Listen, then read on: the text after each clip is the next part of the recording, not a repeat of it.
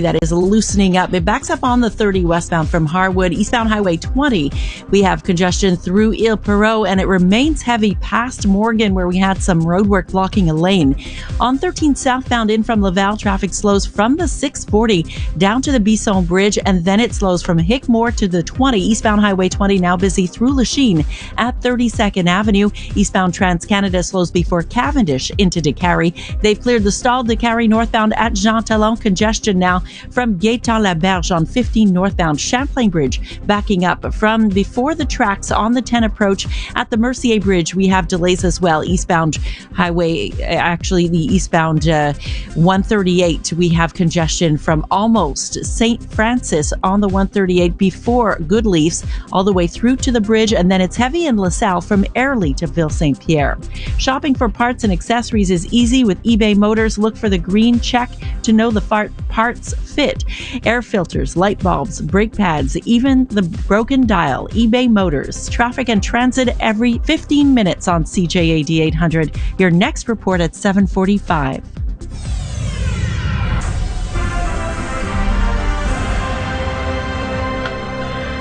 In the news, a school closure to tell you about this morning. Westwood Senior High School in Hudson is closed today. In a Facebook post, the school says it is working with police to address a safety and security concern. A listener tells CJAD 800 the concern may involve a threat against the school. The man stabbed to death this week in an alleyway on the edge of downtown Montreal has been identified as 49-year-old Kevin White. He was once the head of a street gang which controlled crack cocaine trafficking in the neighborhood around the intersection of de Maisonneuve Boulevard and St. Lawrence. In 2019, White was sent to jail for stabbing a man downtown. After his release, he became homeless. The murder victim, whose body was put through a wood chipper in Quebec City last week, has been identified as 26-year-old Santiago Guiona. He was a resident of Laval and had arrived in Quebec from Colombia with his family in 2015. The Journal de Montréal says Guiona styled himself a reggae singer and composer with a number of videos posted online. It is not yet clear why he may have been targeted for murder. A new Leger poll shows the CAQ is at its lowest level of support in 5 years, pulling just 34% province-wide, down 3 points from August. The poll for QMI shows the Parti Québécois unchanged at 22%, Québec Solidaire up 2 points to 17%, and the Liberals also up 2 points to 14%. The Quebec Conservative Party under Éric Duhaime picked up 1 point over the past month to hit 12%. In the Quebec City region, however, with less than a week to go before the by-election in Jean Talon riding, the Conservatives are in third place at 21%. The CAQ second with 23%, and the Parti Québécois is leading with 30%. A happy ending at the Frog Lake First Nation in Alberta. A 5-year-old boy who wandered away from home Monday afternoon was found last evening. Yager Cross Memnook was suffering from exposure after 28 hours in the woods, but was otherwise okay. He was found about 4 kilometers from his home. The Mounties had issued a wide call for help with the search for him. This is Corporal Matthew Howell. We had the teams coming in from Bonnyville, Cold Lake, Lac La Biche, as well as police dog services and Oak Point detached members, not to mention all the volunteers that have been helping out to find Jaeger. The tot was found by police officers from Edmonton who'd been sent to the Frog Lake First Nation. And scientists in Turkey say more research is needed after they found a link between the blue light emitted by digital devices and early onset of puberty. They worked with small groups of rats, first females, now males, and they found the more blue light they subjected the young animals to, the earlier puberty started. However, the scientists still don't understand the mechanism triggering early onset of the transition from child to adult, and they don't yet know whether the same might be seen in humans. Their next step is to look into whether early puberty affects reproductive health in adult rats. The study is published in the journal Frontiers in Endocrinology. For all the news during the day, stream us on your smart speaker. Just say, play CJAD 800. Your next CTV News update is at 8 o'clock. Before you hit the road, check in with CJAD 800 all-day traffic, your go-to for traffic and construction information. Stuck there for hours? With reports, including closures and the best alternate routes every 15 minutes. People are backed up all the way through the Turcotte interchange. When roadwork gets in your way, let CJAD 800 guide you home.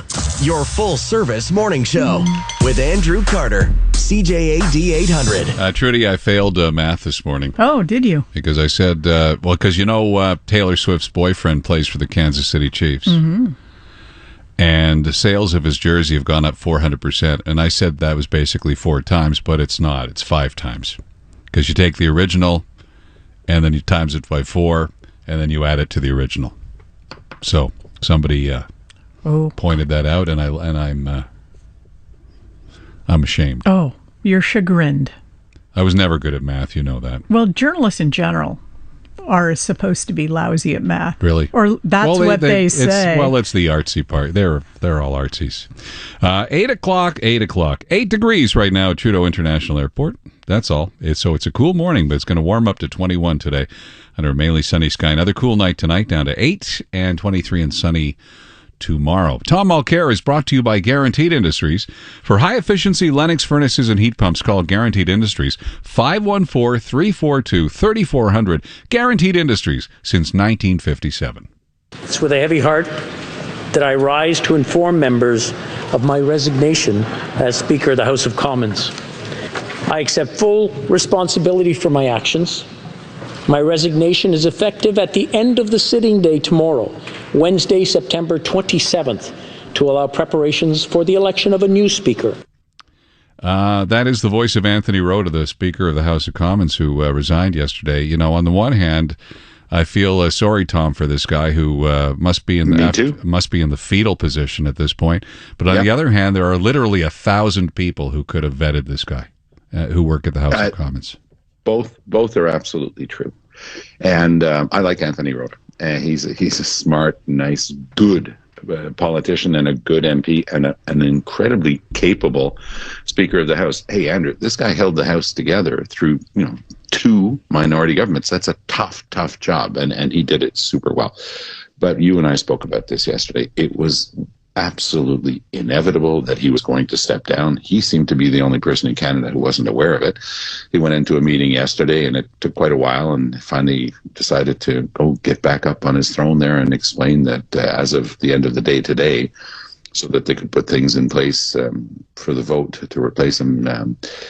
He's going to be gone as Speaker of the House of Commons. So it's been a tragic situation for him individually, but for Canada, it's been a massive embarrassment.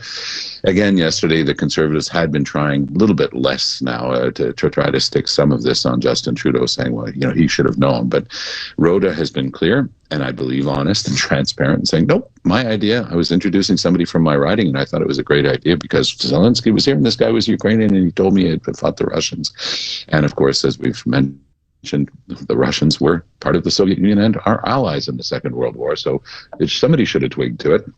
But I did notice that more than 320 members of the House of Commons all stood as one and applauded, not once on their feet, but twice. So everybody's got a little bit of egg on their face on this one, but Canada is taking a beating. I've spoken with friends who work in the media in Europe, and the headlines about Canada applauding a Nazi are not very generous, and we should all feel a great deal of shame. And Poland's education minister says he's taken steps to affect the extradition of this 98-year-old which is not 100% surprising, because we've been, the Simon Wiesenthal Institute and others will tell you that we've been taking steps to deport and bring back to justice Nazis ever since the Second World War, even irrespective of age, so that people will remember the lessons. So there might be a follow-up to this. I'm not sure what the results are going to be, but Poland is showing that they're not taking this lightly. And the vote for the new speaker, any MPs who have the inside track, do you think?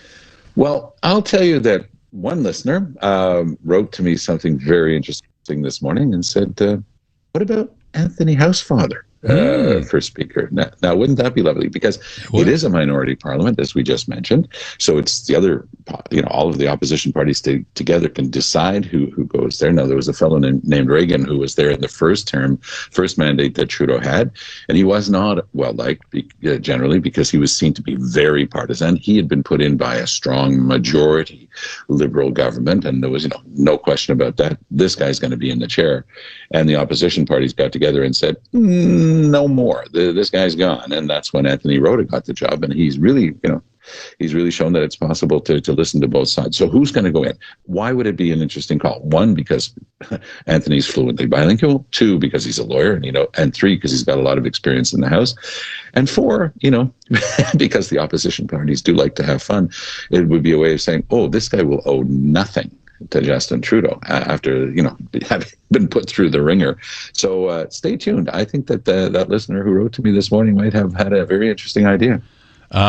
Pretty extensive leger poll in the Journal de Montréal about Quebecers' voting intentions, both federally and provincially, and it has the CAQ hurting, and the Liberals really hurting, especially provincially. Yes. It's not going well. And it's interesting because in Quebec City, they've done a pretty good job of recruiting somebody I consider to be a very strong candidate for the by-election that's taking place on Tuesday in Quebec City. But boy, oh boy, they're actually up a titch. They're up to 14%, which essentially means if you take away the Montreal concentrated vote in the hinterlands, in the CAQ territory, they're like 5 to 7%. So that's not great. What is interesting is that Legault maintained, his mid-30s range. The last poll he was at 37. Now he's at 34. It's a significant drop. It shows that the Parti Québécois is staying steady at 22 in second place across Quebec. But in the Quebec City area, the same by-election that we're talking about. So Margaret DeLille used to be my colleague up there in Quebec City. That was her riding. It's always been Liberal until the CAQ picked it up in a by-election. And lo and behold, this poll has the Parti Québécois solidly ahead of the CAQ in the whole Quebec City region. Now, that's not necessarily Jean Talon. I'm still expecting the CAQ to be able to pick up Jean Talon essentially on their greater ability to put people on the ground and pull out the vote. In other words, we saw that over the weekend, a very strong advanced poll, like 20% of the people on the voting list have gone down to the advanced polls. That means somebody's got boots on the ground, and that's not the Parti Québécois. That's the CAQ. You're in Quebec City, you've got all of your staff, you've got chiefs of staff who can tap them on the shoulders and say, lovely weekend, you're going to be outside walking on your own time. Of course, we're not allowed to pay you to do this, but because your employees are being paid by the government. But you're going to be out there pulling the vote. So somebody's got really good organizational skills. Legault, though, is nervous enough to have been doing door knocking himself. He's been going door to door, trying to talk to voters. So they're nervous about it. I still think that they've got it. The PQ is pretty excited about this. They held a press conference yesterday. They tried to lower expectations a little bit, but they were saying that they believe that this is a harbinger of change and that they've got this. So we'll see. It's going to be an interesting one to watch. Okay, so the Minister for the French Language, Jean-François Roberts, has written his first adventure novel for adults. Yes, of course. It's his publishing house says Mr. Roberts' novel is a story that is in line with the great classics, such as the work of Alexandre Dumas, the author of The Three Musketeers and The Count of Monte Cristo. You know? Yeah, I know. And I guess so I can only imagine the storyline of this. It's a francophone hero who stamps out English wherever it raises its ugly head. Does that sound like that's what it could be? Does he have a cake with OLF written on it?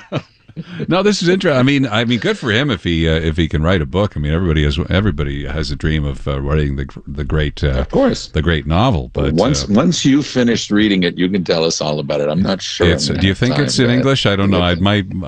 It's like I'm still trying to get through Maigret by Simon there from high school. Well, the writers' strike is over in Hollywood, so maybe they're going to start a treatment with a view to making the movie out of it already. So. It's always a pleasure, Tom. Thank you. Take good care. All the best. Yeah, that's Tom O'Care.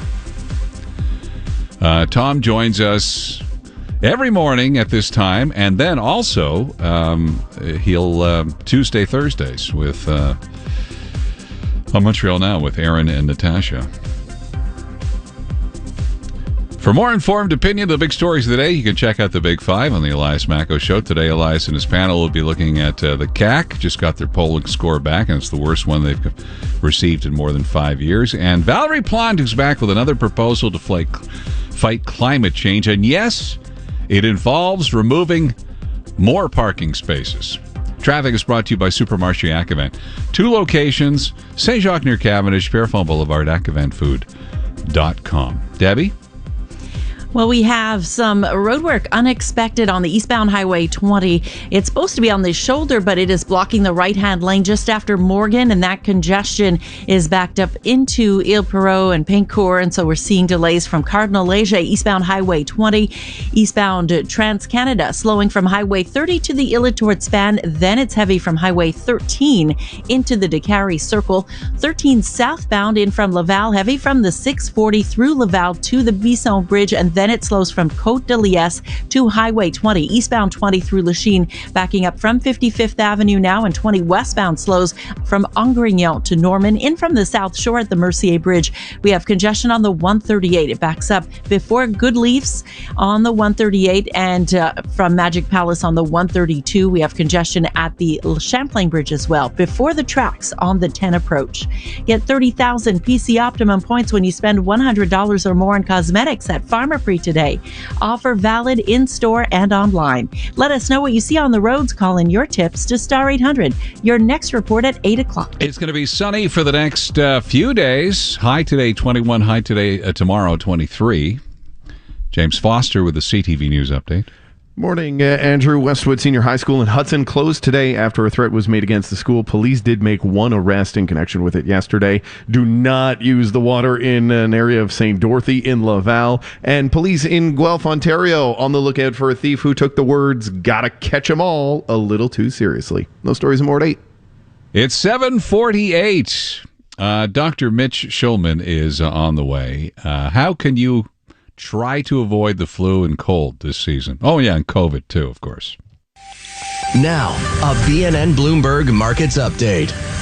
After big losses on North American stock markets yesterday, futures contracts on key U.S. stock indices were higher this morning. Here in Canada, the benchmark S&P TSX Composite Index will begin the trading day at 19,566 points, after dropping by 1.25 percentage points yesterday. A prominent Chinese real estate executive is under police control in that country, according to Bloomberg News. Wu Ka-yan is CEO of China Evergrande Group, and there is mounting concern about that company's ability to manage its debt obligations. Shares of Chinese real estate developers are now trading at their lowest level in about 12 years. Investors are hoping results due later today from a big technology company, chipmaker Micron Technology, can breathe some life into tech stocks. Technology stocks have declined since July, and key tech indices like the Nasdaq Composite are now down about 10% from their peaks. From the BNN Bloomberg Newsroom in Toronto, I'm Paul Bagnall. The Andrew Carter Morning Show, brought to you by Matelas Bonheur's Take a Break from the Taxes event, where you'll save both taxes on all Beauty Rest mattresses. Visit matelasbonheur.ca for details. Montreal's home for live sports and sports talk. TSN 690. Sanusi Ibrahim drills into the near post. He's going to make it to the end zone. Touchdown, Montreal. When you need to know.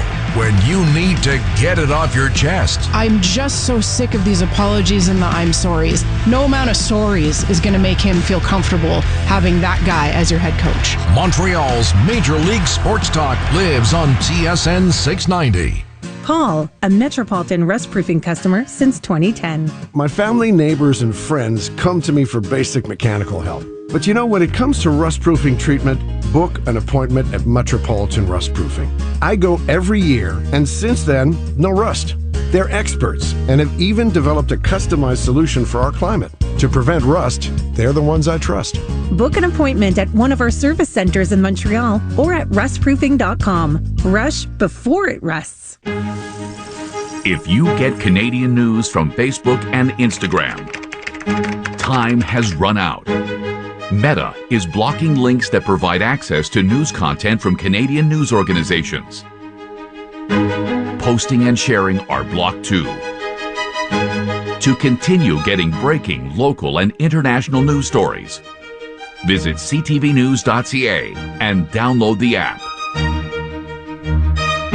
For the next Lotto 649 draw, the gold ball jackpot will be the record-breaking amount of $68 million. And that's extraordinary, spectacular, fantastic, all the things. 10 seasons of big reveals, bigger surprises. No way! And now, the next big thing. This is huge! A new season of The Masked Singer is here. Tonight at 8 on CTV. You're listening to the Voice of Montreal. News, talk radio, CJAD 800, an iHeart radio station. Have you ever encountered sales pressure? This is Bridget Federley of Canaan Federley Funeral Home. At Canaan Federley, our funeral counselors give you the freedom to make decisions without pressure tactics. You will only encounter helpful staff truly sensitive to the needs of your family, staff that has been part of our family for many years. Canaan Federley, recipient of the Consumer Choice Award from 2021 to 2023. For information, call 514-481-5301 or visit canefederley.com. When my knees were hurting, I was that guy who told everyone about it. I talked to my colleagues. Hi, everyone. My knees hurt. To my dog. My knees hurt. But really, I should have been talking to my doctor about Cingal, the only treatment that combines fast-acting and long-lasting relief from osteoarthritis knee pain in a single injection. To find a clinic, visit cingal.ca. CINGAL.ca. Stop going on about your knee pain. Instead, talk to your doctor about Cingal. Cingal may not be appropriate for everyone. If you have questions about this product, talk to your doctor. A little more. A little more. Parking should be simple. Good. A little more. Protecting your premium with accident forgiveness from Bel Air Direct actually is simple. A little less. Bel Air Direct. Insurance simplified. Conditions apply. A good business lunch has got to have food. Make sure it's great food. Have your meetings at Restaurant Di Mena. You can't brainstorm or strategize on an empty stomach. Restaurant Di Mena has been serving delicious, authentic Italian cuisine since 1971. With a variety of dishes, so there's something for everyone. Or if you'd rather stay at the office, have it delivered. Let Restaurant Di Mena take care of lunch so you can get to work. Restaurant Di Mena, an ideal addition to your team. DiMena.com. Activade is the mobility and medical equipment expert. They offer certified fitters for compression socks. They have rollators, walkers, bathroom aids, and more, as well as in-home installation services. Activade Medical Equipment in Plaza Point Claire. Activade.ca. Have you wanted to speak a new language but thought it would be too difficult or time-consuming? Then it's time to try Babbel. Babbel works because it's built around real life. It teaches you practical conversations that you will actually use. So with just 15 minutes a day, you'll be on your way to speaking in a new language in just a few weeks. Babbel, language for life. Right now, Babbel is offering radio listeners 55% off their subscription. Visit babbel.com/radio. That's BABBEL.com/radio for 55% off. This morning's conversation with Dr. Mitch is brought to you by your friends at XL Honda on Paré, taking good care of you and your Honda. Morning, Dr. Mitch. Good morning to you, sir. Is it my imagination, or is it this time of year where you always feel like you're just on the edge of catching something? You probably are, actually. You're trying to really... Well, yeah, I had a cold a couple of weeks ago, and I don't know if this is residual or if it's something else coming around, but it's like, a lot of people have heavy chests and coughs and this is the season for it, right? Yeah. As we've said before, the kids come back to school, and the weeks after they come back to school, there's a huge increase in the amount of, and you tick off the box, sore throats, colds, runny noses, gastroenteritises, COVIDs, not influenza because we're not seeing much of that, but just that's all in the community right now. And it's just increasing, especially at this time of the year as we start to move indoors, as you turn on your heating, and so the air becomes drier, and so that makes things worse. So there are things that you need to know. One, take good care of yourself. Sleep is still important. Eating properly is important. Staying well hydrated is important. Check humidity in the house. As you turn on the heating, the air becomes drier. Dry air dries out the mucous membranes of your eyes and your nose, making them more likely to be penetrated by nasty bugs, viruses, and bacteria. So you want to stay well hydrated, but you also want to make sure the humidity at home adjusts as the season adjusts. And then make sure you're dressed warmly. It's the old. My mom used to say, don't go outside with your head when your head is wet because you'll catch cold. Yeah. Well, you won't. But anything that lowers your resistance will make you more likely to catch a cold. So if you're overtired, if you're not taking good care of your nutrition, if you are chilled, you will reduce your resistance to whatever's out there. And if you're exposed to something, you may be more likely to pick things up. Wash your hands. I strongly urge wearing a mask if you're caught in situations where you're in crowds of people who you don't know, some of whom may be coughing or sniffling, to reduce the risk that you'll pick something up. And when the vaccines become available, you know where I'm coming from. I will strongly urge you to get vaccinated both with the mRNA booster against COVID and the influenza vaccine. And we have data now coming out of Australia where, the Southern Hemisphere gets the same bugs but ahead of us because of the different seasons, right? They're having winter when we have summer, vice versa. And we know that the vaccine that will be used against influenza seems to have had very good effectiveness and to have matched the bugs that were circulating in the communities in Australia and the Southern Hemisphere during their flu season. So, knock on wood, it should work fairly well here as well. So these are the things I would do. I also recommend, unless you have a medical condition that keeps you from being able to do it, consider talking to your pharmacist or your doctor about adding on vitamin D at this time of the year. Vitamin D, because as we move through the winter months, the sun isn't strong enough to stimulate our skin to meet our needs for vitamin D, and it's tough to get enough from your diet. And so to keep the levels from dipping during the during the winter months, we really how much vitamin D? I'm taking a C plus D, but I don't know how much D is in it.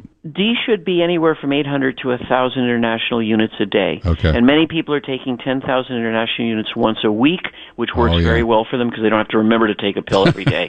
Yeah. Hey, thanks a lot, Dr. Mitch. Appreciate it. Always a pleasure. Have a great day. My pleasure. Dr. Mitch Schulman. Good morning, Sean Starr. Good morning. It's game day on TSN 690. The Canadiens' preseason continues with a matchup with Ottawa tonight. Former NHLer Mike Johnson, who played 80 games for the Canadiens back in 2006-2007, talking about what he wants to see more of in today's game. I want offense. I want everything in the NHL to respect the fabric of the physicality of the league. But I want offense. Amen, brother. Ottawa 2-0 in the preseason with back-to-back wins over Toronto already. It's Habs and Sens tonight at 7. Catch it live on TSN 690. Swinging a ground ball up the middle. It's a base hit. Sawinski coming on. He fields. Pache coming home. The throw. It's not in time. And the Phillies walk him off and walk into the postseason. And the Philadelphia Phillies have put the National League on notice. They are ready for another run at the World Series after a thrilling 10-inning 3-2 win over Pittsburgh last night. The Phillies clinched the top wildcard seed in the NL and will host all games in the second year of the National League Wildcard Series. Game 1 is set for Tuesday. Stanek delivers. Swinging a well-hit ball deep into the gap in left center by Ty. This one is gone. Goodbye, baseball. Seattle's George Kirby escaped an early bases-loaded jam to throw 6 shutout innings. Seattle took advantage of 3 Houston errors, and the Mariners snapped a 4-game slide with a 6-2 win. Seattle pulled within a half game of Houston for the final wildcard in the AL and trails Toronto by 2 after the Jays lost at home to the Yankees. Sabrina Ionescu scored 21 points to help the New York Liberty beat Connecticut 84-77. That evens the best-of-5 WNBA semifinal series at a game apiece. Tiffany Hayes scored 30 to lead the Sun. Game 3 is set for Friday night from Connecticut. And Asia Wilson had 30 points, 11 rebounds, helping Vegas to a 91-84 decision over Dallas and a 2-0 series lead in their WNBA semifinal series. The top-seeded Aces can close out the best-of-5 series with a win in Dallas on Friday. And finally, the defending gold medalist Canadian women's soccer team has booked its ticket to the 2024 Paris Olympics. The 10th-ranked squad beat number 37 Jamaica 4-1 over a 2-game qualifier as they earned the final CONCACAF entry in the 12-country field for the Games. Canada won 2-1 last night in Toronto after beating the Jamaicans in Jamaica on Friday 2-0. There you go, Andrew. Happy Wednesday. Hump day. That is a look at your sports. Yeah, the importance of a great sense of humor, the science of that, coming up with Dan Riskin. And we'll speak with a mermaid who skates with Disney on Ice. This newscast brought to you by Guaranteed Industries. Keep your heating, air conditioning, and humidification equipment running smoothly with a maintenance visit from Guaranteed Industries. 514-342-3400.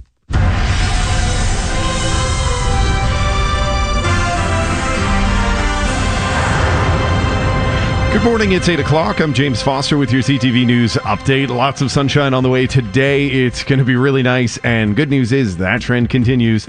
8 degrees downtown. Your weather details in moments. Here's what is making news. A high school in Hudson closed following a threat made. Why you can now walk into the Lachine Hospital ER at any time. And sure, you got to catch them all, but do so legally. All that and more coming up. But first, we've at 6 and 7, Debbie, you mentioned an accident that was causing traffic. It's now 8 o'clock. How are the roads doing? Well, we still have congestion through Vaudreuil on the eastbound Trans-Canada, but now it's just volume as you merge into 2 lanes on that bridge, and the Illitourt span is backed up from Highway 30 and almost to Harwood on the 30 westbound. We have congestion through Notre-Dame, or rather through Ile-Perrot, Notre-Dame de l'Ile-Perrot on eastbound Highway 20 from Cardinal-Léger all the way through past Morgan, where we have some roadwork blocking 1 lane. Then it slows through Lachine on the eastbound 20. We have delays from 55th Avenue through to 1st, 20 westbound slows from Angrignon to Norman, and 13 south to board the 20 is from Côte de Liesse, eastbound Trans-Canada. Heavy from Highway 13 into the Décarie Circle, northbound Décarie, backing up from Dolac-Merandre, heavy all the way up to the Metropolitan. In from the South Shore, Champlain Bridge from Milan Boulevard, Mercier from the Ganawage Circle on the 138, but it remains heavy through LaSalle. From September 22nd to 29th, get up to $7 off oven-baked tradition semi-moist cat and dog products at one of the 30 Animaux Etc. stores in Quebec. Traffic and transit every 15 minutes on CJAD 800. Your next report at 8:15.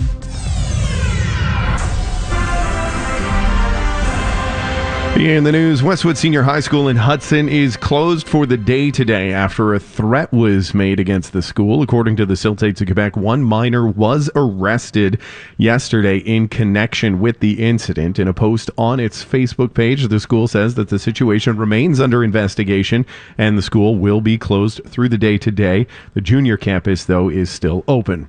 Residents in Laval's St. Dorothy district are being advised not to use their tap water for anything, drinking, washing, nothing. The only thing that they can do is basically at this point flush their toilet. It comes following an advisory that was issued because of contaminants that were detected in the water supply. The city says likely following a fire yesterday morning that damaged 4 homes in the area.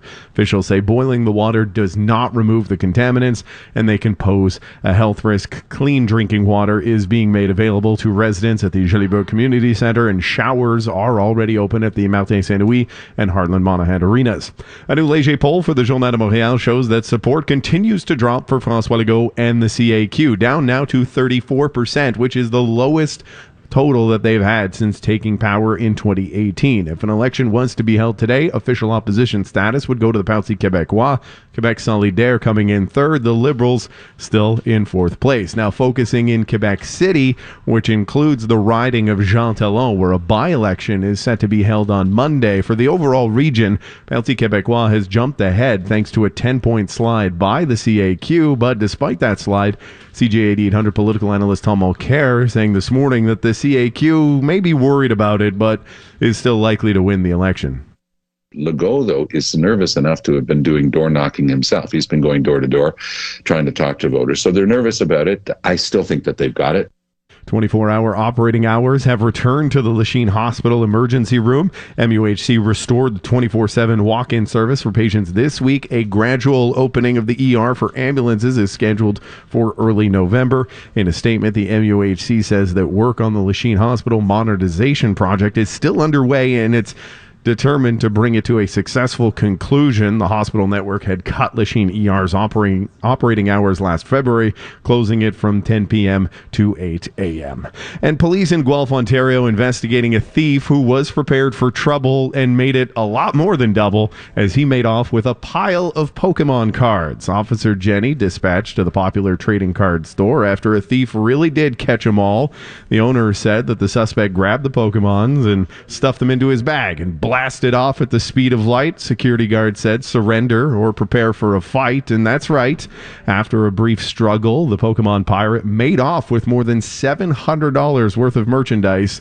Police did not say if the male suspect was wearing an outfit with a large R on it or if a female suspect and talking cat were involved. For all your news during the day, stream us on your smart speaker. Just say play CJAD 800. Your next CTV News update is at 8:30. When news breaks, be the first to know with CJAD 800. The Writers Guild of America has reached a tentative deal with the Alliance of Motion Picture and Television Producers to end a 5-month strike. Guild members must approve the agreement before the strike officially ends. Get it first on Instagram and Twitter. Email to your inbox and on News Talk Radio. CJAD 800.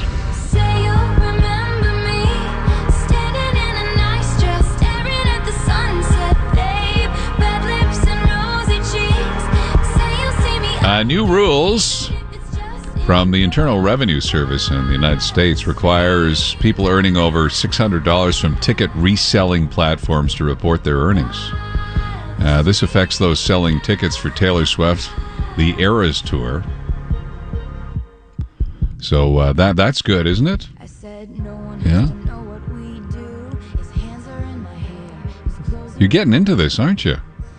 I like this song. Yeah? I you know what? It's my summer of becoming a Swiftie. I'm not going to spend $1,000 on tickets, but I like her. Yeah. Okay. You'd spend $1,000 on a Barbie tee, though, wouldn't you? Well, that's different. we only spent $100 on the Barbie Well, that's tee, $100 Andrew. each, right? You know that we went to the Bay. We actually went to take family photos, and we found a Barbie dream house for sale. And I rushed my parents over and I said, "Look, it's my dream house, and it's also the only house I can afford." And they were like, "Oh yeah, that's great, Sarah." My boyfriend was like, "You can't even afford this," and I was like, "I would drop $300 on this Barbie dream house, and you can't come live with me." That's what it costs now. Wow. All right, Sarah DeHay, CJAD Dormez-vous weather. We're up 2 degrees in the last hour, Andrew. Very nice. It is now 10. Yeah, there's a bit of cloud cover that kind of came out of nowhere, but overall, looking at a mainly sunny day, it's warmer than what we would normally expect for right about now, the end of September. High of 21 today, and just wait, there's a humidex high for tomorrow. But for this evening, let's just mention a few clouds down to a low of 8, so it's still going to feel kind of cool overnight. For Thursday, a high of 23 degrees with sunshine. There is a humidex high of 25 degrees and a real high of 23, and more of the same for Friday. Sunshine, a high of 22. Let's mention the weekend because it's looking great, as James mentioned. High of 24 on Saturday, high of 25 on Sunday with sunshine throughout. Right now at the airport, it is 10 degrees and mostly cloudy. Thank you. Coming up next, it's not every day you get a chance to speak to Ariel from Little Mermaid. This is Mike from Andy's house. If you or a loved one are struggling with drugs or alcohol, call us to learn more about our top-rated programs, including our new 35-day Residential Plus program. Call 514-738-ANDY, 514-738-ANDY. Call today. When you choose Air Canada, the world is within easy reach. Lucas loves that he can take a beach break when it suits his schedule. Later flight it is. I am so not a morning person. He also loves that he can continue his world's best ramen tour. In New York, Tokyo, and next stop, Singapore. And he especially loves that he's racking up Aeroplan points for his next family vacation. Even if the in-laws are coming. With over 180 destinations to choose from, why look anywhere else? Book at aircanada.com or contact your travel agent. Accent Insurance salutes you. Smart business owner. You run a tight ship. You know the value of a good employee. But how do you keep and better reward them? Accent Group Benefit Solutions. Protect your investment and maximize return for you and your people. Explore Accent's value-adding HR services too. Accent Insurance Solutions. Auto, home, and business. Right solutions, right price. 514-363-3636 or visit accentassurance.com. If you need to go out for chicken soup, tissues, blankets. Maybe you'll also need extra strength sinus medication. AXA Pharma at Walmart. It's worth it. Pharmacist owners affiliated with AXA Pharma are solely responsible for pharmacy practice. Paul, a Metropolitan rust-proofing customer since 2010. My family, neighbors, and friends come to me for basic mechanical help. But you know, when it comes to rust-proofing treatment, book an appointment at Metropolitan Rust-Proofing. I go every year, and since then, no rust. They're experts and have even developed a customized solution for our climate. To prevent rust, they're the ones I trust. Book an appointment at one of our service centers in Montreal or at rustproofing.com. Rush before it rusts. At Uniprix, we're celebrating, so you save. Until September 27th, it's our great anniversary sale. The biggest sales event of the year, all throughout the store with savings here, there, and everywhere. You'll find tons of deals on your favorite brands like Neutrogena, Tresemme, Old Spice, CeraVe. Plus, we've got a contest for you with a total of $15,000 in prizes. Don't miss out. Come join the celebrations at Uniprix. Conditions apply and participating stores only. Details at uniprix.com. David Spade hosts a new CTV game show that asks, is it real? Or is it snake oil? Don't miss the premiere of Snake Oil, the new game show based on a classic scam. Tonight at 7 on CTV. Your full-service morning show with Andrew Carter, CJAD 800. We've been giving away tickets to Disney on Ice October 5th at Bell Center all week. And so it's exciting to actually speak with one of the cast members. Sarah Santee plays Ariel, the Little Mermaid, in Disney on Ice. And she's on the line right now. Good morning, Sarah. Good morning. So you're in, where are you, North Carolina? Yes. Show last night? Not yet. We're opening tomorrow night. Okay. So how long have you been playing Ariel? This is my, I believe, 4th year. I've been on tour for 8, and yeah, my 4th season doing that. Now, they tell me your mom played Ariel as well? Yeah, so my mom was on Disney on Ice as well. She was on the second show ever built, and she was able to portray the first Ariel in the Disney on Ice shows in the early 90s. Okay, so I would assume that you grew up at the arena. Yes. Watching her. Yeah, Whoa. my whole family actually figure skates and has been a part of Disney on Ice. Your whole family? So. Your dad too? Yep, my dad as well. What did your dad do? Is that how your parents met? It is how they met. Yeah, my dad did a lot of various other characters. Kind of back in the day, they had a bigger variety, so he was doing a variety of stuff. Okay. Now tell me, this is something I'm curious about. When you're skating as Ariel, are you the Little Mermaid before she grows legs or after she grows legs? Yeah, so our show has really cool transformations. So I am portraying Ariel the whole show. Yeah. And so it starts as Ariel under the sea. She has her fins, or her tail, and then we have a really cool transformation where Ariel gets her legs, and I'm actually doing an acrobatic routine 30 feet into the air as I'm getting my legs. Yeah. Wow. So it's really, really crazy and interesting and fun. So is it difficult to skate with a mermaid costume on? I would assume it's very difficult.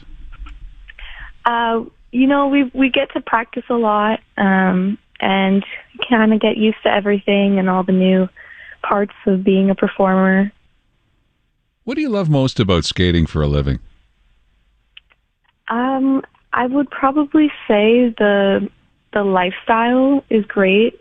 It's a great way to stay active and meet people, get to travel, and then doing the shows, of course.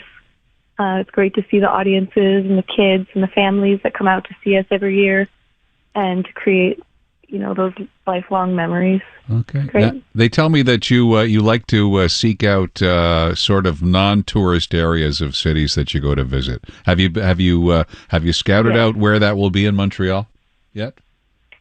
Yes, it'll be, I believe, my 3rd time playing.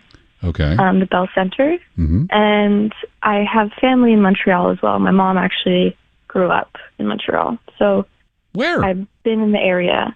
Where? I believe she was on the West End, so mainly English speaking. But okay, so so where are you going to hang out when you're here?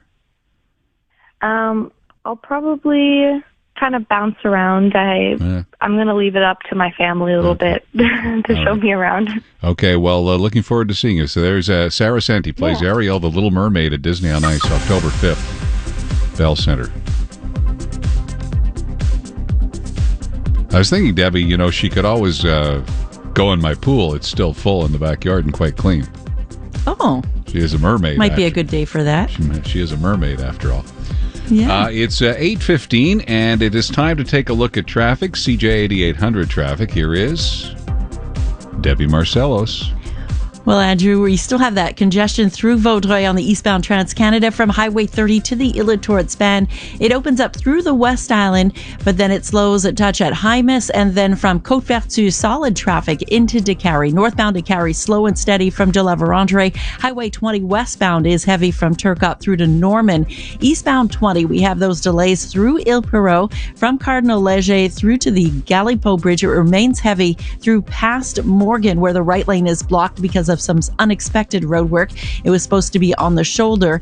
And then it slows from 55th Avenue through Lachine on eastbound Highway 20, backing up into Dorval now in the Dorval Tunnel on 13th South to board the 20. In from Laval, 13th South is from the 640, and Laurentian Autoroute southbound slows at the 640 as well, heavy through Laval. And then it moves fairly well in Montreal, just slows to board the Metropolitan. Slow and steady Met westbound from L'Angelier into Décarie.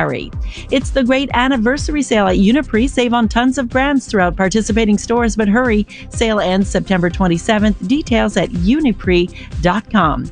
Let us know what you see on the roads. Call in your tips to Star 800. Your next report at 8:30. It is 8:17, and it's going to be a sunny day again today. In fact, we have nothing but sunshine all week. 10 degrees right now at Trudeau International Airport. High today, 21. Trudy with a CTV News update. Good morning, Andrew. We're hearing about a threat made against Westwood Senior High School in Hudson. It is closed today as a precaution. One arrest made in that case. That don't use the tap water advisory still in effect in part of the St. Dorothy district of Laval. We'll tell you what may have contaminated the water system. And Andrew, eating hot stuff, is that That's not my thing, but no, me neither. Certain amount of heat is okay, but then no. Well, we'll tell you about a Canadian who set a new world record for eating Reapers. Carolina Reapers. Oh.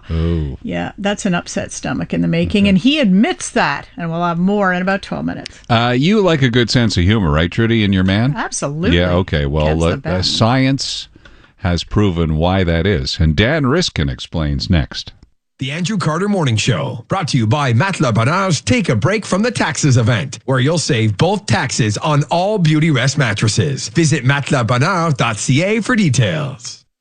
Want to know something? Tough times call for smart plans. So I called Rideau Lakeview Memorial Gardens and completed my own practical, affordable end-of-life arrangements. Want to know something else? I feel better knowing I planned ahead to protect my family and confident that my plans save money and will spare those I love from facing sudden expenses. Start the conversation today with your loved ones with a free planning kit from Rideau and Lakeview Memorial Gardens. Please call 514-683-6700 or visit RideauMemorial.com. Introducing Le Sherbrooke Residences, an address unlike any other. Located in the heart of the Golden Square Mile, Le Sherbrooke blends rich heritage with modern elegance, rising 25 stories, delivering upscale living at its finest. Embrace an elevated level of luxury with exceptional amenities at an address that says more about you than you ever could. Call Le Sherbrooke Home. Upscale condominiums starting from the 400,000s. Reserve an appointment at lesherbrooke.com. How does a brand new RV payment free for an entire year sound? Well, it's here for a limited time exclusively at Safari RV. Our brand new 2022s are free, payment free for an entire year. It's incredible. It won't cost you a single penny monthly for an entire year to own your dream RV. Plus, you also get free winterizing and free storage for 3 years. RVing has never felt so free. Only at Safari RV. But hurry, only while they last. Safari If you get Canadian news from Facebook and Instagram, time has run out. Meta is blocking links that provide access to news content from Canadian news organizations. Posting and sharing are blocked too. To continue getting breaking local and international news stories, visit ctvnews.ca and download the app. A sudden drug crisis on a street in Montreal with 8 overdoses in less than an hour. When big news happens, the city will close the road across Mount Royal to cars. Watch CTV News at 6 and visit ctvnewsmontreal.ca. For the next Lotto 649 draw, the gold ball jackpot will be the record-breaking amount of $68 million. That's historic, incredible, legendary. If you want to make history, go. It's the ride you can rely on every morning. Andrew Carter, CJAD 800. Bell Media Science Guy, Dr. Dan Riskin. Good morning, Dan. Good morning to you. I know about deja vu. I had it yesterday, I think. Talking to a friend of mine after my son's wedding, and it just like I forget what it was specifically, but it's where you're experiencing something that you think you could swear you've done exactly the same thing or said exactly the same thing the same way. But what is jamais vu? Yeah, right. So deja vu is rare, but everybody sort of has an experience with it where you just have like, did I dream this already, or have I been here before? Whatever. Yeah. It's weird.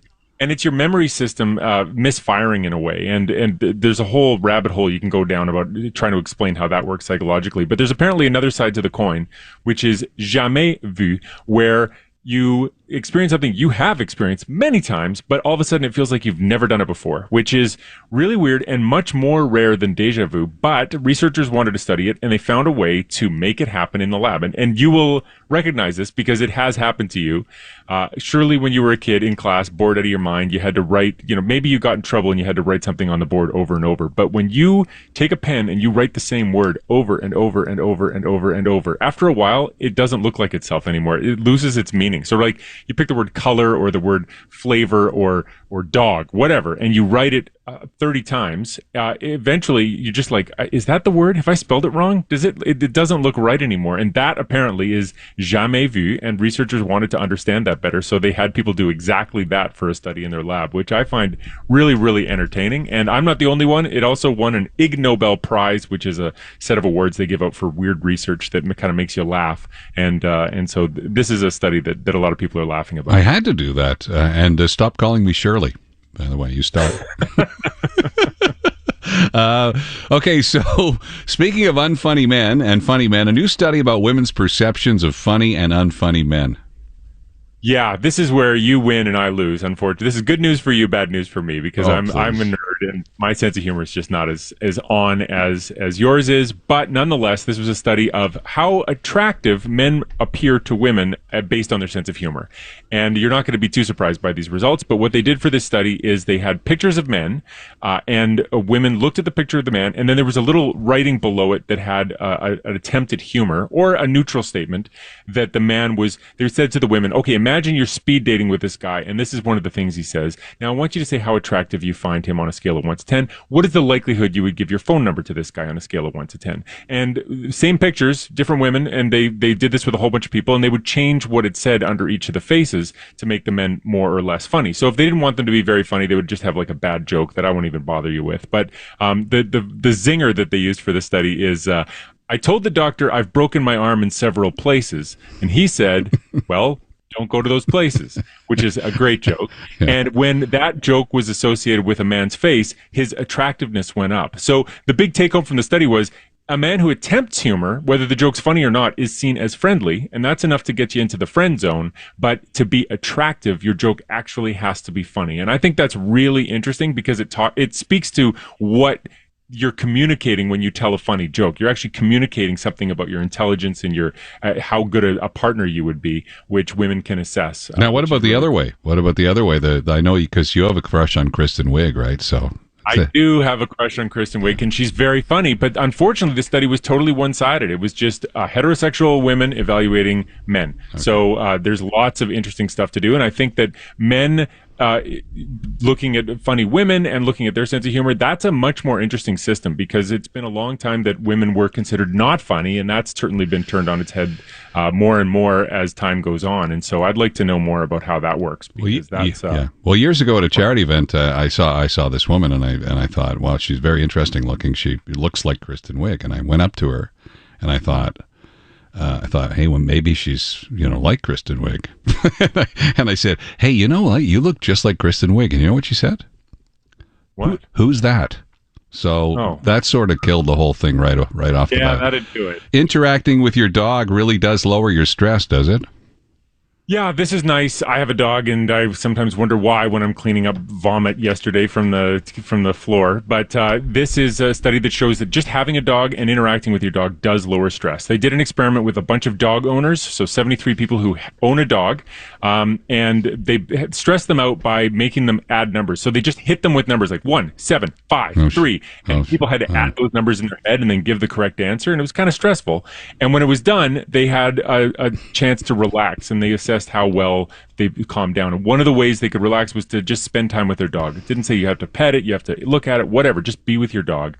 The other two were do nothing, which is a nice control group, or do those stress-relieving coloring books. The stress-relieving coloring books don't do anything at all. They're the same as doing nothing. The dog really works. Honestly, the stress-relieving coloring books give me more stress than doing nothing. That went outside the line. I know. I hate those. Hey, you have a great day. You too. Thanks a lot. That's Dan Riskin, Dr. Dan Riskin, science guy. Habs get their second unit out there. Justin Barron plays it back for Sean Farrell. Jesse Ullinen now carries it in over the line with Simoneau. Parsay pass, shot, scores! Joshua Waugh on the power play. And the Montreal Canadiens take a 1-0 lead. That is our new play-by-play man for on TSN 690 for the Victor Findlay is his name, and he is on the line right now. Good morning, Victor. Good morning. Thanks for having me. Well, congratulations on being the voice of the Montreal Canadiens. I would imagine that this is a well-sought-after position, no? Yeah, for sure it is. It's still a little bit surreal getting to tell all my friends and family and other people that, you know, I'm one of the voices of the Habs. But the more games I do and the more time I spend around the rink, the more it's really starting to settle in. Okay, tell me your story. Where are you from? Well, I'm originally from Oshawa. That's where I grew up, and I went to junior hockey games there with my dad, and I went to school for a few years in Toronto at what was at the time Ryerson University. It's now Toronto Metropolitan, and went through the sport media program there called University Hockey for about 3 or 4 seasons there. And since then, since I graduated in 2018, it's been a bit of a wild journey with the pandemic in the middle of all of it. So I've kind of been all over the place covering junior hockey, professional European hockey, doing some fill-in NHL games, and now here I am in Montreal. Well, you must be a quick learner because 2018 seems like yesterday to me. So congratulations on achieving that so quickly. So when you travel around, do people understand the difference between Oshawa and Ottawa? You know what? I haven't really encountered anyone that's mixed up the two. So maybe I just haven't talked to enough people that are from the outside region. But yeah, Oshawa, it's kind of right on the edge of. I haven't found many people that have confused the two places. How do you like the Canadians this year? Tell me about them. Fun team to watch. I think they're young, and it'll be, as long as they stay healthy, an opportunity for a lot of players to make the next step forward. You know, we've seen Cole Caulfield now for a couple seasons, what he's capable of.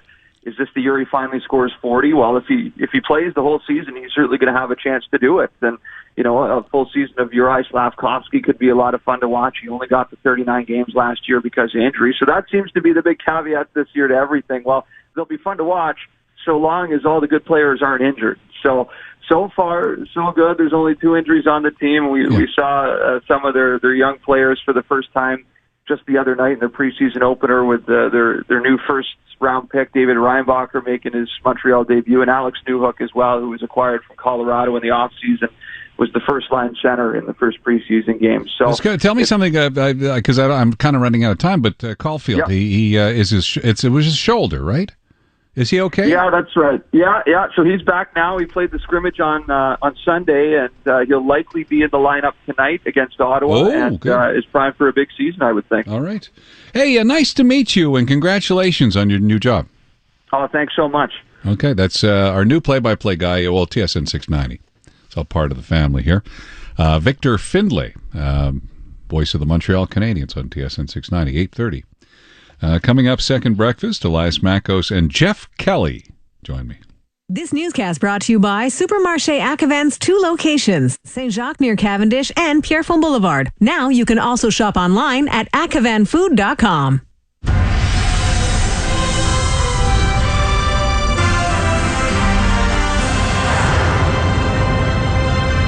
Good morning. It is 8:30. I'm Trudy Mason with your CTV News update. Mainly sunny today, a high of 21 degrees. Weather details in minutes. In Montreal right now, 10 degrees, and here is what is making news. A threat shuts down a high school in Hudson. A multi-billion-dollar investment heading for the South Shore. And Canada's molten moose sets a fiery speed-eating record. With the latest from the CJAD 800 Traffic Center, here is Debbie Marcellos.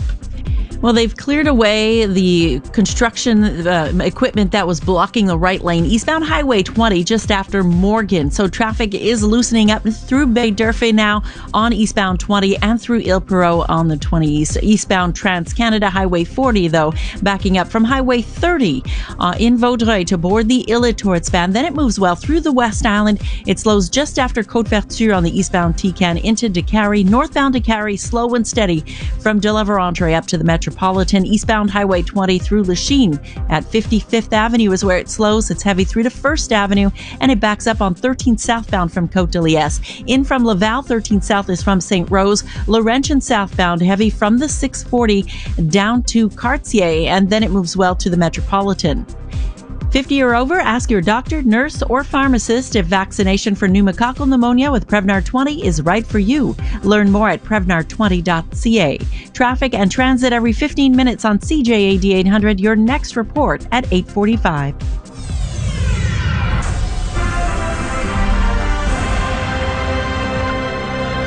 In the news, one teenager is under arrest and Westwood Senior High in Hudson is closed today as a precaution after a threat was made against the school. A Facebook post says the school continues to cooperate with the police investigation into a safety and security issue.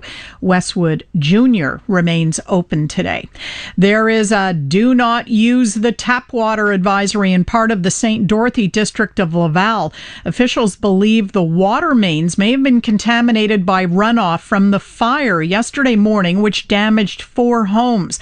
Laval says as a result, the water should not be used for anything other than flushing the toilet because it cannot be made safe, even by boiling first. Residents can pick up bottled water at the Jolibourg Community Center and can shower at 2 arenas in the area.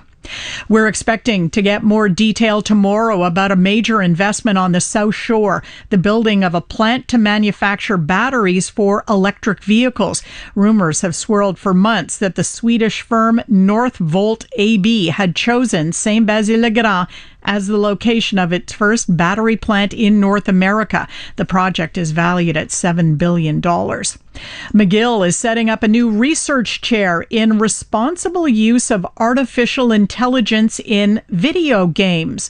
Dr. Derek Naru-Ziare will lead a team examining the ethical use of AI in creating large-scale video games. The goal: to ensure artificial intelligence is serving the content creators, not the creation itself. Backing the research chair are video game maker Ubisoft and the Mila Quebec AI Institute. A new Leger survey shows the popularity of the Legault government at its lowest point in 5 years. The CAQ lost 3 points since August and is polling at 34%. The PQ unchanged province-wide at 22%. Quebec Solidaire picked up 2 points, is at 17. The Liberals also picked up 2 for 14% support.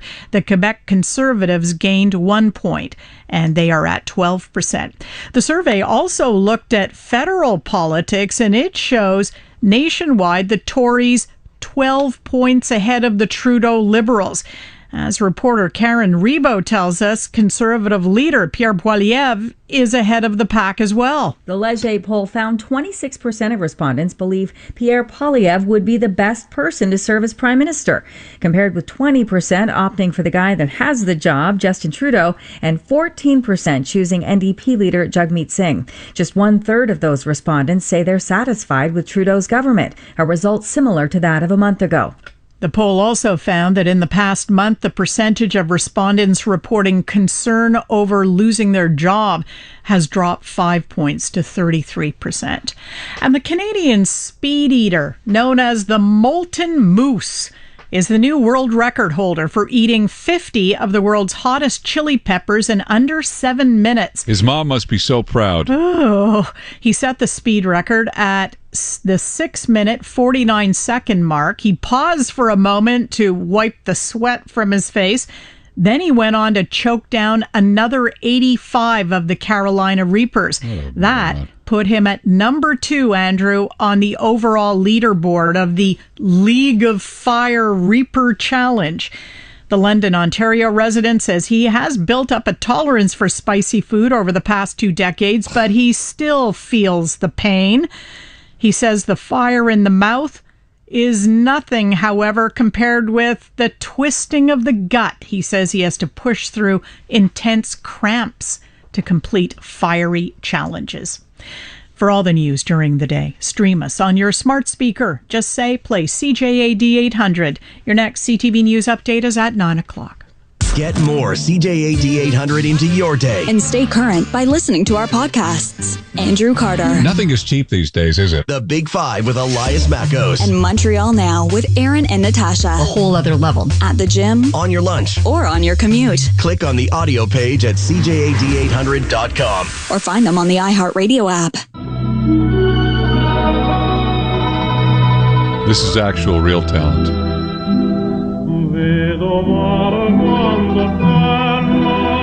I mean, I know it doesn't compare to eating hot peppers, but on this date in 1920, Canadian impresario Louis-Honoré Bourdon presented Enrico Caruso at the Mount Royal Arena in Montreal.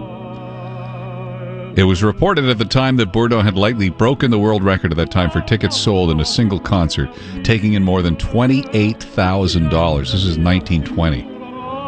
But Bourdon had to pay Caruso more than $20,000 of that.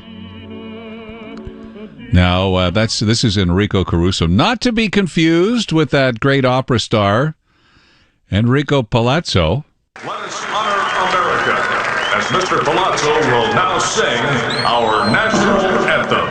Whose bright stripes and broad stars in the farewell. That's Leslie Nielsen from The Naked Gun.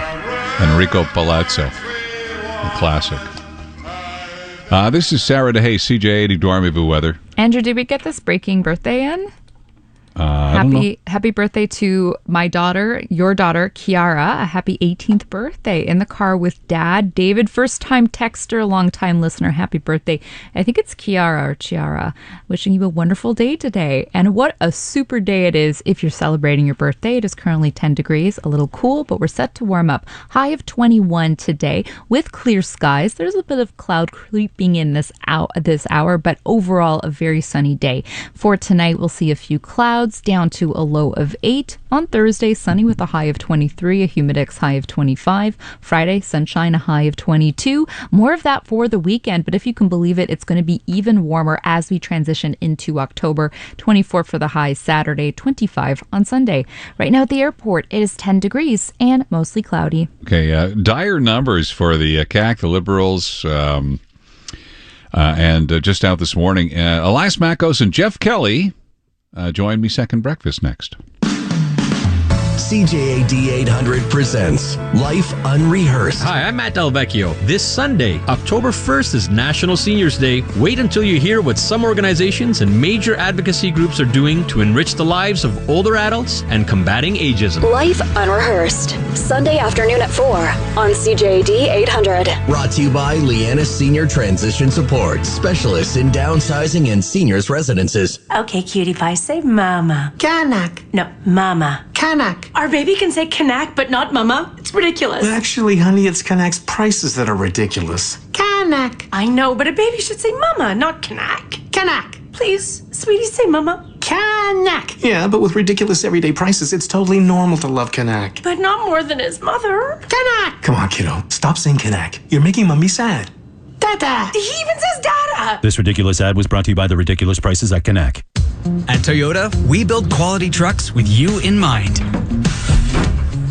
Because everyone loves a friend with a truck, especially a Toyota, winner of the Canadian Black Book Award for Best Residual Value. So when that inevitable call for help comes, you're there. pulling up in an award-winning truck because you're an award-worthy friend. It's time to roll up your sleeves. It's time to Toyota. Discover the Tacoma at your Toyota dealer and check out our amazing offers at shoptoyota.ca. Making sure you start the day informed. This is the Andrew Carter Morning Show. CJAD 800. And here we go, what we call second breakfast. First breakfast is at 5:47, by the way. And if you're not up for that, you go for second breakfast with Elias Makos, host of the Elias Makos Show. And I'm happy, Andrew, because I just can't. I can't eat at this hour. So I'm happy we're doing a verbal second breakfast. Right. You can't eat at this hour? No? It's too tough. I don't know why. You don't eat in the morning at all? I don't. Really? I don't. Well, when do you have your first meal? Like after the show. Like during the show. Like at noon? Yeah. Like during the show, I'll have maybe a banana or an orange. Like I'll have one fruit during the show. Oh. And that's it. And then I get home and I'm famished. Jeff, you're Jeff Kelly, former Indigenous Affairs Minister, longtime Liberal MNA on the West Island. Jeff, you can eat in the morning, can't you? I'm able to eat in the morning. Yeah. I've mastered that skill. I must be able to eat in the morning. It's so weird. Like I'm telling you, it's 11 o'clock at night. And I'm just thinking about, I can't wait. I'm going to wake up tomorrow and I'm going to get, I'll see an ad for the Supreme Super Duper McMuffin. I'm like, you know what? Tomorrow morning, that's it. I'm going to get it. It's going to be delicious. And you can't do it. I wake up, I can't eat. Isn't that just, that's so disturbing to me. Yeah. Almost as disturbing as the poll numbers for the CAC and the Liberals. Segue. I love it. Jeff. So you knew that there was something wrong when Premier Legault was going door to door prior to by-election in Quebec City. Well, that raises the stakes, because, usually a by-election, governments don't have much to win and everything to lose because it is a chance, like a referendum on the government's performance. I think the CAC has had a rough time, particularly in Quebec City, with the cancellation of the Troisième Lien, even though I thought that was the right decision. They campaigned on they were going to do it, and then they're not going to do it. There's a lot of unhappiness in the civil servants. We saw a demonstration last Saturday. There are a lot of civil servants who live in the riding of Jean Talon. I think the whole handling of the pay increases for the MNAs didn't help. So they haven't had a great year, so that they're in a little bit of difficulty, I think, is understandable. But when the Premier goes door to door, you've really raised the stakes that if things don't work out for the CAC on October, next Monday, it will be quite a shock to the system. Well, tell me something. You went through a lot of campaigns. Like, say you've got, 75,000 voters in your riding. Like, how many doors can you possibly go to? And going door to door, does it make a difference? Well, only because the media take pictures of it. Oh, okay. Obviously, you're quite right. I think in the riding of Jacques Cartier, if I remember correctly, there was something like 24,000 doors. So to say I'm going to knock on everybody's doors would be a Pinocchio moment for sure.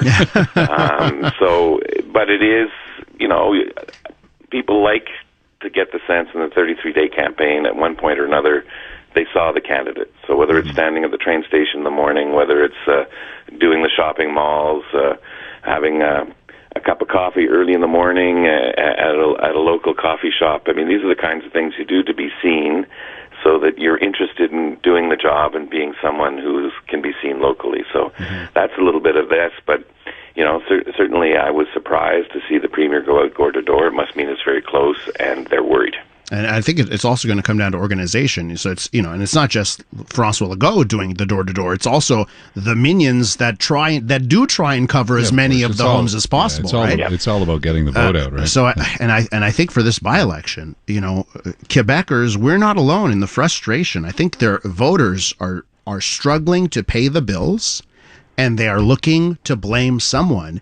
And this is it doesn't matter. The CAQ has been pretty darn popular, but it doesn't matter if people can't pay the bills. I think this is part of what's happening. My favorite story, though, today is that Jean-François Roberge, the Minister for the French language, has written an action novel, and his publisher is not exactly underselling it. It's comparing it to the great novels of Alexandre Dumas, The Count of Monte Cristo, and The Three Musketeers. Like, I can only imagine what this is. This is like a Francophone hero who stamps out the ugly English language wherever it pops its head. wherever it rears its head like a whack-a-mole. What do you think?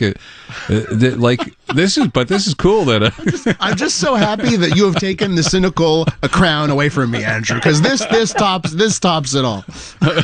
Well, no, some sort of a superhero that stamps out, because this. No, what do you think of this, Jeff? This is interesting. Well, isn't the plot a little? I don't know much. I don't know what the plot is. Sort of like the Pirates of the Caribbean. Isn't he someone a pirate in the French islands in the Caribbean? Anyway, I don't know.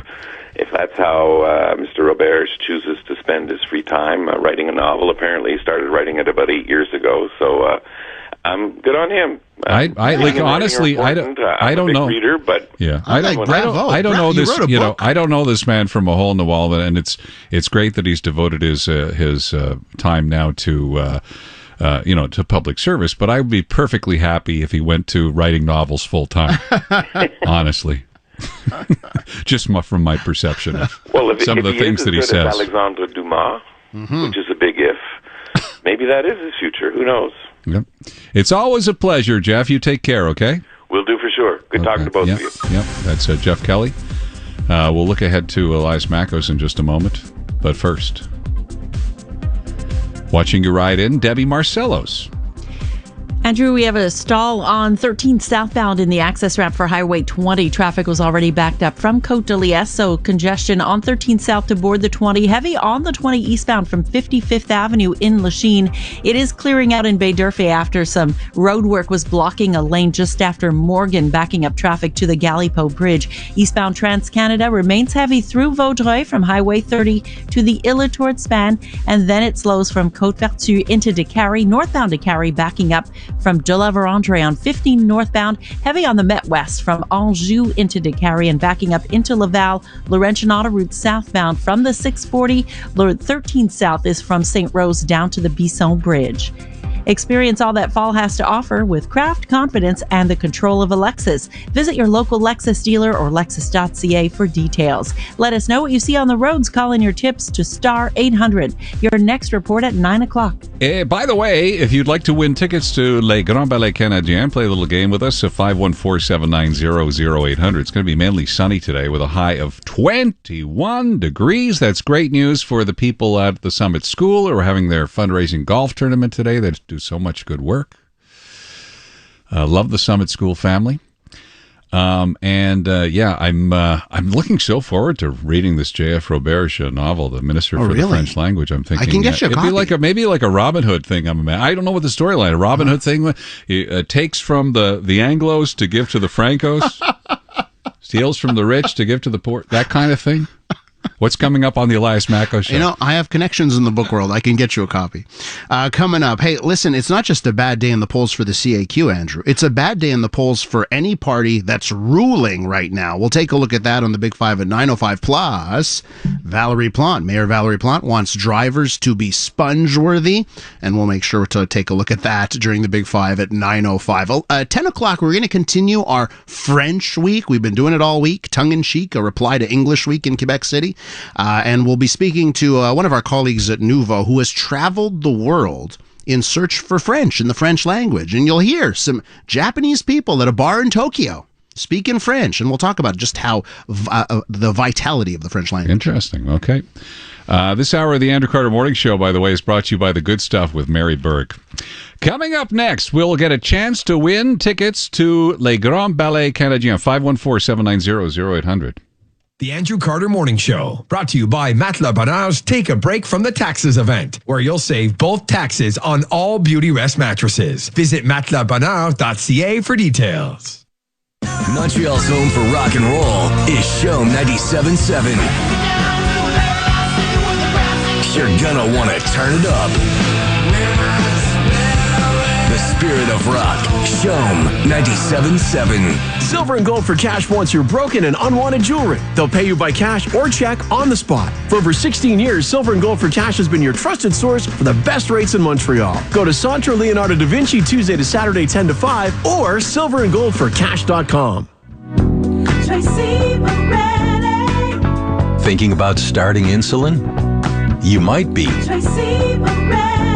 Tresiba is the #1 prescribed long-acting insulin by endocrinologists in Canada. Its flexible dosing means you can take once daily Tresiba at whatever time works best for you, with at least 8 hours between doses, even right after you test your morning blood sugar. Talk to your doctor today to see if Tresiba is right for you, and visit nowready.ca. If someone close to you seems to be in distress, or if you yourself are having suicidal thoughts, there is help. Call 1-866-APPEL. You can do something to prevent suicide. A message from the Gouvernement du Québec. Checked your PC Optimum app today? Points Days is back with billions of points up for grabs. On now until September 27th, earn big on the things you need now so you can redeem big later. Things like groceries, beauty, gas, and more. Just open the PC Optimum app to get your offers. Shop, scan, earn. PC Optimum Points Days, on now until September 27th. Restaurant Petros Taverna, mouth-watering Greek cuisine near you. The freshest fish, lamb chops, grilled octopus, a Montreal favorite now. 5 locations, including waterfront in Lachine. RestaurantPetros.ca. You're listening to the Voice of Montreal. News Talk Radio, CJAD 800, an iHeart radio station.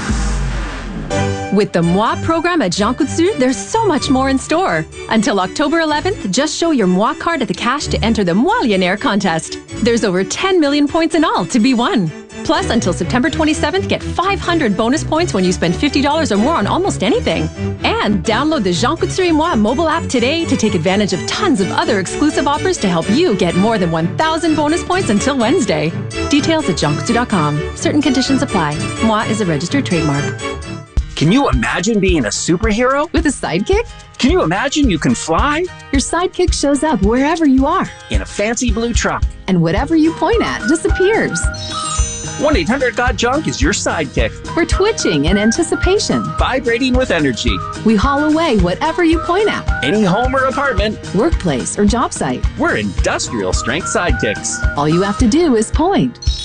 Call 1-800-GOT-JUNK. Or visit 1-800-GOT-JUNK.com. The Livestock Breeders Association and Desjardins du Haut-Saint-Laurent present a live conference with Michelle Miller, the Farm Babe, September 29th at the Ormstown Fairgrounds. Is food safety too expensive for your family? The Farm Babe will demystify the grocery aisle and explain labeling and marketing. That's Friday, September 29th at 6, followed by a live auction to benefit the LDA Education Agricultural Scholarship. The Ormstown Fairgrounds, just 45 minutes from Montreal. Tickets at expoormstown.com. I asked my Mopar service expert for advice on preparing my car for winter.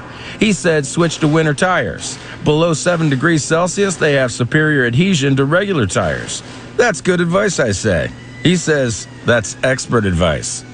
Now's the perfect time to switch to winter tires at the Get Winter Ready event, where you can buy 3 tires and get the 4th free. See your Chrysler, Dodge, Jeep, and Ram dealer for details. We built it. We know it. Giving you the information you need. Getting you to work on time. Mornings with Andrew Carter on CJAD 800. It is 8:54. I have tickets to see Les Grands Ballets Canadiens coming up at the end of October. Basically, they're for over a week, October 19th to October 28th at Salle Wilfrid-Pelletier, Place des Arts. Barbara's on the line from Chateauguay. Good morning, Barbara. Good morning. Are you a big fan of the ballet? Huh? I like it. I've never gone, but it'd be interesting to go. Yeah, no kidding. No kidding. Well, this will be fun. We're going to play pancakes or waffles. Okay? So basically, you have to tell me if these are pancakes or waffles. I didn't know you could do a whole game show on this one, but... yeah, really? Get 3 or so correct. I'm not the cops, actually. I'm not an accountant or the cops. So get 3 or so correct, and you'll be a winner. The first ones were fried concoctions called alita dulcia that were made by the Romans in the 1st century A.D. Are they pancakes or waffles? Pancakes. They're pancakes. They inspired Nike's first pair of sneakers. Are they pancakes or waffles? Waffles. waffles. They are waffles, of course, the sole. When used as a verb, it is meant to be indecisive. Pancakes or waffles? Waffles. There's no waffling on this. Congratulations. Wow. You are good. You're so good at this. Have fun at the ballet. Okay, don't wear a big tall hat and block people's view. Don't do that. Made that mistake once. Okay. This is from this goes back into the Wayback Machine. Remember the Craig Ferguson show? We loved Craig Ferguson and his robot sidekick Jeff. All right, it's a great day for the wonderful artist known as Beyonce. Beyonce's birthday today. Happy birthday, Your Ladyship. Yeah, happy birthday, Beyonce. Also, it's LA's birthday today. The city of Los Angeles was founded on this day 232 years ago. Now, Los Angeles and Beyonce, very different, of course. One's a great to spend a couple of nights in if you get the chance, and never mind. Look, let's just forget that. Now, I've made fun of Los Angeles many times in this show. I've called it a dump. I've called it ugly. I've said it's a terrible place to live. But it's LA's birthday today, and it was founded. The town was founded in 1781 by the Spanish. Now, you may want to sit down for this. People in LA used to speak Spanish. Used to, eh? But in 1781, the Spanish explorers put down their flag and said, "On this ground, one day we will make horrible movies." Because apparently it was Dracula that founded LA. Yeah. It wasn't Spanish. It was Spanish Dracula. That's right. Who came down. Today I am coming all the way from my castle in Spain.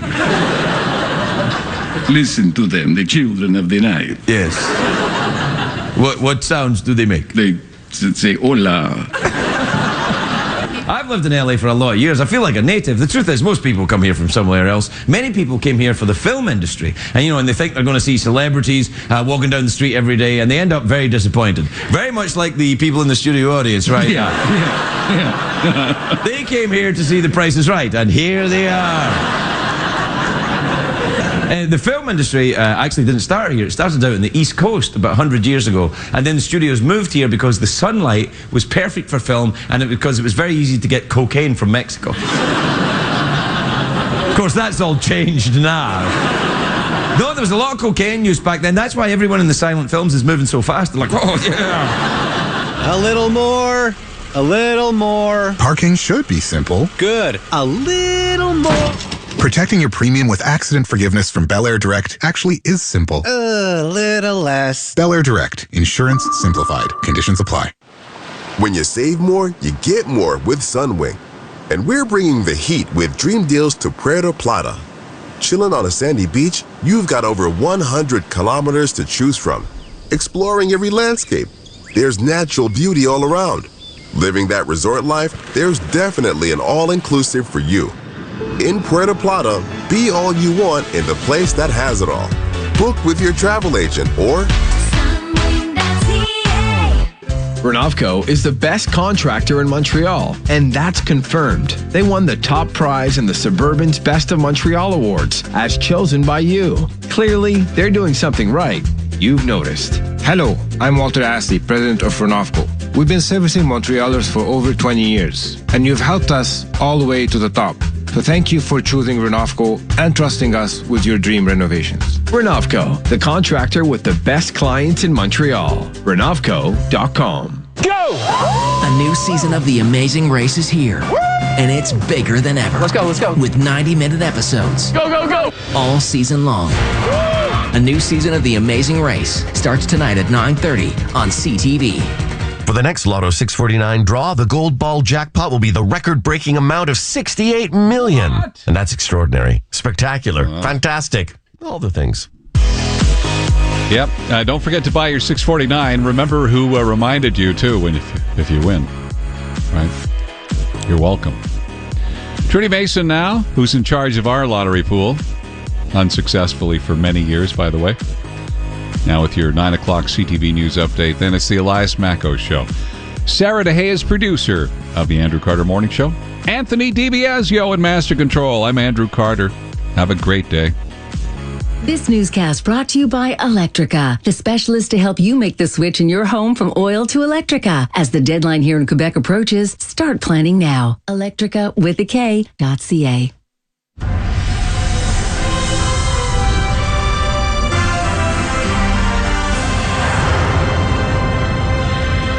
Good morning. It is 9 o'clock. I'm Trudy Mason with your CTV News update. Mainly sunny today, a high of 21 degrees. Weather details coming up in minutes. In Montreal right now, 10 degrees, and here is what is making news. The multi-billion-dollar project headed for the South Shore. Poland wants to extradite Jaroslav Hunka, and a call to regulate government nudges. With the latest from the CJAD 800 Traffic Center, here is Debbie Marcellos. Well, in Vaudreuil, we're still seeing some delays to board the Ile-Tourte span, but now just before St. Charles Avenue, so some improvements. All clear through Ile-Perrot and through Baie-D'Urfé after road work had blocked a lane at Morgan. But it slows on eastbound Highway 20 just after 55th Avenue. 13 southbound, there's a stall in the exit for the 20. That's why we have congestion into the airport tunnel. Eastbound Trans-Canada, heavy before Cavendish into Décarie. Northbound Décarie, solid traffic from Atwater on 15 northbound. But traffic has cleared out at the Champlain Bridge, slowing across the Mercier Bridge and through LaSalle to Ville-Saint-Pierre. On the Met westbound, it's heavy from Anjou to Décarie, and in from Laval, it's clearing now on Laurentian Autoroute and the 13 from the 440. When you insure your garage with Beneva, your confidence will be fully restored. Beneva, it's worth your time to compare. Traffic and transit every 15 minutes on CJAD 800. Your next report at 9:15.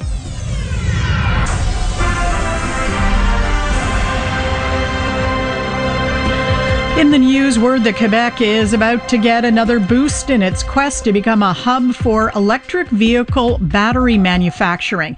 The official confirmation is expected at a news conference tomorrow, but there have been rumors for months that Northvolt AB of Sweden has decided to build its first North American plant in Saint-Basile-le-Grand on the South Shore.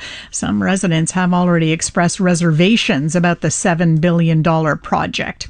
A threat prompted Westwood Senior High School in Hudson to cancel classes today. Provincial police say they have arrested a teen in connection with the threat. The school says today's closure is precautionary.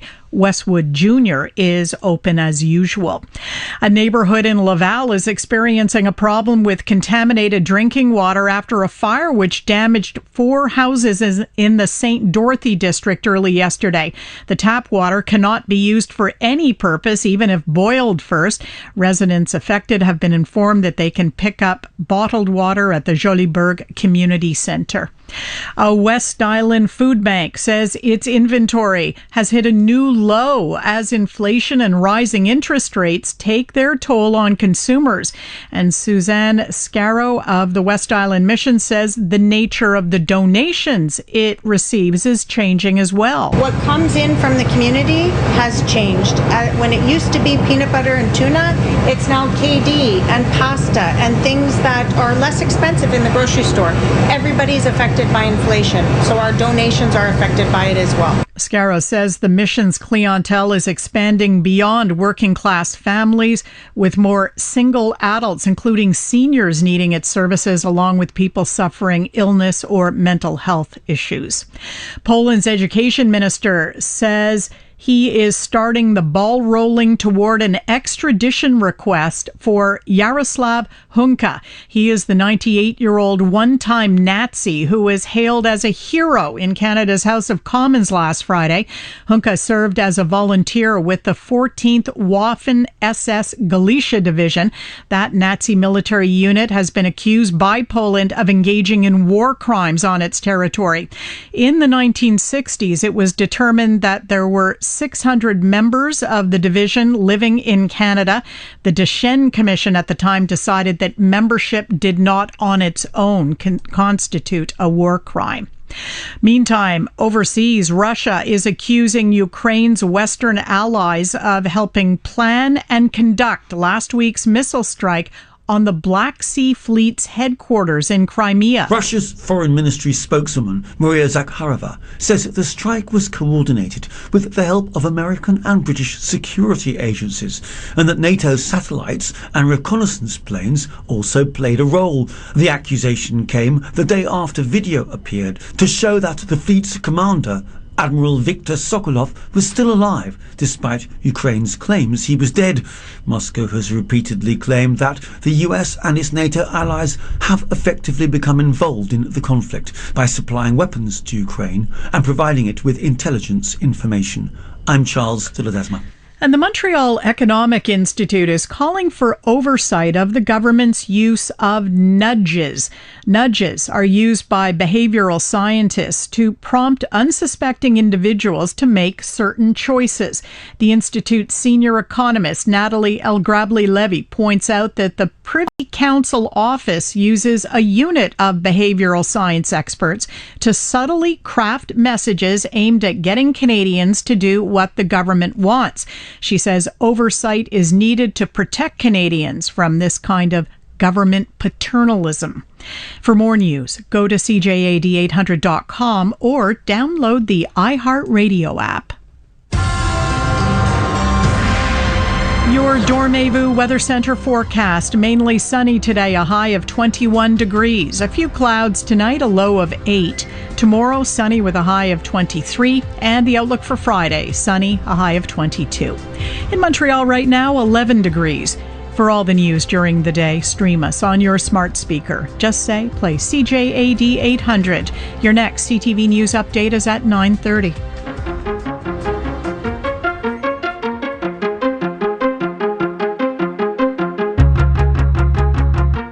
Big Five on the Elias Macco Show. Brought to you by the LaPointe Investment Group of CIBC Wood Gundy. They can always be reached at 514-847-6324. Midweek. It's the middle of the week, Wednesday, September 27th. Hope you're having a splendid morning. It's Elias Macco's here. It's time for the Big Five on the Elias Macco Show. Now, on today's Big Five, a bad day. Some would say a very bad day in the polls for ruling parties in this country. Plus, Mayor Valerie Plante wants drivers to be sponge-worthy. Before we get to that, we're going to give some shout-outs here. And a shout-out this morning to actor Kevin James. Now, you know him and you love him. King of Queens. It was like a decade he was on TV with King of Queens.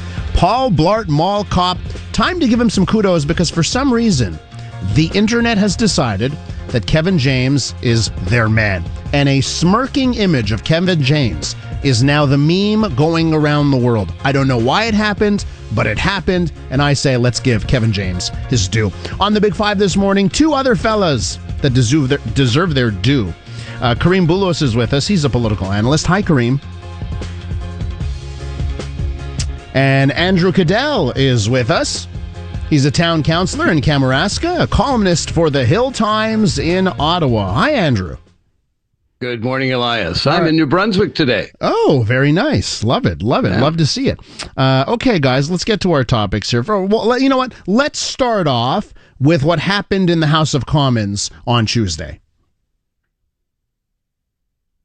I reiterate my profound regret for my error in recognizing an individual in the House during the joint address to Parliament of President Zelensky. That public recognition has caused pain to individuals and communities, including the Jewish community in Canada and around the world, in addition to survivors of Nazi atrocities in Poland, among other nations. I accept full responsibility for my actions.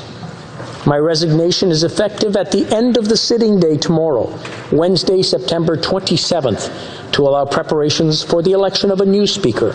So that's Anthony Rota saying he's out as a Speaker of the House of Commons. Of course, this debacle has gone around the globe. Some are saying that Canada is a joke, is being likened to a joke on the world stage. And I should note this. what an opportunity for separatist parties. The Bloc led the charge in the House of Commons yesterday to condemn Nazism in all forms and express solidarity with all victims past and present, and also withdraw the honor that was given on Friday. That went through unanimously.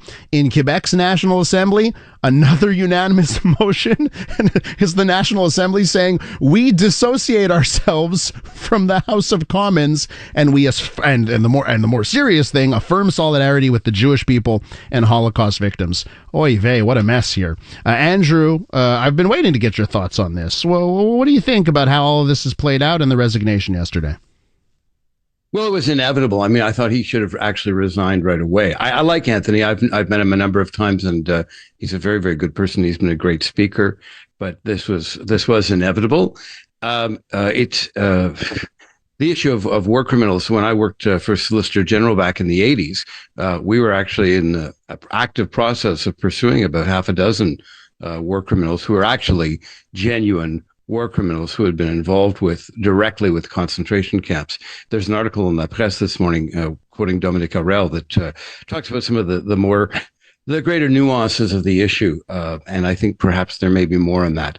But I think, given the situation and given the circumstances, I think we should really push for Anthony Housefather to be nominated to be Speaker. I mean, he has all of the credentials. He's a great parliamentarian, and it doesn't hurt that he's Jewish.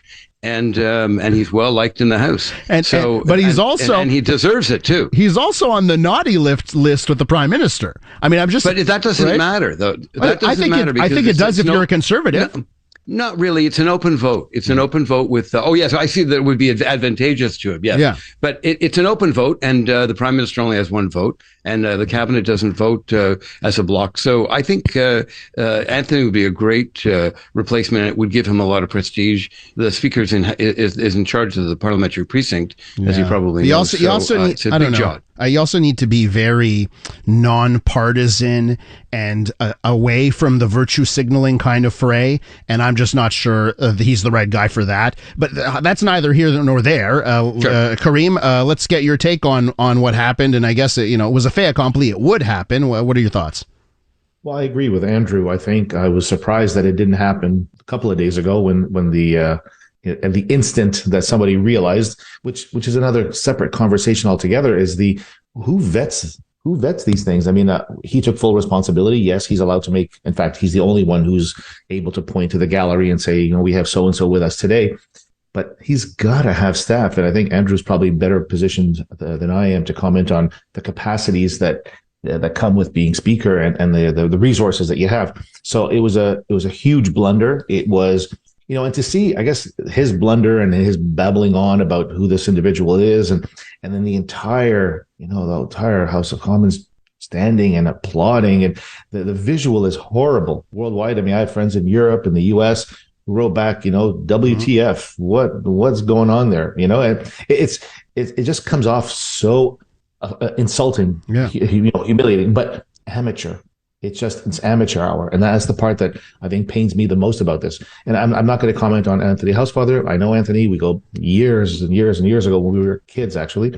I think he's a very competent person. I think look, at this point, anybody who would have taken a second to, check a bio. Anyway. It's a secret ballot, right, for the next Speaker of the House, right? Secret ballot. Liberals are a minority.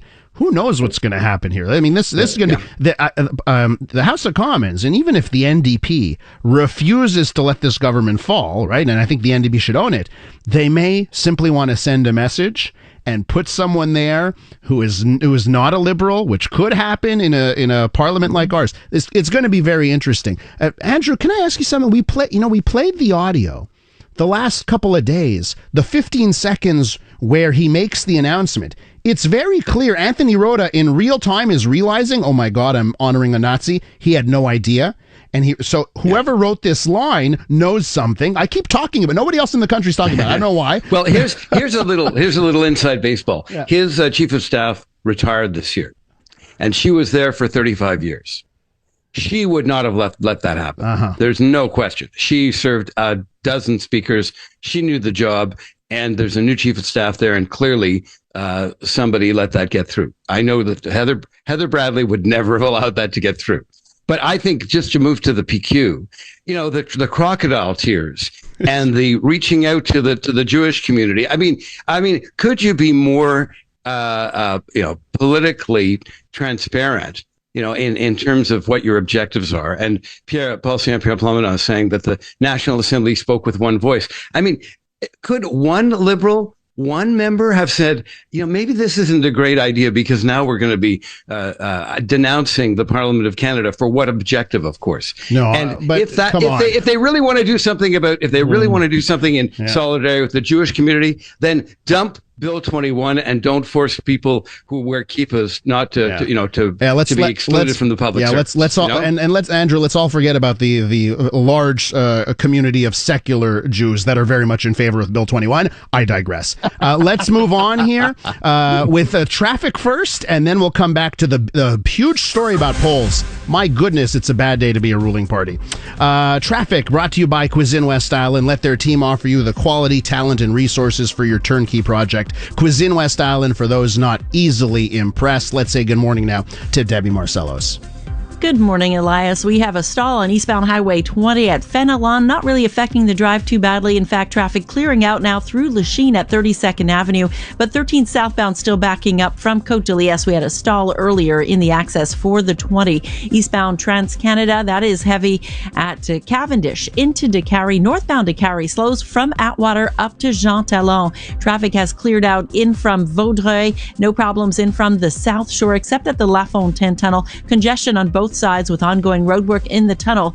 In from the South Shore, backs up from Mortagne and toward the South Shore from Beaubien. Park like a boss with the Park and Fly app. Park faster with less hassle at the touch of a button. It's the fastest way to park and fly. Let us know what you see on the roads. Calling your tips to Star 800. Your next report at 9:30. Now, back to the Big Five at 9:05 and more of the morning's hot topics on CJAD 800. All right, we're back here on the Big Five this morning. Andrew Cadell is with us, columnist for the Hill Times in Ottawa, also president of the Task Force on Linguistic Policy, and political analyst Kareem Boulos joining the fray on the Big Five. Guys, this is our favorite thing on the Big Five. Fresh, hot polls straight out of the oven.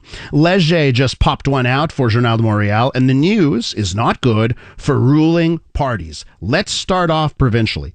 The CAQ looking at its worst poll in 5 years. More importantly, in the Quebec City region, the CAQ has dropped 10 points with a by-election right around the corner. The PQ's in first in the Quebec City region.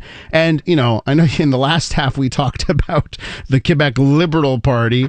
Listen, if they wanted, they could, if they went against that motion yesterday, Andrew, they may drop from 6% in this poll to 4 or 3 or a statistical 0 here. So guys, let me ask you, what's happening with Quebec voters right now? Quebec as a province, maybe you want to get into Quebec City as well. Conservative Party of Quebec in Quebec City doing really well. So let's have at it here. Kareem, you start. Well, look, I think the Conservative Party is better in the regions anyway. We knew that in the last time they picked up all their votes away from the major centers. So that's not necessarily surprising. People are suffering right now. I think the crunch, the economy is killing people, interest rates, the cost of food, the cost of borrowing, the cost of gas, the cost. So who do you blame, right? Whoever's in the chair is going to get blamed. And so right now, whether you're blaming Trudeau, Legault, Valérie Plante, it doesn't matter. You're pissed at whoever is in charge. They're not doing enough. There's not enough housing. There's not enough. And so it's not overly surprising. And Mr. Legault, look, I mean, his shine came when he was like the mononcle who handled COVID. Right? That was the peak of his notoriety. He peaked during COVID, and so people gave him credit for that. His last election was, last year was better than the previous one. So there's only one way to go down, and Paul St. Pierre Plamondon has been politicking his butt off. He's been using every opportunity, some maybe less elegantly than others. So it's not surprising that he's making a lot of waves, and the media likes him. At the end of the day, he's getting airtime, and when the media likes you, your message will get out, and you'll look like the one who's defending the interests of Quebecers, and you're going to make for a better future. And people say, hey, look, I mean, it doesn't change anything. If the CAQ wins that seat in Jean Talon, big deal. If they lose it, big deal. They're a massive majority in the National Assembly. So these numbers aren't overly surprising. And unfortunately, with a leaderless Liberal Party, I'm sure you're going there next. I think that's going to be that's a problem. I mean, nothing wrong with Mr. Tanguay, but he's not really there. There's no leader, and without a leader, you don't have a direction. And so the numbers aren't. I don't know. Maybe I'm cynical, but I'm not surprised at all. Yeah, so it's the economy, stupid, right, is one way of looking at it. Quebec City is interesting because I think the percentages, there's far more homeowners percentage-wise than a city like Montreal. But I look at the Quebec numbers. Yes, they went down, but they only went down by 3 points. Quebec City, they're down by 10 points. So I wonder how much of this is region-specific. Andrew, how do you break down these numbers this morning?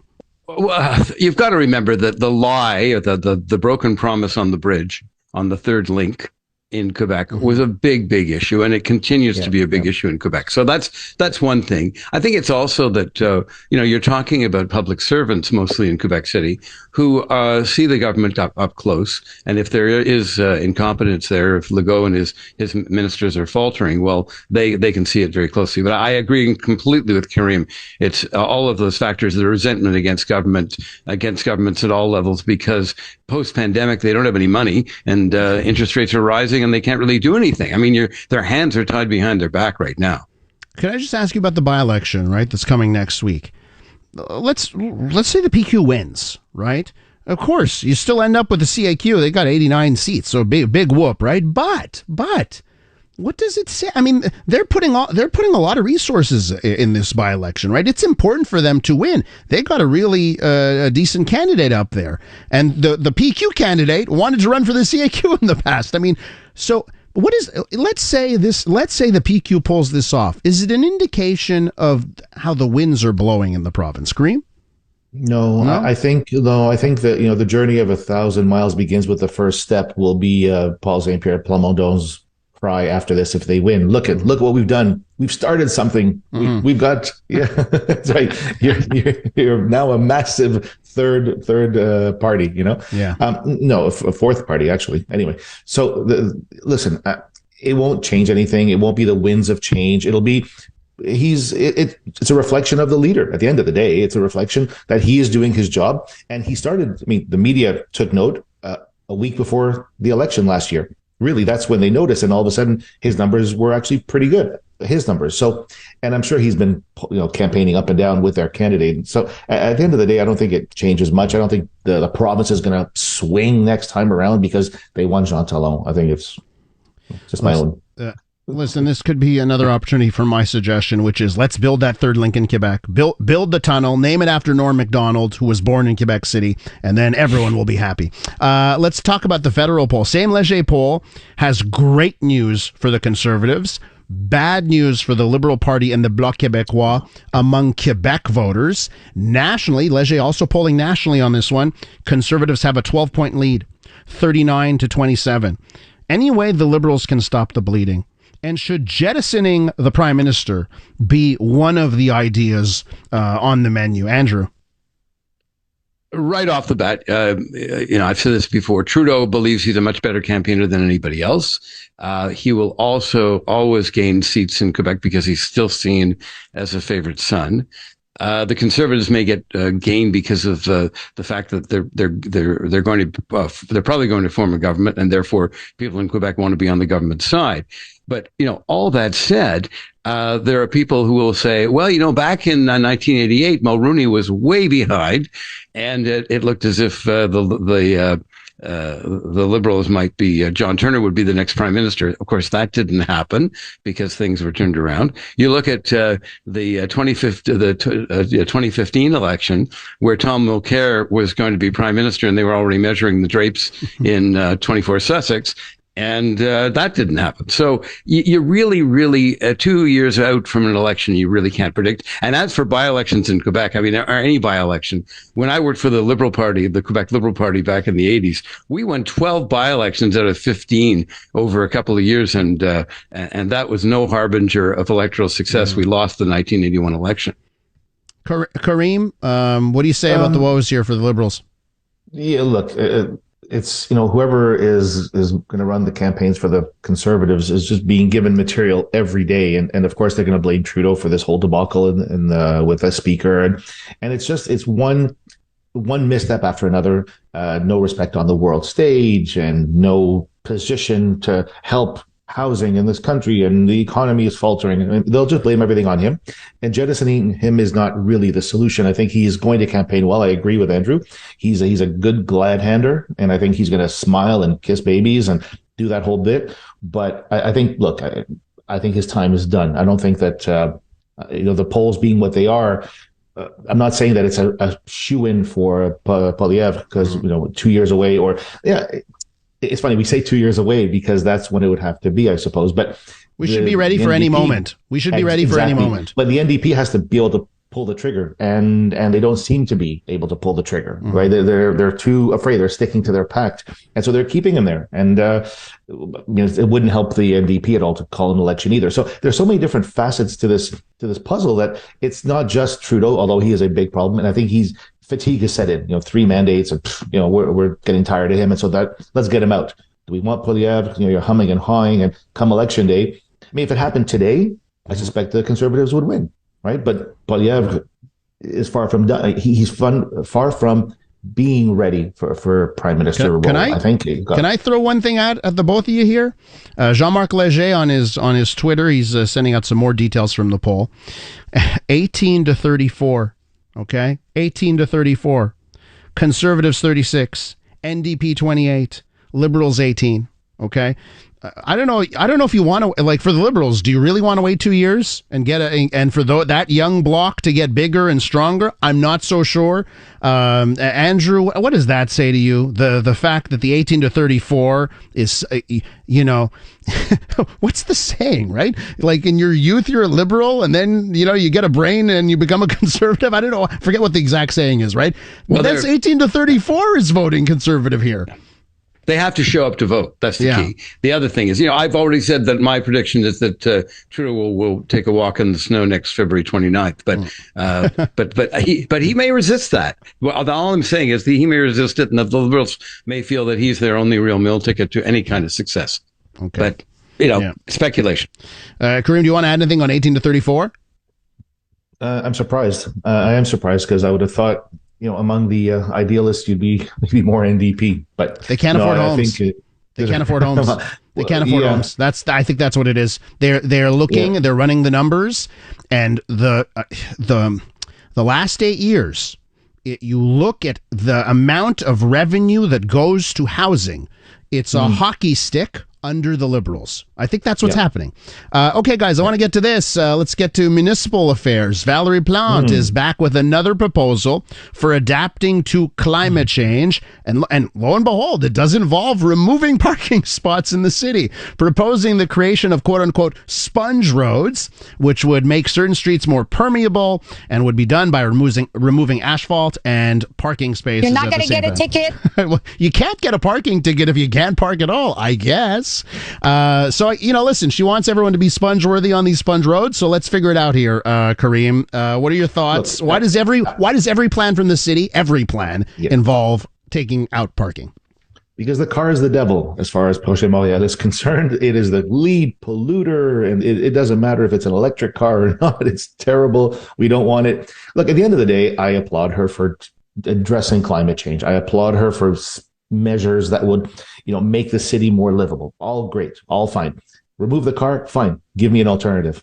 I'd like to hear an announcement where we're improving our public transit, making it efficient, making it, run on time, run period, actually. So give people an option and then remove parking. The problem with these things, though, by the way, these little spongy ideas, they're that have holes in them so that water can get through, grass can go through. They're fine. They're good.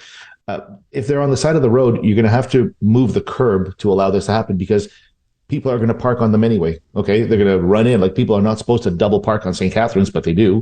Right. So they're going to park on them. They're going to run in, get something. So what they're saying basically is that they'll widen the sidewalks essentially with an area that you can't walk on because heels will go in, canes will get stuck. Snow removal equipment will smash the heck out of these things because they're literally pavers with holes in them. They're going to break all over the place under the weight of everything. So, I mean, it's a nice idea, but we have a winter climate, and I think that's going to be a problem for 5 months of the year. We've got some form of snow or ice on the sidewalks. I just don't think. I applaud the effort. I don't think it makes sense. Andrew, and not even for the reasons of removing cars. Last words going to you, Andrew, this morning. What do you say? Jean Drapeau used to say that people didn't come to a city to see the sewers. And so we didn't spend money on infrastructure. And the big problem here is that our infrastructure cannot handle the amount of water. That's why this is being proposed. And as for sponge spaces, well, it'll just sponge up taxpayers' money. That's all. Yeah, I'm just tiring of every single issue, every single solution as part of this. It's like a broken record at times. And of course, I don't know if there's an opposition party to take advantage. Guys, we've got to leave it there. Andrew, Kareem, great discussion. Thanks so much. Have a great day. When we return on the Elias Macko Show, I'm going to take your pulse on these polls. Really bad polls for ruling parties. Wonder if you've got a thought or two on that. Stay tuned. Missed it live? You can check out the Big Five podcast on the iHeartRadio app and all major podcast platforms. This newscast brought to you by Supermarché Acavans' 2 locations, Saint-Jacques near Cavendish and Pierrefonds Boulevard. Now you can also shop online at acavanfood.com. Good morning. It is 9:30. I'm Trudy Mason with a CTV News update. On Parliament Hill, Conservative MPs are calling for a public inquiry even after the resignation of Commons Speaker Anthony Rota, following the gaffe involving a one-time Nazi visiting the House. They say the Prime Minister needs to make clear what he knew about Rota's plans to recognize Jaroslav Hunka. Meantime, a cabinet minister in Poland says he intends to start the paperwork on an extradition request for 98-year-old Hunka. He served with a Nazi Waffen SS division, long accused by Poles of engaging in war crimes. Canada says it has not yet received any extradition request. And at the European Court of Human Rights today, teams of lawyers representing 32 nations argued that the countries should not be held accountable for failing to protect people against climate change. Behind the action are 6 young people aged 22 to 24. With the latest from the CJAD 800 Traffic Center, here is Debbie Marcellos. Well, it's busy on eastbound Highway 20 through Lachine at 32nd Avenue, but it backs up on 13th southbound from before Hickmore. Eastbound Trans-Canada slows Cavendish through to Stinson, and northbound DeCarry is busy from just after Atwater on 15 North, slow and steady up to Jean Talon. On the Met westbound, we have stop-and-go traffic now from Lac-Ordère into DeCarry, still backing into Laval on Laurentian southbound from Saint-Martin, 13th southbound slowing at the 440, and we have an incident, Laurentian Autoroute southbound in Saint-Jérôme, and that's backing up traffic quite a bit. It's an accident in the right-hand lane. It's the great anniversary sale at Uniprix. Save on tons of brands throughout participating stores, but hurry, sale ends September 27th. Details at uniprix.com. Traffic and transit every 15 minutes on CJAD 800. Your next report at 9:45. Your Dormez-vous Weather Center forecast. Mainly sunny today, a high of 21. A few clouds tonight, a low of 8. And tomorrow, sunny with a high of 23. In Montreal right now, 11 degrees. Your next CTV News update is at 10 o'clock. Live, local, and letting you have your say. Come join the conversation. The Elias Macko Show. CJAD 800. All right, welcome back to the Elias Macko Show. This morning, listen, phone lines are open, 514-790-0800. Coming up next, I'll tell you about the one story that we couldn't fit into the Big Five. We try and do 5 topics. We only got through 4 this morning. I'll get to the 5th topic of the day, big story involving healthcare. And I want to get your thoughts this morning on some of the things we discussed on the Big Five. First things first, the polls. If you are a ruling party in Canada, it's tough times, right? The Liberal Party of Canada, federally, now down 12 points according to Leger. And also, bad news this morning for the CAQ in Quebec. Their worst results in 5 years, poll-wise. And in Quebec City, the Quebec City region, they're about to go to a by-election. They're down by 10 points. So why do you think, why are the Liberals doing so bad in the polls? Let me get your take on this. Can they stem the bleeding? And as I asked on the Big Five, do you think that Justin Trudeau needs to go. If he were to walk the plank, would you get back into Team Liberal land? Why do you think there is this, there clearly is something going on in Canada, and 18 to 34 Canadians right now are favoring the Conservatives, 36 points. In fact, the Liberals are third among 18 to 34. So we'll talk about the polls. If you have something to say about Anthony Arota resigning, if this is the thing you want to talk about, because this story is going to go one of two ways. It'll go poof into the night, or it's going to continue to build steam. I'll get your take on that. And, of course, the latest initiative by Projet Montréal, removing more parking and putting in what they want to call sponge roads. 514-790-0800. We'll get your take next. Now trending, the latest in lifestyle with Andrea Elias and Orla Johannes. Hi, I'm Andrea. And I'm Orla. This week, one of the stars of Disney on Ice. Plus, why are cases of shingles on the rise and are you at risk? Now trending, powered by KidBiz, the largest luxury branded children's wear boutique in Canada. Sunday afternoon on CJAD 800. I'm Maya Johnson. When you're on the go, our news goes with you. Download the CTV News app and get all our top stories and video. It's your home, make it your news. Watch CTV News at 6 and visit ctvnewsmontreal.ca. Do you know what you're paying? Do you know what you're paying for your mutual funds? Hello, I'm Richard Lapointe, investment advisor with CIBC Wood Gundy. Many Canadians are not aware that their mutual funds charge a yearly fee for the management of assets. This fee is hidden and charged whether you make money or not.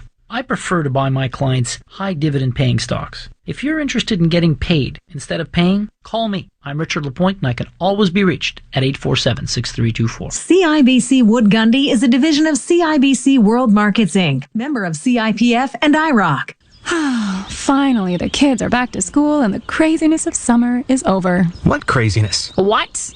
Oh, you know, the countless. I'm bored. What's for lunch? And I don't want to go to bed every single night. Sounds like we need a vacation. Uh-huh. No, seriously. With last-minute deals up to 50% off with sell-off vacations, we can make it a room just for two. Kids, you're going to Grandma's for the week. Mama's got a date with the pool. Make it happen with selloffvacations.com. How do we make precision tires? We get to know the people who use them. We travel with them. Take every pothole, patch of black ice, and surprise the open road throws at them. So ask for the trying to pass a snow removal truck on a windy 2-lane highway in my compact sedan tires. Or the rain, go away, wet roads won't get in my way with 4 kids in my SUV tires. Ask for Yokohama, made precisely for you. Where can you find the perfect smartphone? The Source, of course. Create incredible content with a camera designed to capture moments in any light. Enjoy your favorite shows with a phone that unfolds to a larger screen, or game on the go with controllers that attach to your phone. The Source has you covered with the latest smartphones and network advice to help them perform at their best. Ready to upgrade your smartphone experience? Visit us in store to shop the latest smartphones, accessories, and take advantage of this week's special offers. Head to thesource.ca to find the store nearest you. If you have suicidal thoughts, or if you know someone who's thinking about suicide and want to know how to talk to them about it, get help at suicide.ca. You can do something to prevent suicide. A message from the Gouvernement du Québec. Julia, a Metropolitan rust-proofing customer since 2022. When I last changed my car, the first thing I did, I booked an appointment at Metropolitan Rust-Proofing. I read about their product and expertise on their website, and I was convinced. In just a few clicks, I had my appointment.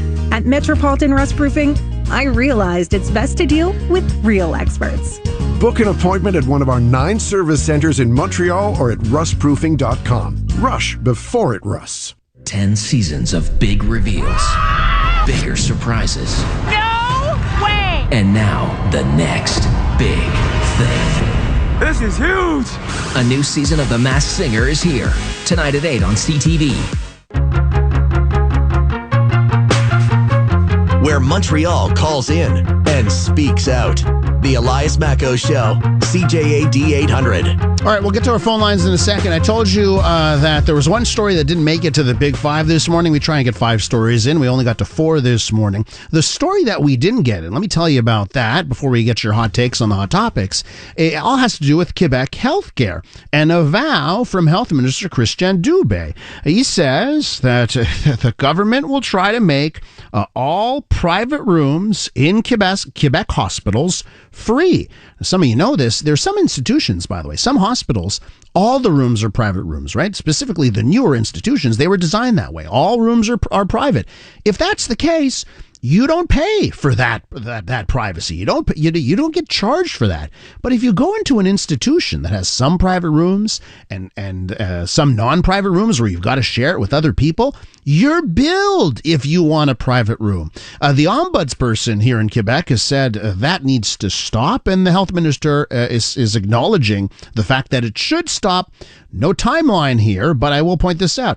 It goes along with that the promise that was made to get rid of parking fees for the first 2 hours in hospitals.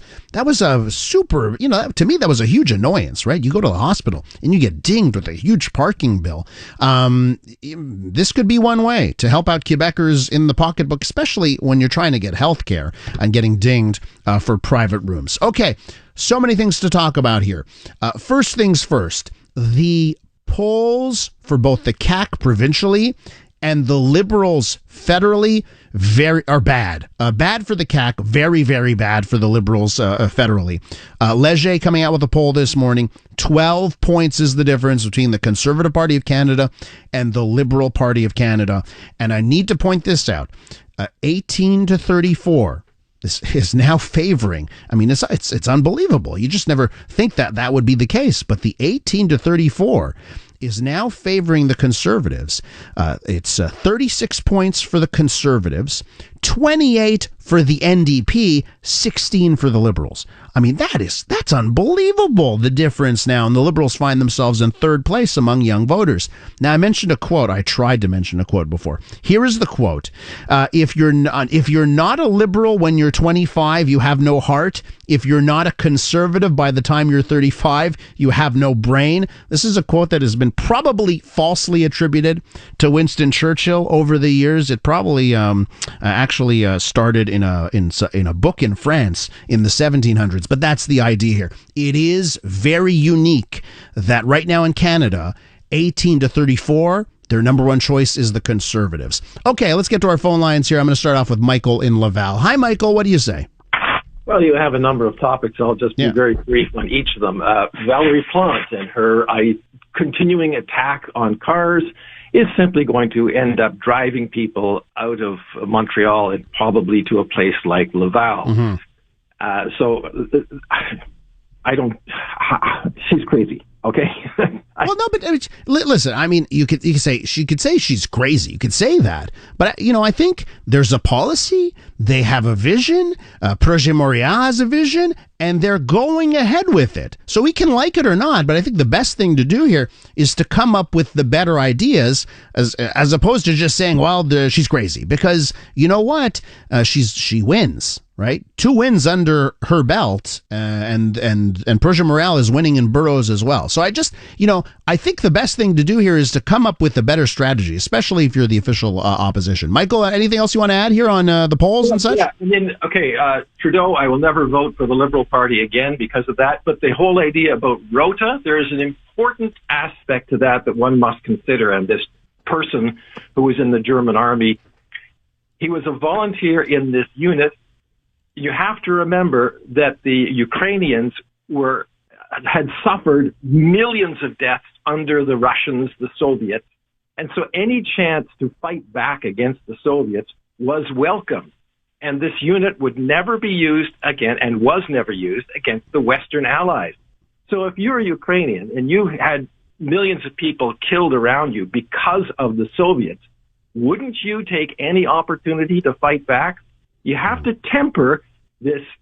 I mean, the Nazis, of course, were horrible, terrible, the worst thing in the world, but you have to temper this gentleman's actions against historical facts. Michael, listen, you are making very valid points. And remember, history is so complex, right? Everything you say, I think I agree with everything you say, but.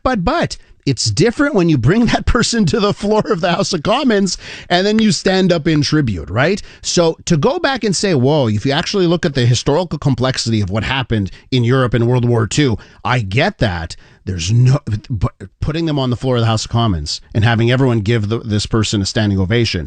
That's beyond the pale, right? And that's what the frustration is over. I don't think the frustration is over rehashing the very complex things. It should be pointed out, by the way, Michael, that in Western Canada there are a couple of monuments, public monuments to this division, right? So for the it's a contentious point amongst Ukrainians. Thanks very much for the call, Michael. Do appreciate it. Let's go to Drew in Île Perrot. Hi, Drew. Hi. Good morning. What's the topic you want to talk about? Well, I just heard what you were talking about on the radio about the polls with the CAC and the Liberals, and it's quite interesting. I would just like to maybe think about this consideration that maybe it's no longer about left and right and conservative, liberal, socialists. I think maybe, even the young people, they're thinking like, well, who can do the job? Because these are all titles. You call yourself the Liberal Party and then you do stuff that's not really that liberal, for example, or you just don't. You don't deliver, and in any kind of business, if you're hired to do a job and you don't do the job, you're out no matter what you say you are. So I think a lot of Canadians, including young people, they're just trying to find somebody who will do the job. And myself included, I'm not a young person anymore, but I mean, I don't even know who to vote for anymore because I'm pretty discouraged, Well, traditionally, we've always gone from liberal to conservative every few terms, so... But can I ask you this, Drew? If Trudeau, I have a text message from a listener. Excuse me. And they write me this. If Trudeau took a hike, I would probably consider them again. For the Liberal Party of Canada, does it come down to the leader or are there other things that are impacting your view, your take there? Yeah, well, it's a combination of everything. I mean, we've already had some people in the Liberal Party resign and some of us thinking, gosh, I wish that guy was the prime minister, I mean, a lot of us didn't even think Trudeau was the right guy for the job to begin with, and this has included, people who support the Liberals. They didn't want Trudeau to be the leader of the party. Yeah. No, I remember the leadership race, and what were the options? Trudeau and Garneau, right? And just look at recent memory, Marc Garneau leaving, the Liberal Party leaving politics. It was so telling, right? Marc Garneau, when he was running, this was like, I'm the astronaut, I'm the rational guy, I'm the scientist, vote for me. And Trudeau was, I got the heart, right? And the hair. And I got the hair. I got the hair and the heart. And Liberal voters decided, okay, Trudeau's the guy. By the way, it was the right pick. They won. My goodness, they won 2015. How can you argue with that? They won twice. Yeah. So it was the right pick. But I think now, after 8 years, and it was started earlier. For me, it started, 5-6 years where I'm like, whoa, hold on a second. Something's going off base here. I got to leave it there with you, Drew. We got to get to traffic here. When we return, we'll get more of your takes on all of these topics of the morning. First things first, though, let's check in right away with Debbie Marcellos. Elias, on Laurentian route southbound at the Médéric Martin Bridge, we have a 2-car accident blocking the left-hand lane. That's why we have congestion into Laval now from Saint-Martin.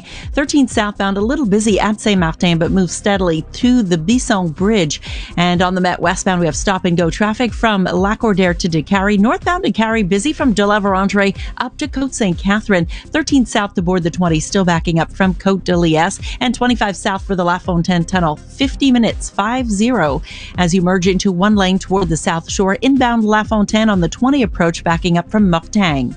It's the great anniversary sale at Uniprix. Save on tons of brands throughout participating stores. But hurry, sale ends September 27th. Details at uniprix.com. Let us know what you see on the roads. Call in your tips to Star 800. Your next report at 10 o'clock. Watch me. Virgin Radio is hit music. It's where you hear new music first. Montreal's #1 hit music station. 95.9 Virgin Radio. When renovating, you want peace of mind. Call Renovco, winner of Consumer's Choice Award and West Island Chamber of Commerce Excellence in Business category. Renovco.com, 514-856-9993. It makes a difference when a business like Litracits Dispensing Opticians takes a personal interest in what they do and in their customers. That's what sets Litracits apart. They are, after all, a family serving families with the best in eye care, lenses, and a wide variety of frames from partners like Essilor, Maui Jim, Bevel, and more. Litracits Dispensing Opticians, taking care of your family's vision like their own. At Takari and Isabella for over 50 years. At Litracits, you'll see. While you're focused on this voice talking to you here, or here, or right here, or way over here, Desjardins Business is focused on more than 400,000 businesses around you. For over 120 years, our dedicated teams have been there for local entrepreneurs, providing guidance every step of the way so they can focus on what matters most, growing their business. At Toyota, we build quality vehicles with you in mind. I mean, it's not like we're always thinking about you. We're not obsessed or anything. We just know you value your 9 to 5 as much as your 5 to 9. And with the reliable RAV4, Canada's best-selling SUV, you're capable of making the most of both.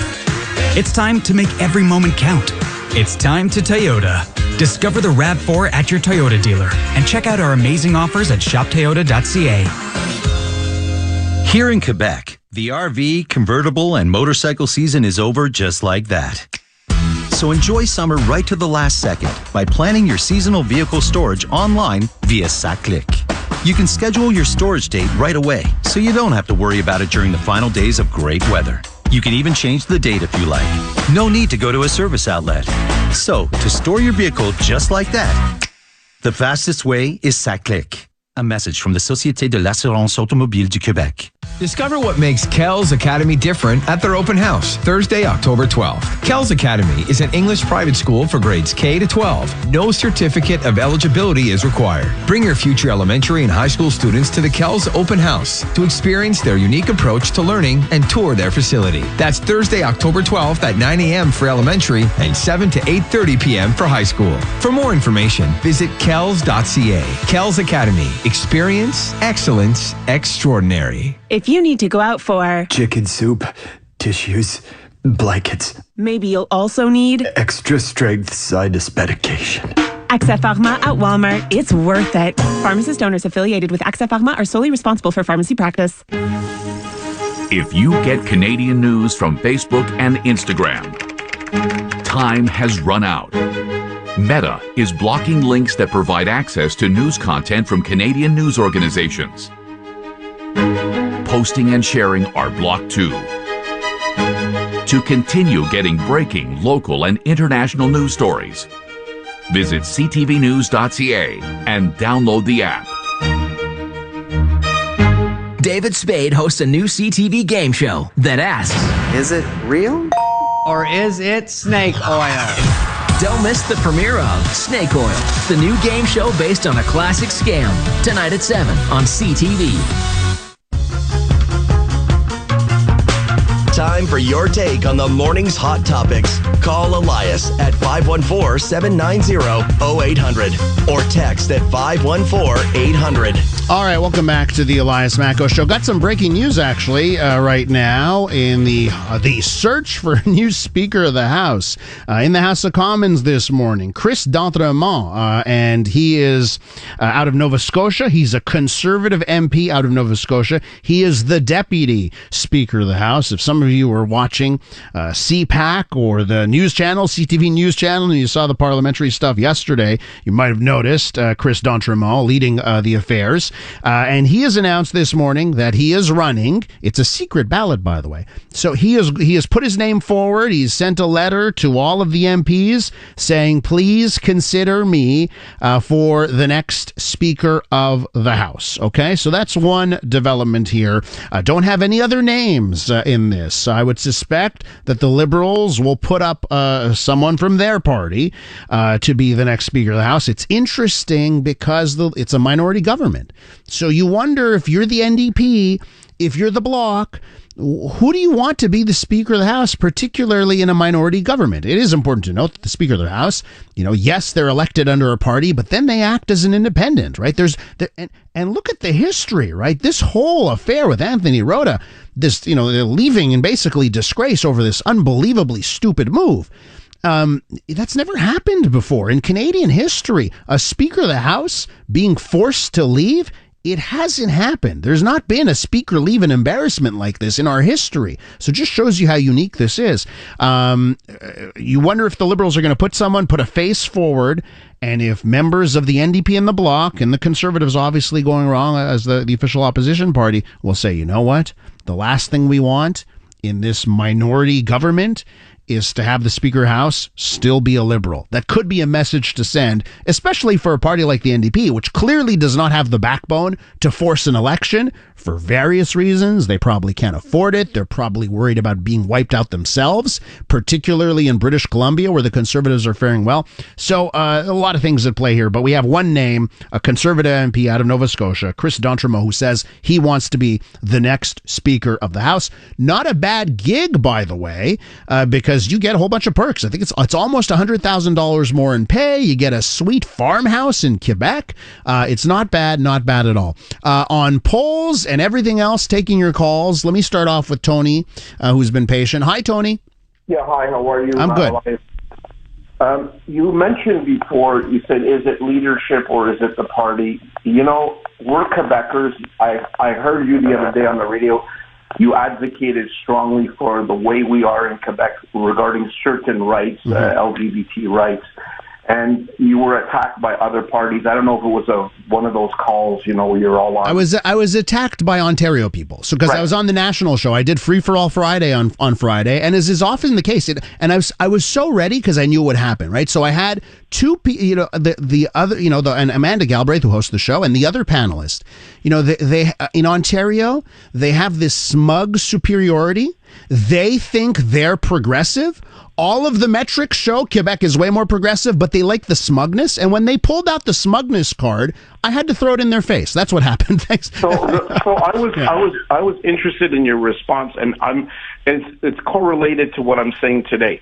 When I talk about the parties, you've been talking about the Rota affair, and it's historical context. So if I look at the historical context of the Conservative Party, I hearken back to Diefenbaker, who was a great leader. If you hearken back before that time, I don't remember because I wasn't around. But if you continue forward, you get to a guy like Pearson, and then you get to Trudeau. Now, those guys are leaders. They have the wherewithal to lead a country. What do you have today? You have a guy like the current Conservative leader, Poilievre. All he does is attack Justin Trudeau, and Justin Trudeau is a brand. And I'm not a liberal guy, but you're gonna if the former Prime Minister Mulroney gets on with Aaron in the afternoon and says, "Listen, you guys are gonna have to do your work because Justin Trudeau is one damn good campaigner." I believe that, and I think he's a great campaigner. I don't agree with his policies, but I just want to say this: when you're looking at the parties, look at Conservative Party. They had massive scandals with the Mulroneys and Airbus, etc. People forget, and people forget their history about the complications of what was going on in the Ukraine and the starvation of almost 16 or 20 million Ukrainians by Stalin. So there's a complicated affair. And then today we talk about the woke. The woke only see the issues today in today's light. But your former caller said, yes, you got to look at it historically. So I'm going to answer you like this. I won't vote for Trudeau, and I won't vote for Poilievre. Poilievre has to come up with some ideas like, if you're a graduate from a university in Canada or from a trade school, I'm going to give you free taxation, no income tax for the first 4 years of your life, so you can garner enough money to buy that bloody house that costs so much money that your parents could afford on 1 year's salary. That's an idea rather than attacking Trudeau. And I don't hear that from the Conservatives. Tony, listen, thanks for the call. Thanks for all your points here. I want to make sure we get to everyone else here. But so to your point, something that Pierre Poilievre is doing is resonating with that group that you think he needs to do more for. 18 to 34 now favors of all. I mean, can you believe it? The Conservative candidate. Let me get to Bram. Bram, you're going to get the last word this morning. What do you want to talk about? Bram, are you am I there? online? Yes, you're on air, Bram. Go ahead. Oh, great. Okay, my phone's not working properly. Well, the first thing I'm going to say is that the Speaker of the House doesn't influence anything. He just maintains decorum in the House. He doesn't get to vote. I don't think, unless it's a tiebreaker. And whoever you choose, if I were the Liberals, I wouldn't want a Liberal to be the Speaker of the House because that would cost them a vote unless there's a tie. However, having said that, I'd point out that the Galician regiment that this gentleman, Holka, whatever his name is, was a member of, did not fight the Russians. In fact, he worked for the Nazis rounding up Jews, and I have a real serious problem with that. Yeah. With all due respect. Yeah. No. And you listen. You can't. Here's the part of the story here. We have to face the horrors of World War II. I mean, at least we're using this opportunity to talk about it.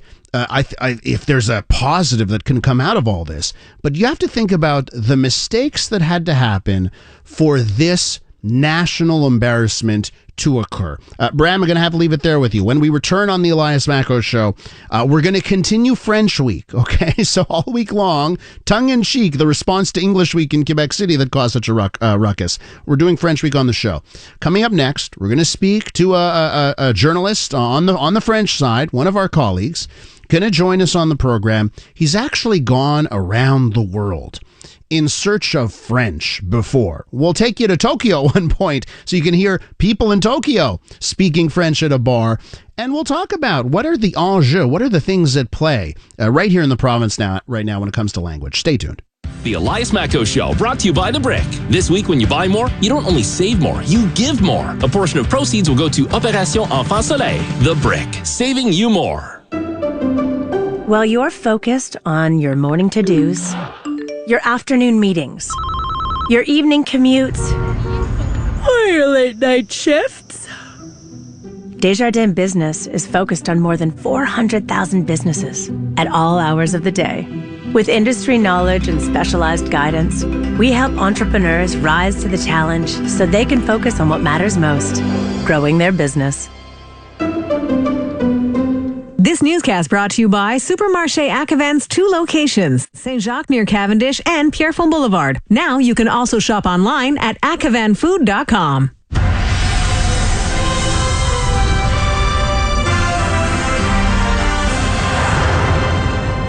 Good morning. It is 10 o'clock. I'm Trudy Mason with your CTV News update.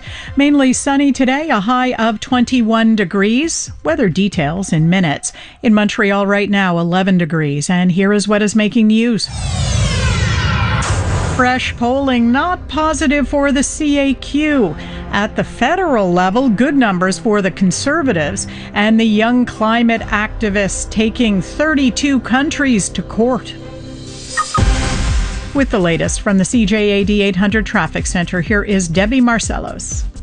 We have a couple of problems to and from Laval. So on the 13 southbound, it's just a little busy at Saint-Martin down to Henry Bourassa. It's northbound side where we have an incident. It's a minor slowdown to board the Bisson Bridge into Laval. We have an accident on Laurentian Autoroute southbound over the Médéric Martin Bridge, Rivière-des-Prairies in the left-hand lane, and that's backing traffic to Boulevard Le Carrefour now on 15 South.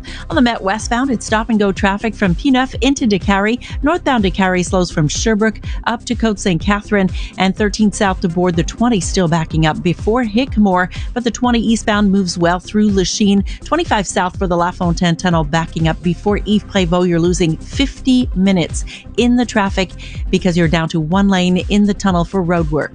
Shopping for parts and accessories is easy with eBay Motors. Look for the green check to know the parts fit.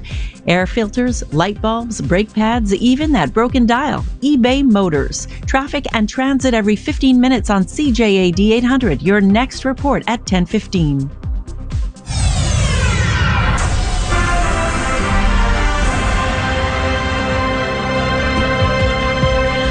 In the news, a new Leger poll shows the CAQ is at its lowest level of support in 5 years, pulling just 34% voter support province-wide, down 3 points from August.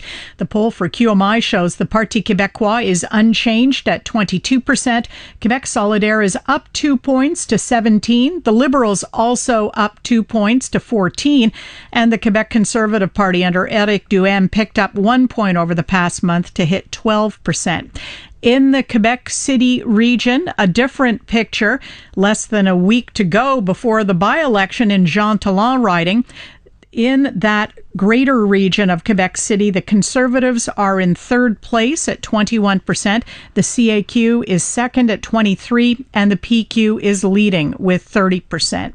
Meantime, the same Léger poll looked at party popularity at the federal level and found the Conservatives have maintained their summer lead in the opinion polls. Fresh fall numbers from Léger's weekend online survey of more than 1,600 respondents found that among decided voters, Tory leader Pierre Poilievre's party has the support of 39% of respondents. That's 12 points ahead of the governing Liberals. The Bloc Québécois has fallen 7 points to tie the Liberals at 29% support among Quebec voters. The polling took place in the days following a bombshell announcement by Prime Minister Justin Trudeau, alleging that the Indian government could be behind the killing of a Sikh leader near Vancouver last June, and after the Liberals unveiled new housing policies. Karen Rebo, The Canadian Press. There are reports out of Washington this morning that the U.S. soldier who deliberately crossed into North Korea has been released now by that country. Several American officials tell the Associated Press that Travis King is now in American custody. 6 young climate activists are taking 32 European governments to court today in Strasbourg, France. The group of Portuguese young adults and children between 11 and 24 years of age are at the European Court of Human Rights, where they're accusing the European governments of violating their human rights for what they say is a failure to adequately address climate change. It's the first climate change case filed with the court and could compel governments to significantly slash emissions and build cleaner infrastructure. The court's rulings are legally binding on member countries, and failure to comply makes authorities liable for hefty fines decided by the court. A decision in the case is not expected, though, for several months. I'm Charles de Ledesma. For more news, go to CJAD800.com or download the iHeartRadio app. Your Dormez-vous Weather Center forecast. Mainly sunny today, a high of 21. A few clouds tonight, a low of 8. Tomorrow, sunny with a high of 23. And the outlook for Friday, sunny, a high of 22. In Montreal right now, 13 degrees. For all the news during the day, stream us on your smart speaker. Just say, play CJAD 800. Your next CTV News update is at 10:30. 1-877 Cars for Kids. KARS Cars for Kids. 1-877 Cars for Kids. Donate your car today. Donate online at carsforkids.ca. That's cars with a K. Pickup is quick and easy. You'll benefit a child and get a maximum tax credit. 1-877 Cars for Kids. Donate your car today. Donate today, and your car can be gone tomorrow. Great talk and good company every morning. Elias Mackos, CJAD 800. Le français est langue belle, belle langue. Oui. La prononciation est très belle. Pour le japonais, c'est difficile, mais oui, c'est très beau. Certainement sexy, sophistiqué, stylé. Toujours avec l'image de fashion, amour. Les mots en anglais et en français sont considérés un peu comme ce qu'on appelle les fashion statements. Who's got the better French, by the way? Is it the folks doing sake bombs at a bar in Tokyo, or is it the folks in the West Island? Good question. Good question. It's French Week on the Elias Mackos Show. Now, earlier this month, English Week became the biggest story in Quebec. Who can forget? A Quebec City CJAD Carnot. They dared to celebrate the English language for the week, and the story ended up in Quebec's National Assembly. Politicians were outraged. Premier Legault said it was not a good idea. Liberal MNA André Fortin said the event, should be canceled. So with that in mind, we here at the Elias Macko Show said, hey, let's do something tongue-in-cheek. Let's do something that perhaps could lead to the National Assembly sending out a letter of condemnation for CJAD 800 for some reason. So we decided to do French Week. We're doing a segment every day dedicated to French, its place in Quebec, Canada, and the world. This morning, joined by a colleague over at Nouveau, Etienne Fortin-Gauthier is a reporter and anchor at Nouveau, and he has spent a portion of his career traveling the world in search of French. Absolutely. Etienne, welcome to the show, man. Thank you very much. Good morning, Elias. Yeah, it's great. So, you know what's funny? Like, we've been Twitter friends for the longest time. It's true. You know what I mean? Yeah, like, yeah. I've been a fan of your work. I think, Yeah, same for me. So it's fun to meet you in person here. Absolutely. Why don't you introduce yourselves to our listeners? Like, listen, every morning I'm reading French media, so I'm familiar with French media. Some people may not be. Yes. Why don't you tell our listeners a little bit about yourself? So I was born and raised in Ville Saint-Laurent, of course, Montrealer. He's a VSL boy. Yes, absolutely. Great. And now I work for Nouveau television station. It's part of the Bell family, of course. But and I work as a reporter, covering mainly politics, social issues. But before that, I was in Toronto, working for TFO, the Public French Television of Ontario, serving the linguistic minority of Ontario, the French people there. So that's part of the reason why we said you would be perfect to come on this week, because I think you understand minority languages. You may be able to understand the Anglo perspective because you've seen the Franco minority perspective in Ontario, right? And also, you studied in a bilingual program in Toronto. Exactly. Right? Yeah. Glendon College. It's a bilingual campus in the heart of Toronto. So there I had classes in French and English, and the desire was to understand more the bilingual side of Canada, to understand our two language and the relationship between minorities, majority population. So yes, I have a good comprehension of the linguistic minorities, including Anglo-Quebecers. And so let's start off by telling our listeners about being a francophone in Ontario, right? So you are the minority in that majority. You're in the majority of Anglos in Ontario and in Canada as well, right? Yeah. Small fish, big sea, right? It's true. How do Francos in Ontario feel right now? Like, how do they feel when it comes to government and that kind of thing? It's not always easy, but like for Anglo-Quebecers, sometimes they have difficulties getting services in English or getting access to education in their language. So it's the same thing in Ontario. But sometimes it's even worse because the access to university program in their language or to health care in French, it's very hard in Ontario. In some region in the east or in the north, it's easier. But when you're in Toronto, there's about 100,000 French speakers, and that's sometimes their only language, and they're not always bilingual because some of them are immigrants and they just come to Canada. They want to go to live in Toronto, their dream city, and they don't have access to services in French. So sometimes the criticism we hear from Franco-Ontarians or Anglo-Quebecers are similar. It's interesting because when I go to Toronto, obviously a very multicultural city, you hear lots of languages, but I'm always like, wow, I hear tons of French on the streets of Toronto. It's true because there's 100,000 French speakers in Toronto, but there's also 1 million Anglophones speaking French in Ontario because French is taught in elementary school and high school. So French is not uncommon in Ontario either. And it's associated that million number. I mean, because that's right now in Quebec, you have about 1 million Anglos, right, that would call themselves Anglophone in this province. Okay, so I guess I'll start off this way.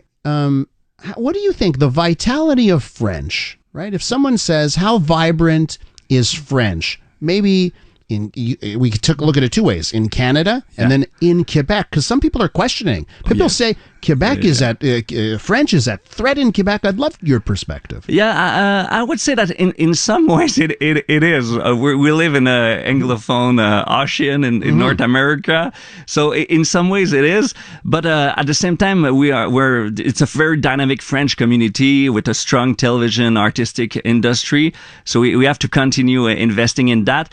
But being in Ontario, I saw a population that is more fragile, of course. In Ontario, there's the population the French vitality is more fragile. That's a fact, and I saw it in the last few years.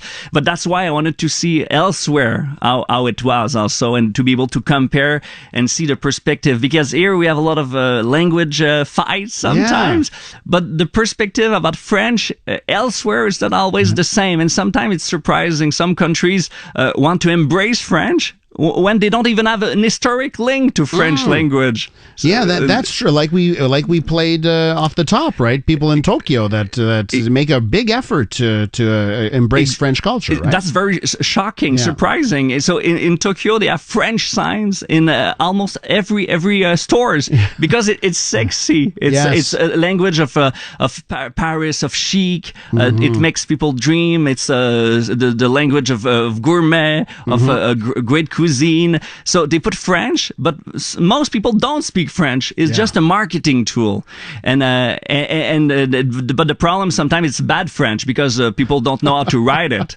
So one of the best restaurant in the Tokyo French restaurant is Ta gueule. It's shut up. So they took that name because they didn't know it meant shut up in French. Yeah. But anyway, it's still a great restaurant and a very popular restaurant. I would imagine, because you see that all the time, like how English is used in foreign countries, and people just don't know it perfectly. So you'll get to hilarious situations, and I can imagine French would be even worse because it's less known. It's true. But there's a curiosity for this language, and English is so common these days that French is a way to differentiate yourself, to be more competitive, to get a job. You say you speak French, so it's for a lot of them it's a marketing tool or competitive tool. So Etienne, I want to do a couple things with you when we come back here, right? Because you're being generous with your time. You're going to stick around. One, I want to talk about your perspective on how we cover language issues in Quebec, right? As a journalist on the French side, real interested in that. And then I want to take the tour around the world with you. Okay, perfect. About all those places, South Korea and other places that you visited, to find out just how vibrant the French language is. We'll do more with Etienne Fortin-Gauthier from Nouveau in just a moment. We've got to do traffic right here, right now. And to find out what's happening on the roads, we're going to check in with Debbie Marcellos. Debbie, what's happening out there? Elias, we have a couple of problems to and from Laval. So 13 southbound, we're seeing some slowdowns just aboard the Bisson Bridge down to Henry Bourassa. Northbound side, it's just after the bridge, an accident off to the right side. The issue on Laurentian Autoroute southbound is an accident in the left lane at the Médéric Martin Bridge, and traffic backs from Boulevard Le Carrefour. On the Met westbound, it slows from P9 into Décarie. Northbound Décarie busy from Queen Mary to the top, and eastbound Trans-Canada now slowing just after Cavendish through to Stinson on the eastbound Metropolitan. From September 22nd to 29th, get up to $7 off Oven Baked Tradition semi-moist cat and dog products at one of the 30 Animaux Etc. stores in Quebec. Let us know what you see on the roads. Call in your tips to Star 800. Your next report at 10:30. I love those long, tender, succulent ribs. Give me some chicken, licking. Gonna need a bib, a salad, fries, dessert, and all. The Barbie Barn is where you wanna be. The Barbie Barn, now you're getting hungry. Yummy food, that's so OMG. The Barbie Barn is where you wanna be. The Barbie Barn, now you're getting hungry. The Barbie Barn. I asked my Mopar service expert for advice on preparing my car for winter. He said switch to winter tires. Below 7 degrees Celsius, they have superior adhesion to regular tires. That's good advice, I say. He says that's expert advice. Now's the perfect time to switch to winter tires at the Get Winter Ready event, where you can buy 3 tires and get the 4th free. See your Chrysler, Dodge, Jeep, and Ram dealer for details. We built it. We know it. Since 1953, Canadians have recognized the value of adding Israel bonds to their investment portfolios. Hi, I'm Raquel Benzakar-Savati, CEO of Israel Bonds in Canada. Israel Bonds offer strong rates with semi-annual interest payments for the entire term on most fixed income bonds. Call 514-482-0427 or visit israelbonds.ca. That's israelbonds.ca. Israel Bonds are sold in Canada by Canada Israel Securities Limited, a registered exempt market dealer. Conditions apply. October 1st is National Seniors Day, and Dormez-vous is excited to honor seniors with a special and new offer. This Friday to Sunday only, seniors save the tax on everything, including all the best brands like Tempur-Pedic, Sealy, Casper, Beauty Rest, and Kingsdown. But hurry, this offer is 3 days only. See in store for details, and be sure to ask about Dormez-vou's unbeatable price guarantee, where they will beat any competitor's price by at least 5%. If someone close to you seems to be in distress, or if you yourself are having suicidal thoughts, there is help. Call 1-866-APPEL. You can do something to prevent suicide. A message from the Gouvernement du Québec. Thinking about starting insulin? You might be. Tresiba is the #1 prescribed long-acting insulin by endocrinologists in Canada. Its flexible dosing means you can take once daily Tresiba at whatever time works best for you, with at least 8 hours between doses, even right after you test your morning blood sugar. Talk to your doctor today to see if Tresiba is right for you, and visit nowready.ca. If you get Canadian news from Facebook and Instagram, time has run out. Meta is blocking links that provide access to news content from Canadian news organizations. Posting and sharing are blocked too. To continue getting breaking local and international news stories, visit ctvnews.ca and download the app. Take your business to the next level with a TV commercial. CreativeServices.ca can help for less than you might imagine. We're the pros at CTV Montreal, so we know TV production. Now, let us get you there. Visit CreativeServices.ca. When renovating, you want peace of mind. Call Renovco, winner of Consumer's Choice Award and West Island Chamber of Commerce Excellence in Business category. Renovco.com, 514-856-9993. Your afternoon lineup on CJAD 800 includes a former PQ leader, a former cabinet minister, and a former leader of the opposition, Jean-Francois Lisée, David Hertel, and Tom Mulcair. 3 political heavyweights, 3 differing points of view. Weekdays at 5:05 on CJAD 800. Brought to you by Guaranteed Industries. For all your heating, air conditioning, and ventilation needs, installation service, and maintenance, call Guaranteed Industries at 514-342-3400. Join the conversation anytime between now and noon. The Elias Macko Show on CJAD 800. It's French Week on the Elias Macko Show, continuing our discussion with Etienne Fortin-Gauthier. He's a political and society journalist at Nouveau, our good colleagues across the hallways and streets over at Bell Media. Etienne, I want to talk about this because this is something, I think every member of the media in Quebec struggles with it. Well, some people don't struggle. They just do whatever they want. But, I struggle about when we talk about language issues, how much to talk about it. Is it too much? Are we, and are we sometimes making something that's small bigger than it is, right? I wonder on the French side, do you ever, when the story comes out, about signage in stores, look at this store did an English sign, or it's a Rib Fest. Oh my God, Rib Fest. They came into town. It's a tour that goes to all these cities in Ontario, and they came to Montreal and they kept their old signs that are only in English. And I say, oh God, are we blowing things out of proportion? What goes through your mind? But sometimes, and with Twitter especially, sometimes stories become enormous. So we have to be very cautious as journalists and choose and select what story is important to cover and not cover, especially. And it's true, sometimes stories are getting out of proportion.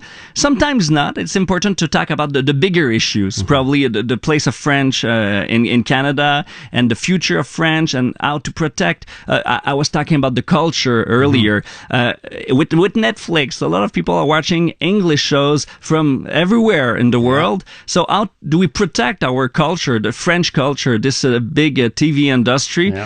If it continues in that direction, it will probably die. So that's why also we need to protect and to think about these issues, but not to fuel and put fire on the gas. Or gas on the fire. Gas on the fire, exactly.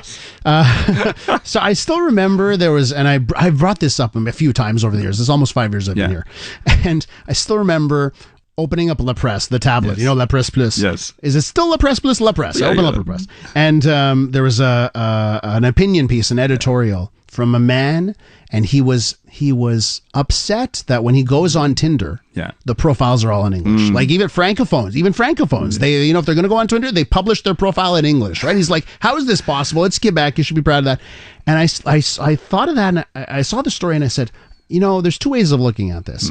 One is total overreaction, but two, there's got to be something going on in the Francophone community with what you mentioned, Netflix and streaming and the international influence for people to be concerned about dating profiles. Yes, right? and sometimes the first step to lose your language, to not be able to write in French. We saw the ad from the Quebec government. You remember with the bird, right? Yes, the peregrine falcon, right? The peregrine falcon. Yes. Yeah, that's right. So, but that's extreme. But sometimes it's the first step. So we have to talk about these issues. But in Quebec, the good news is that we're able to talk about these issues and debate openly and peacefully.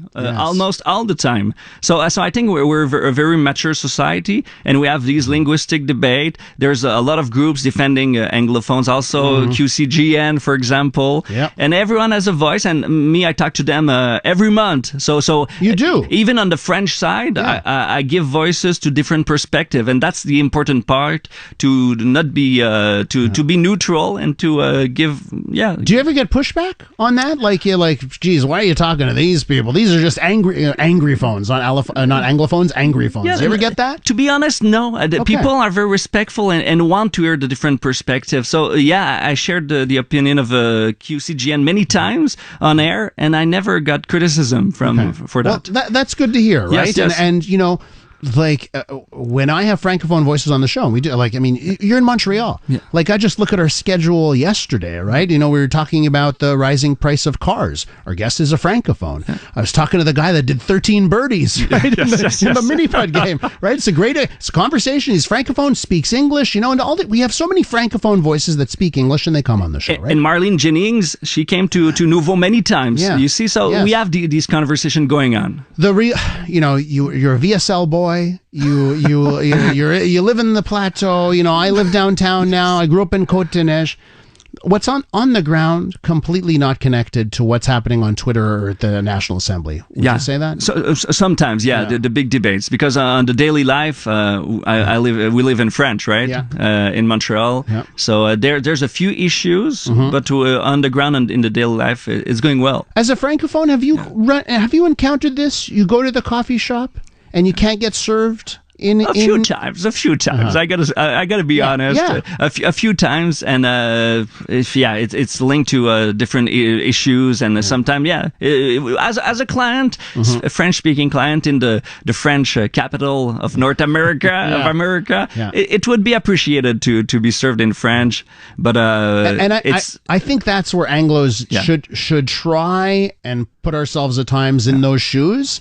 Sometimes we don't want to talk about that aspect of things that, you know, Francophone, you know, those concerns are valid if they can't get service in their own language, and maybe at work they're being told, well, we're not going to let you have this job because you don't have, you know, I can understand the concerns. Etienne, before we run out of time here, I want to take this tour around the world, because you did this show called Nomad, right? Exactly. For TFO in Ontario. And I'm just looking at the places. You go South Korea. Obviously, we played the clip from Japan, Serbia, Cambodia. Tell us. But for example, South Korea, I started there, and I was surprised that they joined South Korea, the International French Organization, even if they have no history, no link with French. I was shocked. So I wanted to see why the heck they joined the French organization, and I understood that they wanted to connect with Africa and to do business with Africa. So they are forcing some of their diplomats, some of their public servants to learn French, because they want to be able to reach Africa and this economic market, new economic market. I went to Cambodia, where I met young students who learned French to go study in France and to be able to get a job in the government of Cambodia, because it's an old French colony. So most documents are still in French in Cambodia, and they have to know French to work in the government different in the country. So many stories linked to French in different countries. I was in Louisiana recently. Oh, this is great. Let's talk about Louisiana. You know, and Louisiana is important because we've heard François Legault. Yeah. He has said, we don't want Quebec to become the next Louisiana. It's true. What's happening? So I went underground to see how it is today, and it's true. French is not in a good state there, of course. Yeah. But there's a young generation. They want to bring French back, and they want to embrace their heritage. So right now in Lafayette, one of the city, or in the French Quarter of New Orleans, you see French signs almost everywhere, and the Americans, English-speaking Americans, see that positively because it's a way to embrace their heritage. So they're very proud of that, to see French there. So the relationship with French can be very different depending on the country and the perspective. There, it's a good thing to see French on signs coming in more and more. But at the end of the day, in Louisiana, the French language was "quote unquote" lost. It's true, and right now it's very hard to bring it back. But there's efforts, and there's even about 50 schools now teaching French to students. So there's efforts. Yeah. Do you have a worry that it's not overnight, but there could be a long-term process where Quebec could become Louisiana in this sea of English? With the fights we see right now and the political implication and all the debates, and I don't see it coming because people talk about it a lot. Scenario. It's not the same scenario. And here there's the federal government. There's a lot at play in Quebec, and people want to keep it and fight for it. So even Anglophones, even Anglophones. That's right. And it's so interesting because you brought up some of the the issues in the rest of Canada, right? And getting services in French, and just little things. The current government named someone to be Governor General who does not speak French. It's true. It's true. Exactly. So and I wonder what that does to francophones when they see that. But when we want to interview her as a journalist, or when she wants to connect with Quebecers, it's harder. Or even some ministers right now, the housing ministers, he's learning, but we know it's a hot issue in Quebec. So some people say it should have been people able to talk in French to Quebecers about this major issue in the province. I'll ask you this last question. Is the future of the French language, through all of your travels around the world and covering French in Quebec, and just covering Quebec, is the future of the French language bright? Yes, it is. And we see the numbers. So by 2050, we expect to have 500 million French speakers, while it's 300 million right now. So there is going to grow by 200 million, mainly in Africa. Yeah. And just now, the biggest francophone city in the world, it's Kinshasa, in the Republic of Democratic Congo, Republic of Congo. Yeah. So French, the future of French is mainly in Africa also, because that's where it's going to grow. So everyone who's on Twitter, I mean, you're a must follow. I'll retweet one of your things today. What's your Twitter again? It's Etienne FG. FG. Fantastic. It's a pleasure to be Etienne or Steve. Or Steve. Yes. Etienne, let's keep Etienne. Etienne Fortin-Gauthier is that man right there from Nouveau. Thanks for your time this morning. Pleasure. Take care. When we return on the Elias Macko Show, we're going to take a look at the REM. The REM is promising to reduce the noise levels. We'll speak to Craig Sauvé about those plans and if relief is coming for those that live near the rail line. Stay tuned. Good morning. It is 10:30. I'm Trudy Mason with a CTV News update.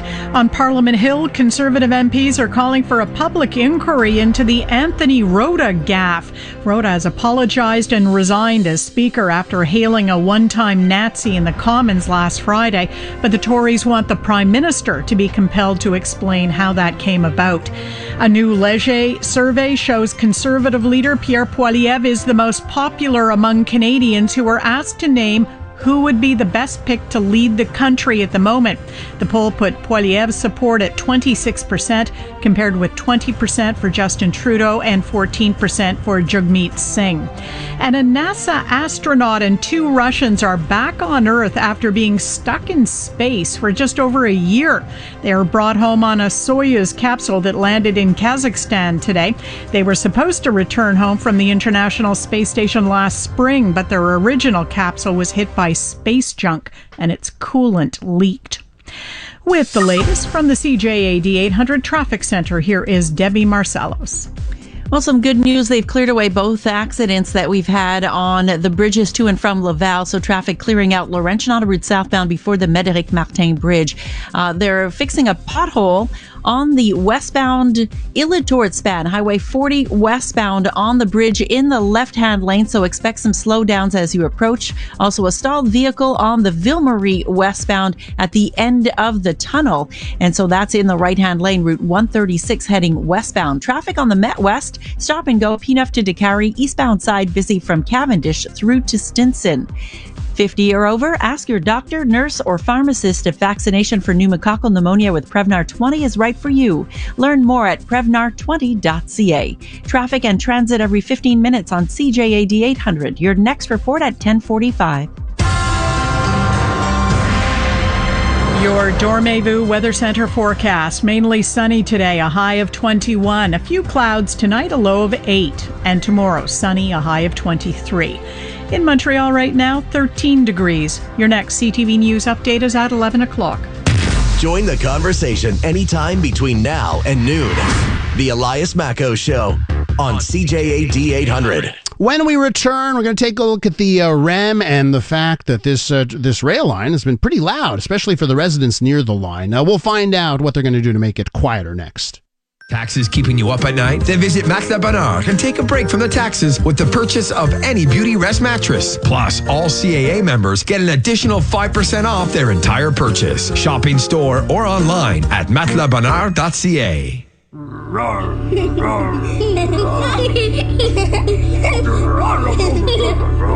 This is the sound of medicine. When you stay at a Ronald McDonald House, close to your sick child, family is medicine. And right now, it's helping Ryan battle leukemia. We need your help to keep families together. Please donate today at rmhc.ca. Looking for beauty treatments? Shopico has 50% off on a radio frequency facelift from Opal Institut Beauté. It's a non-surgical treatment that promotes collagen production to reduce the appearance of wrinkles. And update your look with a new pair of glasses for half price from Écolunettes Boucherville for quality, value, and an ever-changing selection of top-quality signature rims and lenses. Find these and other great local deals at shopico.ca.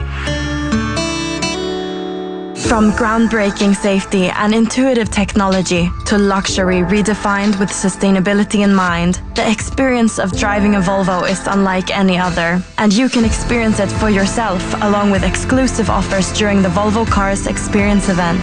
From September 15th to October 2nd, lease from 1.99% and save up to $3,000 on select models. For eligible customers, conditions apply. Visit your Greater Montreal Volvo retailer or volvomontreal.ca. Here in Quebec, the RV, convertible, and motorcycle season is over just like that. So enjoy summer right to the last second by planning your seasonal vehicle storage online via SACLIC. You can schedule your storage date right away, so you don't have to worry about it during the final days of great weather. You can even change the date if you like. No need to go to a service outlet. So, to store your vehicle just like that, the fastest way is SACLIC. A message from the Société de l'Assurance Automobile du Québec. How does a brand new RV payment-free for an entire year sound? Well, it's here for a limited time exclusively at Safari RV. Our brand new 2022s are free, payment-free for an entire year. It's incredible. It won't cost you a single penny monthly for an entire year to own your dream RV. Plus, you also get free winterizing and free storage for 3 years. RVing has never felt so free. Only at Safari RV. But hurry, only while they last. Safari RV.ca. Go! A new season of The Amazing Race is here. And it's bigger than ever. Let's go. With 90-minute episodes. Go, go, go! All season long. A new season of The Amazing Race starts tonight at 9:30 on CTV. Doing his best to get you there on time. This is In Transit on the Elias Macco Show. CJAD 800. I guess that should be the sound for the In Transit segment, right? That's the noise of the REM. There are plans to make that noise a little bit softer and quieter, especially for those who live near those tracks. We heard from people in Griffintown. Listen, I want to get to Lola Calder, who produces the Elias Macko Show. Like when Trump called them Tim Apple. Lola Producer is with us here. Because Lola, just coincidentally here, you took the REM yesterday for the first time. Yes. I'm jealous because I still haven't taken the REM yet. What's your quick REM? What's the REM review, Lola? How was it? I mean, look, I loved it. I thought it was a really quick journey I took it from Bonaventure straight to Nuns Island. Finding it in Bonaventure, a mess. It was so difficult. I couldn't figure it out. That's why somebody had to go rogue and try and put up their own signs at one point. Exactly. Yeah. It was really difficult to locate. But once you're on it, super quick, super efficient. But when I got off at Nuns Island, I just remember getting out of the station and turning to my friend and being like, is that the REM? Because it was so loud. Oh, wow. Like, it was so loud. Okay. So you noticed that sound, which this is a perfect segue into our guest, Lola. Thanks for your REM review from yesterday. Craig Sauve is with us. Of course, he's a city councilor in the Sud-West, and he's on the line. Craig, how you doing? How you doing, Elias? I'm doing well. Listen, what's the REM review for you, by the way? Have you hopped on the REM to ride it somewhere? I have. I've done the whole line. I've got off at every station. I mean, I think in terms of mobility, it's a really interesting project. And when it's all going to be opened, all those 20-some-odd stations across the island and into Laval, North Shore, I think it'll be a big service improvement. But indeed, the noise is something that people do live in the neighborhoods. And, I think everybody is really excited to have new public transit that is, electric and rail in Montreal. But here we have a problem with airborne noise. So the noise travels through the air. It carries quite well. And depending where you are or, what floor you live on or whatever, you might hear it differently. And some people are living with pretty high amounts of noise in their homes right now. And it's causing a lot of stress on them. I was at the public meeting last night with the CDPQ, and it was a very raucous meeting. People were very frustrated. So let's talk about. So people are frustrated. What was the response? What are the REM officials saying about the mitigation measures that they're going to put in place? Well, what they're going to do is try, instead of to capture existing sound that it's causing, but to reduce the sound at the source, which means right now they believe, according to their studies, that a lot of the sound is coming from the rails vibrating, either because the rail is not smooth enough and it's causing friction, which causes noise, or because the rail itself is just vibrating from the trains moving on top of it, and that shoots out noise. So what they're going to try to do is to grind down the rails between Central Station and, past Nuns Island a bit, the Nuns Island Station, to grind down and smooth out the rails to reduce the friction from the wheels, and then add dampers, which are these things that sort of hold the rails more in place from keeping them from vibrating. Most of that same track line, except for one part, is curved along the point. So people are worried in point here that they're gonna get more noise compared to other parts because there's no dampers there. But this is the first initiative that the CDPQ Infra is doing in order to reduce noise, and they think they can reduce it between 3 and 10 times its current levels. Craig, who's most affected right now? Can you situate for our listeners here? In your borough, where are the people that are most affected by this? Obviously the line passes right around the tip of Point St. Charles from Nuns Island. So people living in the south part of the point, closer to the St. Lawrence, and also it curves into Griffintown. So it goes right past a lot of current, residences in Griffintown. So those are the two neighborhoods where it's heard most. And it's causing stress to the residents. So I've never heard people say, we don't want this project. It's more about they want to be reassured and heard that, there is noise issues and that there are measures being taken. So right now, what I'm seeing from the case is that they're serious about taking it, and now they have to build that confidence with the population, because the proof will be in the pudding, I think, for a lot of people who are living around with this extra noise. And some levels that are being reached, according to La Presse studies, are, imagine like the sound of a vacuum cleaner running in your house. But every time a REM passes, so if the REM is passing every 2 or 3 minutes, you have a vacuum cleaner going off in your house. And that means, if you're watching TV, or if you're having a nap or whatever, you might be roused and stressed by that noise. And I think that's what's lost in a lot of people, right? Because, I get the woe is me text messages at times from people who live near the airport, let's say, right? And they're like, well, there's lots of places where you got to deal with noise. But I think what people are forgetting, like at a frequency of 2.5 or 3 minutes, that's, that would be life altering at a high level, like a vacuum cleaner. That's it. I mean, it's all about, making sure that these projects, which are good when they insert themselves into neighborhoods, that we consider the environmental impacts, in terms of like quality of life. So that's why, there was questions last night at the open meeting in the point is like, why didn't we foresee this, So I think there was a breach of confidence between the CDPQ and the people, but the CDPQ is taking measures and they're investing several million. In fact, the rail grinding machine is going to be brought over by boat from Europe to come and grind down the rail. So they are investing. It is serious, but the people are worried and frustrated right now. You think the CDPQ infra, they're taking this seriously? They're doing what needs to be done? I honestly do think they're taking it seriously. Again, people have been living with this and they feel that they haven't been heard up until recently. So that's why I think this, that's why we had a raucous meeting last night. People are upset. People are living with this. They may not be sleeping as well, so they're stressed as well based on that. So I think this is going to be very important. There's going to be 6 weeks of work to install dampers and I think 5 days of grinding down, and they're going to actually have to stop service at 10 o'clock for those nights when they're going to be grinding down the rails. Oh, so this is very interesting, Craig. Let's highlight this, right? So, because I was going to, that was my next question. Like, when are they doing this work? This thing is running 20 hours a day, right? So tell us, take us through that. What are the service shutdowns that are going to happen? Well, it's coming from now until winter, and they want to get this done before, the elements start coming and snow starts arriving. So, they're going to do, I think, 5 or 6 nights again, based on the weather. This is what they were saying last night. 5 or 6 nights where they're going to have to halt service at 10 o'clock at night and then offer shuttles from, the South Shore into downtown. So they won't be operating the train those nights because they'll be grinding down the rails. And I think they said that grinding machine, which itself looks like a train, will have to pass 40 times along the rails. And that takes time. And unfortunately, that itself causes a lot of noise, and that will be going on overnight. Yeah, that's right. So the people that are already facing it, will be facing those several nights of noise. Hopefully short-term pain for long-term gain. Craig, let me read you a text message, and I think it goes just to the REM in general, right, and what the hopes are here. So I got a text message from a listener. They sent me this in about an hour ago.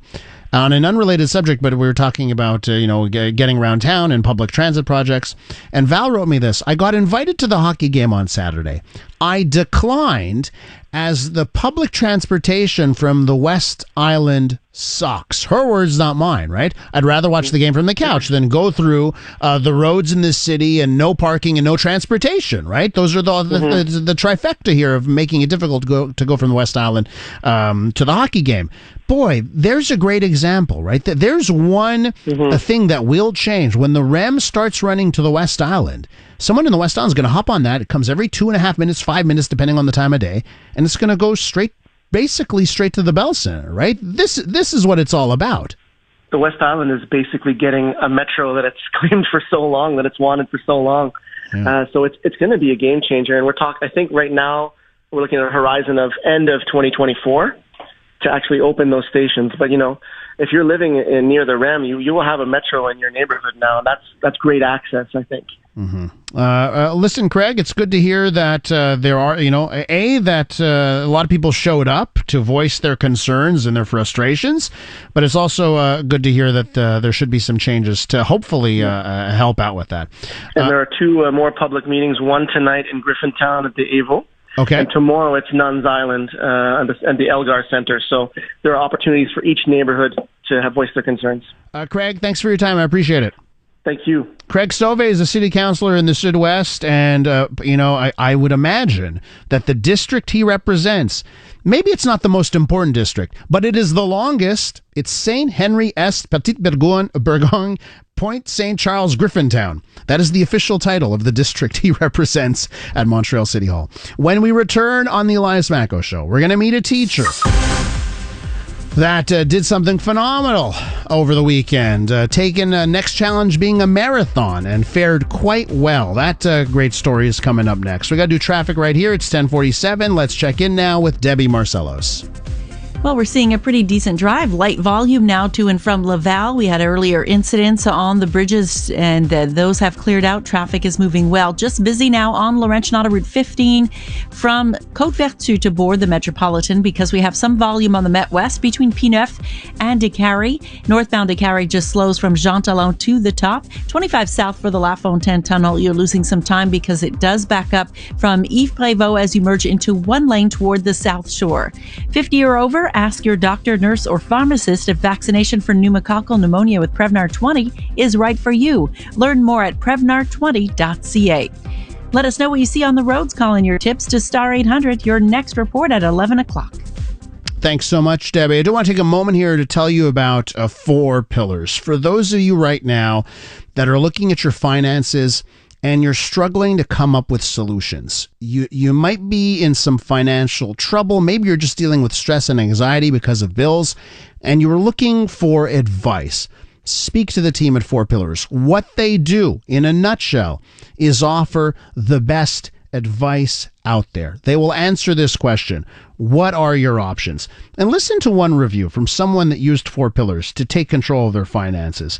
They say this: the whole experience with 4 Pillars has truly put me in such a great place financially and mentally. So for those of you that are struggling with debt, reach out to the team at 4 Pillars. They're going to review your budget. They're going to come up with a plan for you to get you out of debt, help you rebuild your credit. And it is completely confidential, which is so important in times like this. Whatever your situation, give them a call. 1-844-4-PILLARS. Their website is 4pillars.ca. David Spade hosts a new CTV game show called Snake Oil, based on the classic Scam. Don't miss the premiere of Snake Oil tonight at 7 on CTV. Montreal's home for live sports and sports talk. TSN 690. Sanusi Ibrahim drills it to the near post. He's going to make it to the end zone. Touchdown, Montreal. When you need to know. When you need to get it off your chest. I'm just so sick of these apologies and the I'm sorries. No amount of sorries is going to make him feel comfortable having that guy as your head coach. Montreal's Major League Sports Talk lives on TSN 690. I'm Martin Hoke, the inventor of Navage Nasal Care, and I love Navage. I've told you about how your nose is the body's air filter, that Navage's powered suction will help flush out allergens, viruses, mucus, and germs, and that Navage will help you breathe better. But what do other people say about Navage? Like Ricardo, quote, "This is one of the greatest inventions ever. I know this may sound like I'm exaggerating, but this sucker is amazing. The first time I did it, I couldn't believe what came out of my sinuses. I could breathe with ease. My wife just bought one too. Thank you for this product." Unquote. He's one of over 100,000 online reviews praising Navage, the all-natural solution trusted by over 3 million people to help you breathe better, sleep deeper, snore less, and stay healthier without drugs. Navage is at Canadian Tire, Family Prix, Brunet, Jean Coutu, and Navage.ca. Navage, N-A-V-A-G-E. Clean nose, healthy life. Every 5 years, it happens. September 7th to October 1st is Corbeil's Everything's Gotta Go event. All floor model appliances gotta go. Dishwashers, fridges, stoves, washers, dryers, all gotta go. At discounts of up to 50%. Our demos, as-is models, and open boxes also gotta go. That's over 1,000 brand new appliances. So you gotta go to Corbeil. Or wait another 5 years? Corbeil, for the right reasons. Details at CorbeilElectro.com. Paul, a Metropolitan rust-proofing customer since 2010. My family, neighbors, and friends come to me for basic mechanical help. But you know, when it comes to rust-proofing treatment, book an appointment at Metropolitan Rust-Proofing. I go every year, and since then, no rust. They're experts and have even developed a customized solution for our climate. To prevent rust, they're the ones I trust. Book an appointment at one of our service centers in Montreal or at rustproofing.com. Rush before it rusts. At Toyota, we build quality trucks with you in mind. Because everyone loves a friend with a truck, especially a Toyota, winner of the Canadian Black Book Award for Best Residual Value. So when that inevitable call for help comes, you're there, pulling up in an award-winning truck because you're an award-worthy friend. It's time to roll up your sleeves. It's time to Toyota. Discover the Tacoma at your Toyota dealer and check out our amazing offers at shoptoyota.ca. Are you tense, stressed, in pain, or pregnant? Zen Shea Nu Massage Therapy in Plaza Point Clare can help. They offer different massage treatments to suit your needs. Because you're unique, your wellness treatment should be too. Book your appointment online at zenshaenu.com. 10 seasons of big reveals, bigger surprises. No way! And now, the next big thing. This is huge! A new season of The Masked Singer is here. Tonight at 8 on CTV. This is the Elias Macko Show on CJAD 800. Welcome back to the Elias Macko Show, 10:53. Now, one teacher undoubtedly deserves a triumphant welcome from his students after last weekend. That teacher would be Simon Leblanc. He finished second in the Beneva Montreal Marathon on Sunday. 32-year-old teacher at De Rive Primary School in Saint-Georges finished the marathon. That's 42 kilometers plus, by the way, in 2 hours, 23 minutes, and 52 seconds. What might even be more surprising, it's only his second marathon ever. On the line now is Simon Leblanc, the marathon teacher. Hi, Simon. Welcome to the show. Hi. Thank you. Very appreciated. So, first things first. Tell me about why are you doing this to yourself? I'm like running or jogging, running 42 kilometers. I couldn't do that. Why do you do this to yourself, Simon? It's actually just to push the body and see our limits. I love running. I just love getting out there. And yeah, just be out in my running shoes, just to push the boundaries and try to see what I'm capable of. Did you have any idea, when you speak of what you're capable of, did you have any idea that, hey, I'm going to do pretty good in this race? Did you have any idea that you were going to finish this high up? No, not at all. So, yeah, I didn't have any expectations on my way in the marathon. I was in the morning of the race, I was really, really stressed out. It was all with the Kenyans, and I knew that these guys are the masters of running. So on my way out on the course, I couldn't believe it when we split from this half marathon to marathon. That was in third place. And I just wanted to go through the marathon with the lead of the third place. Mm-hmm. And all of a sudden, I knew that the second place was reachable. And yeah, it was just, I felt the cloud coming in by like the 30th kilometer, and I'm still on it. Wow. So this was your second marathon. Yeah. How did you do your first marathon? How did you do? I did pretty well. Actually, I went to the Ottawa Marathon last May, and it was actually I registered like 2 weeks before the race because my mother was going for the 10K with her sister, and I said, why not try my first marathon and have a nice weekend with my mother? And I did 2:35, so which is a pretty decent time. And my only expectation for last Sunday was actually to beat my time. So yeah, it was a second marathon, and I want to keep on going. Simon, listen, I got a note from a listener here. Yep. I've been running for 45 years. I've logged over 100,000 miles, and I ran my best marathon in their best marathon, 2 hours, 19 minutes, right? Like this is what one person's, which is a fantastic number. You've done these two marathons. Doesn't seem like while you train for it, it seems like if you devote yourself to this, boy, you could really do some special things in marathon running. Based on this result, are you going to double down with your focus on running? Oh, definitely. So I'm just like mentioned before, I'm just still on the cloud. I'm just want to get back to reality, and I've noticed that yes, I might have a potential, and I'd love to just go all out and try to maybe get at least the sub 220. And congratulations to this guy. 219 is just amazing. And yes, if I'm devoting myself, you never know. Why not try and give it a go? So what's next for you? Let me ask you, what's next for you? First things first, on the marathon side of things. Do you already know your next race? Actually, after Ottawa, I qualified as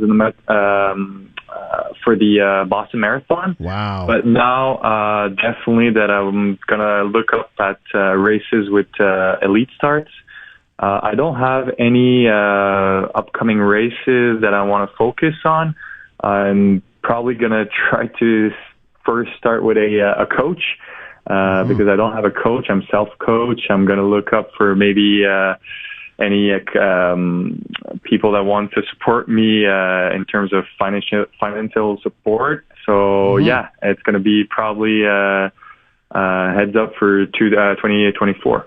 We're with Simon Leblanc. He's a teacher at Deux Rives Primary School in Saint-Georges, and he just finished second at the Beneva Montreal Marathon that was on Sunday. So, Simon, tell me about getting back to class. Tell me about the reception you received after that big result. Yeah, it was quite emotional. I've been teaching since January at the Deux Rives, and I'm a valet as well at the Auberge Saint-Antoine in Quebec City. So I'm doing part-time both jobs. At both places, all my teams, my bosses, everyone are really welcoming and pretty proud of me. And it's just, I just want to let everything go and try to get the motivation out of my students. And we still have a running club that will go out on Friday, and I have lots of students that want to go for a quick run with me. So it's just going to be amazing. So wow, now we'll keep it going for the next couple of days. Simon, is there a pathway for you, Simon, where you would actually leave teaching and devote yourself full-time professionally to marathon running? I would love to. And I'm ready for that. The thing is, I'm 32 years old, and I've got, I don't have a family, but I do have some bills to pay. So I'll just have to maybe set everything down, talk with my family, have a chat, and see if I can really devote myself and what's the potential I can offer as a Canadian athlete and to compete all over the world. Yeah. Simon, listen, this is a great story. Thank you for coming on our show and sharing with us. I appreciate it. Thanks for asking me. And once again, thanks to everyone for your support, volunteers, the organization. Thank you. Very appreciated. Thank you, Simon. Take care. That's Simon Leblanc right there, finished second in the big Beneva Montreal Marathon on Sunday. When we return on the Elias Macko Show, we're going to talk about English eligibility certificates and those that may not have them but need to get them. Stay tuned. The Elias Macko Show, brought to you by The Brick. This week, when you buy more, you don't only save more, you give more. A portion of proceeds will go to Opération Enfant Soleil. The Brick, saving you more.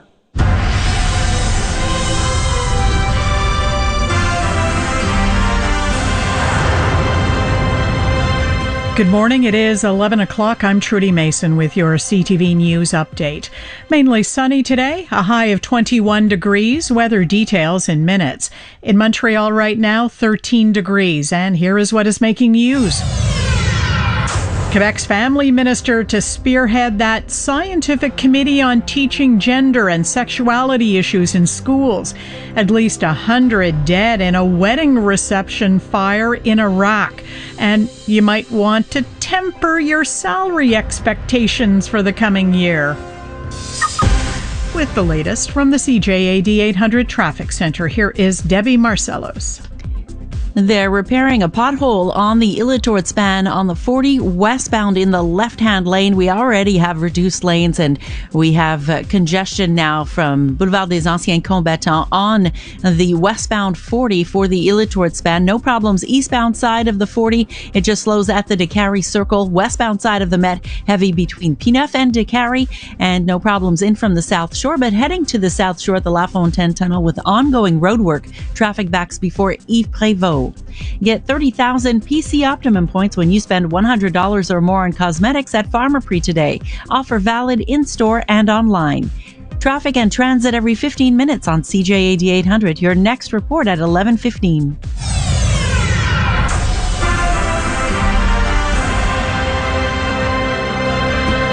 In the news, Quebec's family minister, Suzanne Roy, has been tapped to lead the scientific committee which will advise the Legault government on matters relating to the teaching of gender and sexual identity in schools. Premier Legault announced last week that he'd be assembling a committee after seeing nasty exchanges erupt during a protest and counter-protest outside his office. Roy says she, too, was disturbed by the tone of that protest. She says that is not the way issues are discussed in Quebec. She's indicating she will have a clearer picture of the scope of the committee's work before the holidays. Federal Conservative leader Pierre Poilievre is calling for the Prime Minister to apologize for the appearance and recognition in the House of Commons of a man who fought for the Nazis. House Speaker Anthony Rota has resigned over his invitation to Yaroslav Hunka to an address by Ukraine's president last Friday. But Poilievre says the ultimate responsibility lies with Justin Trudeau. If he wants the power, he has to take the responsibility and come to the floor of the House of Commons today and apologize to Jews, Poles, Ukrainians, and all Canadians. Rota's resignation is set to take effect this evening. In Iraq, authorities are warning that the death toll from a fire at a Christian wedding could rise. Wedding bliss turning into a horror show in a Christian community in northern Iraq. Officials say at least 100 are dead, another 150 injured after a powerful blaze tore through a large wedding hall, bringing the ceiling crashing down. Eyewitnesses say wedding fireworks set off the fire. That's raising serious questions about security and safety measures at the wedding hall, including if it was recently built with illegal, cheap, and flammable materials. Jordana Miller, ABC News, Jerusalem. And are you expecting a pay raise in the coming year? The consulting firm Eckler's latest survey is suggesting that bosses are going to be less generous. The firm says the national average base salary for 2024 is projected to increase 3.9%, down from 4.4% this year. Eckler says while organizations are still grappling with ongoing economic uncertainty and a tight labor market, its survey shows many are projecting salary increases close to recent highs. Alberta, BC, and PEI are projecting the highest average salary increases next year, with the highest increases expected in mining, information technology and high technology, and professional, scientific, and technical services. Dawn Kelly, The Canadian Press, Toronto. For more news, go to CJAD800.com or download the iHeartRadio app. Your Dormez-vous Weather Center forecast. Mainly sunny today, a high of 21. A few clouds tonight, a low of 8. Tomorrow, sunny with a high of 23. And the outlook for Friday, sunny, a high of 22. In Montreal right now, 15 degrees. For all the news during the day, stream us on your smart speaker. Just say, play CJAD 800. Your next CTV News update is at 11:30. Inspiring Entrepreneurs Montreal by BDO Canada is celebrating its 15th season, spotlighting leaders in Quebec business. Every Saturday, on air and online, we deliver wisdom and expert advice from entrepreneurs like Laurent Boivin, CEO of Fumoir Grizzly, who bought a Quebec City-based smokehouse that is now a top 5 producer of smoked and ready-to-eat fish in Canada. Join me, Dan Delmar, and BDO Canada's Euros Malekic in for Michael Newton for Inspiring Entrepreneurs Montreal, Saturday at noon on Newstalk Radio CJAD 800, then on iHeartRadio, Spotify, or wherever you find your podcasts. At Uniprix, we're celebrating, so you save. Until September 27th, it's our great anniversary sale. The biggest sales event of the year, all throughout the store with savings here, there, and everywhere. You'll find tons of deals on your favorite brands like Neutrogena, Tresemme, Old Spice, CeraVe. Plus, we've got a contest for you with a total of $15,000 in prizes. Don't miss out. Come join the celebrations at Uniprix. Conditions apply and participating stores only. Details at uniprix.com. Live, local, and up to the minute. Elias Mackos on CJAD 800. Heed this warning from some Quebec CJAP students. Get your English eligibility certificate before it's too late. For some, they've learned that the hard way. And now what hangs in the balance is will they, won't they be able to study in English in the future? To avoid this from happening to others, Quebec's English School Boards Association urging parents and students to get their act together and apply for their English eligibility certificate, saying that there are advantages even if your child plans on going to French school later on. Let's go to Russell Copeman now, Executive Director of the Quebec English School Boards Association. Russell, welcome back. Good morning, Elias. So let's talk about this. Let's talk about this warning. We have one John Abbott College student who said, whoa, look what happened to me. In a nutshell here, what are you seeing? What is happening to Quebecers who don't have this certificate that can get one? So the situation changed a little bit after Bill 96, but even prior to Bill 96, Elias, we've been urging parents whose children are eligible to get that certificate of eligibility, even if they go to French schools, because that declaration of eligibility, that certificate, will enable their children's children, that is to say their grandchildren, to attend English schools, even if they went to French schools. So the law says if you get a certificate of eligibility, even if you went to a French school, you're reputed to have gone to an English school. Therefore, you can pass that right down to your progeny, right? Now, it requires some foresight, of course, because it means parents have to start thinking about their grandchildren, essentially, right? Yeah. So, but that has been in Bill 101 really since the beginning. So there are clear advantages in terms of access to English language education to obtaining your certificate of eligibility, regardless of whether you attend English schools. After Bill 96, there are a number of other quote-unquote advantages in what is otherwise a spectacularly bad bill for the English-speaking community, Bill 96. But there are a few advantages. If you have your certificate of eligibility, you can transform those 3 additional courses into French second language courses. If you don't have your certificate of eligibility, you have to take those 3 extra courses in French. Not the same thing. This is the CJAP level. At the CJAP level, you're talking about. Exactly correct. Yes. At the CJAP level.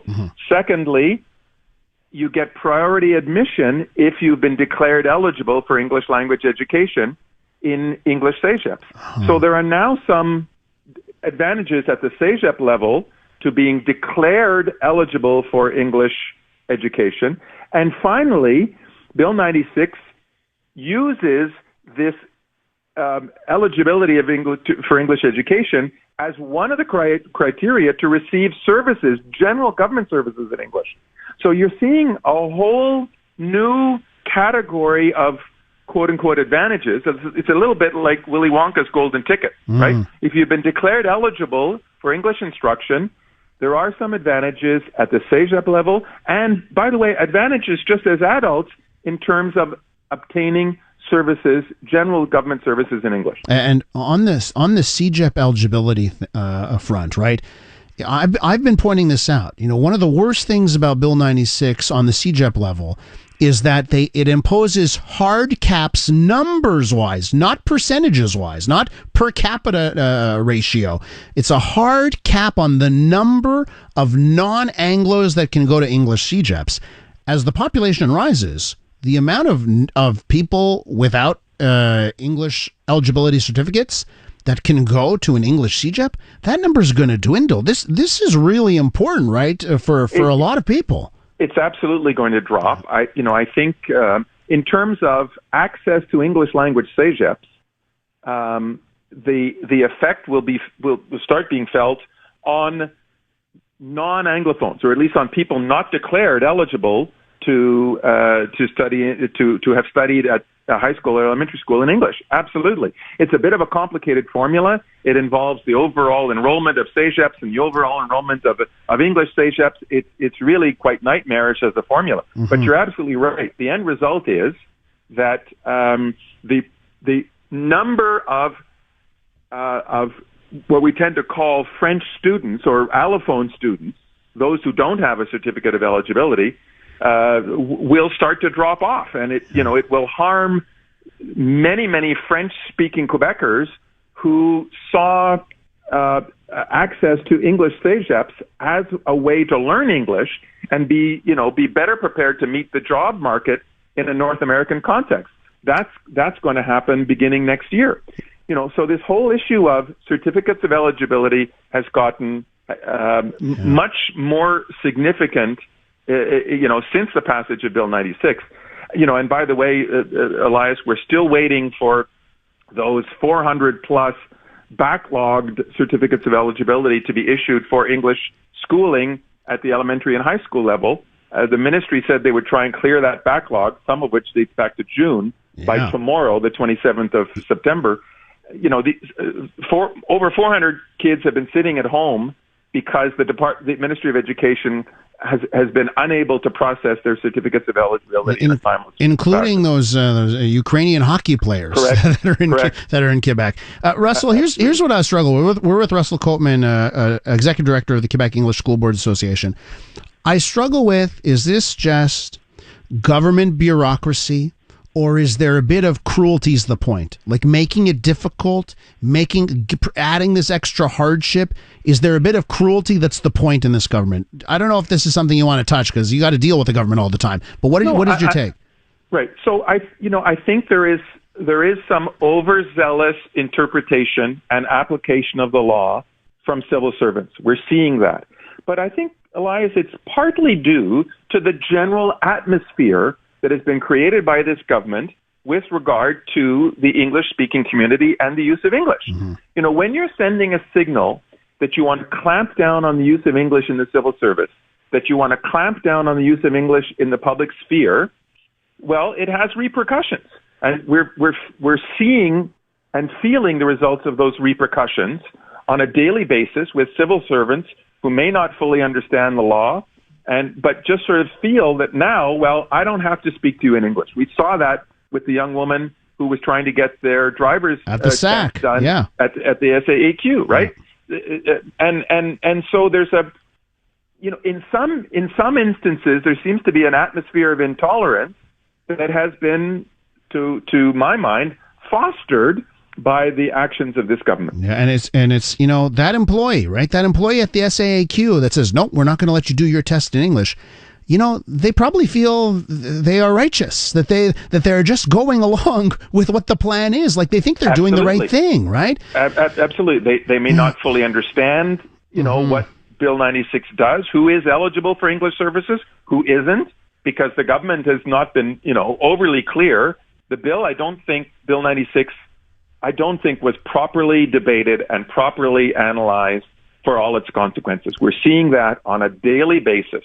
The Ministry of Education refuses to issue certificates of eligibility for people who were clearly eligible for English school if you're not in the school system. In other words, if you're 21 and you realize that you didn't get your certificate of eligibility, the Ministry of Education will not issue one to someone who went to English school at age 21 if they've left the school system. But now that same certificate of eligibility is being used by the government, according to Bill 96, as one of the criteria to receive general government services in English.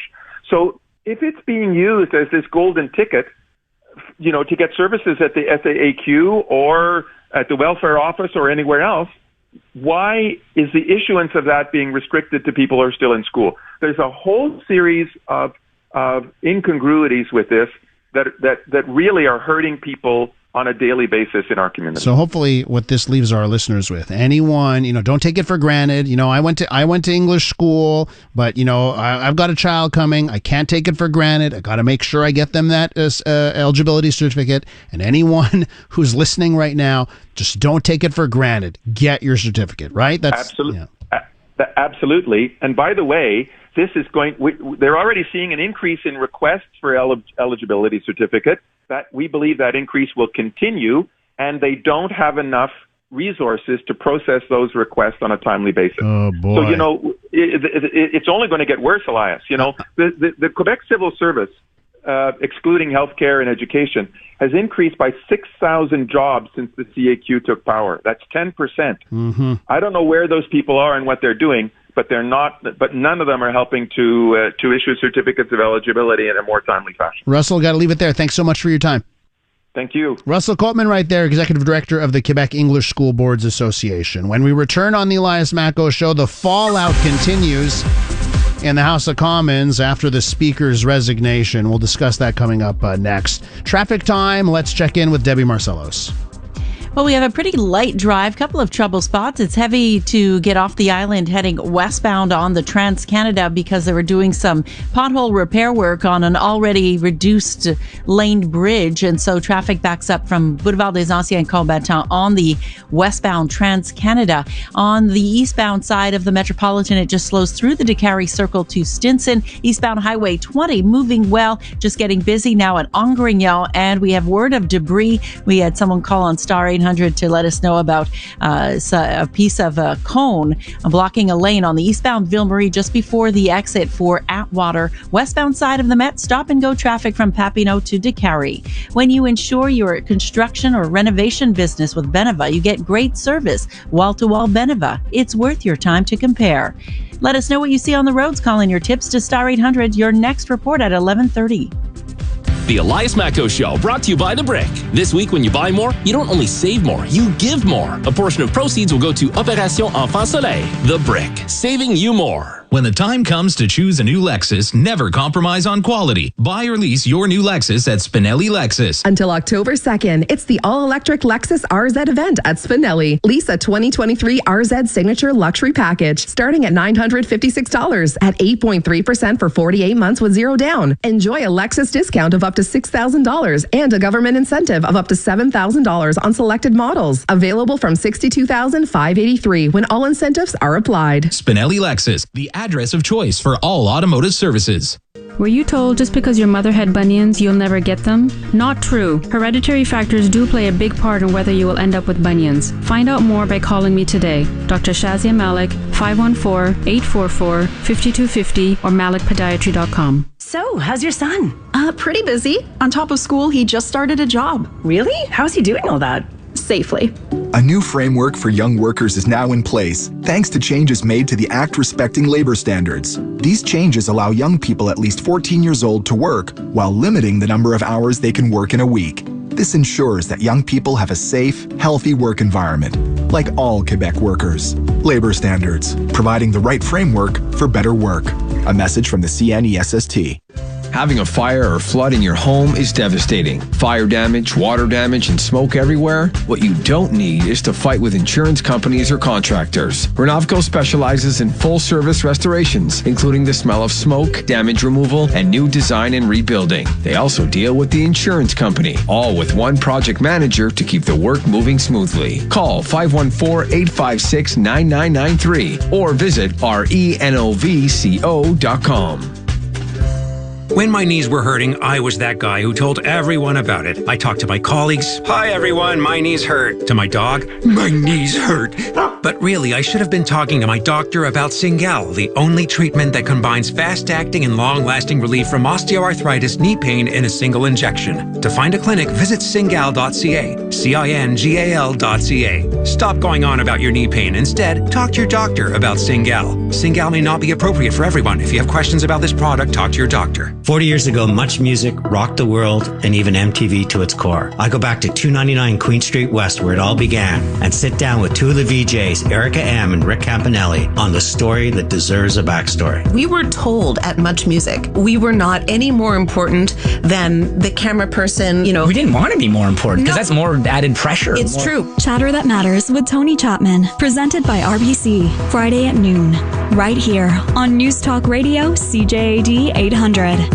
This Bell Media station believes in being accountable to you, the listener, which is why we participate in the Canadian Broadcast Standards Council. We are committed to upholding the highest standards of broadcast excellence and adhering to the codes of conduct administered by the CBSC. If you have a concern about something you heard on our station, contact us or the CBSC at Post Office Box 3265, Station D, Ottawa, Ontario, K1P 6H8, or visit the CBSC's website, cbsc.ca. Your business should stand out, but how? The answer is simple. CreativeServices.ca. Create high-end video and make potential clients take notice. Contact the production team at CTV Montreal. Visit CreativeServices.ca. If it's making news, he's talking about it. Elias Makos, CJAD 800. We have here in the chamber today Ukrainian Canadian world veteran from the Second World War who fought the Ukrainian independence against the Russians and continues to support the troops. That 15-second snippet from the House of Commons on Friday has brought so much ridicule and condemnation to this country. The fallout from what happened on Friday continues. Now, the Speaker of the House, Anthony Rota, has resigned. Of course, he did that yesterday. That's effective at the end of today in the House of Commons. But the embarrassment from this episode continues. Let's talk a little bit more about this episode, what it means, with Ida Yudin, Vice President of the Center for Israel and Jewish Affairs. Ida, welcome to the program. Thank you. Thank you for having me. Okay, what was your reaction? You know, and I know that, you know, it was this weekend, of all things that you want to be contemplating, it's a story like this.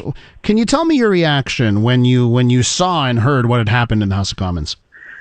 I think this was really a stain on Canada, and a really disappointing moment. I think that the Speaker Rota correctly resigned, and that's a step towards addressing the situation. But it was really, people are talking about how this impacted the Jewish community. Of course, as Jews, this hits quite hard, but this is something that impacts all Canadians. And you just said there, that the Speaker's resignation is a step, and not the end in and of itself, right? So tell me about what else has to happen here with the gravity of this error, mistake, whatever you want to call it.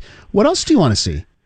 So, we think that now would be an appropriate time to task Canada's War Crimes Program to review and consider any new evidence that has come to light from the release of archival material that further implicates those who committed wartime atrocities who are now living in Canada. We talk about the Duchesne Commission. It was about 40 years ago. A lot of new material has come out, and it's time to examine the information we have access to and ensure that justice is done. Do you think more people need to answer for this? Because what I struggle with is it can't just be the Speaker. Somebody wrote that speech for him. There are other people that knew what was going on here. There had to be, in my opinion. I could be wrong. Maybe it's one man and one man alone. I'd love your thoughts. I think you're asking questions we've all asked ourselves. Yeah. I think the bigger question that we need to be looking at is, what is happening in our education that allowed something like this to happen. We've talked a lot, and we've called across Canada for mandatory Holocaust education, world history education. We had a case last week where it was clear that more education is needed, not just for people to understand, a blip in history or a moment of history, the impact of what happened, the context of what happened, the real, the facts of what happened. We're seeing too many incidents that reflect this dramatic need for education, paired with a worrisome rise in anti-Semitism around the world, and Canada and Quebec are not excluded from this rise of anti-Semitism. So we're seeing all these things happen at once.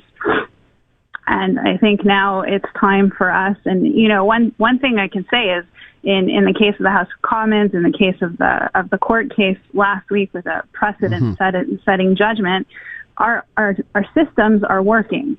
So errors are being corrected and being caught. but we need to be a step ahead, and we need to focus on education and ensuring that this generation doesn't lose the lessons of history. We're with Ida Yudin, Vice President of the Center for Israel and Jewish Affairs. Ida, I'm glad you brought up the criminal case that in Quebec courts last week. And for our listeners, you were in fact booked originally to talk about that on the show this week. And then, of course, we got sidetracked by the embarrassment in the House of Commons, okay? So I just want to ask you a little bit on that, right? Because so last week we did see a man sentenced. He was convicted of promoting hatred against Jews. He got 15 months in jail, 3 years of probation. A lot of people are saying the judge in this case basically threw the book as much as possible on a case like this.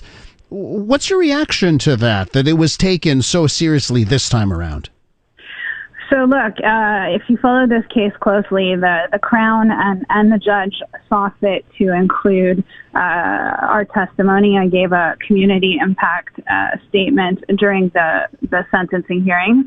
And, the concerns of the community were absolutely heard. But the judge really took his time to ensure that he weighed, the tools available in the justice system and the huge and clear hate motivations of the actions of this individual in determining a final sentence. And this sentence sends a super strong message, and I'm really pleased to say this hasn't, to begin with, the anonymity of the internet is no shield for those looking to promote hate. You can't just hide somewhere, write a few articles, and say you didn't really do anything. This demonstrates to those who would seek to promote and foster hatred, anti-Semitism through social media, and we know that's a big problem, that there are real consequences, that it's a real crime, and disseminating and promoting hatred is not welcome in Canada. At CJAD, we've been calling for online hate legislation for some time, and we're hopeful that the federal government will move forward and table something. But until that happens, this is the flip side. We struggle with how to deal with hate online and social media. We know that online hate leads to violence. And here we are in a situation where we see that the court has sent a strong signal not acceptable and that there are real consequences.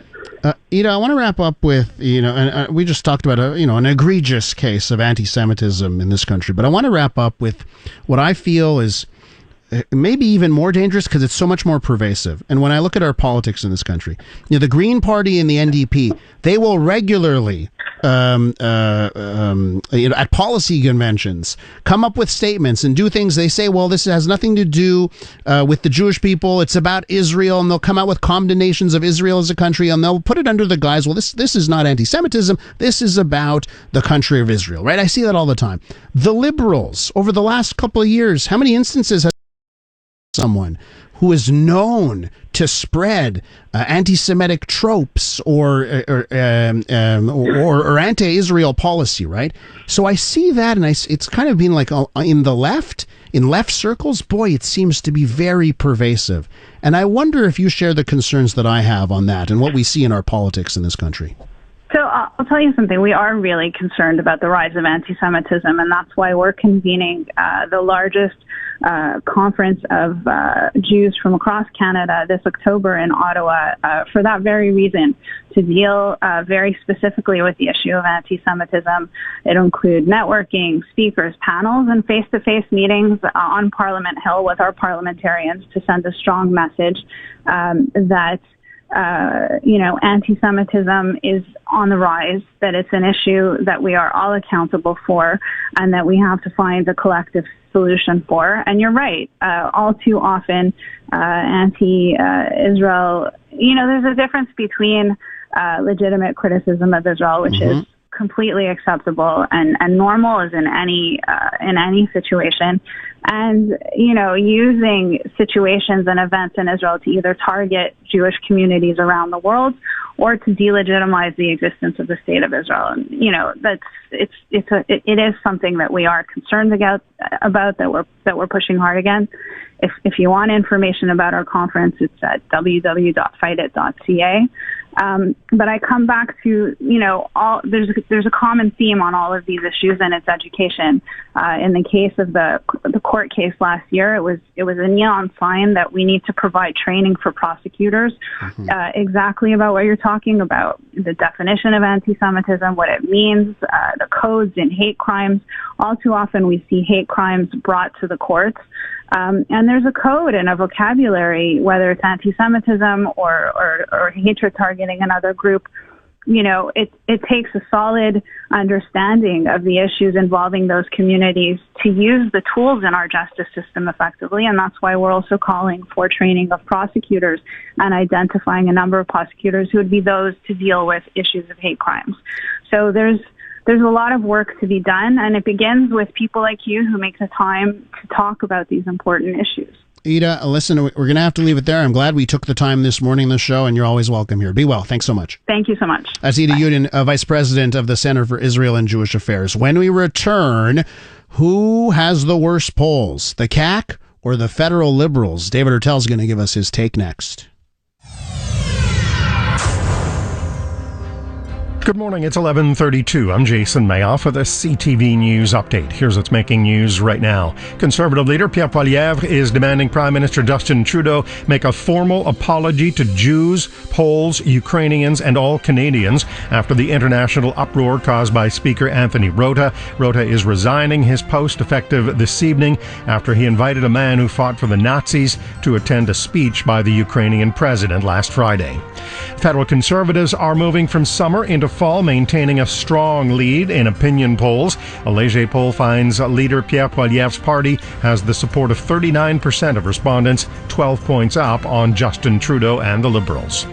And Google was born 25 years ago. It may seem hard to remember a time before the search giant became a dominant force on the internet, but it actually started as a PhD project at Stanford University in 1998. With the latest from the CJAD 800 Traffic Center, here's Debbie Marcellos.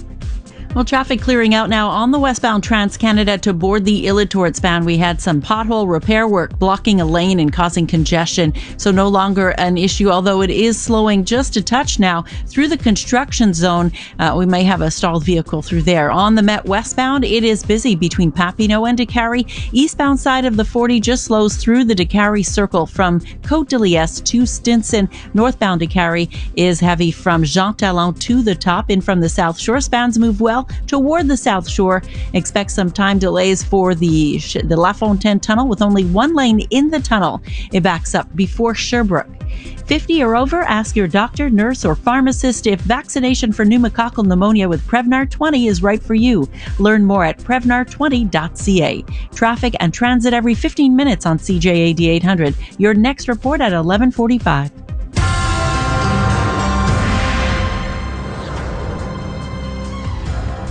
Your Dormevu Weather Center forecast, mainly sunny today, the high 21, few clouds tonight, the low 8, and sunshine tomorrow, the high 23. It's 15 downtown. Your next CTV News update is at noon. Getting you the facts, asking the tough questions. The Elias Macko Show, CJAD 800. Fresh, hot polls straight out of the oven. We got some big polls out this morning on federal and provincial politics.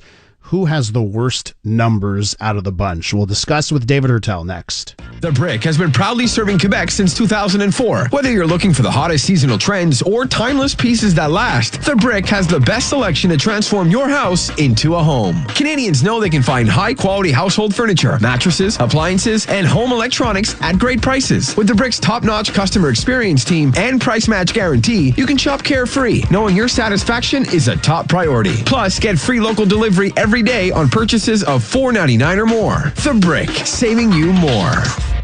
As long as you're having your car tuned up, how about a little love for the place where you park it? Call Premier Sealers, Montreal's leader in paving, stone, and asphalt repair and maintenance. And tend to your driveway, garage, or even your patio before the leaves and other stuff start falling. For paving, stone, and asphalt repair and maintenance at home or for commercial parking lots, call Premier Sealers at 514-421-3838. They also do epoxy garage flooring. Ask them about that. PremierSealers.com. Seal you later. Is your child as white as a sheet, covered in pimples, running a fever? Call 811 to talk with a nurse at any time.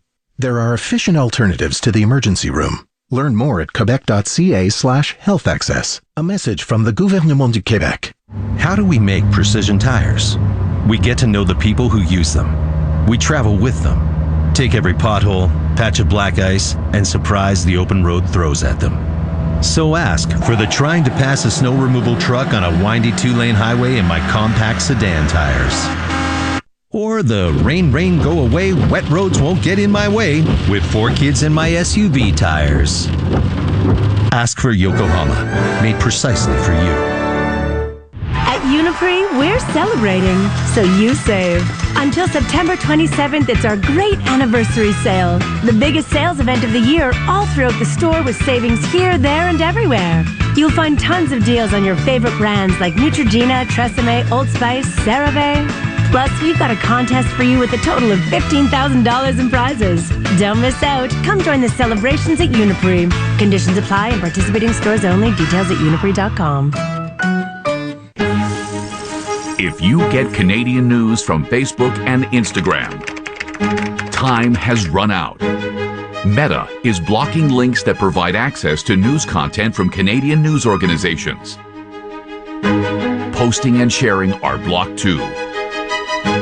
To continue getting breaking local and international news stories, visit ctvnews.ca and download the app. David Spade hosts a new CTV game show that asks, is it real? Or is it snake oil? Don't miss the premiere of Snake Oil, the new game show based on a classic scam, tonight at 7 on CTV. Getting you the facts. Asking the tough questions. The Elias Macco Show. CJAD 800. Oh, it's one of our favorite things. Fresh hot polls straight out of the oven. Leger just popping one out for the Journal de Montréal. News not good for ruling parties. Let's start things off by looking at the provincial side of things. David Hertel is the political analyst you know and love, and he's on the line. Hi, David. Hi, Elias. Let's start off with the province here. CAQ looking at its worst poll in 5 years. More importantly, Quebec City region, they've dropped by 10 points. There's a by-election right around the corner. What's happening with Quebec voters, David? Well, Quebec voters, just like Canadian voters, when you look at the top issues that they're looking at right now, it's cost of living, number one. Number two is health care, and number three is housing. So if you combine the first issue, cost of living, with cost of housing, two major economic points, you're looking at almost 50% in terms of voters saying the economy is their main concern. And right now, both governments, both provincially and federally, are simply not responding very well. Look at the beginning of the year for the CAQ. I mean, you start with Pierre Fitzgibbon saying, okay, we're going to need to reduce the number of cars by half in Quebec if we're going to get anywhere. At the same time, you have pictures of him driving a brand new BMW gas-powered motorcycle. You have Bernard Drainville just picking up where he left off in June, just one blunder after another with the shortage and everything that's going on in the education system. The long-awaited Dubé refoundation. Remember, we're going to not only reform healthcare, but before the 2022 election, Christian Dubé was going to refound. There's going to be a complete overhaul of the healthcare system. Well, guess what? Nothing is moving on that front either. Yeah. So $500 checks here and there. That's good for maybe a reprieve in time for an election. But if you add to that in the Quebec City region, I mean, there's still lasting scars from the total fiasco that was the tunnel. And so the fact is that the CAQ is going through basically what is normal in the fifth year of an administration that doesn't have the pandemic to blame everything for anymore, and has to govern and is simply not moving the needle at all. Looking at the Quebec City region, so it's the PQ in first, 30%, and then basically you have the CAQ, Quebec Solidaire and the Conservative Party of Quebec, basically neck and neck, 23%, right? And then the Liberals, they're not even a factor, okay? How the by-election in Jean Talon, how important is it, David? Is it important? It'll give you a picture, and is it really important? Of course, we in the media and everybody, we're going to turn it into something major.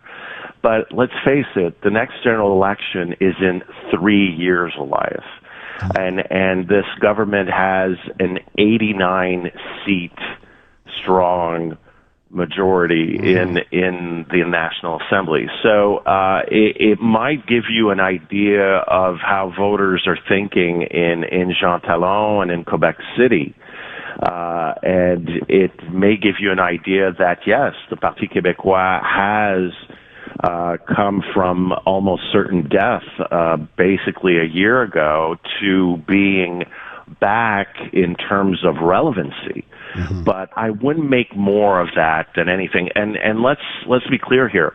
I'm not giving away Jean Talon to the PQ just yet. Yes, of course. Ground game is so important, there you right? go. I mean, by-elections have historically low turnouts. There might be a bump because of the tunnel, but at the same time, the CAQ has the organization. And so they might squeak out a win. They might lose by a smidgen. But at the same time, I mean, this does not necessarily mean that this will be a watershed event like we've seen in the past. I remember when we were the government, the Liberal government, Philippe Couillard, there was this election. A year before the general, there was this election in Louis-Hébert in Quebec City, which a seat that had been held for years by Sam Ahmad, a former Charest and Couillard minister. And a certain rookie called Geneviève Guilbeault won that by-election, and it was a year before, and that kind of showed Quebecers that the CAQ could contest for government. It was a force, but we're not in this type of situation here. Okay, let's just talk about the federal numbers. Same poll by Leger looks at the federal stuff. In Quebec, great news for the Conservatives. They continue to ascend, and it's the BQ and the Liberal. They're still ahead, right? They're tied, 29% the BQ and the Liberals. But boy, it's showing that Pierre Poilievre is resonating with somebody here. What's your take? Well, what's going on? I think in terms of, like we've been talking and talking about the problems of Justin Trudeau. At 29%, he's kind of holding his base. I mean, he's not at the 34-35% of the 2021 election. But the real news, I think, in this poll is the huge drop of the Bloc, which the Bloc is losing 7 points compared to the previous poll. And the Conservatives have picked up 5 points. So this, if we compare to the 2021 election, Elias, during that election, 2 weeks before the election in 2021, the Conservatives were around 23, 24, 25%. And that translated in about between 20 and 30 seats. Now, we know the Saatchi Curl question, the English debate, blah, blah, blah, and Aaron O'Toole fumbling at the goal line on many different issues, couldn't finish it up, couldn't close the deal with Quebecers and Canadians, for that matter. And that netted 10 seats. But I'll just give you an example. Trois-Rivières, the Trois-Rivières riding, was won by the Bloc over the Conservatives by 91 votes. Oh, wow. That, if the Conservatives go from 16-17 to 23%, not only do they win Trois-Rivières, they win other Mauricie seats, Quebec City seats, Chaudière-Appalaches, Central Quebec seats from the Bloc. Yeah. And so this is huge. And yes, Pierre Poilievre on the economy again, on housing. Look, let's go back to this other element of the poll. Quebecers, their top issues: 1, cost of living; 3, cost of housing. And it adds up to 48%. So Pierre Poilievre keeps hammering on this, And the bloc, I mean, isn't seen as connecting with this. It's all fine and good to talk about preserving Quebec's identity and being nationalist and preparing for independence. But when you're condemned to never being in power and you have serious pocketbook issues, kitchen table issues, well, then a lot of these voters in central Quebec are going to turn conservative. Wow. David, listen, always great talking to you and analyzing things. Thanks for coming on this morning. Always a pleasure, Elias. Take care. David Hurtello, don't forget you can catch him Friday at 5:05 on Montreal Now as well, and on the Big Five on Mondays. When we return, here's a question. You can send me a text on this one. What is the longest you have ever spent in a Quebec emergency room? Coming up next, we're going to go to one Quebec ER and meet someone who is now at 22 hours and counting. That's up ahead. Debbie Marcellus has a look at the roads. Oh, sorry. Lauren's in. It's 11:45, of course. 11:47 to be exact. Lauren, good morning. Take it away. Good morning, Elias. Looking at the westbound side of the Met, we do have volume now. It starts P9 running back to the DeCarry interchange. Also some delays on the eastbound side of the TCAN. They start Côte-Liesse running through to St. Laurent on the eastbound side of the Met. Pretty slow southbound 25 now. Sherbrooke to the tunnel. Northbound DeCarry has delays as well. Queen Mary up to the top. Southbound DeCarry volume as well from the top out to Côte St. Catherine. On the eastbound side of the 20, some time lost there between Angrenio and the Turcotte interchange. From September 22nd to 29th, get up to $7 off oven-baked tradition semi-moist cat and dog products at one of the 30 Animaux Etc. stores in Quebec. Let us know what you see on the roads. Call in your tips to Star 800. Your next report at noon. Thanks so much, Lauren. If you want to take CJAD 800 with you all day long, the best way is in your pocket, on your smartphone with the iHeartRadio app. Breaking news, compelling conversation, news, traffic, weather, all the things you know and love about CJAD conveniently on your smartphone. The iHeartRadio app, download it today. Montreal's home for rock and roll is Show 97.7. You're gonna want to turn it up.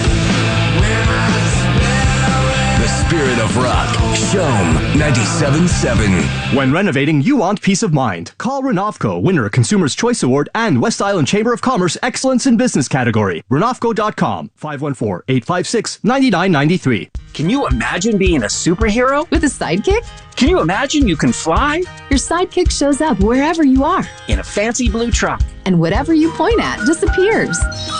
1-800-GOT-JUNK is your sidekick. We're twitching in anticipation. Vibrating with energy. We haul away whatever you point at. Any home or apartment. Workplace or job site. We're industrial strength sidekicks. All you have to do is point. Call 1-800-GOT-JUNK. Or visit 1-800-GOT-JUNK.com. With the Moi program at Jean Coutu, there's so much more in store. Until October 11th, just show your Moi card at the cash to enter the Moillionaire contest. There's over 10 million points in all to be won. Plus, until September 27th, get 500 bonus points when you spend $50 or more on almost anything. And download the Jean Coutu et Moi mobile app today to take advantage of tons of other exclusive offers to help you get more than 1,000 bonus points until Wednesday. Details at jeancoutu.com. Certain conditions apply. Moi is a registered trademark. Montrealers' favorite fine furniture store is Mobile Art Decor. For over 30 years, Mobile Art has been the best source of exceptional, top-quality luxury furniture, custom upholstery, and accessories for lighting and design that will inspire and motivate you. Imported from Europe and around the world for every room and every taste. For a truly unique experience, professional interior design advice, and great service, visit Mobile Art, 8260 Devonshire, west of DeCarry. mobileart.ca. Have you wanted to speak a new language but thought it would be too difficult or time-consuming? Then it's time to try Babbel. Babbel works because it's built around real life. It teaches you practical conversations that you will actually use. So with just 15 minutes a day, you'll be on your way to speaking in a new language in just a few weeks. Babbel, language for life. Right now, Babbel is offering radio listeners 55% off their subscription. Visit babbel.com/radio. That's BABBEL.com/radio for 55% off. Have you been thinking of moving to a retirement home or senior's residence? Liana's Senior Transition Support can help. They'll find you the best option for independent living, assisted living, or long-term care based on your needs and organize and accompany you on tours. Lianis' services are free of charge with no obligation. They're proud to have provided guidance and support to hundreds of families in Greater Montreal. Talk about it with your family and then reach out to Lianis, Lianas, Senior Transition Support. Checked your PC Optimum app today? Points Days is back with billions of points up for grabs. On now until September 27th, earn big on the things you need now so you can redeem big later. Things like groceries, beauty, gas, and more. Just open the PC Optimum app to get your offers. Shop, scan, earn. PC Optimum Points Days, on now until September 27th. Introducing the Subway series with 14 new chef-crafted subs. Just order by number. Our chef saw fresh mozzarella, combined it with pesto, and made the irresistible mozzarella bella. Number 12. Our chef combined salami, ham, pepperoni, and added Italian-style capicola to make the fully loaded Supremo. Number 13. Then our chef brought out smoked brisket and created the delectable Stampede brisket. Number 9. It's so chefy you'll never want to build your own sandwich again. Never. Try the new Subway series today. Yes, way. Only at Subway. A little more. A little more. Parking should be simple. Good. A little more. Protecting your premium with accident forgiveness from Bel Air Direct actually is simple. A little less. Bel Air Direct. Insurance simplified. Conditions apply. Go! A new season of The Amazing Race is here. Woo! And it's bigger than ever. Let's go, let's go. With 90-minute episodes. Go, go, go! All season long. Woo! A new season of The Amazing Race starts tonight at 9:30 on CTV. On a need-to-know basis, he's got you covered. Elias Mackos, CJAD 800. What's your longest ever wait in a Quebec emergency room? We're going now to Joanne Sabourin, who was at Charles Lamoine Hospital, counting on 23 hours. Joanne, welcome to the program. Oh, she got called in, didn't she? Is that what happened? Here's what happened, folks. So while we have been expecting to speak to Joanne this morning, she reached out to us at 17 hours. Okay, she sends CJAD an email, and she writes in and she says, "I have no family doctor, of course. Wait list for over 3 years to get that family doctor. Right? I needed to see the doctor for work leave. Also." Pains in my chest area, almost 2 months. I was lucky to get an appointment through the Gap to get an appointment. The doctor there at the Gap, the appointment she got through the guichet function on Santé Québec. The doctor says you need to get tests, right? And had to get a treadmill test and all that kind of stuff. Anyways, she could not get the test. They were told you can't get the test unless you go to the emergency room. And she reached out to us, sent us the email, and now apparently she's back on the line. Joanne, are you there? Yeah, I am. I'm sorry. Don't worry about it. I was being poked and prodded. Okay. So it just happened. You finally got the health care you're waiting for? I am actively being treated now. So wait, are you with the nurse as we speak? She just stepped out of the room. Okay. But yes, when you first called, I had 3 nurses in the room with me. So okay, So if you have to hang up, by the way, do not feel bad. You just say, "Elias, I gotta go." We will get it. Okay. Okay. Tell me about tell me about what you've been through over the last 23 hours. It's just the waiting room is just crazy incredible. I was not the only one that was there for that long. I was here recently with my daughter, actually at late spring, and she was also here for 20 hours. And the nurses do their best. I think I got rechecked 4 or 5 times while I was here. You know, they keep calling you in to triage to recheck your symptoms and see how you're doing. All I can think is it's a lack of doctors. I don't know what else it could be. The reasoning behind anybody having to wait 23 hours to be seen. And Joanne, just for our listeners here, you were out of options, right? So if you want to get these tests, the emergency room route was your only way right now? Well, yeah, I had seen a doctor on Monday for these pains that I had in my chest. He sent me to go and to do a stress test and get an electrocardiogram to make sure my heart was okay. But because I was having pain, they said, well, they can't do any of that while you're in pain. So you have to go and get all the tests done in the emergency.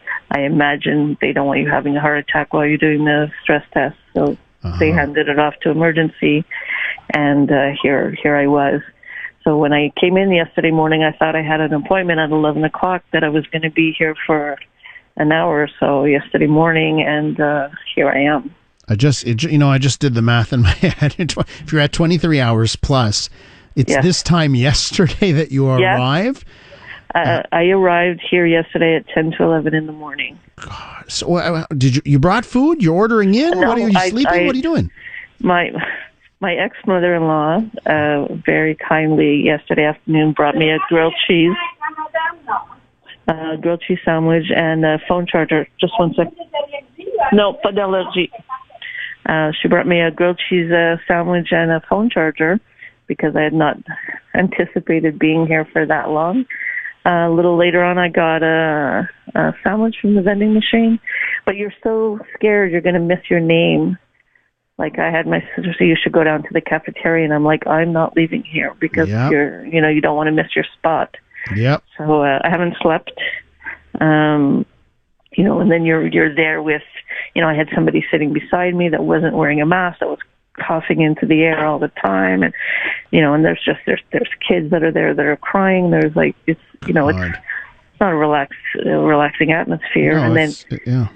The ones the few of us that were left that had been there for a very long time, there was an older man in his mid-70s who was there for also chest pain. Mm-hmm. And right before I got called, they said that they had to leave because he was waiting for a call from a doctor at his house, and he couldn't miss that call.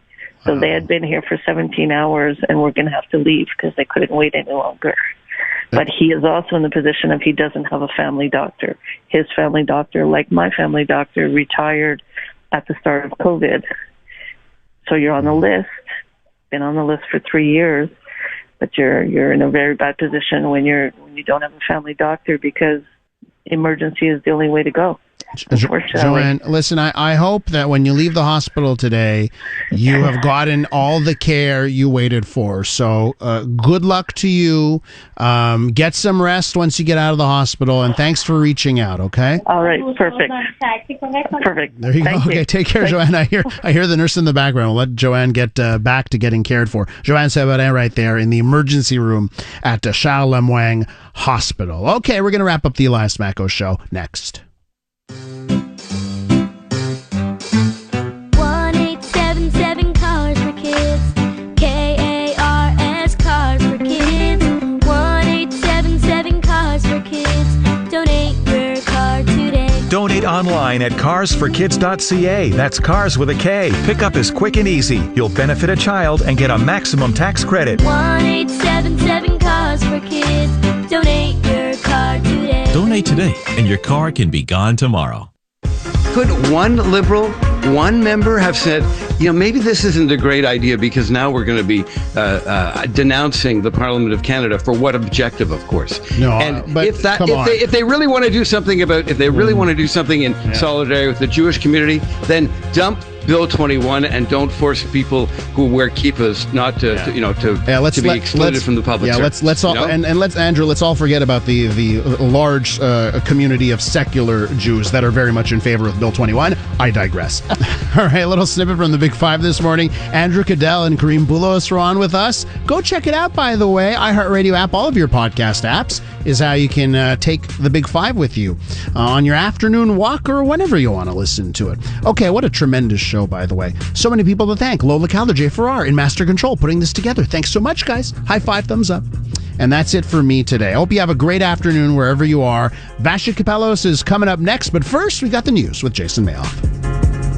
This newscast brought to you by Renovco. Renovating? Go with the consumer's choice for all your renovation needs. Call Renovco 514-856-9993 or visit Renovco.com.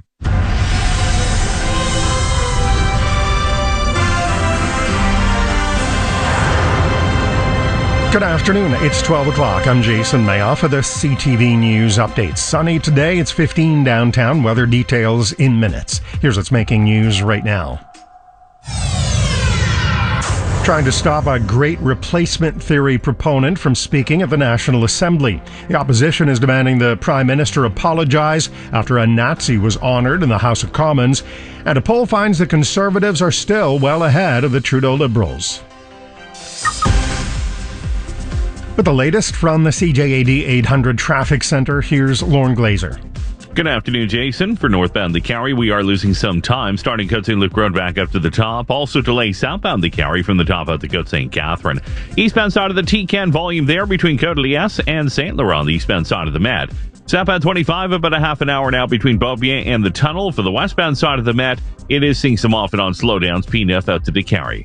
Experience all that fall has to offer with craft, confidence, and the control of a Lexus. Visit your local Lexus dealer or lexus.ca for details. Traffic and transit every 15 minutes on CJAD 800. Your next report at 12:15.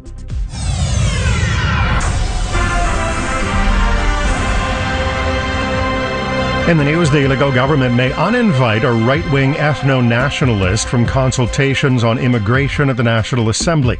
Alexandre Cormier-Denis's name appears on the list of people who will be speaking at the consultation late tomorrow. The PQ's Paul Saint-Pierre Plamondon says they've already said they don't want him there. There was a conversation initiated by the government, who is ruling on those topics, of reducing the number of people that are heard. We have submitted a list in which he was not going to be heard. And for some reason, at the end, everybody will be heard. Premier François Legault says he thinks there will be an agreement with the opposition to remove him from the list of speakers. Cormier-Denis is a proponent of the Great Replacement Theory, a white nationalist conspiracy theory that says there's a plot to diminish the influence of white people. Conservative leader Pierre Poilievre is calling on Prime Minister Justin Trudeau to apologize for the presence of a Nazi war veteran in Parliament during a visit by the Ukrainian president last week. He needs to pick up the phone and personally call President Zelensky and apologize to him. He needs to pick up the phone and call Jewish groups, not just in Canada, but around the world, and apologize to them. He needs to reach out to the Polish embassy and apologize to Poles all around the world. House of Commons Speaker Anthony Rota has resigned after accepting responsibility for inviting Yaroslav Hunka to Zelensky's address last Friday and asking that Parliament recognize him through standing ovations. A poll suggests the federal Conservatives are still 12 points up on the governing Liberals in decided voter support. A Léger online survey found more than 1,600 respondents over the weekend found that among decided voters, the Tories have 39% support. Reporter Karen Rebo says the party's leader is ahead of the pack as well. The Léger poll found 26% of respondents believe Pierre Poilievre would be the best person to serve as Prime Minister, compared with 20% opting for the guy that has the job, Justin Trudeau, and 14% choosing NDP leader Jagmeet Singh. Just 1/3 of those respondents say they're satisfied with Trudeau's government, a result similar to that of a month ago. The poll also found that in the last month, the percentage of respondents reporting concern over losing their job has dropped 5 points to 33%. For more news, go to CJAD800.com or download the iHeartRadio app.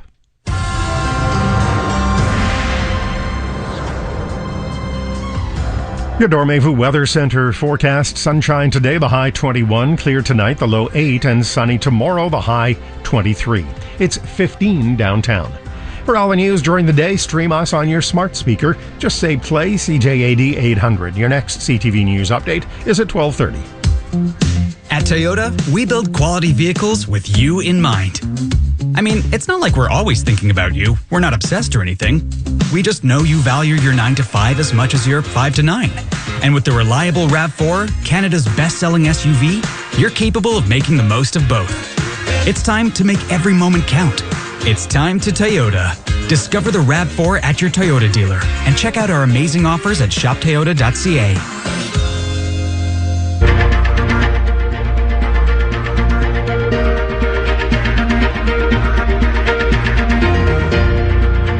This is the Vashi Capellos Show on the iHeartRadio Talk Network. A few minutes past the top of the hour, Wednesday, September 27th. Yep, only Wednesday. Feels like it's much later in the week, but it is not. Good to have you with us for the next few hours. I'll be your host, Vashi Capellos, for that time.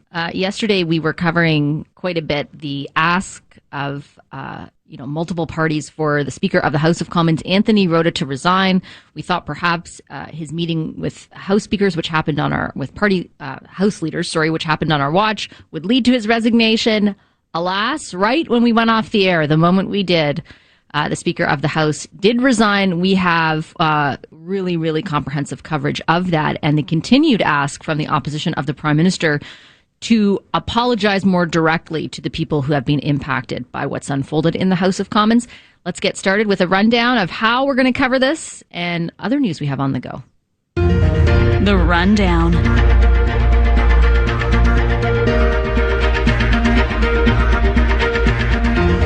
So you'll remember the impetus for the resignation from Anthony Rota was the fact that he, on Friday, called attention to, introduced, and recognized, prompted multiple standing ovations and rounds of applause, an individual who he called a Ukrainian World War II veteran. Turns out that this veteran fought with what's known as the 1st Ukrainian Unit, which was part of the Waffen-SS. It was a Nazi unit.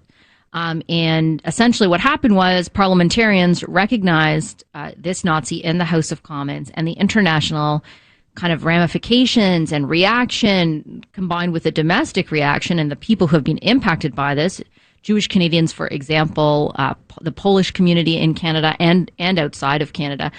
All of that led to all these calls, and yesterday they came even from within the Liberal Party, of which Anthony Rota is a member of, for him to resign. Like I said, the second we went off air, that's exactly what he did. He walked into the House of Commons, stood up, and said this. It's with a heavy heart that I rise to inform members of my resignation as Speaker of the House of Commons. So the story from here kind of moves in two different directions. First of all, from a political perspective, Pierre Poilievre, the leader of the Conservatives, and other members of that party are calling on the Prime Minister specifically to say something more than he has already, to recognize the impact that this has had on those communities I listed at the outset there, and to make basically a bigger statement than the ones that he has so far. He's spoken twice on Monday, I believe, going into cabinet, and then on Tuesday on his way to Toronto. He was not in question period for either of those days. Today, on his way into caucus, he refused to stop to take any questions, and that is providing certainly some background to the calls for him to do more. The second half of what's being asked for is largely coming, and you heard this on the program yesterday, from Michael Levitt and Michael Mostyn with B'nai B'rith and the Simon Wiesenthal Center for Holocaust Studies. But they're asking basically for this commission that was done in the 80s that investigated the degree to which there were Nazis or people who had committed war crimes in Canada. Part of it was kept sealed, the names essentially of those individuals, and they would like to see that unsealed. So lots of questions to cabinet ministers on their way and MPs on their way into caucus this morning. Let's start off with Mark Miller, who's the Minister of Immigration, talking about Anthony Rota's decision to resign. Anthony was a good man, a decent man, was solely responsible for inviting that person, and he took responsibility for it by resigning. And here's the immigration minister on those calls to unseal the records. Canada has a really dark history with Nazis in Canada. There was a point in our history where it was easier to get in as a Nazi than it was as a Jewish person. I think that's a history I think we have to reconcile. The cabinet took a decision in May of 1950 to let in members of the Glisson division. I'm sure you're all well aware of the Deschênes report. I would encourage you to read it again. It is part of that dark history that we have to reckon with, and this was just another disgraceful expression of it. And here's Government House Leader Karina Gold, who was among the first among Liberals yesterday to call for the Speaker to step down. She did not make that call on Monday, but she did on Tuesday. Here's more from Karina Gold. Well, the Speaker needed to resign because this was his decision and the actions that he took that hurt all of us as parliamentarians, but indeed all Canadians. And so he's taken that responsibility. He has stepped down, which he absolutely needed to do because he made a big mistake that has really hurt all. And here's Health Minister Mark Holland. This was a huge mistake. an absolutely massive mistake that caused this country enormous embarrassment and set back the cause of democracy. There's no question of that. But I believe it was earnestly made. I don't believe that Mr. Rhoda set out with intention in his heart to hurt anybody. Yes, he should have been more diligent. Yes, the choices he made were poor, and he suffered a grave consequence for that. I mentioned that all of these ministers are speaking to reporters as they head into caucus. That involves all members of parliament. Each of the parties meets, their caucus meets on Wednesdays. Here's David McGuinty talking a little bit about whether or not the subject of an apology from the Prime Minister will be discussed in caucus. I think we have to come together. If we make this any more further partisan, it's just not good for our country, and it's not good for countries that are watching this country. I spent a lot of my life building democracies all over the world. Canada is held up as a model for democracy. We have to continue to put that forward in a serious way, in a thoughtful way, and that's, I think, where we ought to get to. I mentioned also that the Conservatives in particular are calling on the Prime Minister to say more and really specifically apologize for what happened. The Prime Minister's office so far has distinguished between the Speaker's actions and said basically it was all him. He invited him. He recognized him. The Prime Minister's office had nothing to do with it. The Conservatives have said, well, you should have had something to do with it. You should have vetted this politically. This individual was vetted purely on security, on a security basis at this point. Here's Pierre Poilievre talking about what he would like to see from the Prime Minister. If he wants the power, he has to take the responsibility and come to the floor of the House of Commons today and apologize to Jews, Poles, Ukrainians, and all Canadians. The other thing that's happened with the resignation of the Speaker is that he needs to be replaced. The House leaders have agreed to push that off until early next week. There's already somebody who has their hat in the ring, though, Conservative MP Christopher D'Entremont. He's the Deputy Speaker right now. Here he is talking about why he wants to be the Speaker. We're in a very partisan time, and to try to bring that pressure down is difficult for anybody that's going to be running for this. We're going to see how the other parties are going to be treating this. What other names are going to be popping up, and see if we can come up with some kind of decent consensus.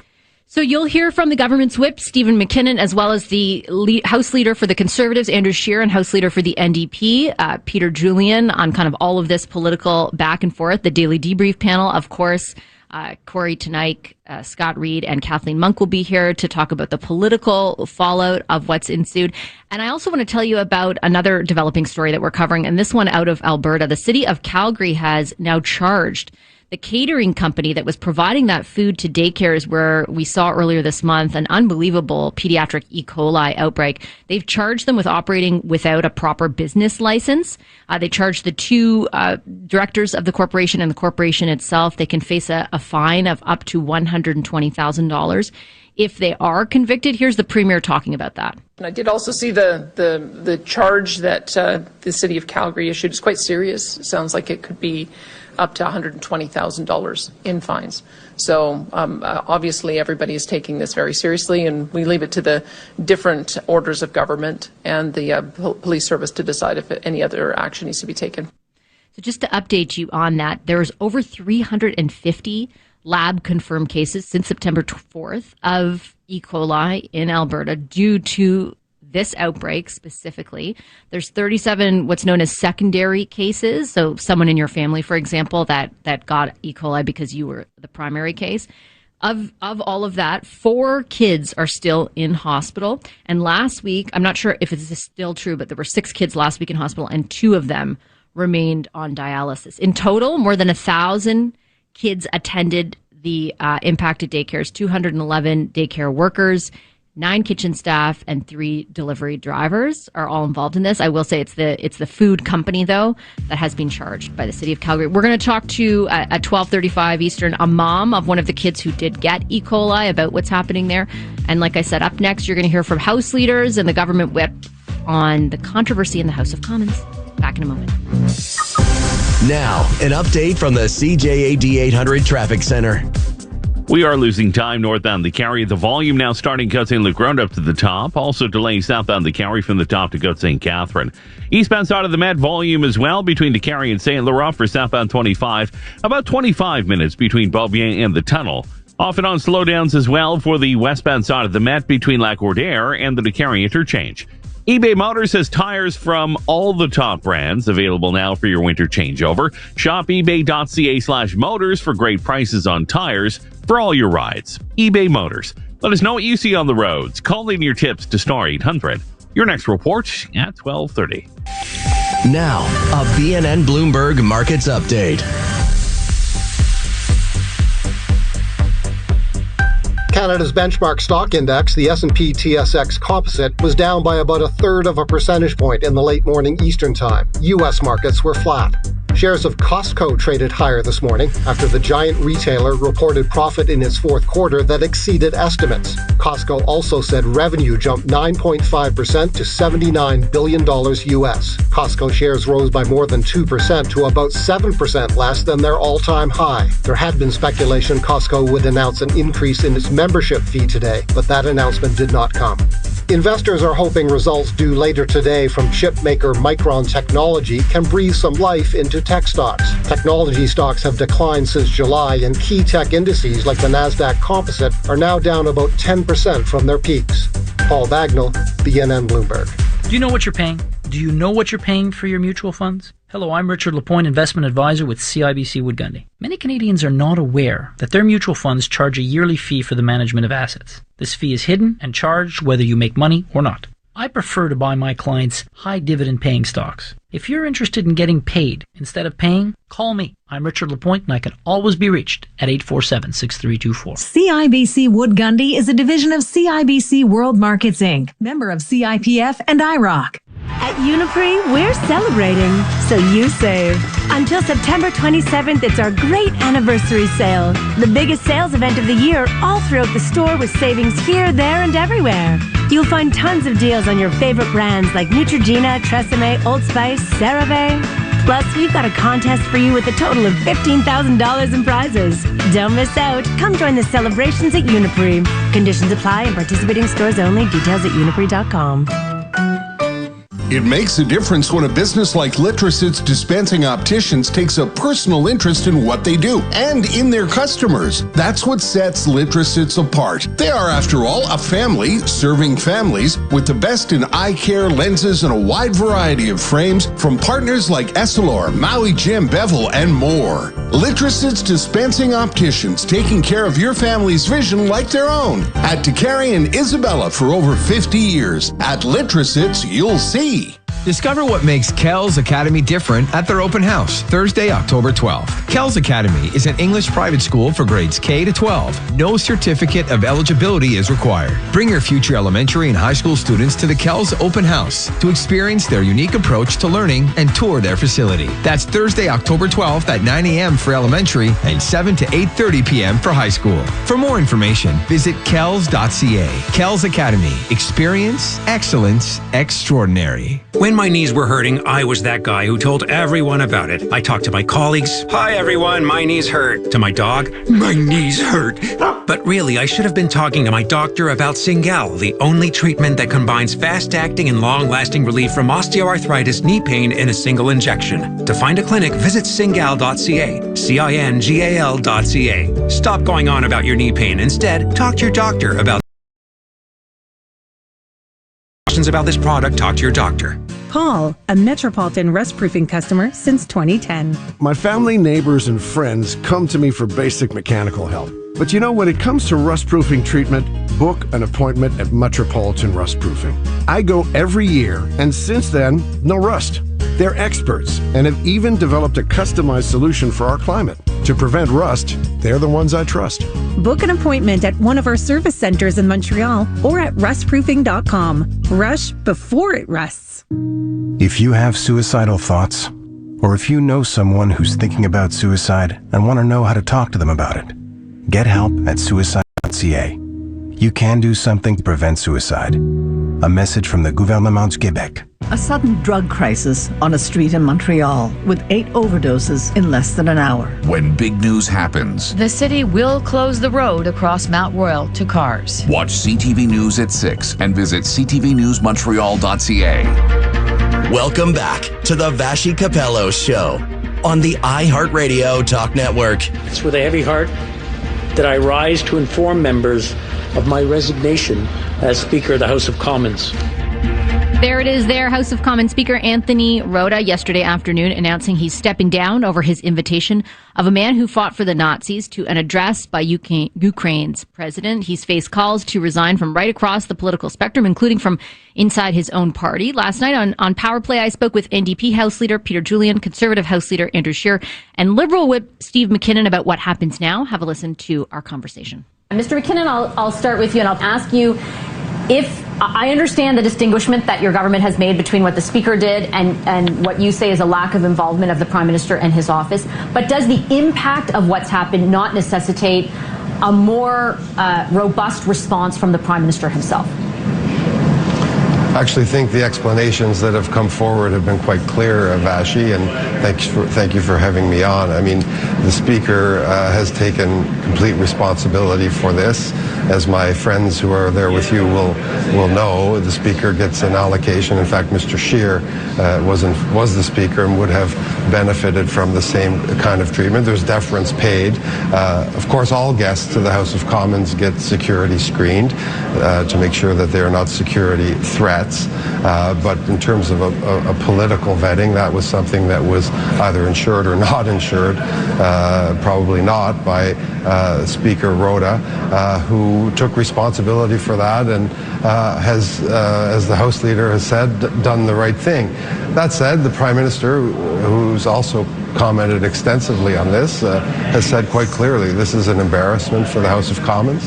It's an embarrassment for Canada. That's why the Speaker's apology and taking responsibility did not suffice. It rose to a level higher than that. I think that was recognized by all MPs in the House, and so Anthony Rota did the right thing. But if you do permit me, I do want to say this. Anthony Rota is a fine person, a good parliamentarian. He's been serving his constituents for a long time, and I think today's a very, very sad day for the House of Commons, obviously for Anthony Rota, and I tip my hat to him, but the work of the Commons must continue, will continue, and we look forward to engaging in the next steps.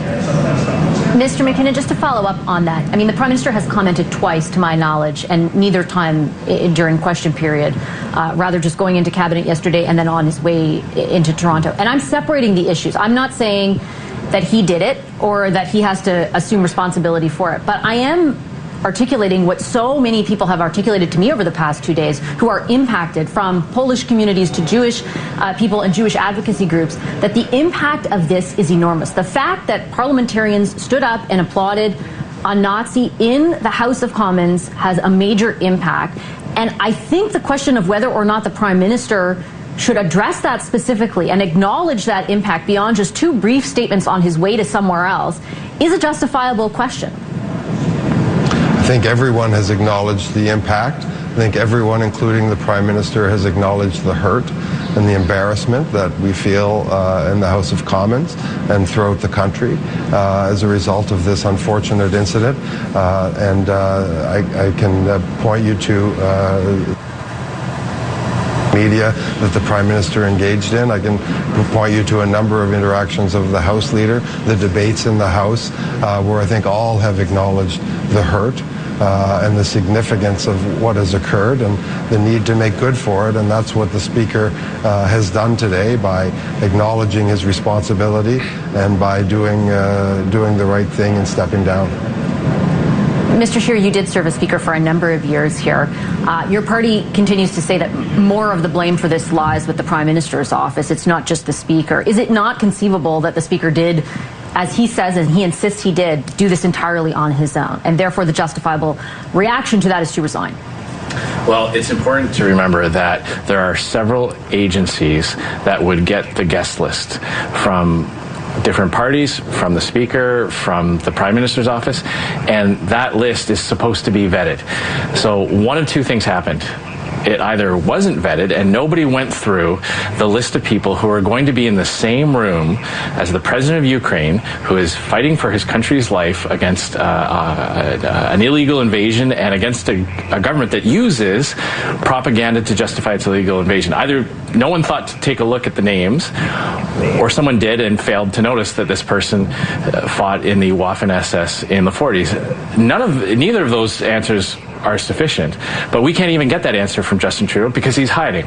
And he's so desperate to avoid any blame on this that he's ducking out. He was in Ottawa today, he was in Ottawa yesterday, wouldn't show up. And to the point that people have made is that the gravity of this situation, the fact that the Prime Minister of Canada, members of Parliament, unwittingly gave an ovation to someone who actually served in a Nazi division, requires a response of that same magnitude. So I think to send a message to our allies, to Jewish Canadians, people who have had to flee Ukraine now or in the past against Nazi atrocities, requires the Prime Minister to show up for work, answer questions, and explain how his office allowed this to happen. Do you acknowledge, though, that there is a world in which, I mean, I would find it hard to imagine that he would know somebody or someone in his office would know somebody like this would be there and think things could go ahead? Like, do you acknowledge there is a world in which that exactly what the Speaker has said is actually the fact?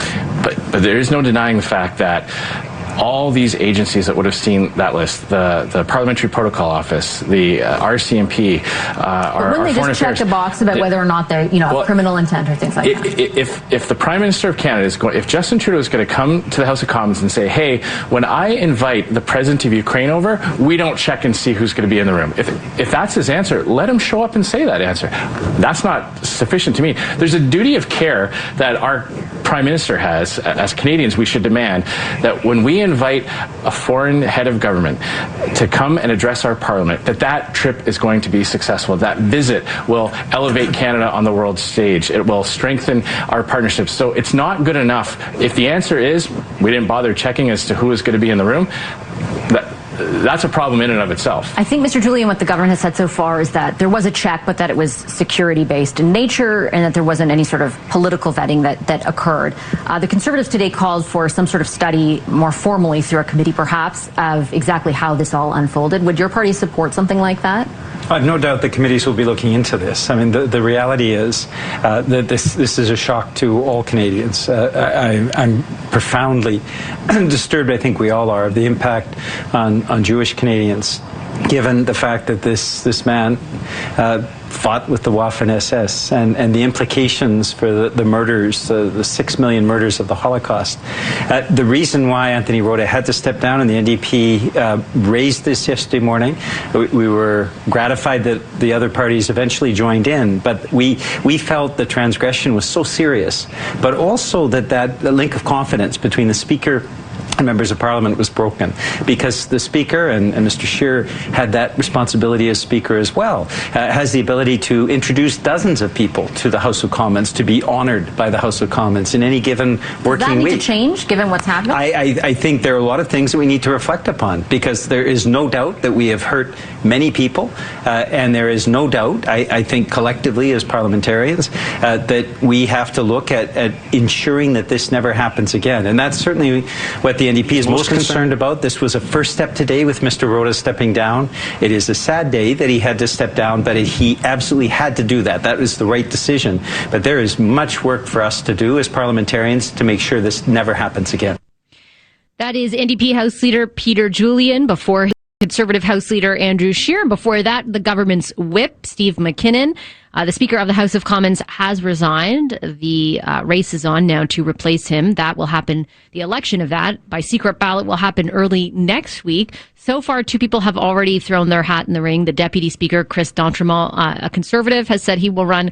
And just moments ago, Greg Fergus, a Parliamentary Secretary to the Federal Cabinet, announced, and an MP in the Ottawa area, or the Ottawa-Gatineau area, I should say, announced that he would also be running for the position of Speaker. So we'll keep our eyes peeled on that. A little bit later on the program, or after we take a very quick break, I'm going to turn to Alberta, where there is also some developing news out of that province that centers around the E. coli outbreak among kids from earlier this month. More than 350 confirmed cases of that. Now the city of Calgary is pressing charges against the catering company. We're back with a mom of one of the kids who was hospitalized with E. coli after this.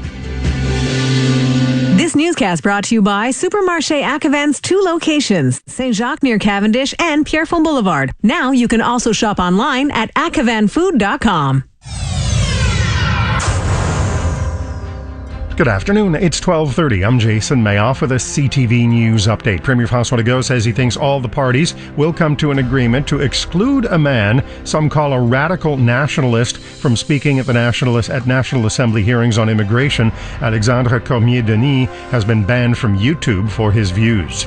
Federal Conservative leader Pierre Poilievre says the ultimate responsibility for the scandal involving Speaker Anthony Rota lies with Prime Minister Justin Trudeau. He wants Trudeau to apologize in Parliament for the appearance and recognition in the House of Commons of a man who fought for the Nazis in the Second World War. And it's still not clear when people in a sector of St. Dorothy Laval will be able to start using their water again. The city thinks chemicals used to put out a fire may have seeped into the water supply. People in 2,500 homes are being told not to use their water, even boiled, for anything except flushing the toilet. With the latest from the CJAD 800 Traffic Center, here's Lauren Glazer. We do have delays on the eastbound side of the T-Can, Gare de l'Est out to St. Laurent, eastbound Met. Southbound 25, about a half an hour now between Beaubien and the tunnel. Off and on slowdowns for the westbound side of the Met between Lac-Roudère and DeCarry. For northbound DeCarry, it's slowing between Côte St. Catherine and the top. Southbound DeCarry also delays from the top out to Van Horn. 50 or over, ask your doctor, nurse, or pharmacist if vaccination for pneumococcal pneumonia with Prevnar 20 is right for you. Learn more at Prevnar20.ca. Traffic and transit every 15 minutes on CJAD 800. Your next report at 12:45.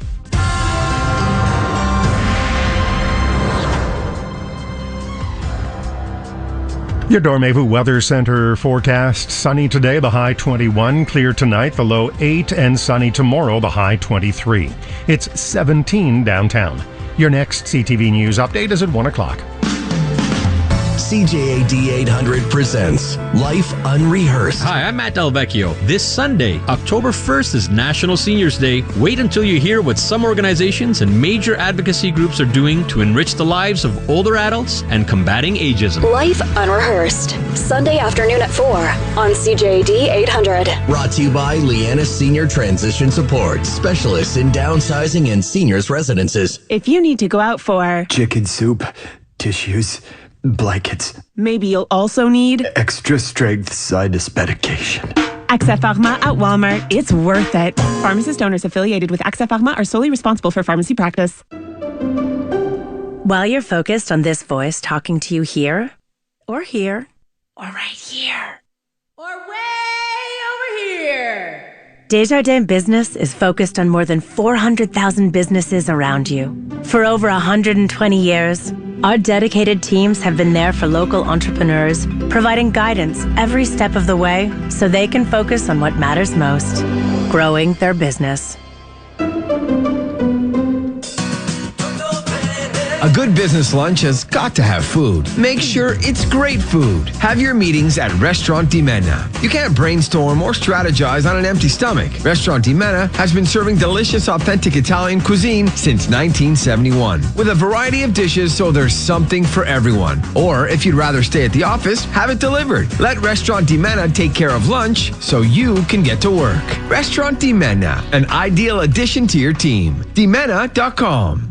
Introducing Le Sherbrooke Residences, an address unlike any other. Located in the heart of the Golden Square Mile, Le Sherbrooke blends rich heritage with modern elegance, rising 25 stories, delivering upscale living at its finest. Embrace an elevated level of luxury with exceptional amenities at an address that says more about you than you ever could. Call Le Sherbrooke home. Upscale condominium starting from the 400,000s. Reserve an appointment at lesherbrooke.com.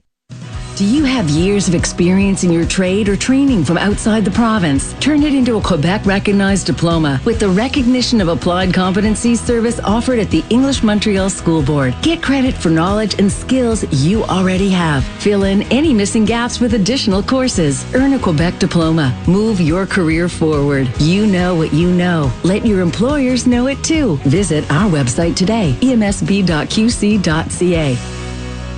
10 seasons of big reveals, bigger surprises. No way! And now, the next big thing. This is huge! A new season of The Masked Singer is here. Tonight at 8 on CTV.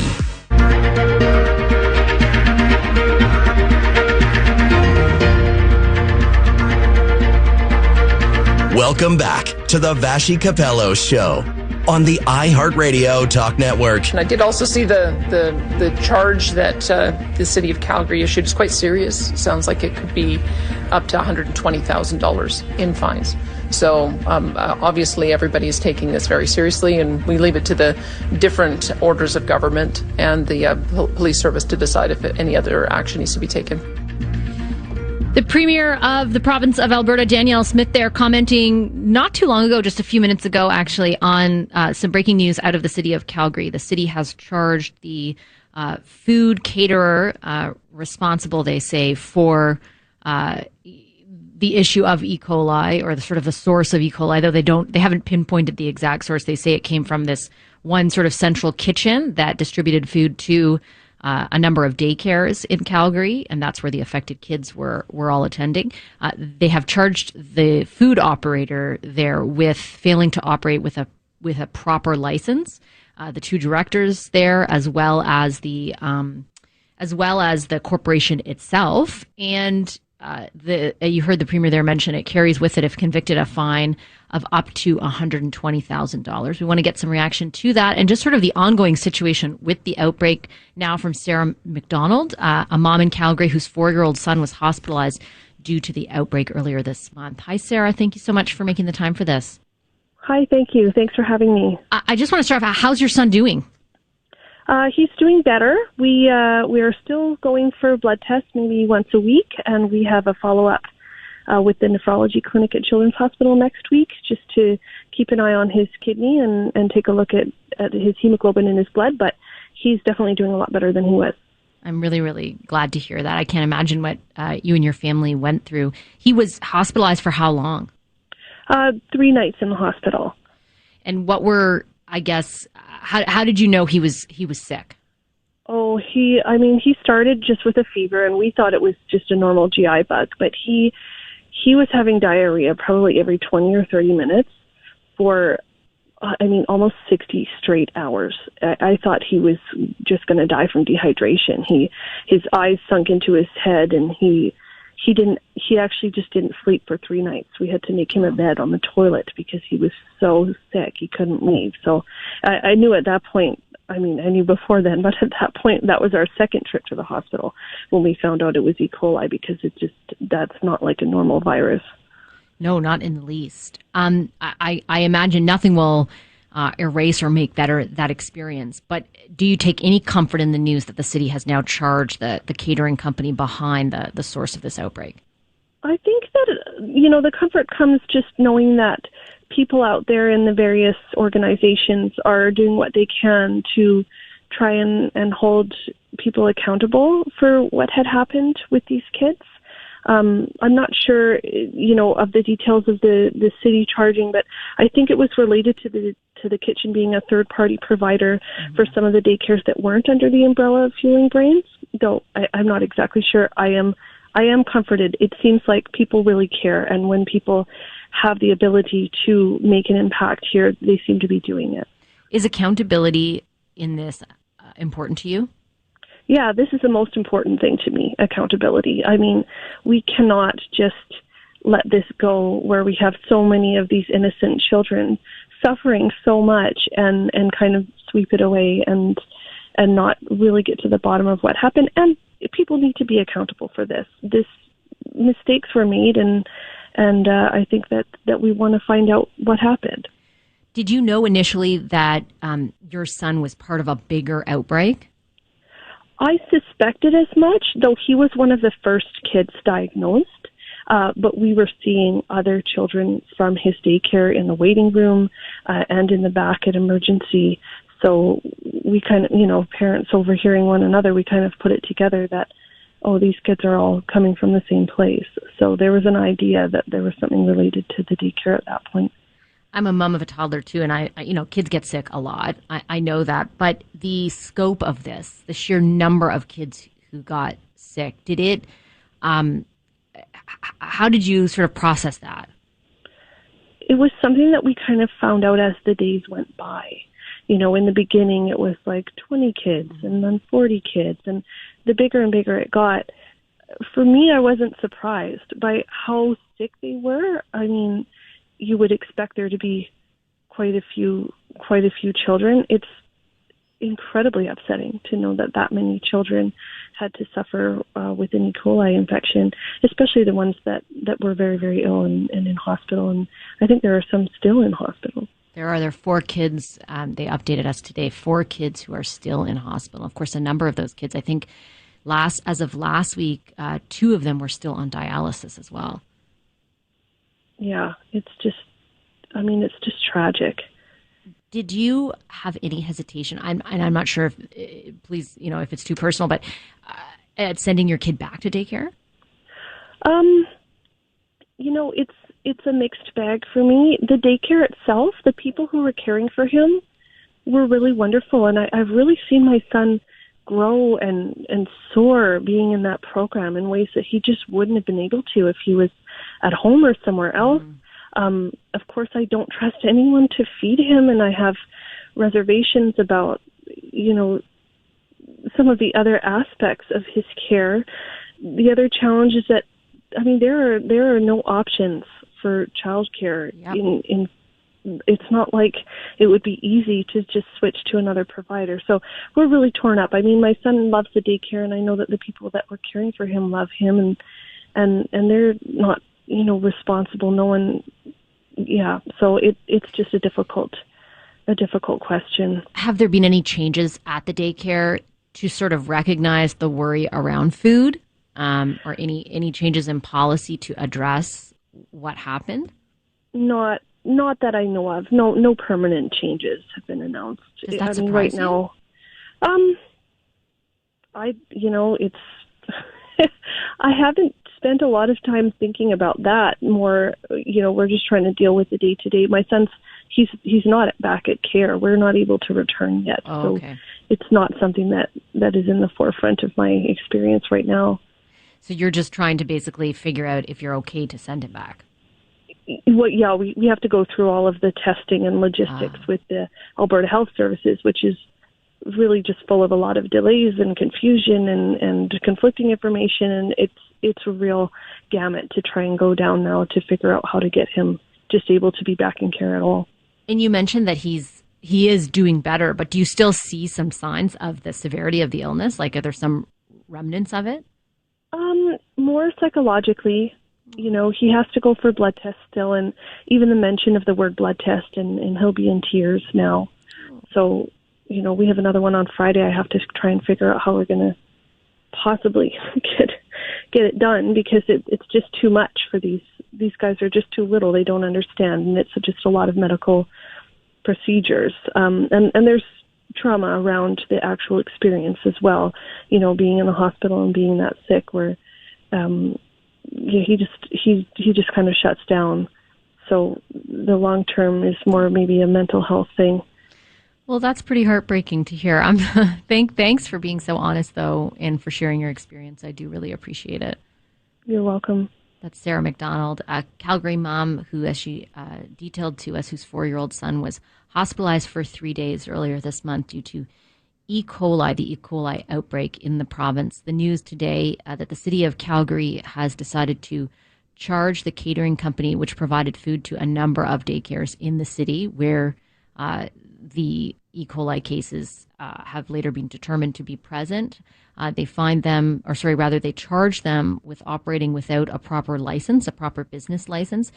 They've charged not only the corporation itself, but the 2 directors of the corporation, and they could face, if convicted, a total fine of up to $120,000. The premier of the province, Danielle Smith, and certainly I should say that the province has faced its fair share of scrutiny and hard questions about kind of what took so long to declare it an outbreak and what took so long to, how this kitchen was able to operate, even though there have been infractions found in last April and then following the outbreak.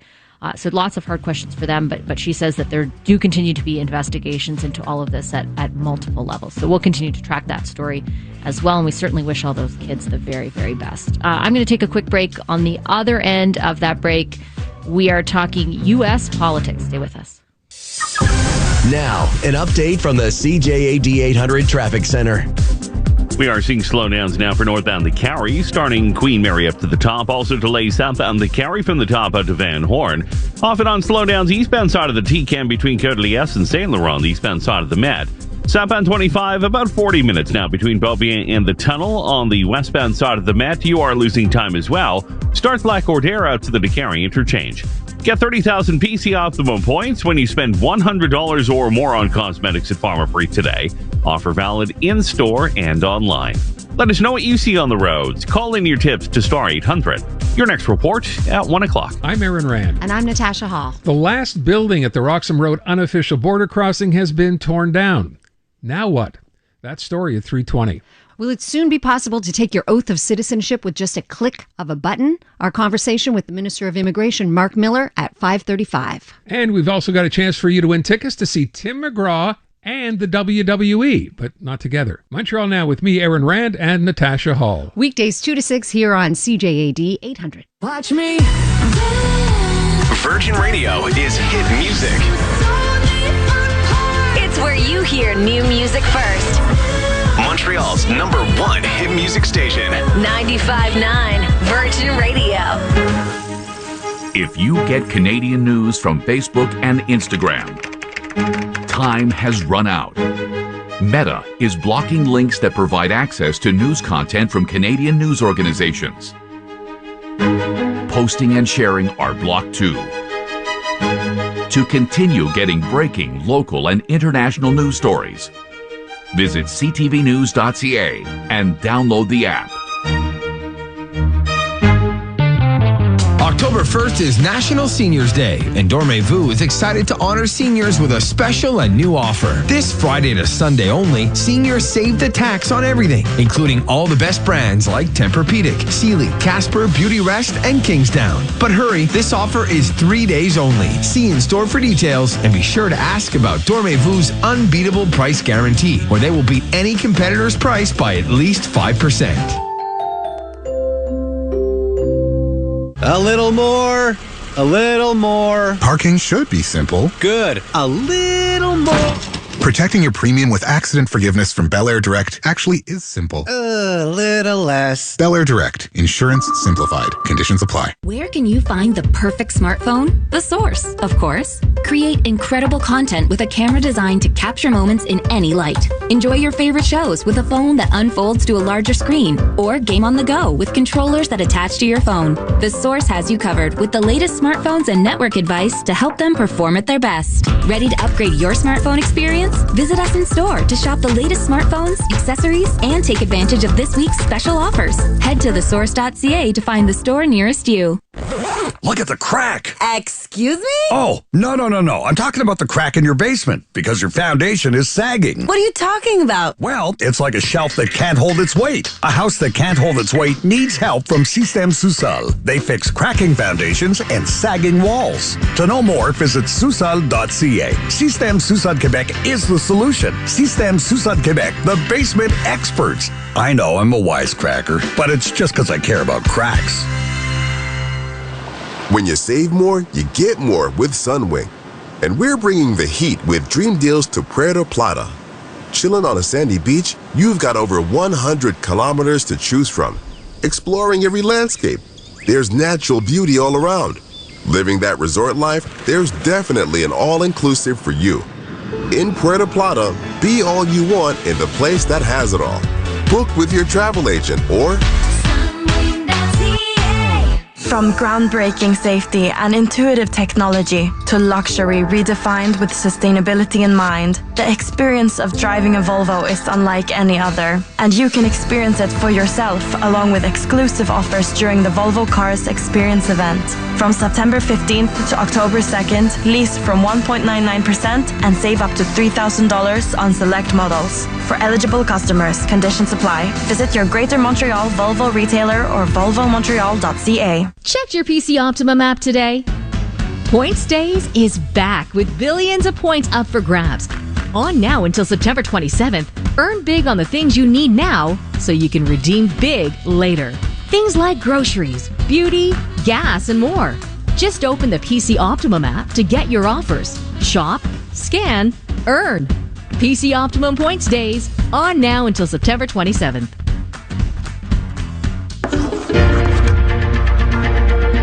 Welcome back to the Vashi Capello Show on the iHeartRadio Talk Network. 10 minutes before the top of the hour, we've been focused, of course, on a lot of domestic politics this hour, and we'll have more next hour. The Daily Debrief panel will be with me at 1 o'clock Eastern to talk about the Speaker of the House's resignation. Also, a heads up, the Prime Minister is expected to make a live statement. My guess is to address that resignation and the events that provided the impetus for it at 1:30 Eastern. If that happens on time, which is always a big question mark, we will, of course, take it live and share it with you as it does happen. While there has been a lot on the domestic front, south of the border, no surprise to any of you, a lot going on as well. And I want to bring in my next guest to unpack some of it. Aaron Blake is a senior political reporter with The Washington Post. Aaron, great to have you with us. Hey, Vashti, thanks for having me. I appreciate you making the time. So the first thing I wanted to ask you about kind of happened while my TV program was on last night.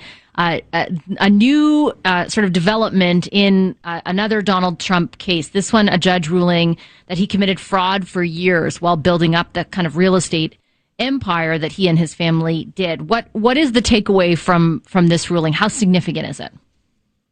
Yeah, so I think it's first important to note that this is a civil case rather than a criminal one. This is not one of the indictments that Donald Trump is currently facing.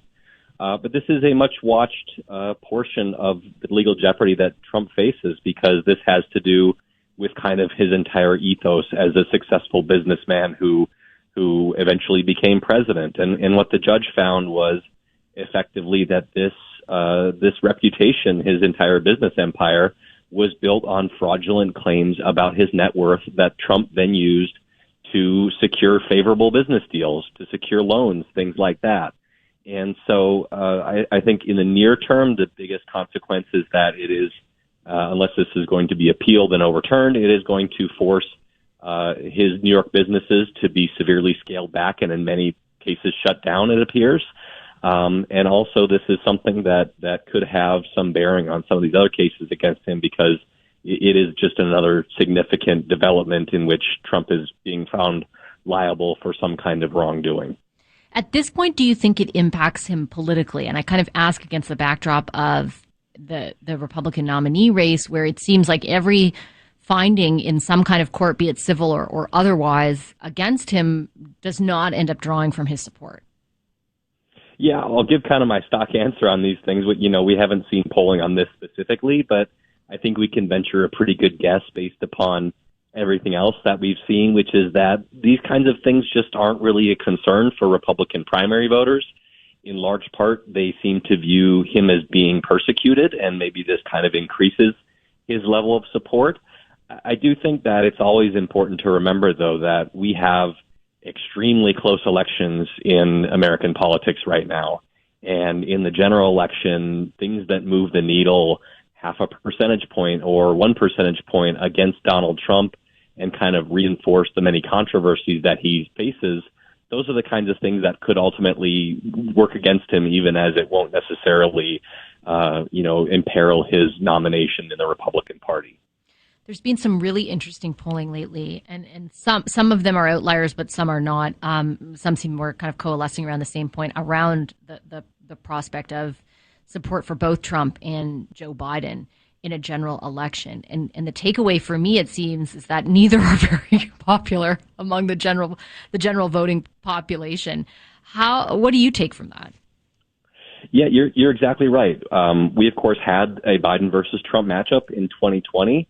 But it was never as close as it is right now in these polls. It's pretty much an even race depending upon which polls you look at, whereas Biden in 2020 was the leader pretty much from the start to finish. It was just a matter of how much. But, we also have a situation now where Biden has a record that he has to run on. Mm-hmm. There are significant concerns about his age and his mental sharpness. And that seems to be a significant concern for people. We did have an election, not the last one, but the one before that, in which both candidates were very unliked by the American people. 6 in 10 people disliked both Donald Trump and Hillary Clinton back in 2016. But Trump won most of the people that did not like either of them. Whether that would be the case again, I don't know, but it's looking to be like that could be the situation again, where people are basically fighting over, which candidate they dislike less and what they're looking for in the next president. What's your sense of the Democrats and their feeling about Joe Biden? I know there is some polling to that, but I'm just wondering, among those you speak with, is there a genuine worry about his ability to, or lack thereof, to beat Trump? Yeah, I think that there is, and I think it's become more out in the open over the last few weeks here as we've seen more of this general election polling that has been close. The problem for Democrats is that there's not really an alternative right now. There are other politicians who could feasibly run and maybe run stronger, but the process of actually getting them in the race and, either running against Biden or having Biden step aside is just a very difficult thing. And of course, there are many in the party who look at what happened in 2020 and they say, look, Joe Biden beat Donald Trump once before. Why would we go against that, the guy who has proven he can beat Donald Trump? It's just that important. And so I think it would take something very serious for Democrats to move in that direction, even as many are kind of starting to talk a little bit more earnestly about it. I saw yesterday Joe Biden was on the picket line with auto workers. And I think I heard this morning, and correct me if I'm wrong, that Donald Trump would be in some capacity addressing some of them as well. What does that tell you about who both of these candidates or both of these individuals feel could help decide an election? Yeah, it's very interesting decisions for both of them. We don't have presidents taking part in labor disputes like this, generally speaking. Of course, there was Ronald Reagan with the air traffic controllers in the 80s when he very much sided against the unions. I think this is in some ways a reflection, at least on Trump's side, of the growing populism within the Republican Party. And in Biden's case, it is more of a reflection of kind of the desire to appeal to the progressive base. That's in many ways his biggest problem right now, which is, these base voters just aren't very excited about Joe Biden. And so we've seen from time to time Biden kind of stepping outside of his normal kind of staid politician deal maker mode and doing something that's a little bit more in line with what the left wing of the party wants him to do. But I would hasten to add that, the polls show that the vast majority of Americans seem to support what the UAW workers are doing. So I think in both cases, it's a relatively easy call to ally with them, at least in some measure. I unfortunately have just 30 seconds left, so I saved the simplest question for last. Is there going to be a government shutdown? Yeah, I can answer that pretty quickly. The answer appears to be yes. We have the Senate has passed a short-term continuing resolution, but the House hasn't passed anything. It's struggling to pass even stuff that usually sails through. And so I think that starting this weekend, that is going to be the story in American politics. Yeah, no kidding. Never a dull day. My goodness. Aaron, thank you so much. I really appreciate your time this afternoon and some great analysis. Thank you. Thank you, Vashi. Aaron Blake is a senior political reporter with the Washington Post. You heard it there. The chances of the U.S. government shutting down this weekend are pretty high, and that's certainly a story we're going to continue to track for the rest of the week. I'm going to take a quick break. On the other end of that break, the Daily Debrief panel will join me, Kathleen Monk, Corey Tenike, and Scott Reed. We are talking, of course, about the House of Commons Speaker Anthony Roda's resignation and the calls on the Prime Minister to do more to recognize the damage that's been done. We are anticipating a live press conference from the Prime Minister in about half an hour time. The Daily Debrief panel will be with me to look ahead to that next. I asked my Mopar service expert for advice on preparing my car for winter. He said switch to winter tires. Below 7 degrees Celsius, they have superior adhesion to regular tires. That's good advice, I say. He says that's expert advice. Now's the perfect time to switch to winter tires at the Get Winter Ready event, where you can buy 3 tires and get the 4th free. See your Chrysler, Dodge, Jeep, and Ram dealer for details. We built it. We know it. Hi, it's Caroline of Bon Cibon. And Michael. And guess what? What? No, not you, Michael. You already know. Oh, right. You know how other companies have these great promotions, but with conditions, like for new customers only or for a limited time? Well, our promotions are for all of our customers all of the time. And since Bon Cibon is not subscription-based, there's nothing to cancel. Just order whenever you want. It's that simple. Dinner's always ready. With Bon Cibon. BONCBON.com.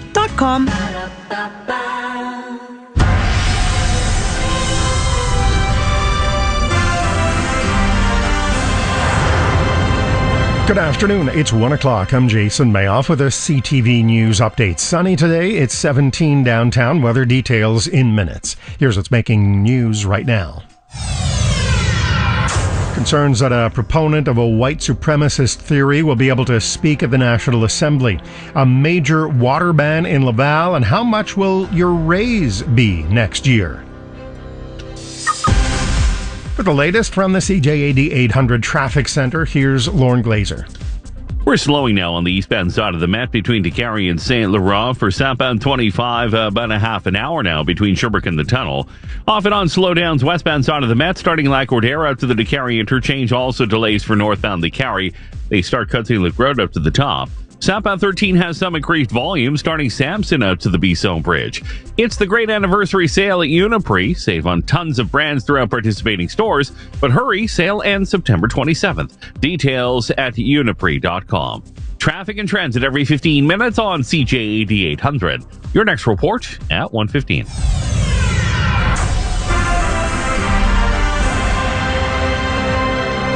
In the news, there are concerns at the National Assembly over a man who's scheduled to take part in public consultations on Quebec's immigration plan. Alexandre Cormier-Denis has been banned from YouTube for his views some call radical nationalist. CTV's Olivia O'Malley has more. The immigration plan is a general consultation, meaning that anyone can submit a brief and take part in the public hearing in front of the committee. Now, to be clear, no one at the National Assembly invited Alexandre Cormier-Denis. The Quebecer first became known for organizing a 2016 meeting with Marine Le Pen, the then president of a radical right-wing party in France. In Cormier-Denis' online videos, he discusses themes such as the Great Replacement and migratory submersion. When his name showed up on the list of speakers for tomorrow's consultations, all political parties expressed their concern. Premier François Legault says he believes the parties at the National Assembly will come to an agreement to exclude Cormier-Denis. A total water ban is in place for people living in part of Laval's St. Dorothy district. CTV's Rob Lurie says the ban comes after a major fire in the area yesterday. It's affecting about 2,500 homes in St. Dorothy and on the Laval Islands, and the people there are being told not to use the water for anything other than flushing the toilet. No showering, no drinking the water. They don't want you to have any contact with it. Now, officials believe that chemicals that were being used to fight a house fire in the area may have gotten into the drinking water. So the city has been handing out bottled water and has even opened up the local arena to allow people to shower there until the problem is solved. Crews are trying to flush out the contaminants from the water pipes, but the city hasn't said how long that might take. Consulting firm Eckler's latest survey suggests Canadian pay increases will be lower next year. The firm says the national average base salary for 2024 is projected to increase 3.9%, down from 4.4% this year. Eckler says while organizations are still grappling with ongoing economic uncertainty and a tight labor market, its survey shows many are projecting salary increases close to recent highs. Alberta, BC, and PEI are projecting the highest average salary increases next year, with the highest increases expected in mining, information technology and high technology, and professional, scientific, and technical services.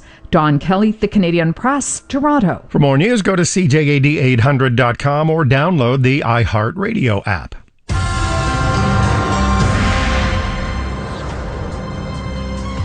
Your Dormevu Weather Center forecast: sunshine today, the high 21, clear tonight, the low 8, and sunny tomorrow, the high 23. It's 17 downtown. For all the news during the day, stream us on your smart speaker. Just say play CJAD 800. Your next CTV News update is at 1:30. The Livestock Breeders Association Fall Festival is back Saturday, September 30th at the Ormstown Fairgrounds. It's great fun for the whole family for just $15. With a corn maze, haunted house, magic show, face painting, bouncy castles, Huntington Farmers Market, a cattle show, the Great Pumpkin Commonwealth with giant pumpkins and tomatoes, a 1,500-pound pumpkin smash, hot air balloon rides, and more. All for just $15 and $45 for legal-sized carload. No pets, please. Tickets at expoormstown.com or showpass.com. Silver and Gold for Cash will pay the best rate, guaranteed for all unwanted or broken jewelry. They'll beat all competition, and you'll receive cash or a check for your gold and silver on the spot. Go to Centro Leonardo da Vinci Tuesday to Saturday 10 to 5 or silverandgoldforcash.com. This is the Vashi Capellos Show on the iHeartRadio Talk Network. Well, the speaker needed to resign because this was his decision and the actions that he took that hurt all of us as parliamentarians, but indeed all Canadians. And so he's taken that responsibility. He has stepped down, which he absolutely needed to do because he made a big mistake that has really hurt all. If he wants the power, he has to take the responsibility and come to the floor of the House of Commons today and apologize to Jews, Poles, Ukrainians, and all Canadians. Conservative leader Pierre Poilievre there calling on the Prime Minister, as you heard, to make a more specific apology on behalf of the government for what ensued in the House of Commons when Speaker of the House Anthony Rota introduced and recognized a Ukrainian veteran who fought with the Nazis in World War II. The revelation that he fought with the Nazis, of course, came a day after that recognition, but the damage has certainly been extensive.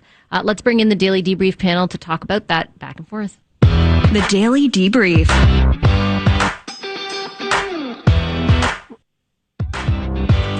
Here this afternoon, Scott Reed is a CTV News political commentator and former communications director for Prime Minister Paul Martin. Corey Teneycke is former director of communications to Prime Minister Stephen Harper, now co-founder and CEO of Rubicon Strategy.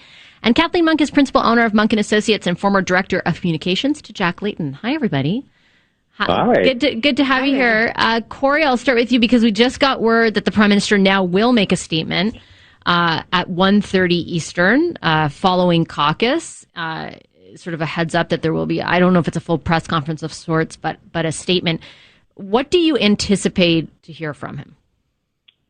Well, I anticipate expression of regret and probably an apology, which I think is in order. I think, it was a very embarrassing situation for the government, I think for all Canadians.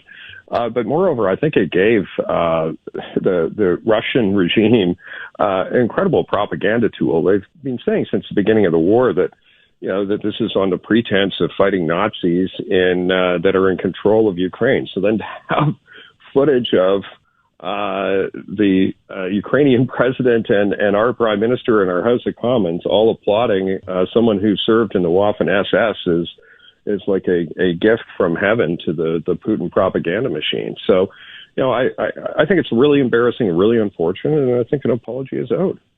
I think the resistance so far, at least from the Liberals, whom I've interviewed over the last 2 days, Scott, for the Prime Minister to be, to have kind of be more at the front of this has been that they really, and the Speaker has said, this was my decision alone. It wasn't vetted. Nobody around the Prime Minister vetted it. So I think my impression is that they, have not wanted to show any culpability. Like, this wasn't on us. It was on the Speaker. He's now resigned.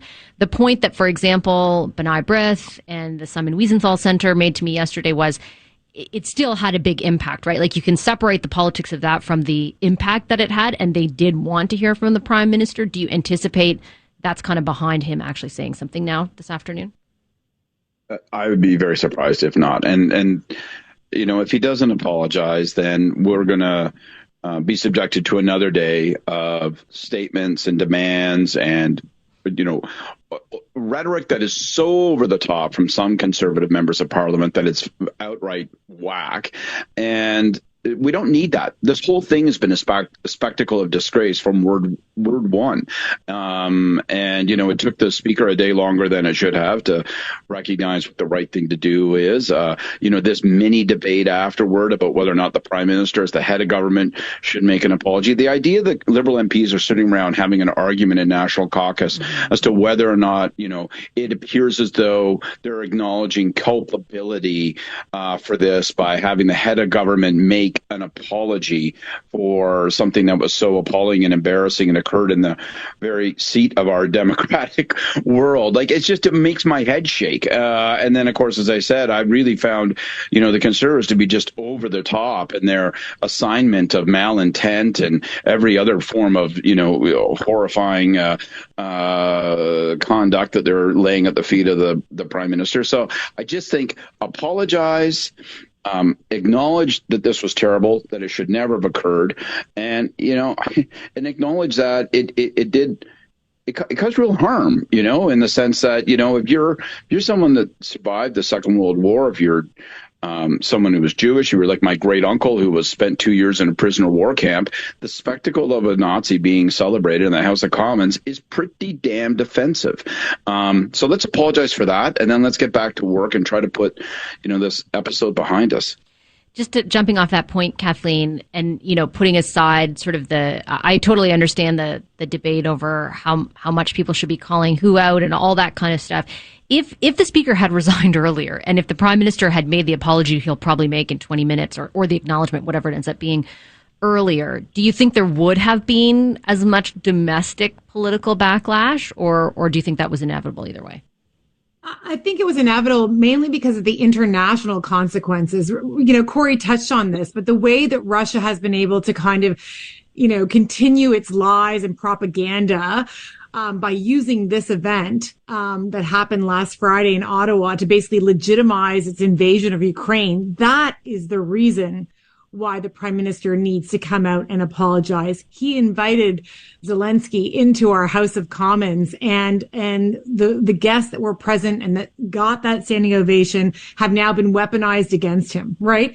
And it's not just Russia. Let's remember, India also is using this incident that took place last Friday here in Ottawa and is also mocking the prime minister and Canada and using and basically repeating a lot of the Russian propaganda in that country. And that's the reason why it really falls to Justin Trudeau to apologize and acknowledge what happened. I think certainly I agree Rhoda should have resigned faster and the prime minister could have been out earlier, but there needs to be some response from the head of our government. But I just want to make this one point, that the Conservatives and Pierre Poilievre are on really shaky ground right now, because in many ways they are playing into the very hands of our international enemies with his over the top, Scott just said this, like his language has been so over the top that it really raises this question, like, who are you cheerleading for here? And I think that continuing to fan these flames is not helpful, right?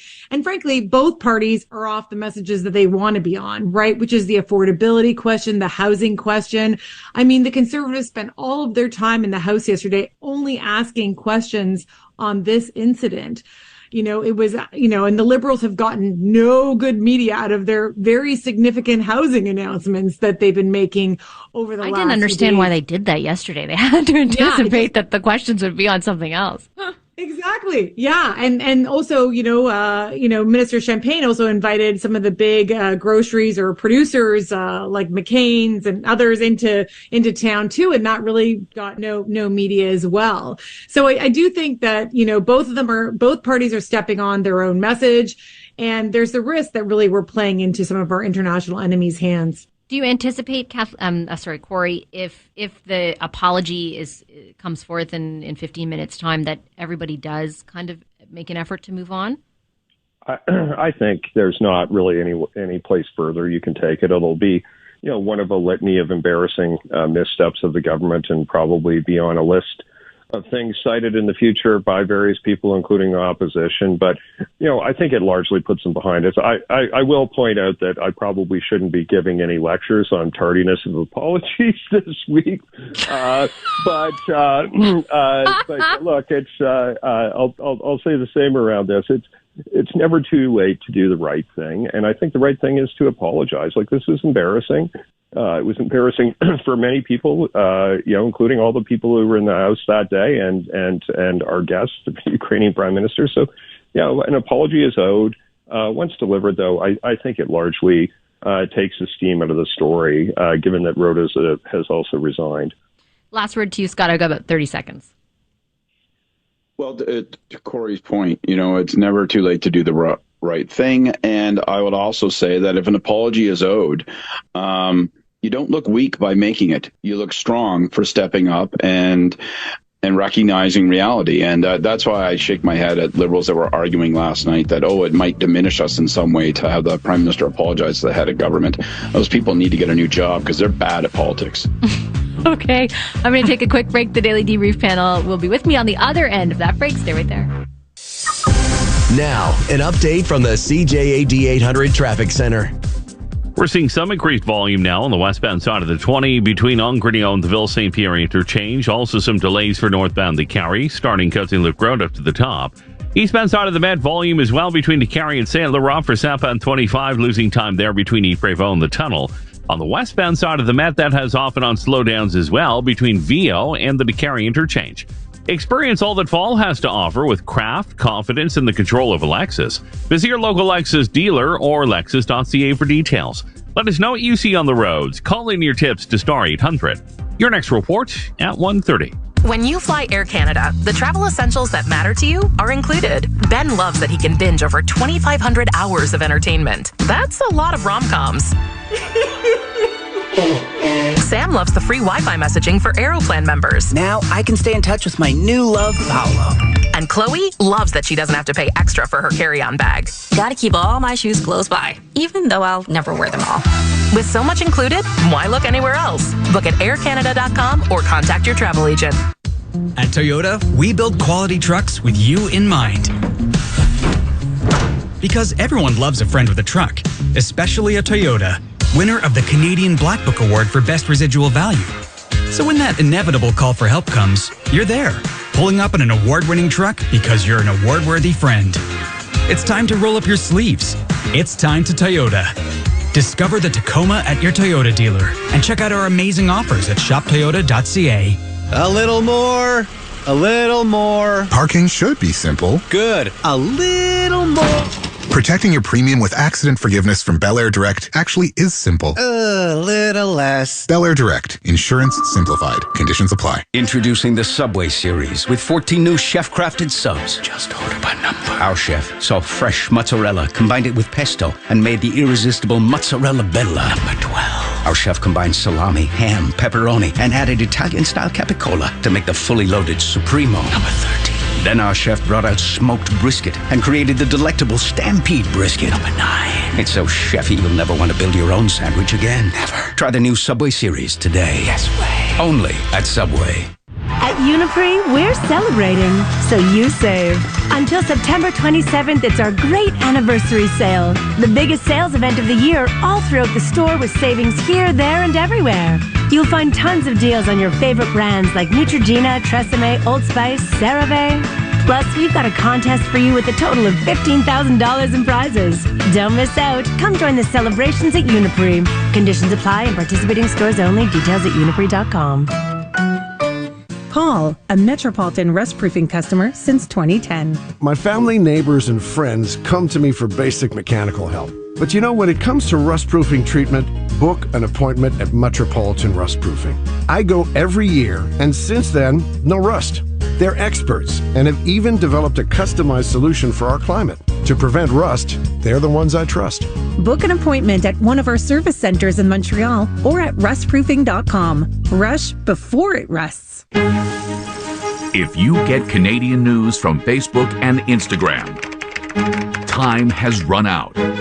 Meta is blocking links that provide access to news content from Canadian news organizations. Posting and sharing are blocked too. To continue getting breaking local and international news stories, visit ctvnews.ca and download the app. I'm Maya Johnson. When you're on the go, our news goes with you. Download the CTV News app and get all our top stories and video. It's your home, make it your news. Watch CTV News at 6 and visit ctvnewsmontreal.ca. When renovating, you want peace of mind. Call Renofco, winner of Consumer's Choice Award and West Island Chamber of Commerce Excellence in Business category. Renofco.com, 514-856-9993. Elevate your home and transform your space with C&M Textiles. Discover a world of endless possibilities with their exquisite textiles, state-of-the-art motorized blinds, customized window treatments, and more. Visit one of their 4 showrooms and start creating your dream home, office, or event space with bespoke products that not only provide privacy and light control, but also reflect your individuality. Bring your vision to life, one room at a time. Shop now. C&M Textiles. Do it once, do it right. cmtextiles.com. David Spade hosts a new CTV game show that asks, is it real? Or is it snake oil? Don't miss the premiere of Snake Oil, the new game show based on a classic scam. Tonight at 7 on CTV.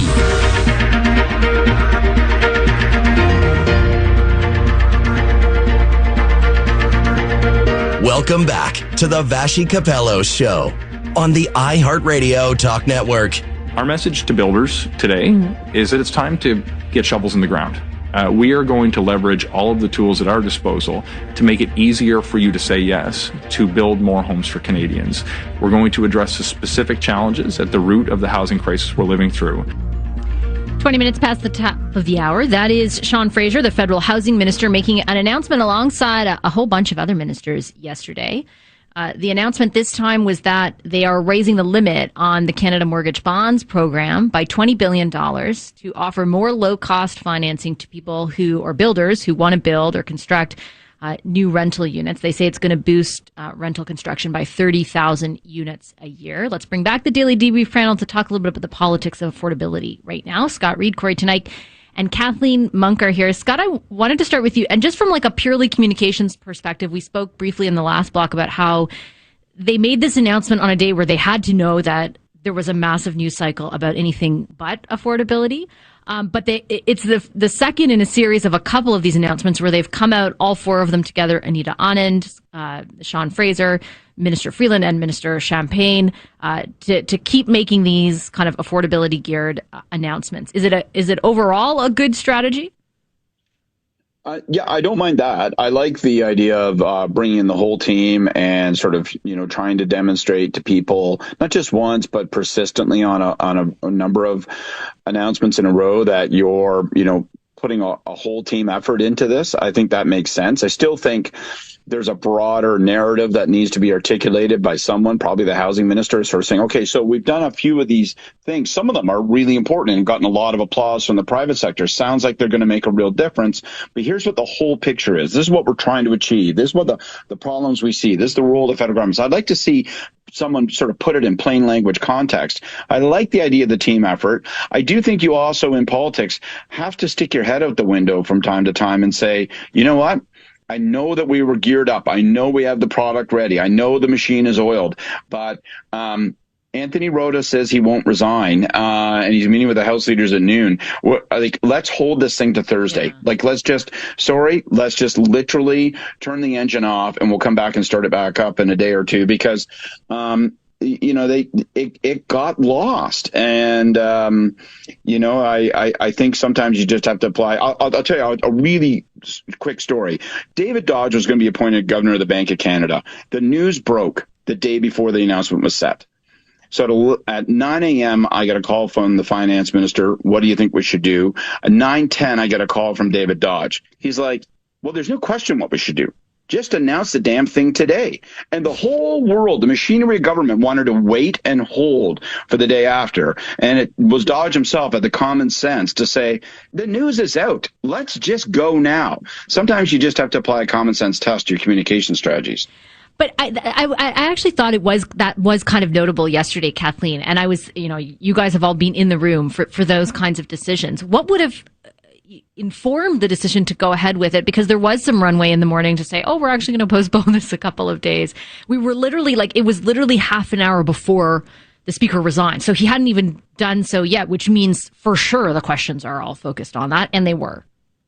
Yeah. And I agree with what Scott said, but in the story that he's just, shared with us, it was the news had leaked out. The weird thing about how the Liberal government is operating right now is that they know the news cycle is going to be dominated with the calls for Rhoda's apology, whatever. And they keep on pumping out some of these policies that could actually create a better news day for them in a few days if they just kind of let things settle down. And that's normally what the Office of Planning and Strategic Communications does to figure out where they can calendarize essentially these things out to make sure they get the biggest bang for the buck. I mean, we all know that famous saying in politics, what can knock a government off its agenda? Well, the famous reply from a UK prime minister was, well, events, my dear boy, events.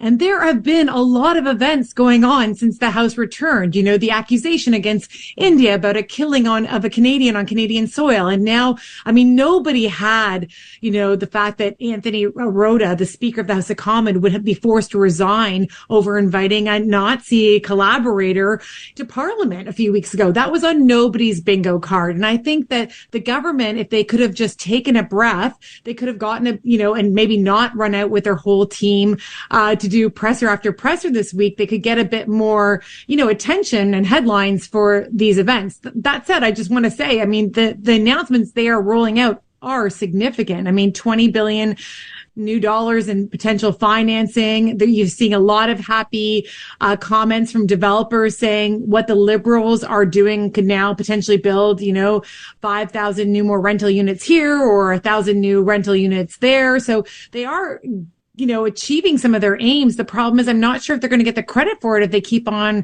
basically not looking at the news cycle and understanding when they can make their intervention or their announcements. Geez, they've waited 7.5 years. Can't they wait 7 more days till the news cycle waits? Corey, what do you think of the overall strategy they're employing, like the team of ministers that's coming out to make the announcements, making the first one being the legislation last week? And what do you think the biggest challenge they're going to face in having it land politically is? Well, I think there's a few things. I don't want to repeat the things that both Scott and Kathleen said because I agree with all those comments. But I think there's a couple problems for them. I think and we've talked about this before, I think they're off the mark by focusing so heavily on rental housing.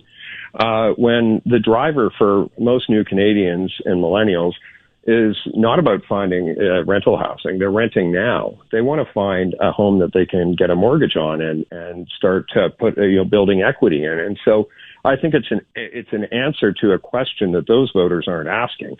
They're not asking for more rental housing. They're asking for homes they can buy. So I think there's that piece to it that's is kind of off the mark. I think they need to talk more about private home ownership as well.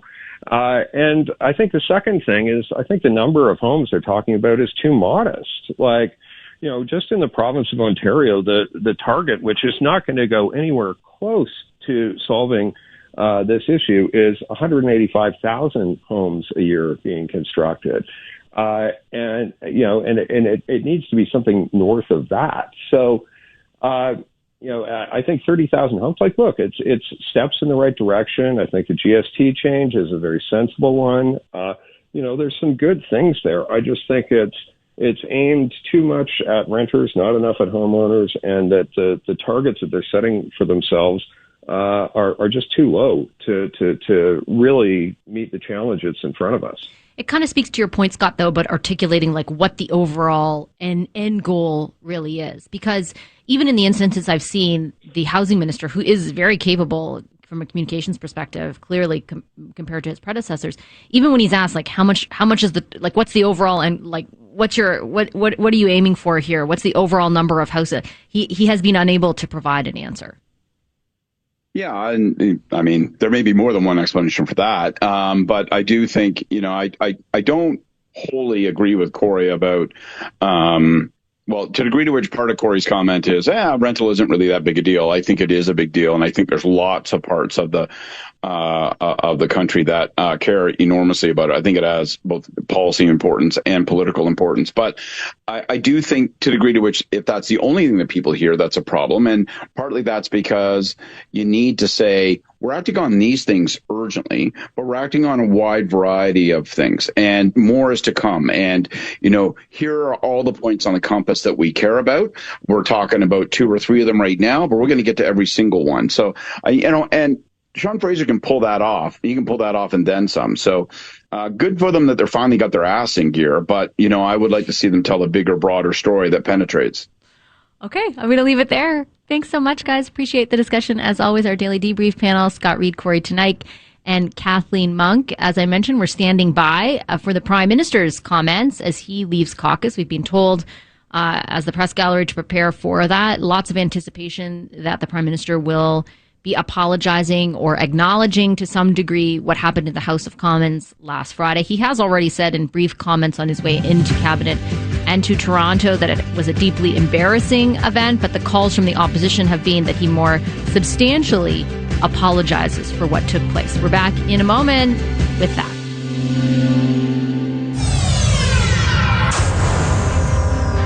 Good afternoon. It's 1:30. I'm Jason Mayoff with a CTV News update. Here's what's making news right now. Conservative leader Pierre Poilievre wants the Prime Minister to apologize directly to Canadians and to pick up the phone and say sorry to Ukraine's president for the presence of a Nazi war veteran in Parliament. One Liberal MP says caucus should at least discuss the idea, but that view wasn't shared by other Liberals who spoke to reporters this morning.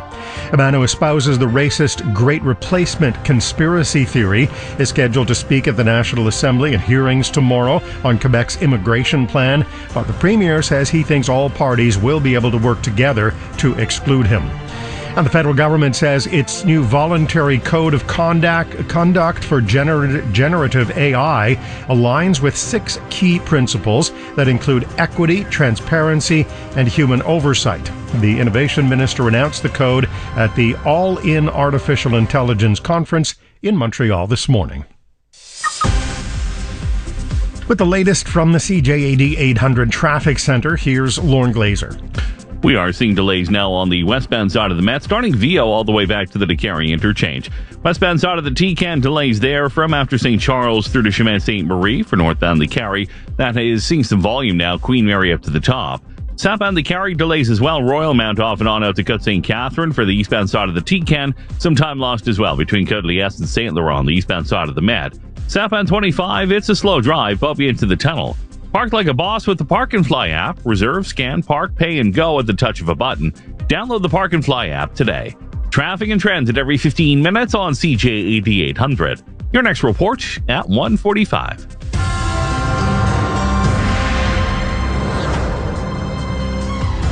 Your Dormeva Weather Center forecast: sunshine today, the high 21, clear tonight, the low 8, and sunny tomorrow, the high 23. It's 19 downtown. Your next CTV News update is at 2 o'clock. Radio Today is iHeartRadio. The latest breaking news, insider commentary, and #1 podcasts. All free, all in one spot. With iHeartRadio, the news comes with you in your pocket, your car, and at home on your smart speaker. With exclusive contests, information, opinion, and interviews. So much more of what you love. Easy and free. Download the iHeartRadio app today. Why should I pre-arrange a funeral? This is Mary Pallett from Canaan Fairley Funeral Home. Making a pre-arrangement cannot avoid experiencing grief, but it helps reduce the amount of decisions to be made when a family loses a loved one. I want families to feel comfortable and make informed decisions, so I invite you to reach out to me with no obligation. Canaan Federley, recipient of the Consumer Choice Award from 2021 to 2023. For information, call 514-481-5301 or visit canefederley.com. Do you have a blocked nose, a scratchy throat, an upset stomach? Follow your pharmacist's advice and rest up at home. There are efficient alternatives to the emergency room. Learn more at quebec.ca/health access. A message from the Gouvernement du Québec. Introducing Le Sherbrooke Residences, an address unlike any other. Located in the heart of the Golden Square Mile, Le Sherbrooke blends rich heritage with modern elegance, rising 25 stories, delivering upscale living at its finest. Embrace an elevated level of luxury with exceptional amenities at an address that says more about you than you ever could. Call Le Sherbrooke Home. Upscale condominium starting from the 400,000s. Reserve an appointment at lesherbrooke.com. Did you know steam is the most efficient and environmentally friendly way to clean your home? VacuPro has a wide variety of steamers from handheld to full size. For residential or commercial use, VacuPro has what you need. VacuPro in Plaza Point Clare or vacupro.ca. Every 5 years, it happens. September 7th to October 1st is Corbeil's Everything's Gotta Go event. All floor model appliances gotta go. Dishwashers, fridges, stoves, washers, dryers, all gotta go. At discounts of up to 50%. Our demos, as-is models, and open boxes also gotta go. That's over 1,000 brand new appliances. So you gotta go to Corbeil. Or wait another 5 years? Corbeil, for the right reasons. Details at CorbeilElectro.com. Silver and Gold for Cash will buy all your unwanted gold and silver at the guaranteed best price. They'll beat all proven offers from the competition and pay you by cash or check on the spot. Go to Sancho Leonardo da Vinci, Tuesday to Saturday, 10 to 5, or silverandgoldforcash.com. Go! A new season of The Amazing Race is here. And it's bigger than ever. Let's go. With 90-minute episodes. Go! All season long. A new season of The Amazing Race starts tonight at 9:30 on CTV. To the Vashi Capello Show on the iHeartRadio Talk Network. 25 minutes before the top of the hour, we continue to stand by to take you live to the Prime Minister. He's expected to make a statement addressing what's unfolded in the House of Commons any moment now.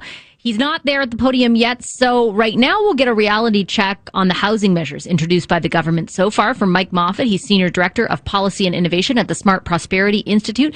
From 2013 to 2015, he served as an economic advisor to Prime Minister Justin Trudeau. Have a listen. Hi, Professor Moffat. Great to have you back on the program. Thanks for making the time. Well, thank you for having me. I wanted to sort of take stock a month after you spoke to Cabinet about the issue of housing, of what they've introduced so far, and kind of what's left, I guess, to pursue. I know there's probably a lot in the second part of that question, but on the first part, the announcement yesterday to basically unlock another $20 billion in low-cost financing. As soon as I read that, I remembered that was part of what you had called for. And I wanted, just on that announcement, to get your reaction. How effective do you imagine that could be? I think it will be quite helpful that previously the government announced eliminating the GST on apartment building construction. And we're seeing builders and developers want to rush out and build apartment buildings, which is a great thing. But many of them are having trouble accessing financing. So this is a nice complementary piece to allow shovels in the ground and get some much needed buildings built across the country. The Fed said in their announcement that they imagine this new funding will boost rental construction, or they project rather, by 30,000 units annually. Do you think that's accurate? And if so, what? Like I feel like it's just a number to me and to most people listening, I think. So, how impactful is that in the greater context? It's hugely impactful that Canada builds somewhere just over 200,000 housing units a year. So if this does unlock another 30,000, that would be an extra 15%. And that would go a long way to reaching our housing targets. Now, the CMHC says that we need to build an additional 3.5 million over the next few years. So, 30,000 a year isn't going to get you there, but it does get you a little bit closer. If Cabinet called you back now and said, okay, we've done this GST removal, we've done unlocking the low-cost financing, what are our next 2 or 3 steps? What would you tell them?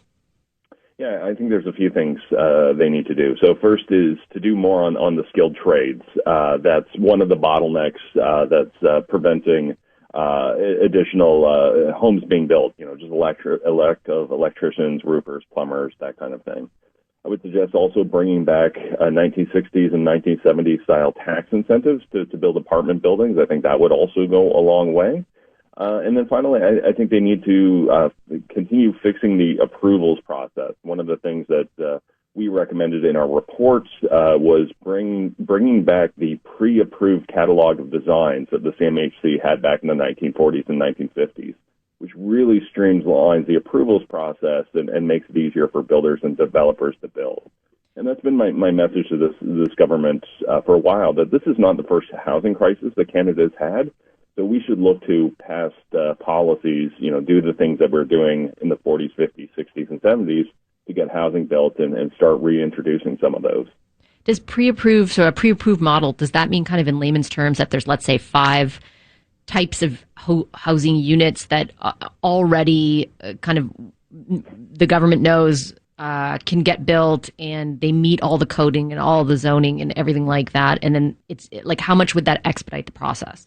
It would significantly, because right now, particularly if you're building like a mid-size apartment building and you want to go to the CMHC for finance and insurance, they have to vet every individual project, which takes a long time, and the waiting list is months right now. Where if you have a pre-approved catalog of designs, you can say, okay, I'm just building number 7 here.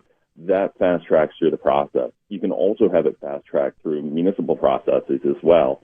And it's also helpful that it builds sort of economies of scale, that if builders are building very, similar buildings in Vancouver and Toronto and Montreal, they're going to get really good at it, and that's going to speed up the process as well. So I think it's a small thing, but I think it's quite an important thing to help speed up building. And what were the tax incentives that were used in the 1960s, and how do they differ from the one that was introduced through legislation last week, which would be, as you mentioned, relief on GST for the construction of rental units? So it's a little bit wonky, but it's actually kind of the same tools we use to incentivize the building of solar farms and putting up windmills and other clean energy programs.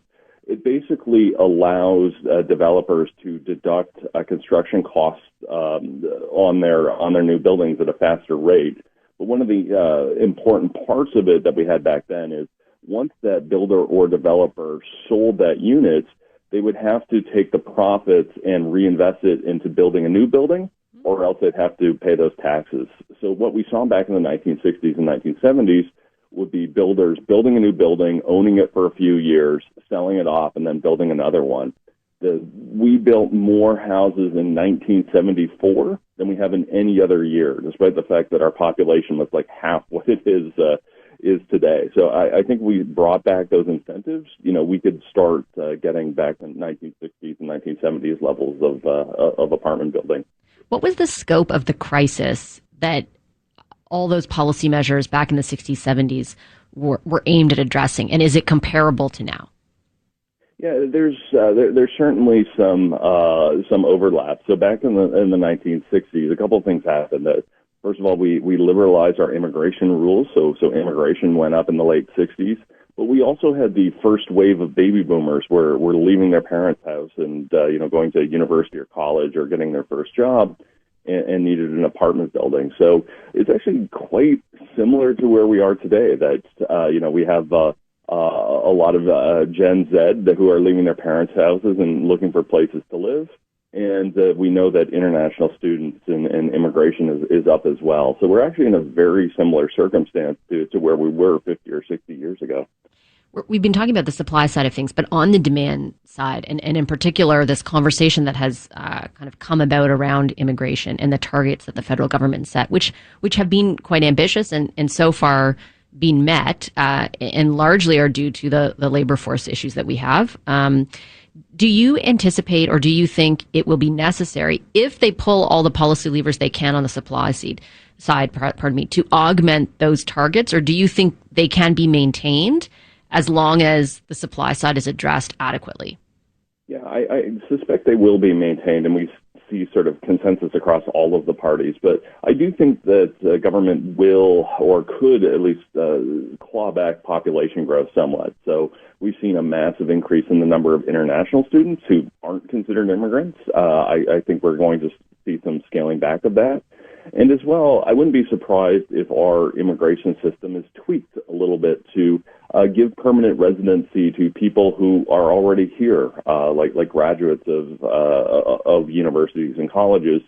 rather than, necessarily having newcomers come. So I do think we're going to get some tweaks there. I don't expect the population to grow quite as quickly as it has in the last year, but I do think that they'll probably maintain those immigration targets.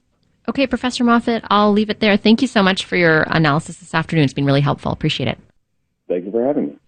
That's Mike Moffat, one of the housing experts who presented before federal cabinet at their retreat back in Prince Edward Island last month. You heard him there talking a bit about the measures that the government has introduced since then. Last week, they introduced legislation that in part would remove the GST for the construction of new rental builds. There has been some critique about the fact that there aren't more strings attached to that removal. For example, no specifics on the level of affordability of a rental unit in order to qualify for it. But the government insists it's a more effective policy if it kind of just gets all rentals building, because the more supply there is, obviously the counter that will provide for increased demand. And you'd think at the end of the day, it would mean lower rents. The other measure that Professor Moffat and I were talking about was announced just yesterday. The federal government raising the limit on its Canada Mortgage Bonds program, extending that by $20 billion from $40 to $60 billion. Basically, that's just low-cost financing for developers who will be building additional rental units. The feds say that will amount to an extra 30,000 rental units annually for as long as this program is extended. Keep in mind, and Mike mentioned this, the CMHC says you need another 5.8 million homes, 3.5 million new ones by 2030 to address affordability or restore it. We're going to be back with a fact check. We're keeping a watch on that Prime Minister's press conference. Stay with us. Now, an update from the CJAD 800 Traffic Center. We're seeing delays now on the westbound side of the 20 between Ongrenio and Norman. We do have a stalled truck. It's at the Norman exit blocking off the right side. Northbound the Carrie delays as well. Côte St. Luc Road to the top. Southbound the Carrie volume now from the top to Côte St. Catherine. Eastbound side of the TCAN delays off and on between Côte Liesse and St. Laurent, the eastbound side of the Med. Southbound 25 about 40 minutes now between Beaubien and the tunnel. Also slowdowns for the westbound side of the Met, starting Lac-Courtier back to the Carrie. All Canada Post ground shipments are now carbon neutral. Together, let's deliver a more sustainable future for all Canadians. Let us know what you see on the roads. Call in your tips to Star 800. Your next report at 2 o'clock.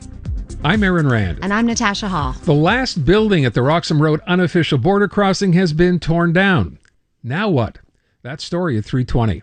Will it soon be possible to take your oath of citizenship with just a click of a button? Our conversation with the Minister of Immigration, Mark Miller, at 5:35. And we've also got a chance for you to win tickets to see Tim McGraw and the WWE, but not together. Montreal Now with me, Aaron Rand, and Natasha Hall. Weekdays 2 to 6 here on CJAD 800.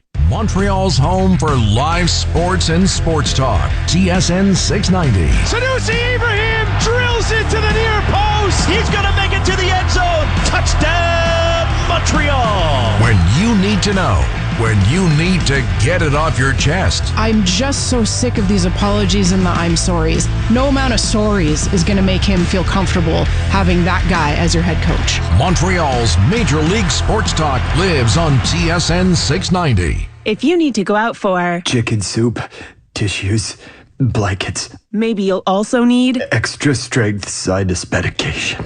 AXA Pharma at Walmart. It's worth it. Pharmacist owners affiliated with AXA Pharma are solely responsible for pharmacy practice. JJ Cardinal Funeral Home is proudly family-owned and operated, having been in service to the community for over 50 years, helping families and loved ones navigate some of life's most difficult moments. They offer pre-planning services, comfortable and spacious visitation and reception rooms, cremation on site, as well as a unique columbarium that is integrated in their breathtaking chapels. JJ Cardinal Funeral Home. Let their family serve your family with understanding, compassion, and integrity. Call 514-631-1511 or visit jjcardinal.ca. Check your PC Optimum app today. Points Days is back with billions of points up for grabs. On now until September 27th, earn big on the things you need now so you can redeem big later. Things like groceries, beauty, gas, and more. Just open the PC Optimum app to get your offers. Shop, scan, earn. PC Optimum Points Days, on now until September 27th. Since 1953, Canadians have recognized the value of adding Israel bonds to their investment portfolios. Hi, I'm Raquel Benzakar-Savati, CEO of Israel Bonds in Canada. Israel Bonds offer strong rates with semi-annual interest payments for the entire term on most fixed income bonds. Call 514-482-0427 or visit israelbonds.ca. That's israelbonds.ca. Israel Bonds are sold in Canada by Canada Israel Securities Limited, a registered exempt market dealer. Conditions apply. From groundbreaking safety and intuitive technology to luxury redefined with sustainability in mind, the experience of driving a Volvo is unlike any other. And you can experience it for yourself along with exclusive offers during the Volvo Cars Experience event. From September 15th to October 2nd, lease from 1.99% and save up to $3,000 on select models. For eligible customers, conditions apply. Visit your Greater Montreal Volvo retailer or volvomontreal.ca. Want an education that leads to an exciting career? The Laurier McDonald Career Center is where you need to be. Discover the latest technologies using advanced equipment. Learn from highly qualified, industry-experienced teachers. Get knowledge and skills that unlock great job opportunities. Study during the day or at night. Tuition is free, and all programs are approved by the Quebec Ministry of Education. Train for the job you want. Register now at the Laurier McDonald Career Center. How does a brand new RV payment free for an entire year sound? Well, it's here for a limited time exclusively at Safari RV. Our brand new 2022s are free, payment free for an entire year. It's incredible. It won't cost you a single penny monthly for an entire year to own your dream RV. Plus, you also get free winterizing and free storage for 3 years. RVing has never felt so free. Only at Safari RV. But hurry, only while they last. Safari RV.ca. This is the voice of Montreal. CJAD 800.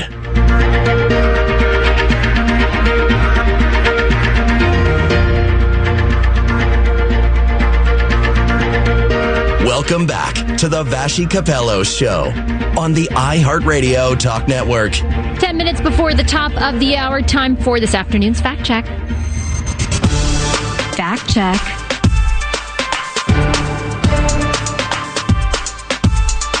The first fact check is on myself because I should have, after all these years covering Parliament Hill, know not to believe it when I saw that the Prime Minister's press conference was scheduled for 1:30 Eastern. Alas, it is now postponed until 2 o'clock Eastern. So just after we go off air, I'm sure my colleagues, though, across the iHeartRadio network will be able to relay you the information contained in that press conference, or that statement, rather, we're expecting from the Prime Minister. It all has to do with what unfolded in the House of Commons last Friday when the president of Ukraine, Volodymyr Zelensky, was giving an address to Parliament here in Canada for a 2-day visit following a series of visits to different cities in the United States. Following that speech, the House Speaker, Anthony Rota, was, as per protocol, giving, a thank you to President Zelensky for his address. And then also during his thank you and during his remarks, called on an individual, a 98-year-old man who was up in the gallery, to recognize him. He talked about him being a Ukrainian veteran. There were many rounds of applause and, in fact, actually 2 standing ovations, which Ukraine's President Zelensky, the Prime Minister, and a host of other dignitaries in attendance all participated in. It turned out over the weekend, some Jewish journalist outlets did some digging, and it turns out that that individual fought with the Waffen-SS, the first Ukrainian unit, as it's become known, which was a Nazi unit. And so since then, the reaction has been pretty immense, culminating in the resignation yesterday of Speaker Rota. He did so exactly 24 hours ago, facing calls from all political parties, starting first on Monday, but then even, extending to people within his own party. And that resulted, as I said, in his resignation. But the pressure on the government has not abated with that resignation. And instead, now the opposition, primarily the Conservatives, are calling on the Prime Minister to make an apology on behalf of the government, to sort of acknowledge. And it's not just the Conservatives, I should say. A lot of groups, in particular Jewish groups impacted by what happened on Friday, are saying that an apology would be warranted here. Not, saying this is necessarily his fault or his direct, action. In fact, the Prime Minister's office has said we had nothing to do with this. It was all under the purview of the Speaker. He acted alone, and the Speaker has said the same. But more so to acknowledge the impact of this, both internationally and domestically, and on the communities who are so much so impacted by what happened during the Holocaust and, of course, during the Second World War. And so that's what we anticipate the Prime Minister will do. I'll play a little bit for you right now of the leader of the Conservative Party, Pierre Poilievre, calling for the PM to make that pronouncement. If he wants the power, he has to take the responsibility and come to the floor of the House of Commons today and apologize to Jews, Poles, Ukrainians, and all Canadians. So that formed the basis of a number of questions directed to Liberal members of Parliament as they headed into caucus this morning. They were supposedly, they said, going to discuss the idea of an apology and bring it up in some capacity. Some of those MPs said that. Here's a little bit of Mark Holland, the Minister of Health, on his way into caucus. This was a huge mistake, an absolutely massive mistake that caused this country enormous embarrassment and set back the cause of democracy. There's no question of that. But I believe it was earnestly made. I don't believe that Mr. Rhoda set out with intention in his heart to hurt anybody. Yes, he should have been more diligent. Yes, the choices he made were poor, and he suffered a grave consequence for that. There are also calls for the Prime Minister to apologize directly to President Zelensky or to members of the Ukrainian delegation. And I do want to put one fact on the table. We reached out to both the Ukrainian side and the Prime Minister's office. As of this morning, before I went to air, the information I had from the Ukrainian side was that no such apology had been offered, and we did not have any basically specific response from the Prime Minister's office about whether or not they had extended one or there had been any conversations. So I imagine that will be a question the Prime Minister faces in a few minutes' time when he does address reporters on his way into question period. The subject of the Speaker is kind of also a story in all of this. Anthony Rota resigns, but at the end, I think, of tomorrow. But in normal circumstances, that would mean all business grinds to a halt because they have to elect a new speaker. And that process is done first, everybody running puts their name forward and then they make a speech and then there's a secret ballot process. In any event, all the House leaders got together yesterday and they've come to the conclusion that they will kind of push that ahead to early next week so that the rest of government business this week can take place because the business grinds to a halt. It basically stops. You're not able to do any if there isn't a speaker in place. And so one of the deputy speakers from the bloc, I believe, Bloc Québécois, will take over as speaker in the interim, and then there will be an election. There are a few people today already putting their names forward, including the deputy speaker, a conservative, Christopher D'Entremont, and then Greg Fergus, who's a Liberal MP here in the Ottawa-Gatineau region, and also a parliamentary secretary. Let me play for you what Greg Fergus said this morning about running. Are you thinking about running for Speaker? Yes, I am. I'm going to let my name stand, and along with some really other great candidates in Parliament. Mr. Fergus was asked what he thinks needs to change. The importance of the rights, and the rules and traditions of the House allow it to encourage frank, passionate debates, but within a framework of making sure that we could talk to each other, because each one of the 338 members of Parliament have a right to be in the House to express themselves and not to be intimidated, and to making sure that they can freely express themselves. Now, this will be an interesting point to keep our eye on, this idea of kind of decorum, or to what degree do you referee the back and forths. I know that all of you are glued to question period, minute by minute, every single day. I know you're not, but when you do, the main reaction or the main communication I get from people who watch is like, this is really what it's like. Like, it's kind of, it is partisan, and that's the nature of it, but it certainly does kind of strike people. And so the speaker often, I mean, he or she does play the role of mediating and trying to say, okay, it's not your turn, it is your turn, et cetera, et cetera. Here's Christopher D'Entremont, as I mentioned, the deputy speaker, a conservative who says he's putting his name forward for speaker on that point. We're in a very partisan time, and to try to bring that pressure down is difficult for anybody that's going to be running for this. We're going to see how the other parties are going to be treating this. What other names are going to be popping up, and see if we can come up with some kind of decent consensus. So, like I said, those two have put their name forward. Another Liberal, Alexandra Mendez, who I think, if memory serves me right, also ran for Speaker the last time around when Anthony Rota won the battle for that position. She's also putting her name forward. She has confirmed this morning. A quick fact check on The province of Alberta and the E. coli outbreak there. The city of Calgary today has charged the food provider, the catering company that was serving all of these daycares where the outbreak happened, with a number of different counts of basically failing to have a proper business license. If they're convicted, the people who are charged are the two directors of the catering company as well as the corporation itself. A conviction carries with it total fines of up to $120,000. Here's Alberta's premier weighing in on that. And I did also see the charge that the city of Calgary issued is quite serious. It sounds like it could be up to $120,000 in fines. So obviously everybody is taking this very seriously, and we leave it to the different orders of government and the police service to decide if any other action needs to be taken. Just some facts about the scope of the outbreak that are pretty jaw-dropping. 351 primary cases, confirmed cases of E. coli linked to it. 4 kids are still in hospital, and we're thinking of them. I'm going to take, actually, I'm not going to take a break. That's it. That's the show. Hope you have a great afternoon, and I'll see you tomorrow, same time, same place. Have a good one. So many Quebecers suffer from back pain, which, when left untreated, can result in a loss of quality of life. The Quebec Chiropractors Association invites you to learn more. Visit chiropractic.com for more information about the practice. You can find tips and advice for daily activities and where you can find the chiropractor closest to you. Be well informed, prevent injuries, live your life to the fullest. Pain changes everything. Chiropractic care changes pain.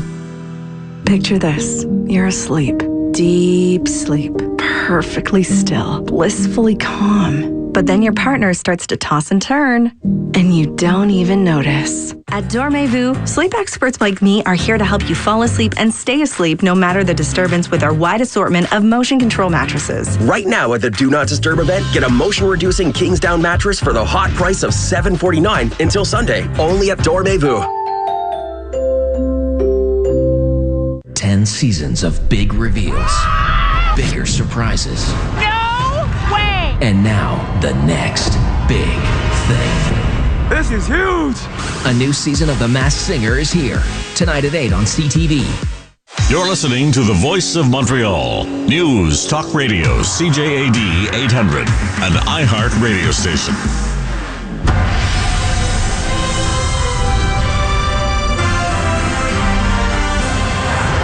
Good afternoon. It's 2 o'clock. I'm Jason Mayoff with the CTV News Update. Sunny today. It's 19 downtown. Weather details in minutes. Here's what's making news right now.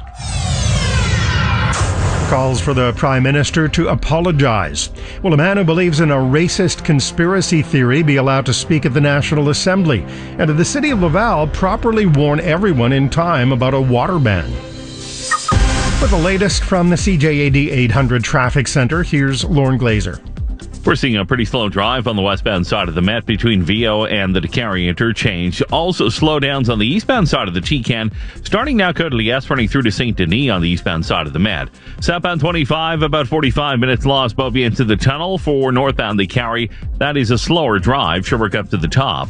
Southbound DeCarry delays as well from the top to Côte St. Catherine, also often on slowdowns now on the westbound side of the 20, starting before Ungrinio, running back to Norman.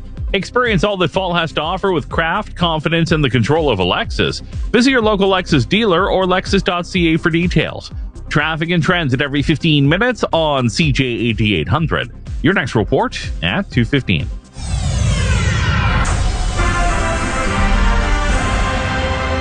In the news, federal Conservative leader Pierre Poilievre is calling for the Prime Minister to apologize for the appearance and recognition in the House of Commons of a man who fought for the Nazis. House Speaker Anthony Rota has resigned over his invitation of Yaroslav Hunka to an address by Ukraine's president, but Poilievre says the ultimate responsibility lies with Justin Trudeau. If he wants the power, he has to take the responsibility and come to the floor of the House of Commons today and apologize to Jews, Poles, Ukrainians, and all Canadians. Prime Minister Justin Trudeau is expected to comment soon.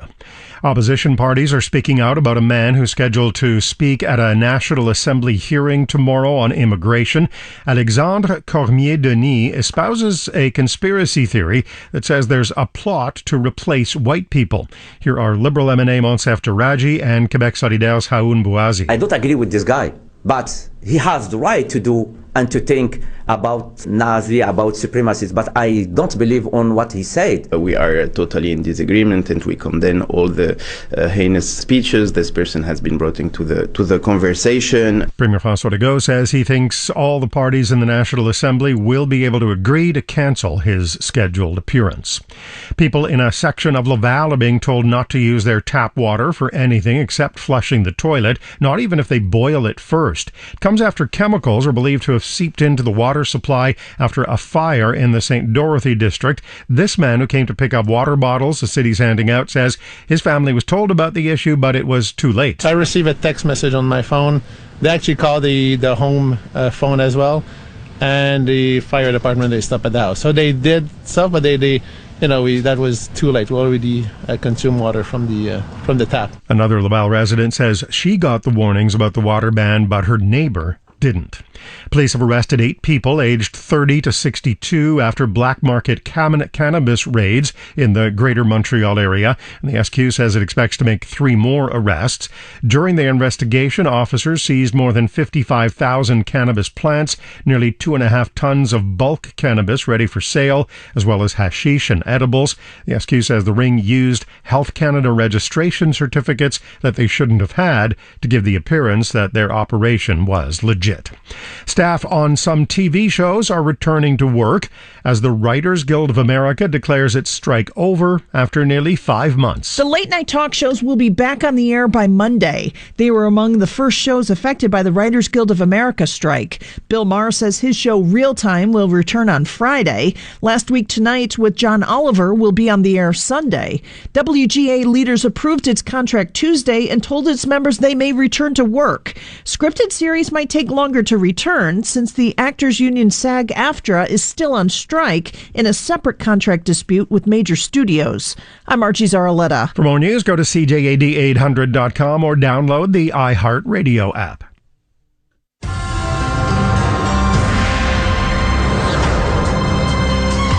Your Dormevu Weather Center forecast: sunshine today, the high 21, clear tonight, the low 8, and sunny tomorrow, the high 23. It's 19 downtown. For all the news during the day, stream us on your smart speaker. Just say play CJAD 800. Your next CTV News update is at 2:30.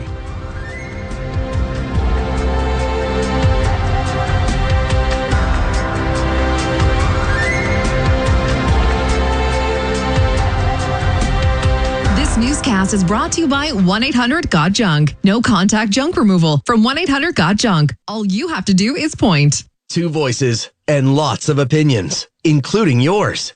Montreal Now with Aaron Rand and Natasha Hall. CJAD 800. Wow. Good God, y'all. What is it good for? Absolutely. Let's get sad again. Wow. What is it good for? Absolutely. Nothing. Listen to me. Wow. It ain't nothing but a heartbreak. Wow. Friend only to the Undertaker. Oh, wow. Good afternoon. Welcome to Wednesday. It is September the 27th, starting off the show today with a song that was a giant hit back in the day by Edwin Starr. The song is simply called War, and then in brackets, what is it good for? Number 1 song on this date, Natasha Hall. It's so hard when it's like not my era. Then I have a sense of what era it might have been. I'm randomly going with 67, 68, but I don't know. So I have to say final, I'll go 68. 1968 is your answer. The correct answer. Number 1 song for Edwin Starr, War, close. On this date in 1970. 1970. Oh, yeah, you're close. Though. Pretty close. Well done. Okay. So look, as we sign on this afternoon, Prime Minister Trudeau, I believe, is either speaking or set to speak or is just about to speak or has spoken 5 seconds ago. If he did, that was really quick. Yeah, all of this offering an apology, of course, for what happened with that incident in the House of Commons, celebrating that man who, of course, served in a Nazi unit. So we will hear from the Prime Minister, and as soon as that's over, we'll play that back for you. I'm imagining that's just a matter of minutes now. So seemingly he did not have a whole lot to say. Because didn't take that questions was like either. So yeah, a blink. So we will have that for you. Brian's cutting it up now. We'll play that for you in a couple of minutes. All right. So welcome to Wednesday afternoon. Another beautiful day in the city. If you didn't hear this yesterday, it's the end of September. And this is probably going to go down, I would guess, in the weather records, is one of the mildest Septembers we have ever had. I can't remember an entire month being this nice. But the good news is, this is carrying through the rest of the weekend. Even better. It's getting even better, warmer and more beautiful. I mean, enjoy this for while it's here, because it won't be here forever. Also, I have a warning for you. Those of you planning to travel to Indonesia. Mm-hmm. I'm not. In case. Are you? No. In case, a court in Indonesia has convicted a woman of inciting religious hatred and sentenced her to 2 years in prison for saying a Muslim prayer and then eating pork. 2 years in prison. And she posted this on a TikTok video. Oh, boy. So if I'm just saying, it's against the religion, I guess. We know that. But she also has to pay, this is kind of wild. Judges also ordered her to pay a fine of the equivalent of $16,262 US in her blasphemy trial. Whoa. So again, if you're going to Indonesia, leave the pork at home. Trial, or is that your words, or is that? No, that's the story. It's an actual blasphemy trial. Yeah. So I just thought I'd let you know that. How much again? 16,000 in their money, 250 million rupiah, but 16,000 US. A lot. So again, I know people go to Bali, right? Very popular travel destination. Don't read a Muslim prayer and don't eat pork. Don't eat pork while. You could do one or the other, but don't do. I'm not even together. sure. Could you do that? Probably not. I don't know. I'm not sure. Anyway, just thought I'd warn you because it's an important story. I have a good news update. You were off on Monday for Yom Kippur, and we spoke to a man who had lost his $300,000 inheritance check. And? They found it. Saw Louis that was story. beside himself. It had been sent registered mail, and Canada Post was like, we don't know what happened to it until he took to the media, and now They found it apparently behind a drawer. It had fallen behind a drawer or whatever. He got his money back, so good for him. That's Very a lot of good money. news. What's not so good news is what's happening in Laval right now. They've had a beyond the boil water advisory, and just heard Jason mention this on the news. So if you're out in Laval, on the line, Philippe Derry, who's their Chief of Public Affairs for the City of Laval. Mr. Derry, thanks for being here. Can you bring us up to date? I thought I heard the mention it's not even enough to boil your water. You should just not use it at all. Is that correct? Yes, exactly. We are advising citizens in the area to not use the tap water for personal use or for their pets also. So it's not sufficient to boil the water. Really, we are asking our citizens to not use the tap water for their personal use. Okay, but the toilet is okay, but that's all. But no baths, no showers, no drinking water. Exactly, that's correct. The toilet is okay, but no bath, no shower, and no consumption of the water. Is there a time set for how long this might go on? Do you know? Unfortunately, as we were speaking, we're not able to provide a specific timetable for the recovery of the situation, but we are seeing encouraging signs in the samplings that we are doing. So our measures are having an effect, but so far we're not able to provide an exact timetable for the recovery. Mr. Derry, what do we know about this contamination? I understand it has to do with chemicals that were used because of a fire. Exactly. What we know so far is that a chemical product that was used by our firefighters fighting a fire earlier Tuesday morning have entered the water system. We don't know how it could have entered the water system. We are looking into that. But as soon as we had reports of the situation, we acted quickly. We were able to identify problems and the consequences, and that's why we took actions. We communicated with our citizens, and we informed them to not use the tap water. Have there been any injuries or any issues because of that? Have you heard from any residents who've been affected? Well, it's important to say that the product is not toxic. It poses a relative moderate health risk for the health. It was diluted in the water, so it's a moderate risk, and we have not received any report of serious situations or injuries. So not enough to boil your water. Just avoid using the water if you live in Laval. And by the way, is this over through the entire city, or are there areas more affected than others, or just everywhere in Laval? No, it's important. The notice is in place for the for a specific sector in Sainte-Dorothée, located between Avenue des Bois, Rue Principale, and Île de Laval. All the information is on the Laval website. Mr. Derry, thank you so much for your time. We appreciate it. You're welcome. Have a good afternoon. You too. Thank So you. there you go. If you're in that area, St. Dorothy area, again, just do not boil that water. Just avoid it until you're given the green light to go ahead. And again, all the information is on the City of Laval website. If you're having symptoms, there is a number also posted on that website where you can call and get more information. So you may have heard, and this is going to come up later in the show. I just wanted to mention it off the top. You may have heard or read by now. I know the story's in the Gazette about the mayor's latest idea for something called sponge roads. Have you seen this? I only bring it up because, amazingly enough, it will involve the elimination of parking spaces. Not something, as you know, this administration is loath to do. It doesn't involve Elaine from Seinfeld?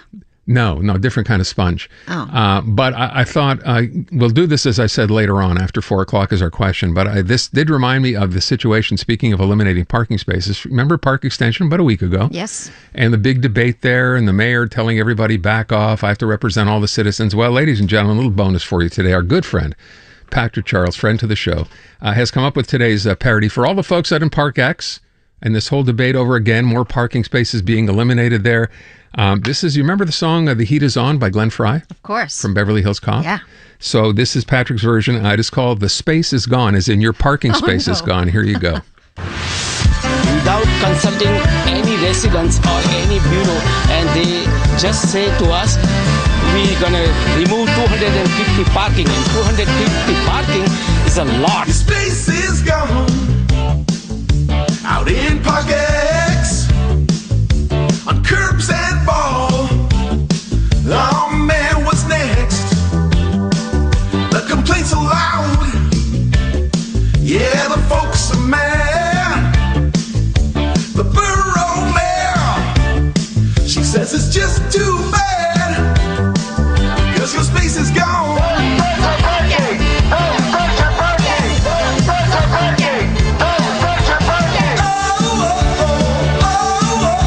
Where you gonna leave it? No place for your Subaru. What a bad idea. They ignored our pleas. Someone took my Kia. Your space is gone. The administration is not listening to us, does not want to listen to what we want to, what we have to say, to share our ideas, to listen to our needs. This is the only way. It's taken to the streets. There you go. The space is gone. There you go. A little for all the folks out in Park X lamenting what looks like it's going to be the elimination of parking spots. That parody, we'll put that up on our website at CJAD800.com. You can listen to it there. He does such a great job. Bravo, Patrick. I feel like, we think he just sits down and does this in like 10 minutes, but there's amazing. Lot of effort involved. He's our Weird Al, only he's not weird. So there you go. Well, he's a little weird, but in the good way. He's the best. 2:15. Let's go to traffic, see what's going on a Wednesday afternoon. Lauren Glazer's got to check on your drive. Lauren? Good afternoon, Aaron. Good afternoon, Natasha. We are starting the afternoon drive home with a lot of volume northbound the Carrie, Sherbrooke up to the top. Southbound the Carrie delays as well from the top out to Côte St. Catherine. Southbound 15, a busy drive through Nuns Island for the westbound side of the 20. That has delays as well before Ungrinio running back to Norman. Southbound 13 delays as well now. Sampson out to the Biso Bridge for the eastbound side of the T-Can. That is a pretty slow drive as well. It starts after Cavendish running out to Papineau on the eastbound side of the Met. Southbound 25 already about an hour between Beaubier and the tunnel for the westbound side of the Met. You are losing time there between VO and the DeCarry interchange. 50 or over, ask your doctor, nurse, or pharmacist if vaccination for pneumococcal pneumonia with Prevnar 20 is right for you. Learn more at Prevnar20.ca. Let us know what you see on the roads. Call in your tips to star 800. Your next report at 2:30. All right, we are going to get to our first question of the day. Just a couple of quick reminders. Number one, Anthony Housefather is going to join us at about 5:20 this afternoon. His name has been talked about the last couple of days since, of course, what happened in the House of Commons with their Speaker of the House, Anthony Rota. So he'll join us 5:20. And also coming up, we will have our Tim McGraw giveaway. So everything's going to be pretty much as it's been since the beginning of the week. Beat the Box Office, Tim McGraw, and WWE, the holiday tour as well. Lots of prizes. We're following the story about the Prime Minister who has apologized. It seems it was anticipated that it would be happening. Vashi was hoping it was going to happen during her show, but I guess it happened kind of during our 2:00 news. Yeah, thank you for the Prime Minister for waiting till we started to actually make his announcement. Thank you, Thanks, sir. Justin, we appreciate that. So here you go. This is just moments earlier, actually, the Prime Minister, Justin Trudeau, and his take on what happened in the House of Commons with the Speaker of the House, that whole issue. The Speaker was solely responsible for the invitation and recognition of this man and has wholly accepted that responsibility and stepped down. This was a mistake that has deeply embarrassed Parliament and Canada. All of us who were in this house on Friday regret deeply having stood and clapped, even though we did so unaware of the context. It was a horrendous violation of the memory of the millions of people who died in the Holocaust, and it was deeply, deeply painful for Jewish people. It also hurt Polish people, Roma people, 2S LGBTQI+ people, disabled people, racialized people, and the many millions who were targeted by the Nazi genocide. Every year, there are fewer and fewer Holocaust survivors to share firsthand the horrors of what they experienced, and it is therefore incumbent upon us all to ensure that no one ever forgets what happened. I also want to reiterate how deeply sorry Canada is for the situation this put President Zelensky and the Ukrainian delegation in.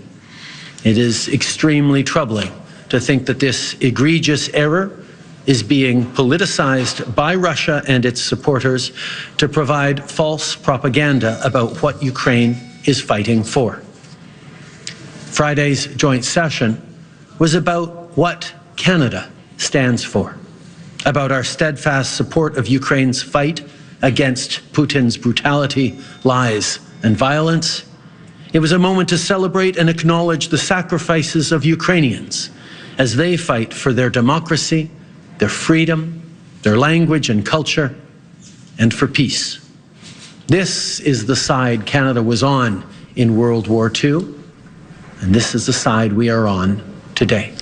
Justin Trudeau, just moments ago, his apology, starting off with immediately, I don't know, we can draw whatever conclusions we want to, Pointing but actually the finger? mentioning Anthony Rota directly, him and only him, and taking no responsibility. It was there a on his weird own. start. So it was. I found that not to be the way to begin that. And Brian's letting us know, because he was listening to it live, that he is saying he's going to be addressing Parliament. There will be another apology. Okay. So we'll have that for you as So well. that was just an apology. There were no questions or answers or anything else. That was simply he was his gone speech. So, like the wind. He made that statement and then disappeared. And it was kind of more of a statement than an apology, wasn't it? Well, we'll see what comes from the House, and I think he let everybody know exactly what side he's on. I think just a lot of people expected that he would simply start it off by saying, "I'm sorry." He didn't. He said, Anthony Rota made this decision on his own. It was only him and nobody else. And okay, that's fine. Well, we'll break that down perhaps another time. All right. That might all be true. It just, I don't know. Yeah, I don't know what I was expecting, but that's not how I expected it to start. Well, I think a lot of people are expecting a mea culpa, right? But that's not what you got. I think he should have begun with President Zelensky, to be honest. Okay. Like I said, we can break this down a lot of different ways, and I'm sure we'll talk about this later with Jean-Francois Lisée, Jimeni as well. Let's get to our question of the day to start things off today. Nothing to do with this whatsoever, but something that is also very much top of minds for everybody across the country these days, because not a day goes by that you don't hear people talk about just how bad the housing situation is across Canada and right here in Montreal. Whether it's renters complaining that rent is out of control, or landlords saying they just can't make ends meet with property taxes and mortgages going up and up, nobody seems to be happy. The September rental report from rentals.ca shows that indeed average asking rents in Canada went up 1.8% monthly and 9.6% annually to reach another record high of $2,117 last month. Now, that said, and I do find that number pretty shocking, Montreal came in at only 22nd out of 35 cities with the highest average rent prices. Well. Yeah. Laval is 27th. Vancouver and Toronto predictably top the list. So Vancouver's first, Toronto's second. They have the highest rents by far. So let me just break it down to you a little bit here in terms of what we're talking about in terms of size. So one bedrooms had the fastest year-over-year growth. Rents went 14.8% up, averaging $1,880 per month. $1,818 a month was the average for a one bedroom across the country. Two bedrooms, average asking rents averaged $2,233. 3,000 were $2,448. So pretty interesting that the one bedroom by far was the hardest hit and the highest. In Montreal, the average rent for a one bedroom is $1,769. So below that $1,880 average. And for two bedrooms, it's $2,237. Also below the, that's actually slightly above the $2,233. So up over by $4. I bet, though, in general, the fact that things are relatively under control here in Montreal has a lot to do with how rents rent control is implicated here. So the rent hikes are controlled, right? Or at least they're supposed to be. It doesn't always work, but it's supposed to be. You can only raise the rent once a year when the lease is up for renewal. But still, I would say those numbers are kind of staggering. $17.69 for a 1-bedroom in Montreal. We rent our 3-bedroom out for less than that. So I was a renter for years and years, and now I'm a landlord. I really do see both sides of the table in this situation. Renters want to pay a reasonable rent, and landlords want to get a reasonable rent. But in the vast majority of cases, one side always seems to feel like they're getting screwed. So here's the question for you. Are you glad rents are protected here, that they can't get jacked up month by month? Or does that make it unfair for landlords? Does Quebec protect renters too much or landlords too much? And for context, I think you want to mention that again. Where are we on a national scale on average? We're where? 22nd. Not third, not fourth. Yeah. 22nd out of 35. Yeah. Wonder what that says. Well, we know what it says. 790-0800, 514-800 for your texts. Ask it again. Are you glad rents are protected here, that they can't just get jacked up arbitrarily month by month? Or do you think that makes it unfair for landlords? And do you think Quebec protects renters too much or landlords too much? Your calls, your texts coming up next. Montreal Now, brought to you by Dormez-vous. October 1st is National Seniors Day. This Friday to Sunday, seniors save the tax on everything, including all the best brands. See in store for details. They're called Cuisine West Island because they made their name manufacturing and installing new kitchens. But why stop there? Transform your entire home with Cuisine West Island the way you like it. Contemporary, modern, country, urban, kitchens, bathrooms, or built-in furniture. Everything is designed and manufactured right here in Montreal and installed by the professional team at Cuisine West Island. Pop in and see for yourself at 2758 St. Charles in Kirkland or at cuisinewestisland.com. Cuisine West Island, for those not easily impressed. Petros Taverna, there's a taste of Greece near you. Westmount, Griffintown, Little Italy, Laurier, and Waterfront in Lachine, mouth-watering Greek specialties, bringing Montrealers back again and again. 5 locations, restaurantpetros.ca. Inspiring Entrepreneurs Montreal by BDO Canada is celebrating its 15th season, spotlighting leaders in Quebec business. Every Saturday, on air and online, we deliver wisdom and expert advice from entrepreneurs like Laurent Boivin, CEO Fumoir Grizzly, who bought a Quebec City-based smokehouse that is now a top 5 producer of smoked and ready-to-eat fish in Canada. Join me, Dan Delmar, and BDO Canada's Euros Malekic in for Michael Newton for Inspiring Entrepreneurs Montreal, Saturday at noon on News Talk Radio CJAD 800, then on iHeartRadio, Spotify, or wherever you find your podcasts. At Toyota, we build quality vehicles with you in mind. I mean, it's not like we're always thinking about you. We're not obsessed or anything. We just know you value your 9 to 5 as much as your 5 to 9. And with the reliable RAV4, Canada's best-selling SUV, you're capable of making the most of both. It's time to make every moment count. It's time to Toyota. Discover the RAV4 at your Toyota dealer and check out our amazing offers at shoptoyota.ca. Here's Joey Elias to talk about road safety. I'm actually supposed to talk about bird watching. What? Relax. I'm kidding. I am here to talk about road safety. It doesn't matter whether you're driving a car, truck, or motorcycle, or whether you're a pedestrian or even a comedian. We all need to stay alert on the road because we're like one big family. And in a family, we do our best not to hurt each other. Okay, I'm done. You can say your line. Thank you. When it comes to road safety, we can all drive change. A message from the Gouvernement du Québec. If you get Canadian news from Facebook and Instagram, time has run out. Meta is blocking links that provide access to news content from Canadian news organizations. Posting and sharing are blocked too. To continue getting breaking local and international news stories, visit ctvnews.ca and download the app. Tonight on CTV News. The water in St. Dorothy, Laval. Don't drink in it, don't wash in it, not even for pets. And do you know what to do when someone goes into cardiac arrest? Those stories and more at 6 o'clock on CTV News and CJAD 800. We've got thousands of fall rollbacks on now at Walmart. Save $113 on select varieties of green giant frozen vegetables. Now only $2.84 at Walmart. Join the conversation all afternoon with Aaron and Natasha. This is Montreal Now on CJAD 800. Welcome back. We're talking rents, landlords, because new data that comes out across Canada, it's one of those situations where when you talk this story here, rental, landlords, tenants, whatever, we tend to kind of live in a bit of a vacuum.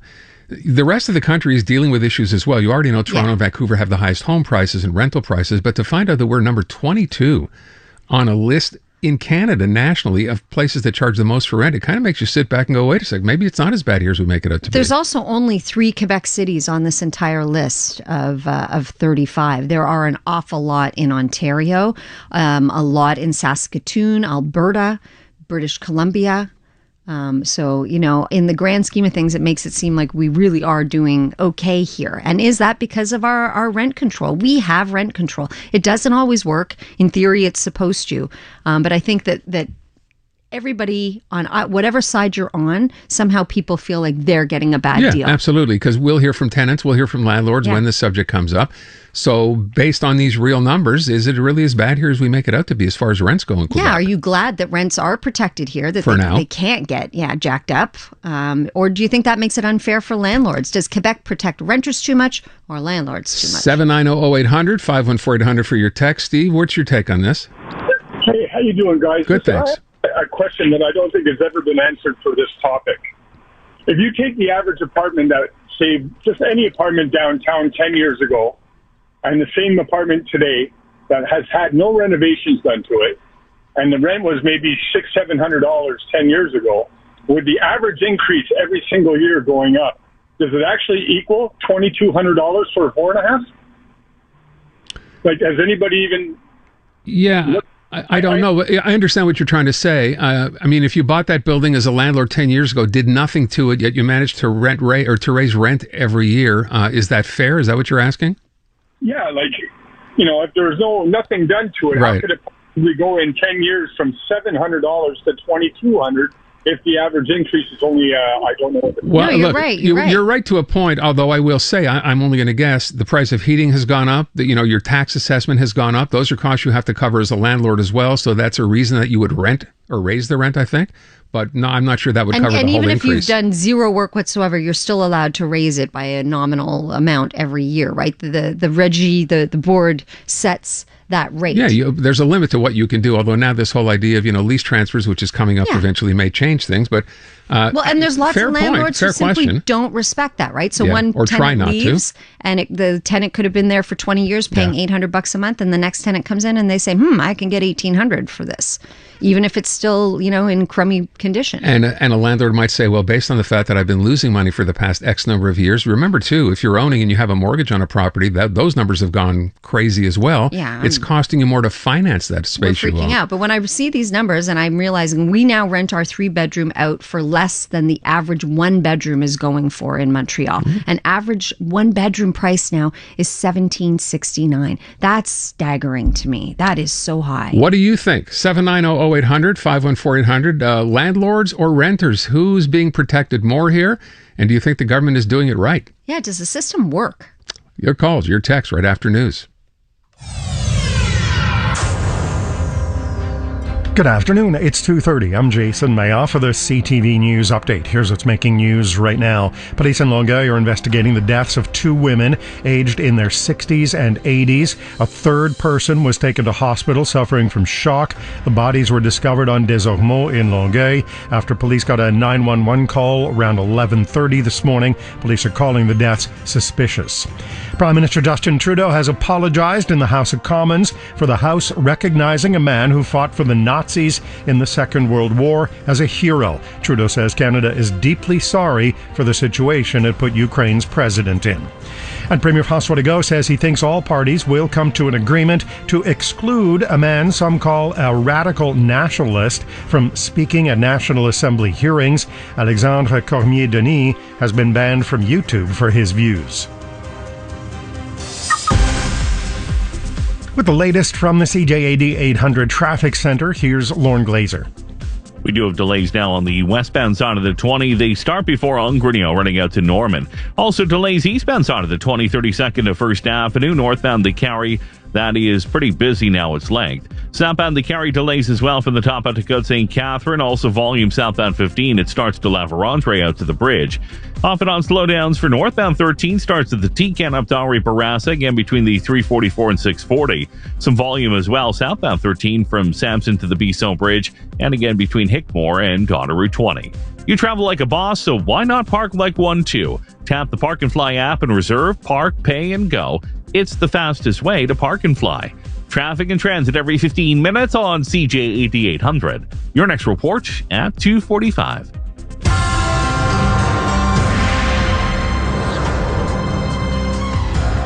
Your Dormez-vous Weather Center forecast: sunshine today, the high 21. Clear tonight, the low 8. And sunny tomorrow, the high 23. It's 20 degrees downtown. Your next CTV News update is at 3 o'clock. This newscast brought to you by Renovco. Renovating? Go with the consumer's choice for all your renovation needs. Call Renovco 514-856-9993 or visit renovco.com. While you're focused on your morning to-dos, your afternoon meetings, your evening commutes, or your late-night shifts, Desjardins Business is focused on more than 400,000 businesses at all hours of the day. With industry knowledge and specialized guidance, we help entrepreneurs rise to the challenge so they can focus on what matters most, growing their business. If someone close to you seems to be in distress, or if you yourself are having suicidal thoughts, there is help. Call 1-866-APPEL. You can do something to prevent suicide. A message from the Gouvernement du Québec.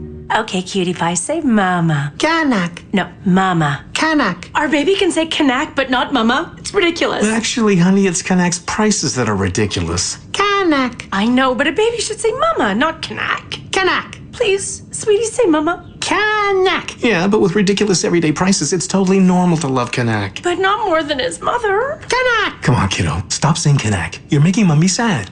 Dada. He even says dada. This ridiculous ad was brought to you by the ridiculous prices at Kanak. Want to know something? Tough times call for smart plans. So I called Rideau Lakeview Memorial Gardens and completed my own practical, affordable end-of-life arrangements. Want to know something else? I feel better knowing I planned ahead to protect my family and confident that my plans save money and will spare those I love from facing sudden expenses. Start the conversation today with your loved ones with a free planning kit from Rideau and Lakeview Memorial Gardens. Please call 514-683-6700 or visit RideauMemorial.com. Tired of endless waiting rooms just to see a doctor? Consider Eden Telemed, Quebec's leading telemedicine platform providing fast and affordable access to private doctors. Whether you need medical advice, prescriptions, blood tests, doctor's notes, imagery, or quick access to specialists, Eden Telemed has you covered. Get same-day appointments with a Quebec licensed doctor from the comfort of your home. 100% safe. Private insurance accepted. Experience healthcare on your terms. Visit EdenTelemed.ca today. That's EdenTelemed.ca. Have you wanted to speak a new language but thought it would be too difficult or time-consuming? Then it's time to try Babbel. Babbel works because it's built around real life. It teaches you practical conversations that you will actually use. So with just 15 minutes a day, you'll be on your way to speaking in a new language in just a few weeks. Babbel, language for life. Right now, Babbel is offering radio listeners 55% off their subscription. Visit babbel.com/radio. That's BABBEL.com/radio for 55% off. On October 21st, the Leukemia and Lymphoma Society of Canada's Light the Night event will bring together survivors and supporters to bring light to the darkness of blood cancer, helping to fund life-saving research. About every 23 minutes in Canada, someone is diagnosed with a blood cancer. 40% of childhood cancers are blood cancers such as leukemia and lymphoma. With your help, more treatments for blood cancers can happen. You can help end blood cancers by joining us in person once more at Light the Night this October 21st. Register today at lightthenight.ca. David Spade hosts a new CTV game show that asks, is it real? Or is it snake oil? Don't miss the premiere of Snake Oil, the new game show based on a classic scam. Tonight at 7 on CTV. When there's always lots to talk about, this is the place to have your say. Montreal Now, CJAD 800.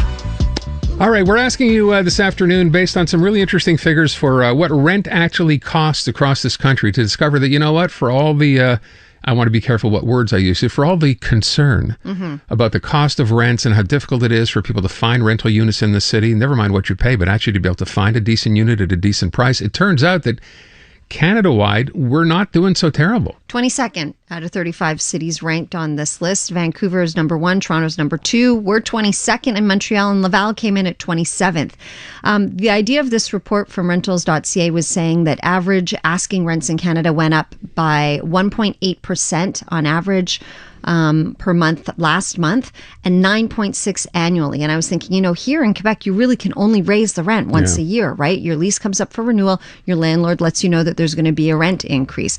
Elsewhere, that's not the case. So is that working for us here, or do you feel like it's working against landlords? Yeah, is the government, to your question, is the government doing too much to protect renters or too much to protect landlords, or is it sawed off and pretty much fair, according to you? 790-0800. Mark's on the line. Mark, what do you think? Hi. There's two things. Thanks for taking my call. Yeah, you're a landlord, right? Yeah, that wasn't one of the things. Thank you for taking the call. There's two issues. The first is, if you're not going to have landlords making money, if you don't set up concepts for housing that allow landlords to make money, then they're not going to provide housing. Okay? That's just the simple of it. And the easier you make it, then the better it'll be. And you'll have lots of housing. The second point is, it's not well known, but if you look at Cavendish and Walkley and some of these streets, these are SHQs. This is government-owned housing that's been sitting vacant and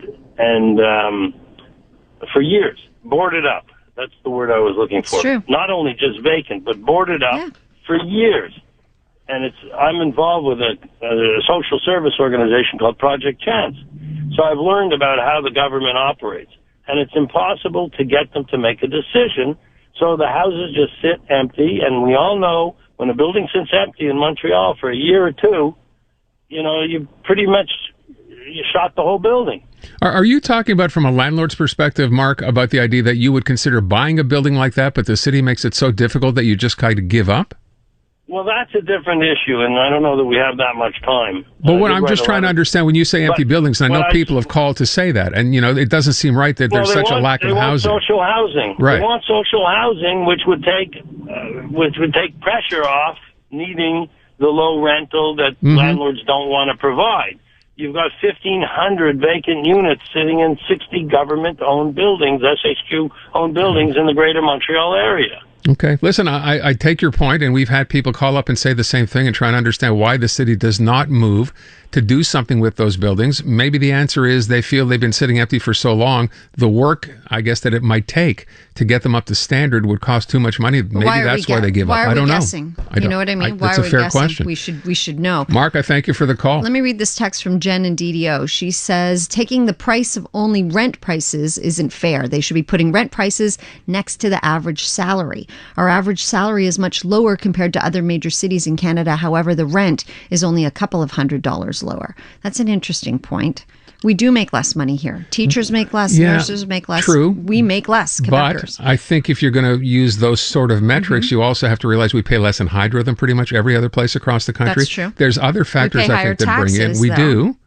But all things considered, does that saw off at the end? I don't know. Lisa says housing should be a human right, just like healthcare. Private citizens should not be able to use housing as a vehicle for personal profit. Landlords should go get a job or find another way to make their money other than on the backs of the working class. But that's so interesting off of what Mark was just saying, is that you need landlords to make money to have more units available. You really want the city running housing? This texter goes on to say, the rent control rules are rarely respected, and if you refuse the increase, the landlord simply finds ways to evict people who don't comply. Rent control is a myth, mostly a myth, she says. The government needs to step in with better protection for renters. Again, that's from Lisa. Okay. Another one here says, thank God Quebec has rent control. All you have to do is look to Ontario to see this. After Doug Ford removed rent control in 2018, my cousin's rent went up $9,000 in 1 year because the landlord wanted all the tenants to move out. Landlord got what he wanted. It would be devastating if Quebec ever got rid of rent control. Although to that point, we hear on a regular basis about rent evictions happening here. It's not unique to Ontario just because of no rent control. Tony's on the line in Rosemount. Tony, what do you think? Aaron, I'm going to give you a scenario of many scenarios. The insurance company obligates a landlord to replaces water heater every 10 years. Mm-hmm. So now it costs about $1,000 to replace a water heater. If we use the calculation from the rental board, you're only allowed to increase $2 per month. So basically, it's $240 after 10 years. So what you're doing basically is, I'm asking you, Aaron, give me $1,000, and I'll pay you back $2 a month for the next Yeah, I know what you're saying. 30 years. It seems somewhat unfair. After 10 years, you're going to give me another $1,000. This is all interest-free. Yeah. So this way, we can't make ends meet. And with regards to the rent being charged and a new tenant coming in, well, if I have a good tenant and I don't want to increase the rent too much, I have low rents. When the next one comes in, if I want to put it up to the market, same level as the market, I'm not allowed to. Yet at the same time, you can go into a grocery store. One place they have cantaloupes for $1, another one they sell them for $5. The government doesn't intervene in that. It's a free market. So if my $500 unit now I want to charge $1,500, why should I not be allowed to? Because there's somebody who wants it and somebody who might not want it.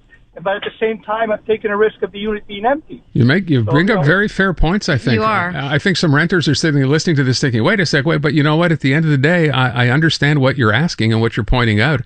I don't know. Look, you got to consider as well, don't forget, the provincial government, to Tony's point, is thinking of changing that whole lease transfer issue, right? Mm-hmm. And took a lot of heat for it from renters. So I'm not even sure that that's necessarily going to fly.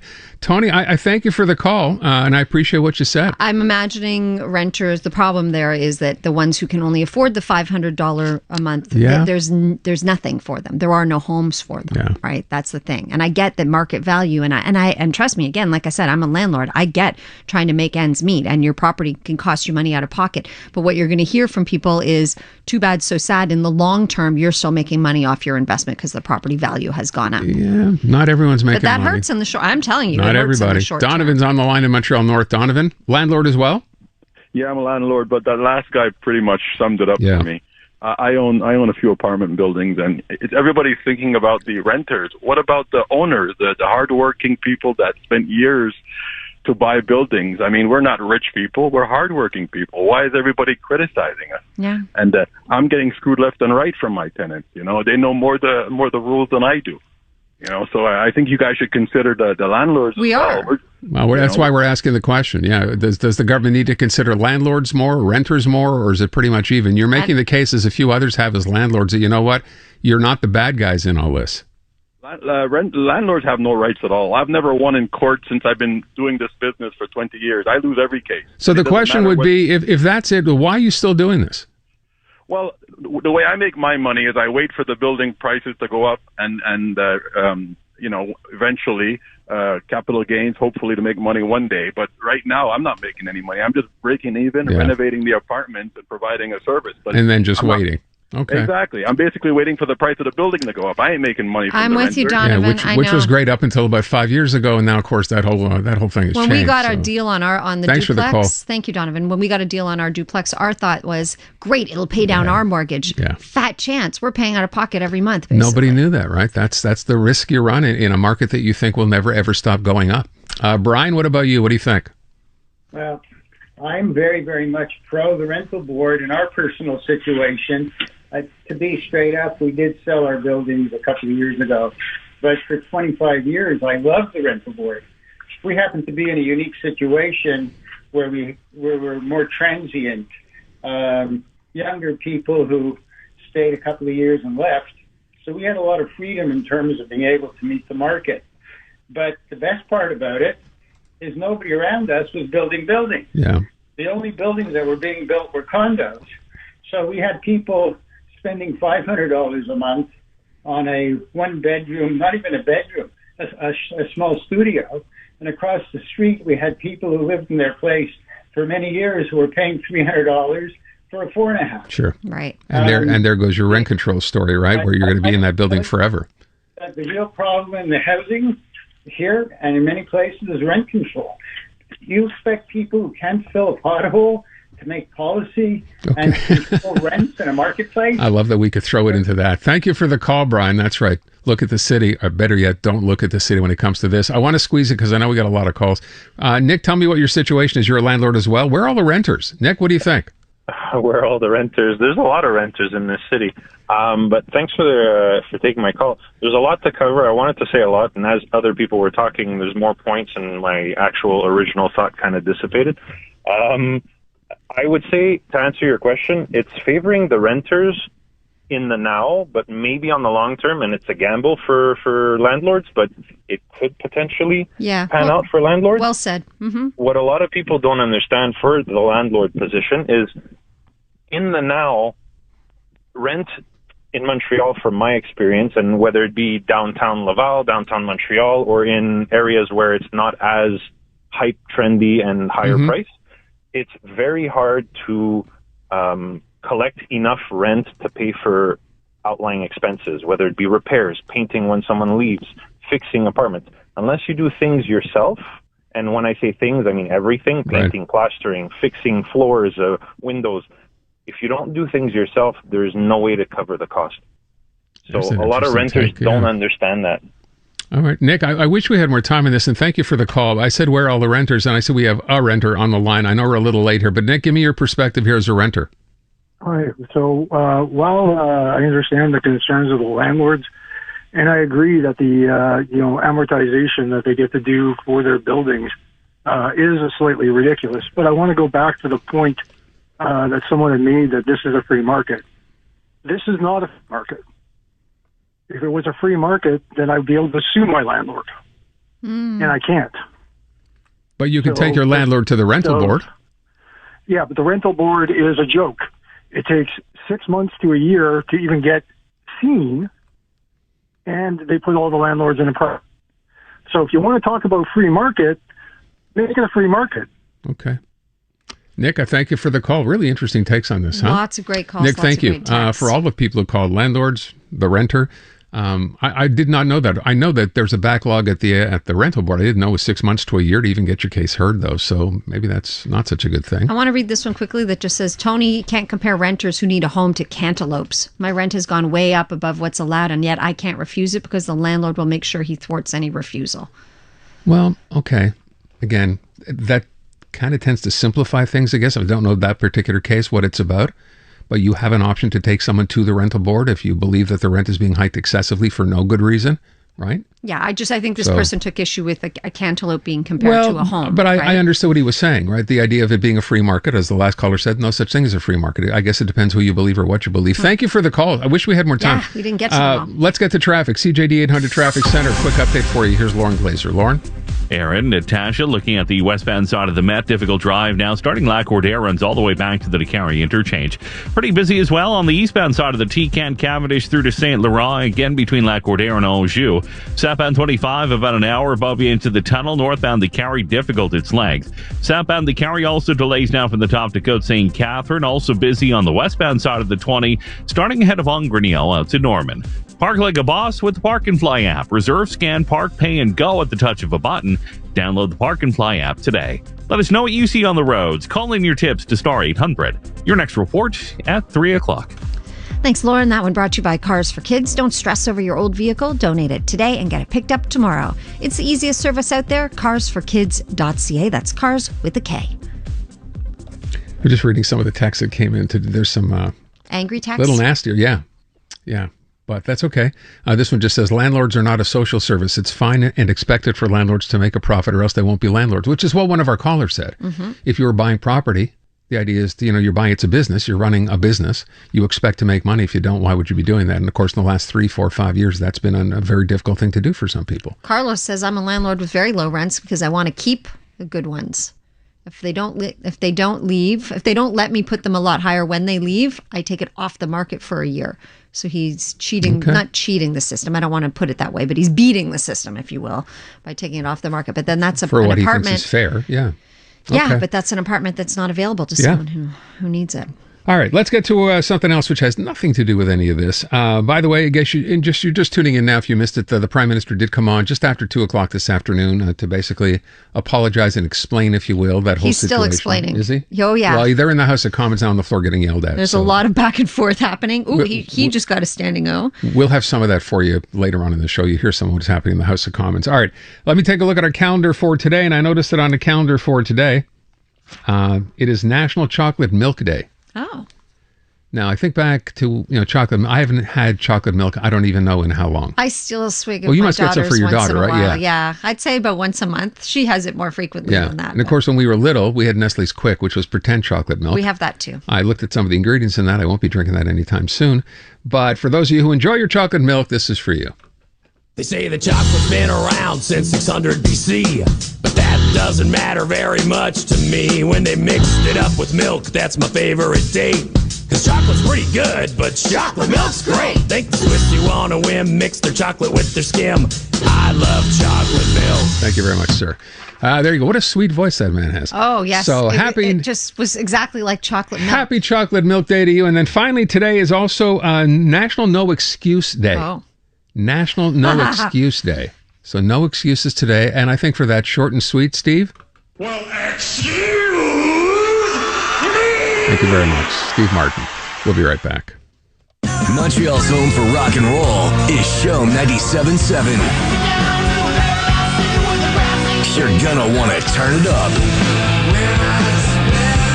The spirit of rock. Shome 97.7. I'm Martin Hoke, the inventor of Navage Nasal Care, and I love Navage. I've told you about how your nose is the body's air filter, that Navage's powered suction will help flush out allergens, viruses, mucus, and germs, and that Navage will help you breathe better. But what do other people say about Navage? Like this woman's review, quote, I've always been susceptible to sinus colds and a longtime sufferer of horrible allergies. On top of that, I'm pregnant and allergic to certain medications. After 11 days of being absolutely miserable, my husband ordered Navage for me. I can't recommend this product enough. It's the only thing that worked for me. 100% worth the investment, unquote. She's one of over 100,000 online reviews praising Navage, the all-natural solution trusted by over 3 million people to help you breathe better, sleep deeper, snore less, and stay healthier without drugs. Navage is at Canadian Tire, Family Prix, Brunet, Jean Coutu, and Navage.ca. Navage, N-A-V-A-G-E, clean nose, healthy life.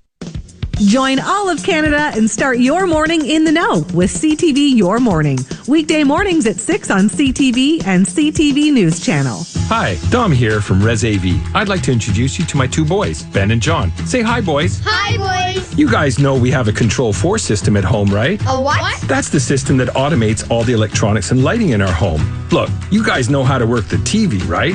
Yeah. You guys know how to play music everywhere. Sure do. And you know how to turn all the lights off with a click of a button when we leave the home. Of course we do. You see, at Res AV, we make home automation child's play. Look us up at resav.ca. Have you been thinking of moving to a retirement home or seniors residence? Liana's Senior Transition Support can help. They'll find you the best option for independent living, assisted living, or long-term care based on your needs and organize and accompany you on tours. Liana's services are free of charge with no obligation. They're proud to have provided guidance and support to hundreds of families in Greater Montreal. Talk about it with your family and then reach out to Lianas, L-I-A-N-A-S, Senior Transition Support. Go! A new season of The Amazing Race is here. And it's bigger than ever. Let's go. With 90-minute episodes. Go, go, go! All season long. A new season of The Amazing Race starts tonight at 9:30 on CTV. This is Montreal Now with Aaron Rand and Natasha Hall on CJAD 800. Okay, brace yourself. Comedy today from, I love this guy, Bill Burr. I'm sitting there waiting for my flight, just hating my life, and watching this lady. She's eating Egg McMuffins, like plural. It just threw like 3 of them right down her throat like a pelican, just like right down her gullet. And when she was done, she wiped her face with the bag. With the bag. What an absolute animal.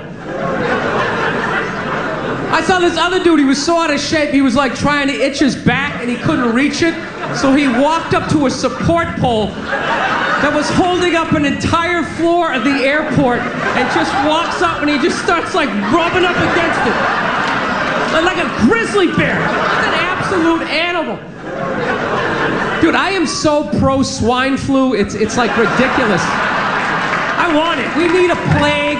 I'm telling you, we need a plague. It's gotta happen. And don't be afraid. It's only gonna kill the weak. You know? You're gonna be fine. You gotta let Mother Nature do her thing, man. She keeps trying to help us out, and we won't let her do it. Keeps trying to thin the herd every single time. We're like, oh, go down and get your vaccination. Why? So Egg McMuffin lady can breed with the back fat guy, you know?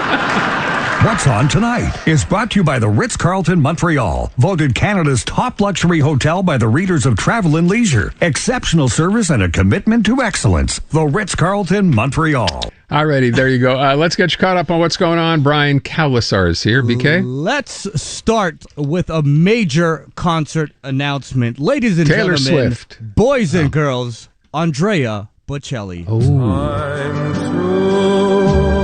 Say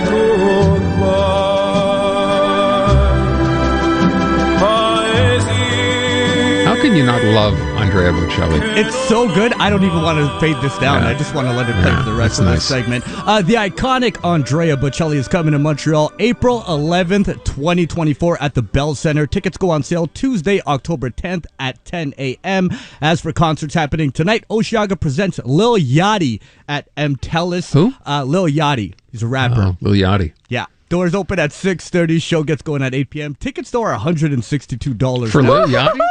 What? I wouldn't even pay that for Big Yachty. Well, as a rap fan, I mean, Lil Yachty's good. He's really good, but not I don't know, that for kind of good, yeah. $162. There's so much to watch on TV tonight, guys. Aaron, you've been waiting all year long for this. You've heard the promos on CJAD 800, and tonight is finally the night, the season premiere of The Masked Singer. 8 p.m. This is its 10th season. Are you going to keep the streak alive? I would love to. Yes, I am going to keep it alive. I'm going to continue not to watch a single episode of The Masked Singer. Yes. Going out for dinner. Perfect. There's also another show. I know we've heard the promos too. Snake Oil. Now, yeah. Okay, so the premise David of this Spade, show, right? Yeah. Okay. Contestants are pitched unique products by entrepreneurs and tasked with deciding which are real and which are fake. It sounds fun. Listen, guys, we all know we're watching Golden Bachelor tomorrow. That is Not what tonight. This is tomorrow. tonight, I know, yeah. but I'm saying we're not committing to any other shows. Other than that, yes. 'Cause that is what we are committed to. There's also a bunch of new episodes of Celebrity Jeopardy, Celebrity Wheel of Fortune, a finale of America's Got Talent, Survivor, Amazing Race. But if all of that is not enough fun and excitement for you guys, 7 Republican candidates will take part in the second 2024 Republican presidential debate. Tonight. Okay. Donald Trump will skip the event and give a speech in Detroit to auto workers. Okay. I would just ask, with respect to the snake oil thing, I was thinking of that when I heard the name of the show. How many people do you think in a generation, like let's take Emily, for example. Emily, you're 28 years old, right? You have any idea what a snake oil salesman would be, what that means? No. See, and why did they call that show that? I would think a whole generation of people has no idea what that even means. Well, maybe I'll be curious enough to look it up. You think? They probably think it has things to do with snakes. Isn't it something to say it's selling something fake? Yeah. Yeah. Oh, okay, Exactly. okay. Yeah. But otherwise, would people even know? Just an odd title for a show. Brian, thank you. Quick, I just got last quick thing. Montreal Canadiens, they host the Ottawa Senators tonight at Bell Center. Puck drops at 7. Tickets start at $70. And breaking, the Portland Trail Blazers are trading guard Damian Lillard to the Milwaukee Bucks. Wow, I don't even know what that means, but wow. It's actually a big story. And Sure it is. hopefully the Go Yankees Bucks. lose tonight so I don't yell in my condo and break something. And 2-0 last night, boys and girls. You're not Yankees supposed to beat rub the it Blue in. You're Jays. not supposed to. I'm I not. thought- I'm just mentioning the score. I thought we're not 2-0. gloating. Not at all. Great job by Michael King last night. 3 o'clock. Thank you, Brian. We're going to get you caught up on news. And then when we come back, speaking kind of sports, here's something you probably didn't see coming. You can't find referees for sports in this province anymore. Wait till you hear this story. That's next. What? Referees. You're listening to the Voice of Montreal. News, talk radio, CJAD 800, an iHeart radio station.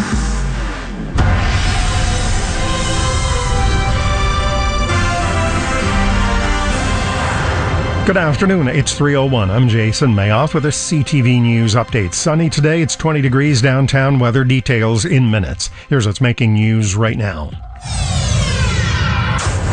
2 women found dead in Longueuil. The Prime Minister apologizes, and scientists looking at rocks and dust from an asteroid that's as old as the solar system. For the latest from the CJAD 800 Traffic Center, here's Lauren Glazer. We are dealing with a pretty slow drive westbound 20 before Ungreneau to Norman, again before Woodland running to almost Morgan. Eastbound side of the 20 also delays 32nd out to First Avenue for the outbound side of the Mercier Bridge, now backing to Ville St. Pierre. Northbound the Carry, difficult its length on the westbound side of the Met. That is seeing a lot of off and on volume now, La Cordera to the Carry interchange. Slowdowns for northbound Laurentian 440 to St. Rose, again between the 640 and the outlets. Westbound side of the T-Can increased volume, Morgan out to the Latour Bridge. It's the great anniversary sale at Uniprix. Save on tons of brands throughout participating stores. But hurry, sale ends September 27th. Details at uniprix.com. Traffic and transit every 15 minutes on CJAD 800. Your next report at 3:15.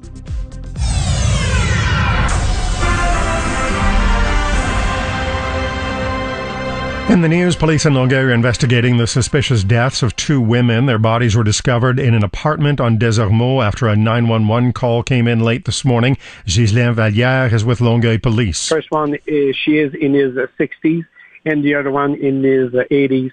And the third person, a man in his 30s, was there, and he's been transported to the hospital to treat a state of shock. Police are questioning a man who they are calling a person of interest. Prime Minister Justin Trudeau stood in the House of Commons this afternoon to apologize for what happened Friday when a man who fought with the Nazis was honored during the Ukrainian president's visit. On behalf of all of us in this House, I would like to present unreserved apologies for what took place on Friday and to President Zelensky and the Ukrainian delegation for the position they were put in. He says for everyone to have unknowingly recognized him was a terrible mistake and a violation of the memory of those who suffered grievously at the hands of the Nazi regime. The Legault government may uninvite a right-wing ethno-nationalist from consultations on immigration at the National Assembly. Alexandre Cormier-Denis' name appears on the list of people who will be speaking at the consultation late tomorrow. The PQ's Paul Saint-Pierre Damondon says they've already said they don't want him there. There was a conversation initiated by the government, who is ruling on those topics, of reducing the number of people that are heard. We have submitted a list in which he was not going to be heard. And for some reason, at the end, everybody will be heard. Premier François Legault says he thinks there will be an agreement with the opposition to remove him from the list of speakers. Cormier-Denis is a proponent of the Great Replacement theory, a white nationalist conspiracy theory that says there's a plot to diminish the influence of white people. The city of Laval is handing out bottled water to 2,500 homes after issuing a complete water ban. They say people in a certain sector of St. Dorothy should not use their water, even if boiled, for anything except flushing the toilet. This woman says she was alerted to the situation, but she doesn't think everyone was. My neighbor, they didn't know. I found that the people, maybe I am worried that people don't know. Another resident told CTV News that he got a phone call, a text message, and the fire department came to his door to tell him, but it was too late because they had already consumed the water. The ban was put in place after a fire in the area yesterday. Officials say chemicals used to put out the fire may have seeped into the water supply. NASA scientists have removed a capsule containing rocks and dust from an asteroid that's as old as the solar system. The sample was taken by a spacecraft designed to land on asteroids. The OSIRIS-REx mission from NASA has brought back to Earth the first ever sample from an asteroid. Carefully ensconced in a special canister, scientists found black dust and debris on the canister's surface, indicating some of the asteroid material had leaked out during the return trip to Earth. Inside, rocks and more dust from the ancient asteroid Bennu, which is believed to be part of the early solar system. Scientists will continue to examine it and then store it away for future analysis. Derek Dennis, ABC News. For more news, go to CJAD800.com or download the iHeartRadio app.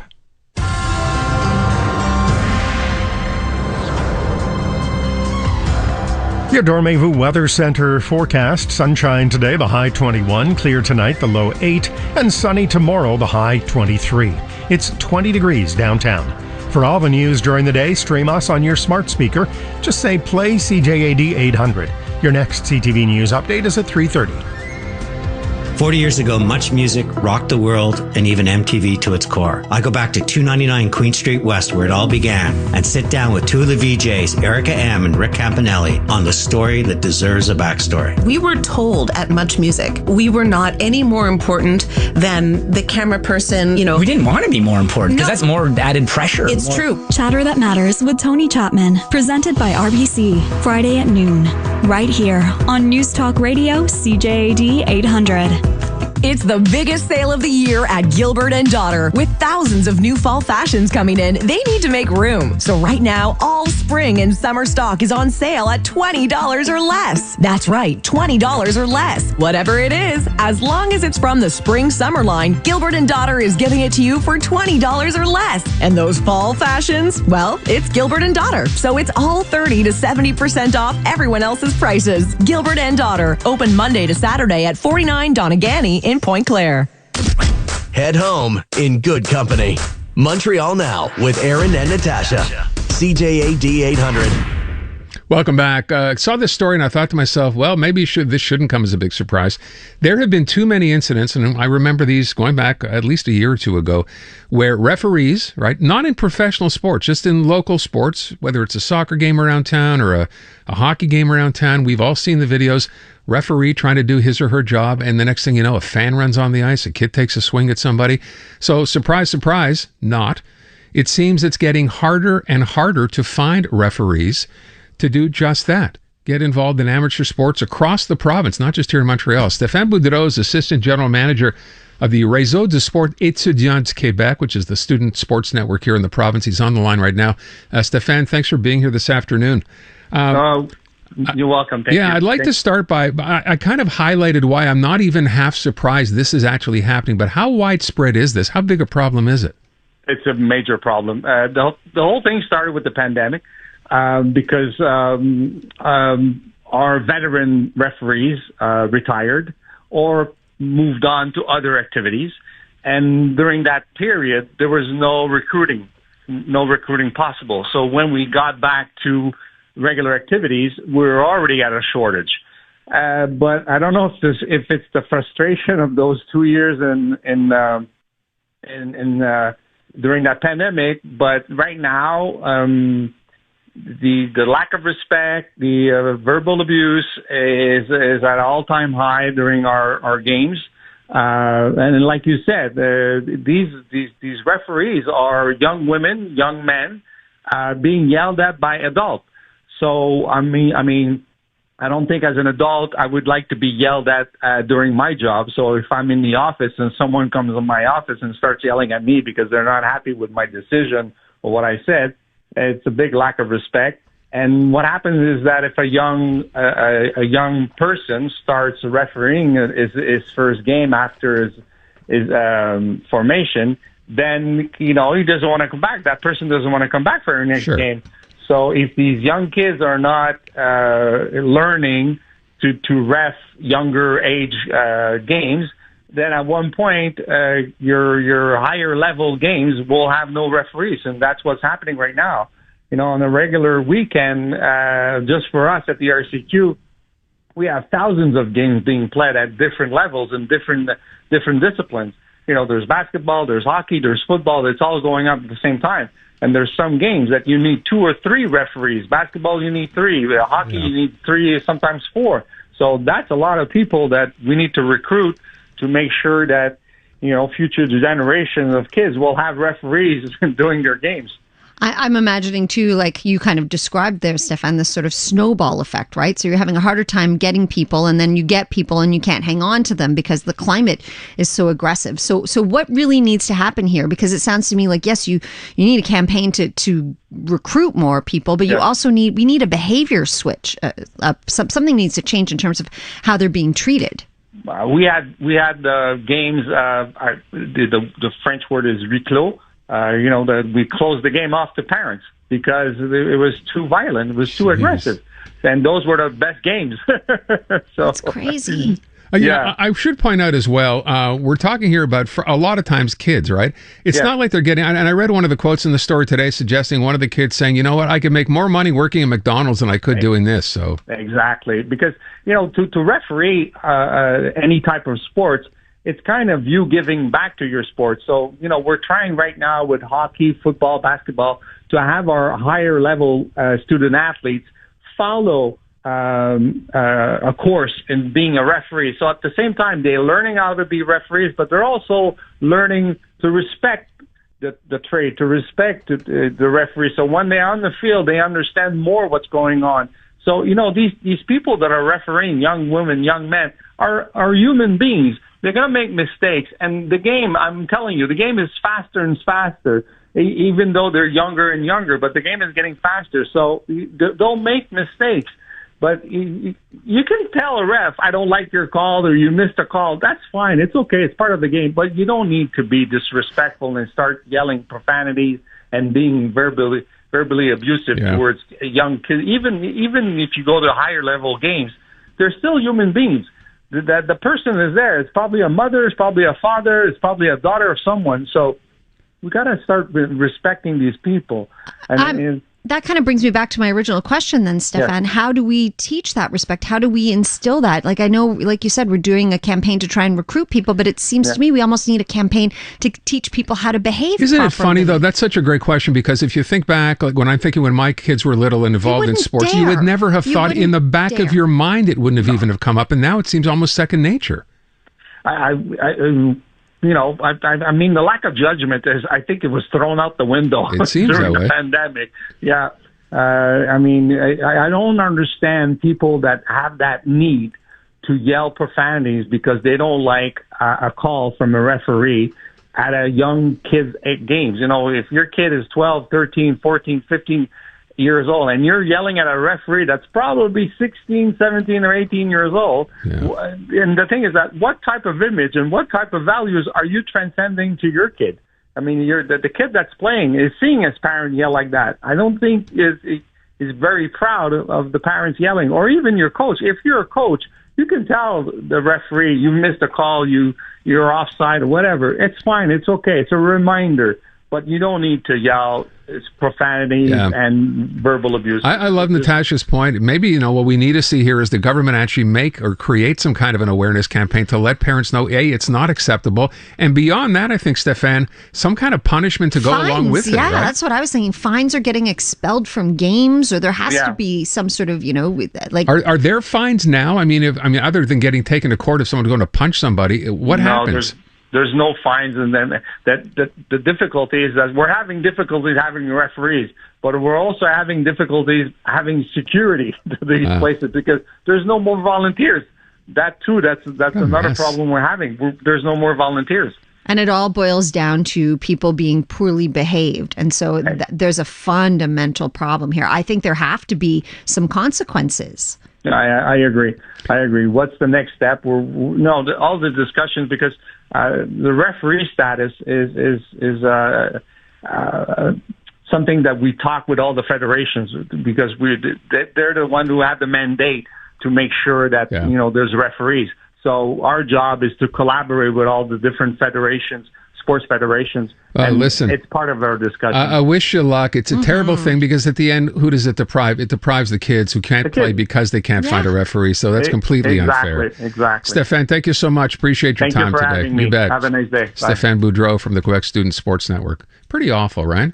It's beyond awful. I don't know. Again. And it's nothing new, but it just seems to have gotten worse and worse. Well, it is new starting with the pandemic. Right? This never was an issue before. I used to know guys, when I played in high school, like basketball, we had referees who would do the circuit. You'd see the same referee wherever you played. It was, you could make a couple of bucks doing it if you did enough of it. Now, there's a lot of kids, coming in the first time, and I could understand, even if you've been trained on what to do, and some parent walks up, you're 16 years old, and there's some guy, 50 years old standing in front of you, just wants to take a whack at you.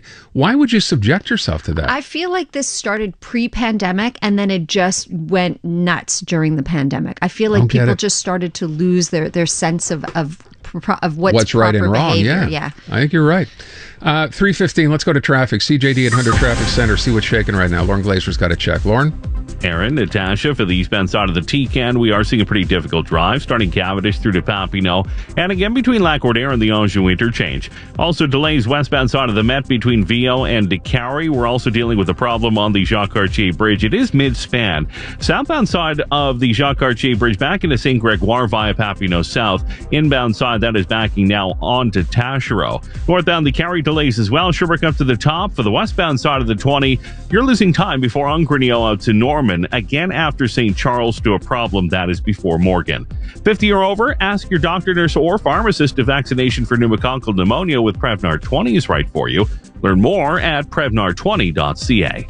Let us know what you see on the roads. Call in your tips to Star 800. Your next report at 3:30. Thank you, Lauren. This hour of Montreal Now is brought to you by Shoresy. The second season of the smash hit Crave original comedy series, Shoresy, premieres on Friday, September 29th on Crave. So I'm sorry, I said before it's just The Golden Bachelor, but you also want to watch Shoresy. But that's the next day. It's 29th, isn't it? It's not on the same day, but it just means that you have more than one commitment to a show. Thank goodness. You know, I was kidding. I said this the other day, I think when Richard Krause was on. We're watching a show now called Rectify. Yeah. And really getting into it. It's 4 seasons, right? And we're watching, and they're long. They're like 45, 50 minutes an episode. Yeah. And my friend let me know that, hey, good for you. That show was on in 2016. Don't even, you know how pathetic And I went back am. and checked. It was up for all kinds of awards. I'd never even heard of it. And now I'm watching a show that's 7 years old. There's too much to watch. So there you go. It's a great show. By the way, for those of you just tuning in, if you're in Laval or parts of Laval, St. Dorothy, that area in Laval, there is a boil water advisory on. In fact, it's not even boil. This is serious to the point where the boil water, it just basically do not use the water. Even after it's boiled, you should not use it. We had Philip Derry from the city of Laval on. Here's what he said. This is what's going on. We are advising citizens in the area to not use the tap water for personal use or for their pets also. So it's not sufficient to boil the water. Really, we are asking our citizens to not use the tap water for their personal use. The toilet is okay, but no bath, no shower, and no consumption of the water. Okay, there you go. You can use it to flush the toilet. That is literally all, and this is in parts of St. Dorothée. If you want more information, Philippe suggested that you go to the City of Laval website. There's a number there as well to call. By the way, just real quick to this whole idea about, kids, referees, and how it's all out of hand now, to someone just texting in, did you see this? It's not the pandemic. We're talking about this all changed during the pandemic. He said Trump unfortunately normalized people openly being jerks. So there is that opinion as well. Shared by a texter. Just thought I'd pass that along. Yeah, but you read it. What's that? You read it. I didn't mean to. I don't know how that would have happened. No, but I agree. Like I said, I think it started before the pandemic, and then in the pandemic, we all just kind of lost our minds. Mocking mentally handicapped people? Where'd that come from? When we come back, let's get to something that's been a story now for a while. You may have heard actually the other day. So they're shutting down Roxham Road. They demolished the last building, I guess, the last police structure there. So what's changed? What's happening going forward? We'll find out, right? That's coming up next. Montreal Now, brought to you by Dormez-vous. October 1st is National Seniors Day. This Friday to Sunday, seniors save the tax on everything, including all the best brands. See in store for details. Can you imagine being a superhero? With a sidekick? Can you imagine you can fly? Your sidekick shows up wherever you are. In a fancy blue truck. And whatever you point at disappears. 1-800-GOT-JUNK is your sidekick. We're twitching in anticipation. Vibrating with energy. We haul away whatever you point at. Any home or apartment. Workplace or job site. We're industrial strength sidekicks. All you have to do is point. Call 1-800-GOT-JUNK. Or visit 1-800-GOT-JUNK.com. At Toyota, we build quality trucks with you in mind. Because everyone loves a friend with a truck, especially a Toyota, winner of the Canadian Black Book Award for Best Residual Value. So when that inevitable call for help comes, you're there, pulling up in an award-winning truck because you're an award-worthy friend. It's time to roll up your sleeves. It's time to Toyota.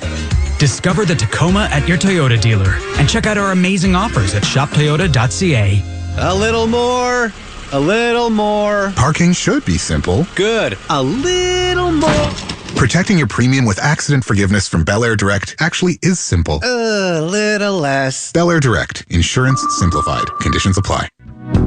Tracy, we're ready. Thinking about starting insulin? You might be. Tracy, we're ready. Tresiba is the #1 prescribed long-acting insulin by endocrinologists in Canada. Its flexible dosing means you can take once daily Tresiba at whatever time works best for you, with at least 8 hours between doses, even right after you test your morning blood sugar. Talk to your doctor today to see if Tresiba is right for you, and visit nowready.ca.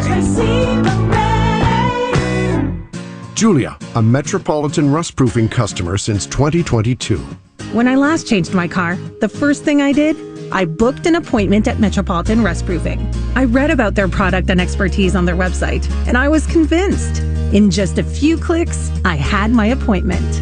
At Metropolitan Rustproofing, I realized it's best to deal with real experts.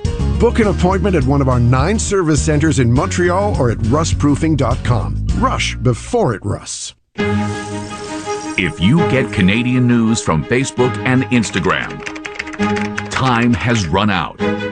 Meta is blocking links that provide access to news content from Canadian news organizations. Posting and sharing are blocked too. To continue getting breaking local and international news stories, visit ctvnews.ca and download the app. If you need to go out for chicken soup, tissues, blankets, maybe you'll also need extra strength sinus medication. AXA Pharma at Walmart. It's worth it. Pharmacist owners affiliated with AXA Pharma are solely responsible for pharmacy practice. Tonight on CTV News. The water in St. Dorothy, Laval. Don't drink in it, don't wash in it, not even for pets.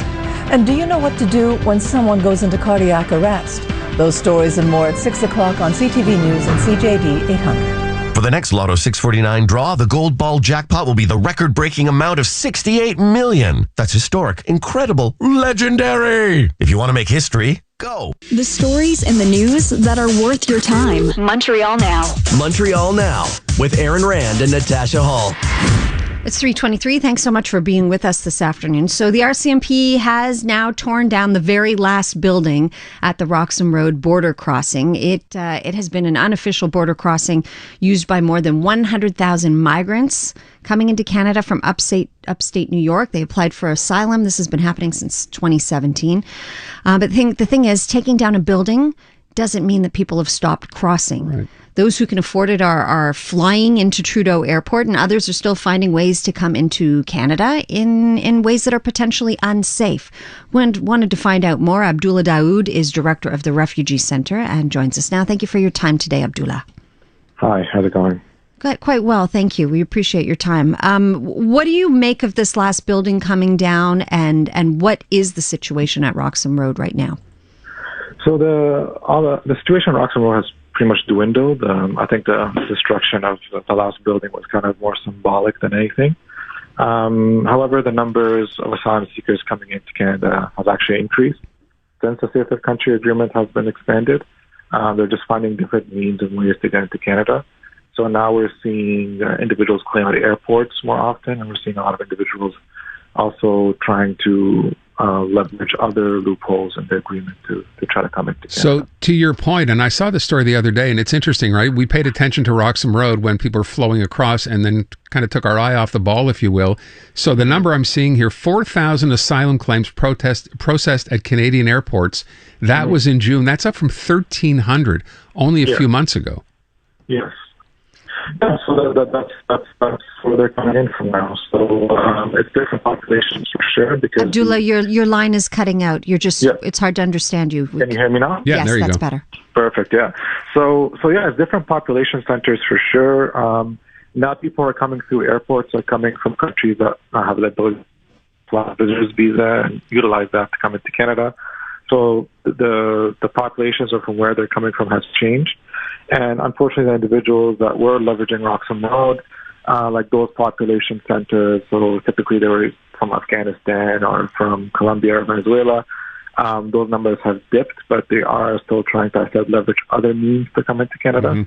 But the numbers have been increasing, and I think it's just a reflection of the global reality of migration today and how much displacement has been going on. So if you look at the UNHCR's kind of latest numbers, like over 110 million individuals have been displaced this past year. That's the highest number we've ever had in recorded history. It kind of makes me think that those it creates a have and have not situation. And I understand that anybody, seeking asylum is in a very difficult position. But there's something additional that feels additionally wrong, that those who can afford to buy plane tickets can get access to that as opposed to those who cannot. Exactly. And I think you hit the nail on the head there. I think Roxham Road was giving an opportunity for individuals who otherwise wouldn't have been able to kind of claim in Canada or have a pathway to Canada, and no other pathways of safety. So that, that's why I said it was symbolic. It was kind of a symbolic act through that time period. And also, we kind of have to look at ourselves as a country. We've always said we're a welcoming country. We're a country made up of immigrants. And now we kind of have to look at the reality of the world, where people are saying, okay, we are looking to go to Canada for safety. This is a safe country. These are things that you say you value. Are we going to go forward with the way of deterrent policies, just like how the government did with the Safer Country Agreement? Or are we going to actually create better infrastructure to welcome these individuals coming in? Because now we're being tested, right? The numbers, this past August, the numbers show that we had over 12,000 individuals come claim in Canada. That's the most we've ever had, ever. So that makes me think that you must be very busy these days. You're executive director of the Refugee Center. What kind of work do you do there? So yeah, we are very busy. So we are a resettlement organization, so we do a lot of different things. We do orientation services, academic aid services. We do mental health and wellness services, but also we are the only full-service, free refugee legal clinic in the province. So we get all their legal needs. Eventually, individuals come to us. And just today, we had to clear 3 lines of individuals trying to come in and access help. Each lineup was 50-plus individuals. So we've had at least over 250 individuals come to us just today.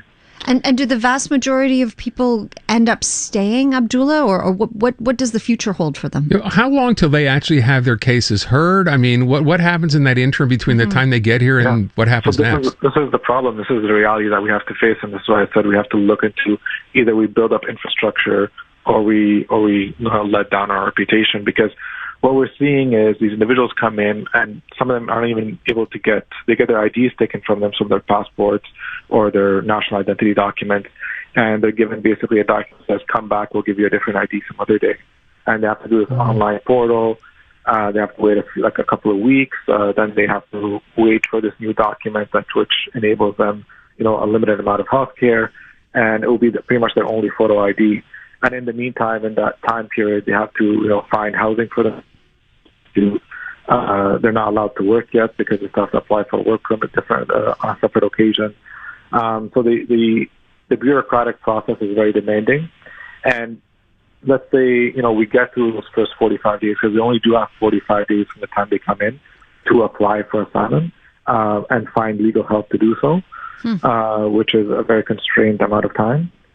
They're waiting up to 2 years to get a hearing, right? So in those 2 years, they have to keep renewing their work permit. They're not allowed to study here because they'll be treated as international students. They don't have to pay international student tuition.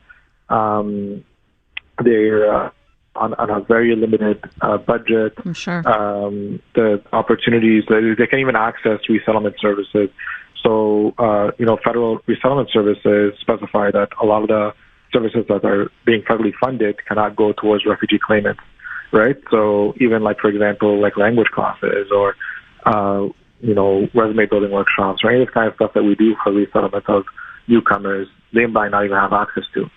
So we're putting them in a very tough situation. You're describing a situation that somehow, and I know the government talked about this a long time ago, well, we have to do better. 2 years is ridiculous, but yet we're still in that situation now. Can only hope things get better, because the numbers, as you said, are going up, not down. Exactly. Abdullah, I want to thank you so much for your time, and keep up the good work that you do and your organization does. You're doing important work. Thank you, Abdullah. Thank you both for having me on. Take care. 3:30, we have news coming up next. On the other side of that, while the provincial government is dealing with potential public sector strikes, the real story perhaps might be how many people have decided to quit the public sector. That story's next.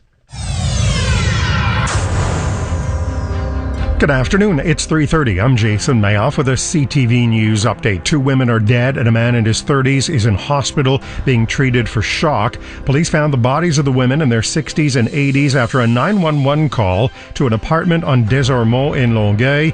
Police say the man in his 30s is considered a person of interest. Prime Minister Justin Trudeau offered unreserved apologies for Parliament's recognition of a man who fought for a Nazi unit during the Second World War. Trudeau says he's also reached out to Ukrainian President Volodymyr Zelensky, who was in the House of Commons at the time. And Bruce Springsteen is postponing the rest of his tour dates this year because of his peptic ulcer disease. And that includes the Boss's show in Montreal, scheduled for November 20th. Rescheduled dates will be announced next week. The 74-year-old rocker was last here in 2008. With the latest from the CJAD 800 Traffic Center, here's Lauren Glazer. We are seeing delays for northbound the Carry now, starting Sherbrooke up to the top. Also volume southbound the Carry from the top to Côte St. Catherine. Busy drive also southbound 15 between De La Vérendrye and the bridge. Also pretty busy on the westbound side of the 20. Volume now from ahead of Ongrenio out to Norman. Also delays St. Charles to a problem. That is before Morgan. Outbound side of the Mercier Bridge, it's back into Ville St. Pierre. Also volume for the westbound side of the Tecan, St. Charles through to Chemin St. Marie, and again between Morgan and the La Tourte Bridge. Get 30,000 PC Optimum points when you spend $100 or more on cosmetics at Farmer Pre today. Offer valid in-store and online. Traffic and transit every 15 minutes on CJAD 800. Your next report at 3:45.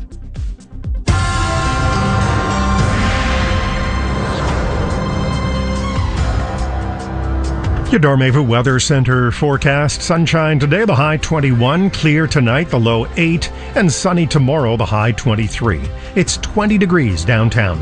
Your next CTV News update is at 4 o'clock. Montreal Now, brought to you by Dormevu. October 1st is National Seniors Day. This Friday to Sunday, seniors save the tax on everything, including all the best brands. See in store for details.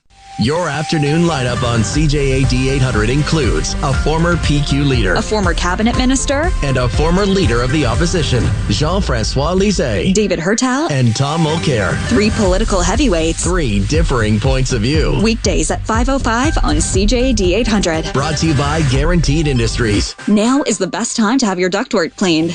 Call Guaranteed Industries at 514-342-3400.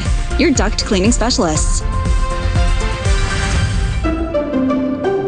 While you're focused on this voice talking to you here, or here, or right here, or way over here, Desjardins Business is focused on more than 400,000 businesses around you. For over 120 years, our dedicated teams have been there for local entrepreneurs, providing guidance every step of the way so they can focus on what matters most, growing their business.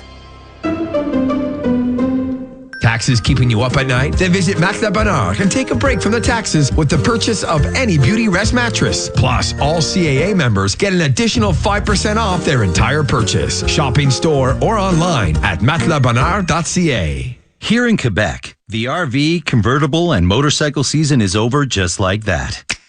So enjoy summer right to the last second by planning your seasonal vehicle storage online via SACLIC. You can schedule your storage date right away, so you don't have to worry about it during the final days of great weather. You can even change the date if you like. No need to go to a service outlet. So, to store your vehicle just like that, the fastest way is SACLIC. A message from the Société de l'Assurance Automobile du Québec. Discover what makes Kells Academy different at their open house, Thursday, October 12th. Kells Academy is an English private school for grades K to 12. No certificate of eligibility is required. Bring your future elementary and high school students to the Kells Open House to experience their unique approach to learning and tour their facility. That's Thursday, October 12th at 9 a.m. for elementary and 7 to 8:30 p.m. for high school. For more information, visit kells.ca. Kells Academy. Experience excellence extraordinary.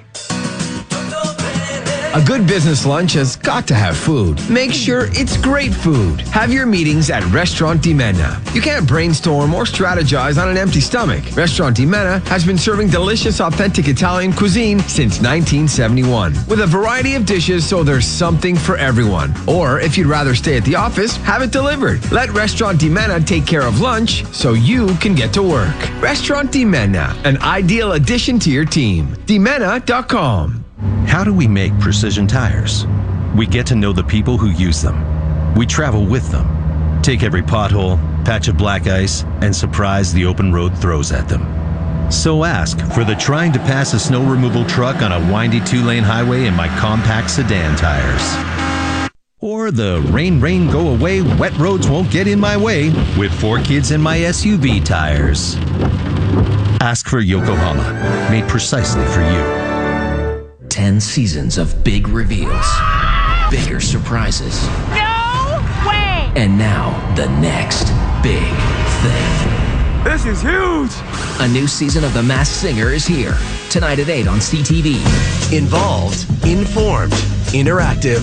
Aaron, Natasha, and Montreal Now on News Talk Radio, CJAD 800. Welcome back. Obviously there's a story going on right now. A lot of public sector unions in this province are in negotiations with the government, and there have been pickets, and it's not looking good. Although I think the last time we brought this up, it seems the government at least is saying, maybe one thing and doing another, but saying they'd like to have this resolved sooner rather than later. The other issue here, and I had no idea of this, is the fact we're finding out that there have been record departures from the public service in Quebec. What do you know, huh? Kind of interesting. Why? Given the fact that, we know there's so many people here working in the public service. I didn't know there were so many people leaving.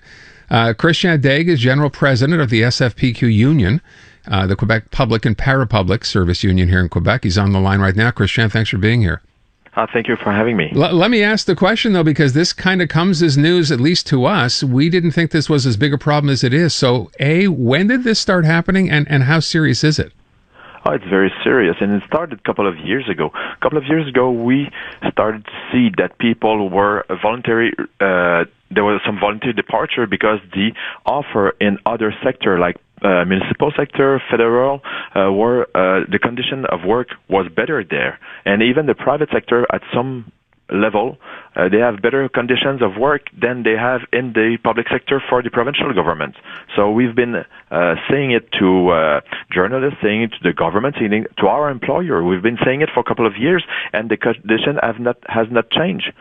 So right now, that's the problem that the report is giving us. It's so interesting because it goes kind of contrary to what we've always been led to believe about civil servant positions, right? Is that they are kind of good, cushy jobs with great benefits, and that you will want to spend your entire life there and never look back. I'm curious about what the actual rate of departure is, Christian, and also just how much age comes into play here. Is this a question of, to some degree, people just getting older and fed up? Some of them may change at an older age, but what we see is the younger people. The younger people are coming in, they don't stay. They come for a couple of years, and then they leave because they got the experience, and then they have better offers from elsewhere. The older people may be inclined to stay a little bit more because they have the pension fund, and they've been putting money in it for many years. So right now, some other people may want to stay because they only have a couple of years left before their pension, so they're not inclined to go elsewhere. So I understand that part. I'm just wondering, you're describing a situation here, of course, I think the first thing we think is, wow, this is the same situation we have with nurses, for example, in the province, right? You work in the public sector, it's so hard. You go to the private sector, better conditions, better pay. You're seeing this across the board. Exactly. It's the same thing for Ontario, the same thing for the federal government, for the municipal government. Everywhere we look with the public sector, it's always better condition in the municipal, federal, or in Ontario. So that's why people are leaving our workplace to go at these places. Even with the private sector, some local jobs, the specific jobs, they are more paid, like the manpower in Ministère des Transports du Québec, the Justice Department. There's other places like that where the private sector is paying more than for the same job as ours in the provincial government. let's talk a little bit more specifically about the conditions. And again, I'm going to come back to the fact that we've always kind of believed that working for the government is the best conditions. So what are the complaints here, and what are the reasons people are finding the conditions to be unfavorable, if you will?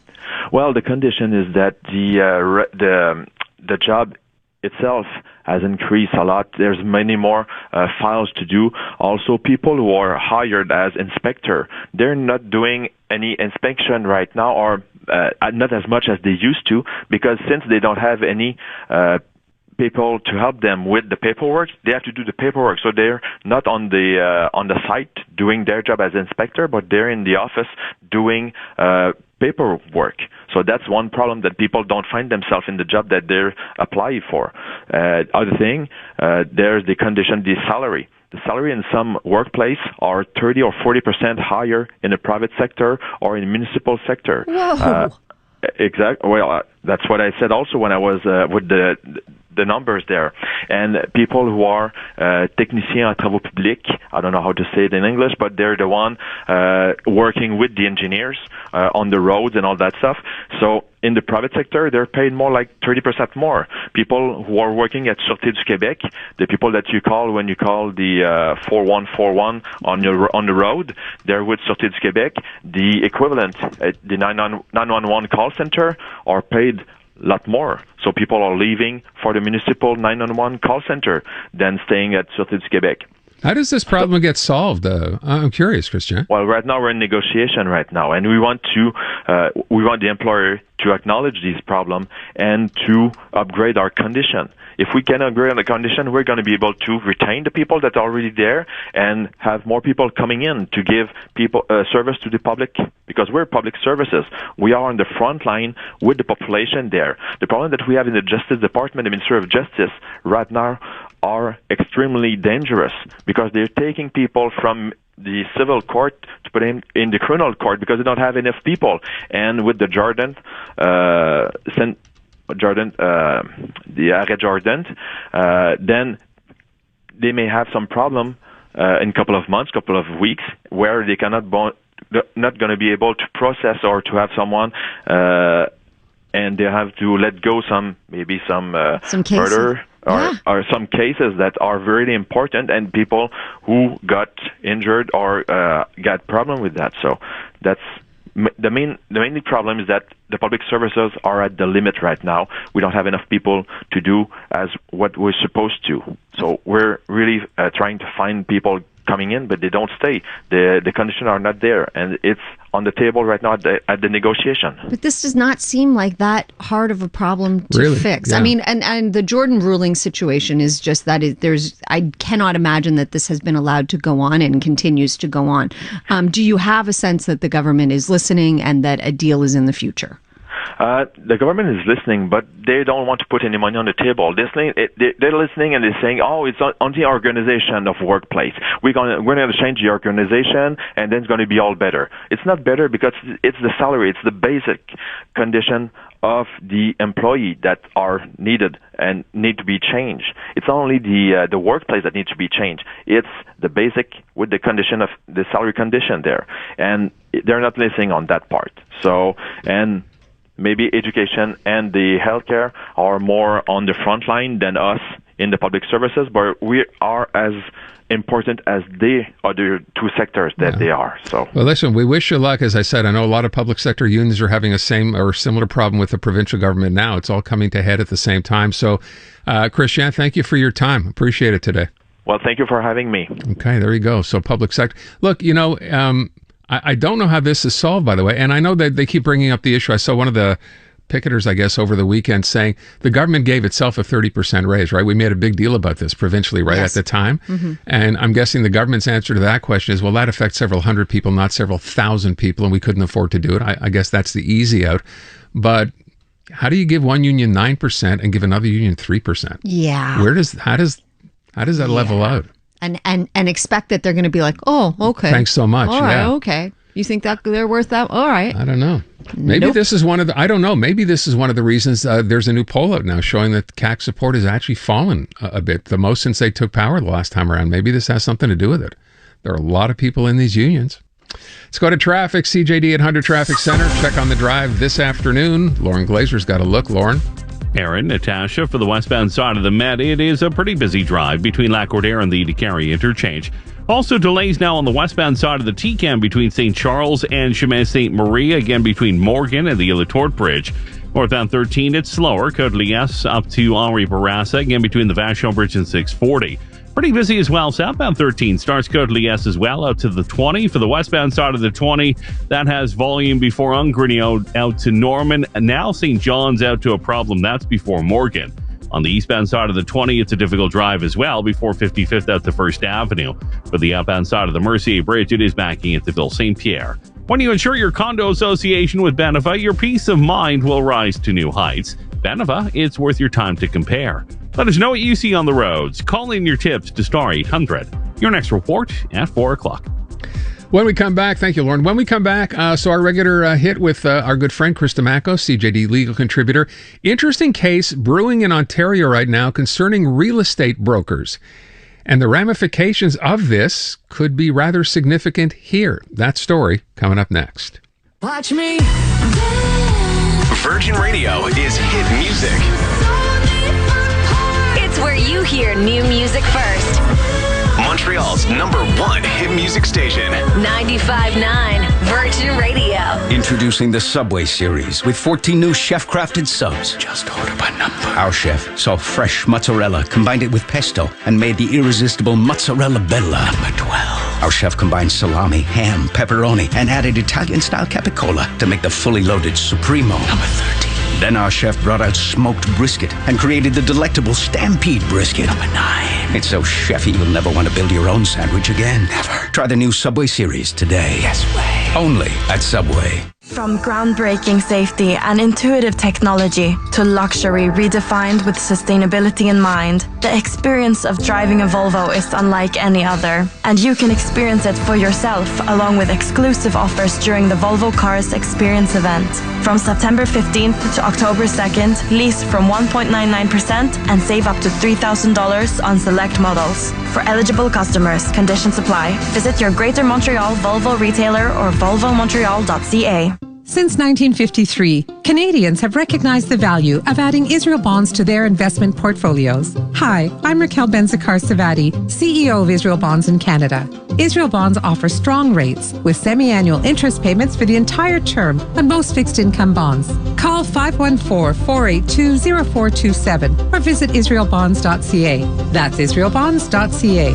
Israel Bonds are sold in Canada by Canada Israel Securities Limited, a registered exempt market dealer. Conditions apply. Every 5 years, it happens. September 7th to October 1st is Corbeil's Everything's Gotta Go event. All floor model appliances gotta go. Dishwashers, fridges, stoves, washers, dryers, all gotta go. At discounts of up to 50%. Our demos, as-is models, and open boxes also gotta go. That's over 1,000 brand new appliances. So you gotta go to Corbeil. Or wait another 5 years? Corbeil, for the right reasons. Details at CorbeilElectro.com. When my knees were hurting, I was that guy who told everyone about it. I talked to my colleagues. Hi, everyone. My knees hurt. To my dog. My knees hurt. But really, I should have been talking to my doctor about Cingal, the only treatment that combines fast-acting and long-lasting relief from osteoarthritis knee pain in a single injection. To find a clinic, visit cingal.ca. CINGAL.ca. Stop going on about your knee pain. Instead, talk to your doctor about Cingal. Cingal may not be appropriate for everyone. If you have questions about this product, talk to your doctor. Checked your PC Optimum app today? Points Days is back with billions of points up for grabs. On now until September 27th, earn big on the things you need now so you can redeem big later. Things like groceries, beauty, gas, and more. Just open the PC Optimum app to get your offers. Shop, scan, earn. PC Optimum Points Days, on now until September 27th. Do you have back pain or ringing in your ears and you don't have a family doctor? Use the primary care access point by calling 811 option 3. There are efficient alternatives to the emergency room. Learn more at quebec.ca/health access. A message from the Gouvernement du Québec. For the next Lotto 649 draw, the gold ball jackpot will be the record-breaking amount of $68 million. And that's extraordinary, spectacular, fantastic. All the things. David Spade hosts a new CTV game show that asks, is it real? Or is it snake oil? Don't miss the premiere of Snake Oil, the new game show based on a classic scam. Tonight at 7 on CTV. You're listening to Montreal Now with Aaron Rand and Natasha Hall on CJAD 800. Time for our Legal Corner, brought to you by the good folks at Silver Star Mercedes-Benz, Canada's #1 Mercedes-Benz volume dealer. Right now, final couple of days, the month's almost over. Still cars ready for immediate delivery. Great deals, by the way, on demos right now, including EV models. Plus, your first 3 payments waived and luxury assistance rebates on select models, too. So check it out. Only at Silver Star, 7800 DeCarry Boulevard. They are just west of Jean Talon. It is time to check in on the Legal Corner. We have Chris DeMacco, CJAD 800 legal contributor on the line. And Chris, the first story today, and I've not seen this anywhere else, but I'm imagining the ramifications here would be pretty great, not just in Ontario where this is coming up, but maybe in the rest of Canada. So this is about a real estate brokerage in the Toronto area and a class action lawsuit being brought against them. And I'm not sure I understand all the moving parts here. Charging that what? That they're colluding with sellers here to raise commissions? How does it work?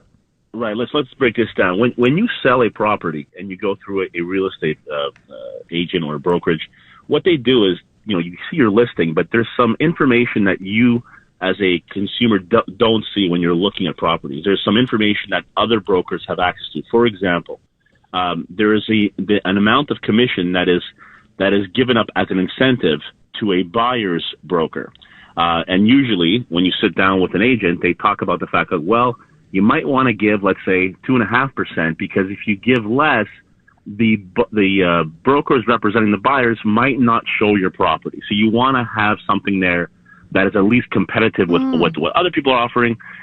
So you want to offer up that 2.5%. So that's one thing. The other thing is basically the fact that the seller who launched this class action lawsuit is saying, not only was told I have to do this 2.5% because they wouldn't show my property, but why do I have to pay for the buyer's broker services? I mean, it's not somebody that I hired. I didn't want to hire that particular broker, and they did nothing for me. Why am I the one paying for these services? So basically, what the class action suggests is that there's a system in place, and that the people who are working with these brokers who want to sell their properties have no opportunity to negotiate some of this, and they're basically paying tens of thousands of dollars in commissions, and it's being thrust upon them, and they have no say whatsoever in the process. And to be honest with you, there is some merit to what he's saying, and a judge found in the same manner. They're like, listen, there's enough here to go ahead. They green-lighted the class action lawsuit. So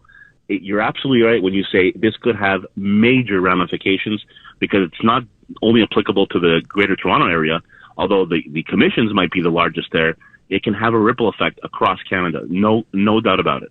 This makes me think of blind bidding as well, and how kind of collusion on that part, where people will say, oh, well, we got to bid at this point, at this thing, so you need to come in even higher, or we don't know what they're going to bid, but you need to come in really high. Does that come into play at all here, or is that a completely different issue? It can come into play. So sometimes when you're doing a blind bid, obviously you want to try and give your client, as a realtor, which I'm not, but the law says you have to give your client as much information as you can to let them be successful, if that's where they want to be, and let them know what you think would be a winning bid. But the problem happens when the rules are bent, when there's some inside information that's given between brokers that says, hey, get them to this point, I can get them to this point, or her for that matter. So yes, it could become a problem when it's not done on the up and up, and the transparency, it's not completely transparent, and there's some backdoor dealings that would inflate unjustly. So you're absolutely right. That could become a problem. But I think what most people are saying now is, when you look back in the 60s and 70s and the prices of homes back then, when you look at what they're going for now, the commissions at 5% are huge. So when you are somebody that is struggling, you want to sell your property, interest rates being very high, if you have to fork over $100,000 in commissions, half of which goes to a buyer's broker that you had no business dealing with or hiring, obviously some people are going to start saying, hey, why is this the case, and why do I have to do this?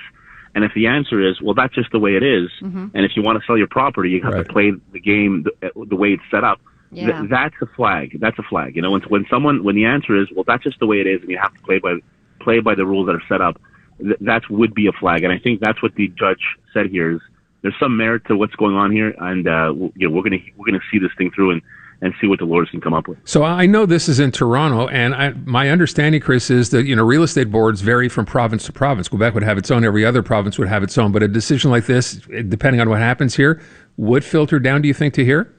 Absolutely, because what they're not questioning what this applicant is doing. He's not questioning the rules and regulations of the real estate board. What they're questioning is the fact that there's almost like a collusion, just like we had with the gas price fixing. Between all the brokerages saying, we're going to set it at 5%, and we're going to do this at 2.5 and 2.5, and that's what they're challenging. So, and that would be applicable. That judgment, that precedent, would be applicable to any legal jurisdiction across Canada, and it would definitely affect our real estate board here in Quebec if that was the case. Okay. All right, let's get to this other one, which is like a deja vu here. The 1994 lawsuit where McDonald's got the woman sued over hot coffee spilling on her lap. Now we got another woman doing this, Chris. She's 85 years old. Right, and just to make a clear distinction, first of all, there's lawsuits against fast food restaurants all the time. I mean, this one happened to garner more news because she's alleging that when they passed the cup of coffee over to her, the lid was not secured properly to the cup, which I can tell you, I've had that experience many times. I think we all have, yeah. And it pours all over my clothes. But that being said, she's saying that it wasn't secured properly, and when she took it into the car, it spilled all over, and she got burned. And she wants basically to get her medical bills paid for, which is different from the first one, where that 1994, where they said the coffee was too hot. So wait, the coffee was too hot in 94. Now it's just hot in 2023. Yeah. So now they're saying, hey, you were negligent because you didn't secure the coffee. So it's cup, the cup, not cap, the coffee. Right? Yeah, the cover there, whatever they call it there. So the cover was not secured properly to the cup, and that was your fault. And because of that, I got burned by coffee. Not because coffee was too hot, but just because you didn't provide me a cup that had a secure lid on it. But 1994 was the client actually opened up the cup because they wanted to add some stuff to their coffee and ended up spilling on them in the car. And it was too hot. But they're saying, yeah, maybe I did so and I should have done so. But the coffee, which is usually at, 120 degrees, it was at 180 at McDonald's, way hotter than the competition's. And you should have let me know that this coffee is way hotter than the competition. She won her case, did she not? Yeah. Oh, millions. Yeah, absolutely. 2.9 million, I think. And then they had to put a warning on all the cups from that point forward. That's right. Should have done the lids at the same time. Would have saved them some money down the road, I guess. I'm just thinking if this was happening to you, and I didn't I'm not sure what qualifies as hot versus too hot. I mean, yes, there's obviously a rule set. You just mentioned 120 degrees. But imagine you did this at a drive-thru, and for whatever reason, the lid wasn't on. You put it in your car. You spill it all over you. You spill it over your car. So conceivably, you could sue for nothing else than a dry cleaning bill, right? A dry cleaning bill, and if you do get, for example, if it is something hot and you do have a burn or whatever the case may be, you can probably get a couple $100 for any pain and suffering you had or any inconvenience you had. Maybe you had to take some medication for that, or whatever it is. So, but it's not. We are nowhere close to what we see in the United States for a number of reasons, based on the way the juries work and how the precedents work. But if that type of judgment in 94 would have happened here, a court of appeal would have reduced that significantly. $30. And brought it down, yeah. Okay. All right. Chris, thank you. We'll talk to you again next week. Thanks, guys. There you go. Yes, coffee. Too hot, just hot. You can sue for anything these days, I guess, right? The Legal Corner is brought to you. Well, here you would have got a little less money, like several $1 million less. Legal Corner brought to you by the good folks at Silver Star Mercedes-Benz. They are located 7800 DeCarry Boulevard. I think I said west. Just north of Jean Talon. Only like a block, actually, north of Jean Talon. Canada's #1 Mercedes dealer. Remember, their sales on through the end of the month. That's only a couple of days. So hurry down there. Take great advantage right now. 3 first payments waived. Plus the luxury tax assistance on select models. Great demo deals now, too. Only from Silver Star Mercedes-Benz, Canada's #1 Mercedes volume dealer. We'll take our break. We have news coming up, and then we'll be joined by James Menny on the other side. Montreal Now, brought to you by Dormez-vous. October 1st is National Seniors Day. This Friday to Sunday, seniors save the tax on everything, including all the best brands. See in store for details. You're listening to the Voice of Montreal. News Talk Radio, CJAD 800, an iHeart radio station.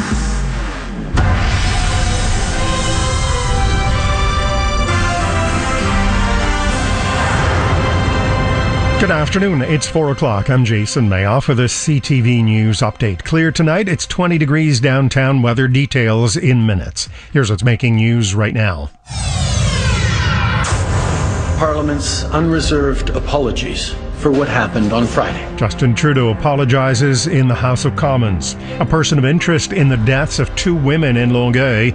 And the late-night talk shows will be back in a matter of days. For the latest from the CJAD 800 Traffic Center, here's Lauren Glazer. We're having a pretty tough time on the westbound side of the 20, starting before Ungrady to Norman, again before St. John's through to Woodland, and after Morgan running into Il Perot. Eastbound side of the 20, also difficult. Bouchard out to First Avenue. For northbound the Carry, it's pretty busy now. It's length. For the westbound side of the Met, delays 2 between Lac-Courtier and the DeCarry interchange. Northbound Laurentian, that is seeing a lot of off and on volume, starting Notre Dame, running up to St. Jerome. On the westbound side of the T-Can, that has volume 2 before St. Charles through to Chemin Ste-Marie, and again between Morgan and the Illetort Bridge. Park like a boss with the Park and Fly app. Reserve, scan, park, pay, and go at the touch of a button. Download the Park and Fly app today. Traffic and transit every 15 minutes on CJAD 800. Your next report at 4:15.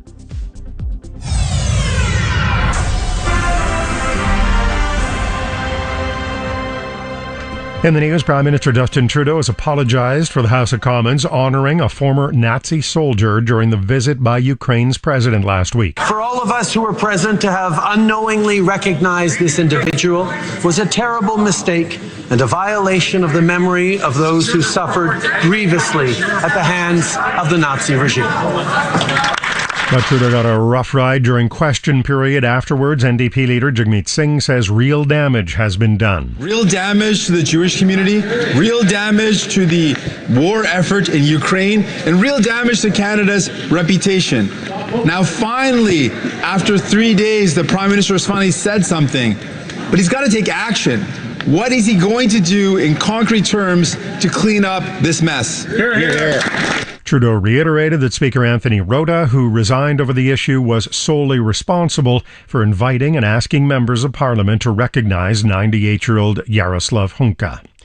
There are concerns at the National Assembly over a man who's scheduled to take part in public consultations on Quebec's immigration plan. Alexandre Cormier-Denis has been banned from YouTube for his views that some call radical nationalist. CTV's Olivia O'Malley has more. The immigration plan is a general consultation, meaning that anyone can submit a brief and take part in the public hearing in front of the committee. Now, to be clear, no one at the National Assembly invited Alexandre Cormier-Denis. The Quebecer first became known for organizing a 2016 meeting with Marine Le Pen, the then president of a radical right-wing party in France. In Cormier-Denis' online videos, he discusses themes such as the Great Replacement and migratory submersion. When his name showed up on the list of speakers for tomorrow's consultations, all political parties expressed their concern. Premier François Legault says he believes the parties of the National Assembly will come to an agreement to exclude Cormier-Denis.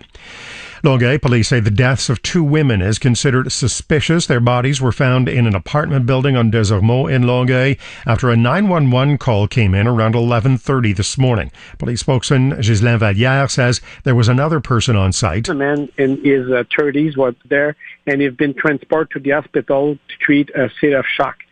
So actually, this person will be met by our investigators in the next hours, and he is considered a person of interest. The women who were found dead were in their 60s and 80s.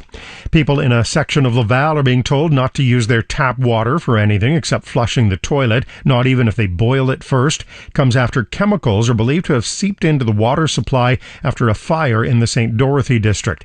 This man, who came to pick up water bottles the city's handing out, says his family was told about the issue, but it was too late. I received a text message on my phone. They actually called the home phone as well, and the fire department, they stopped at the house. So they did stuff, but they that was too late. We already consumed water from the tap. Another Laval resident says she got the warnings about the water ban, but her neighbor didn't. If you love your late-night talk shows, they'll be back in less than a week. Fans of Topical Monologues, rejoice. All three of the 11:30 Network guys will be back on Monday.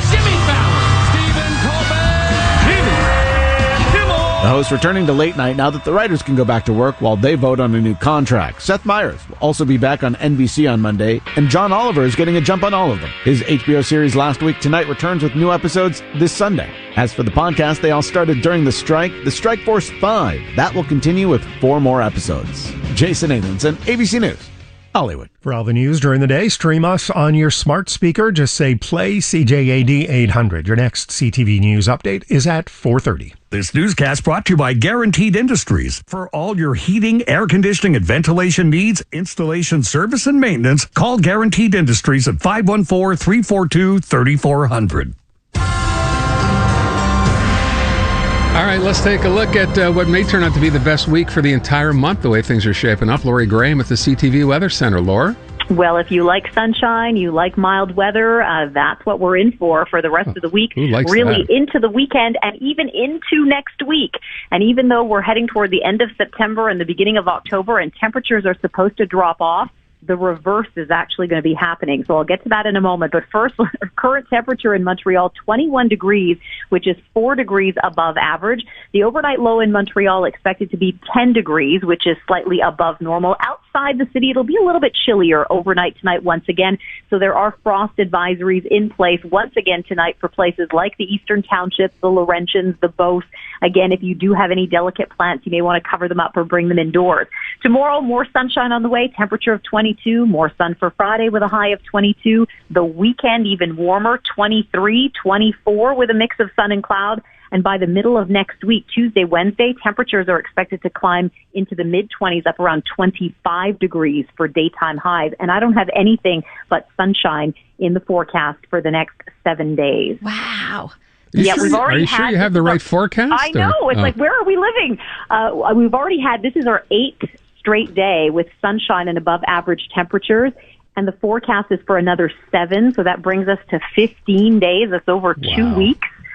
I can't even believe myself. I said earlier because I know you talked about this forecast a couple of days ago, right through the weekend. This is going to end up being the mildest September I think we have had. I can't even remember ever, but maybe. It's been a really gorgeous month so far. We've had lots of stretches of sunshine, dry weather, very little precipitation. So as I said yesterday, I'm wondering, does that make up for the month of July? I don't know, but we're certainly going to take this and we're certainly enjoying it. Yeah, but I'm worried now that it means that we're jinxed for the long Thanksgiving no, it doesn't weekend. Mean that. There's That's no jinxing. Typical Canadian. We're going to be punished later. No, get that out of your head. It doesn't work that way. Thank you, Laura. Okay. All right, let's get to Jim Meny. He's next. James Meny, brought to you by Gilbert & Daughter. This week, all spring and summer fashions are $20 or less. Gilbert & Daughter, open Monday to Saturday at 49 Donegany in Point Claire. You're listening to Montreal Now with Aaron Rand and Natasha Hall on CJAD 800. On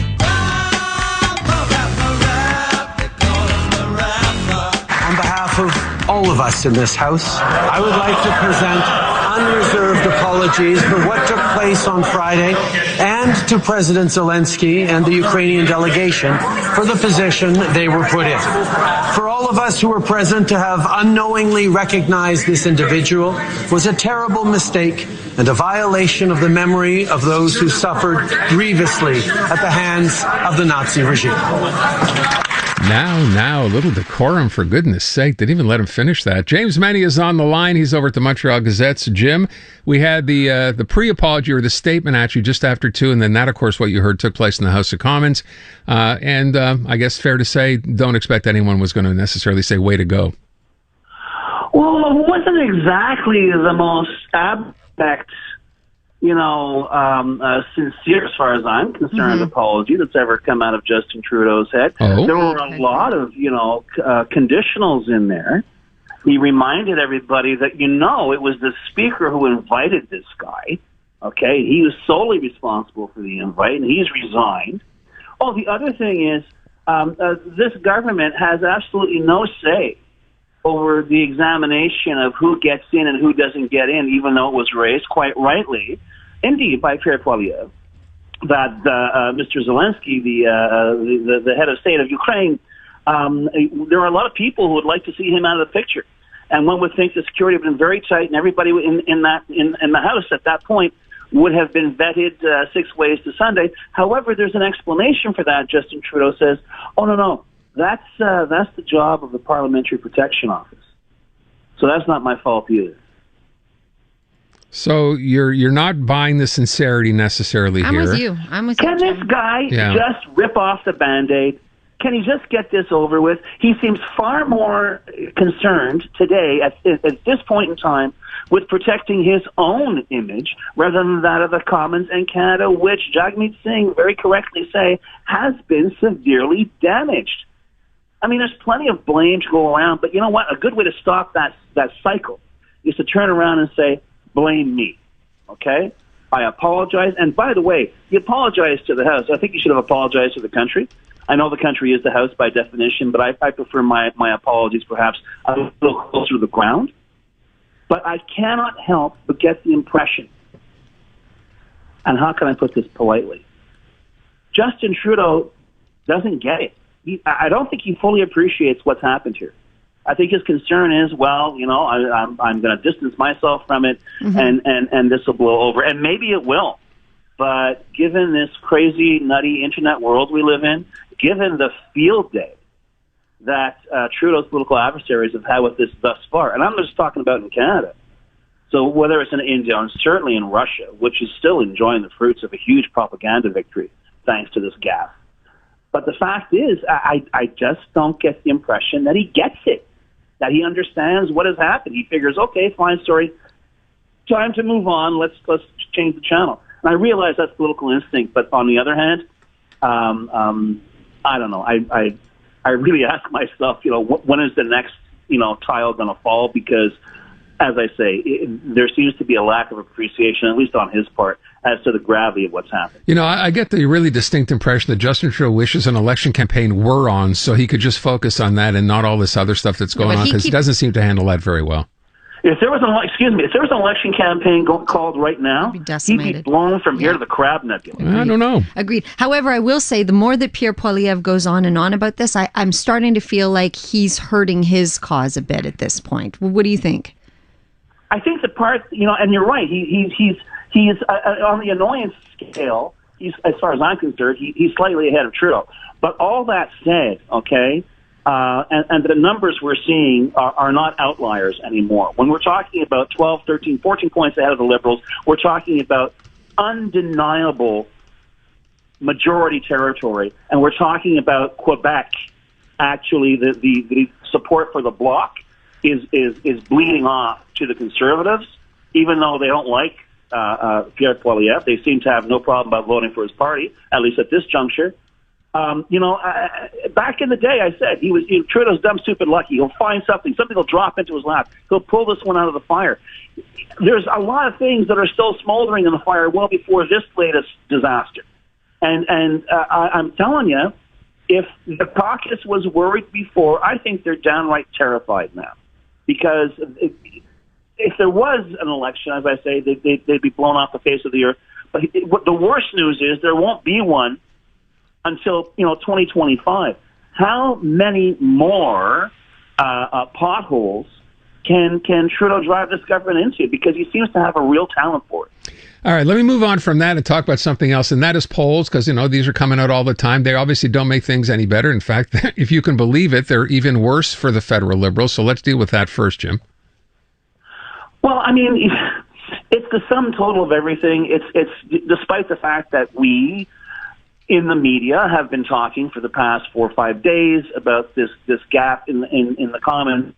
People are still and justifiably terrified over the economic future.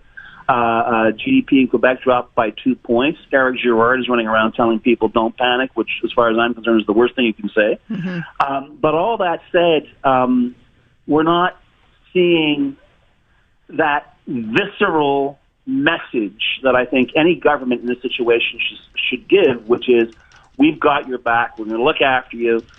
We got through the pandemic. We're going to get through this. Yeah, there are things that are out of our control. I'm not hearing that. I'm hearing a succession or seeing a succession photo ops, announcements, funding announcements that are subject to provincial approval, and God knows how many other, convoluted twists and turns before it finally turns into, as they like to say, shovels in the ground. And in the meantime, the reality is, okay, we can argue about where exactly inflation is hurting the most. It seems to be still at the grocery store.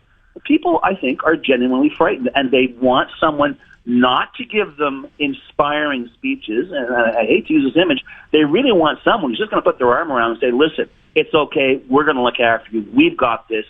And as far as I'm concerned, that is not a message we're getting from Justin Trudeau. It's certainly not the message we're getting from Pierre Poilievre. And you're right, Natasha, to say that he's as far as I'm concerned, he's digging his own political grave with his mouth. But that said, when people see, by comparison, our fine tradition in Canada, we don't vote governments in, we vote them out. Mm-hmm. And right now, Justin Trudeau is doing everything but, positioning his butt into the catapult. So, honestly, I think someone somewhere has got to shake this guy, whether it's in the caucus or the PMO in his entourage.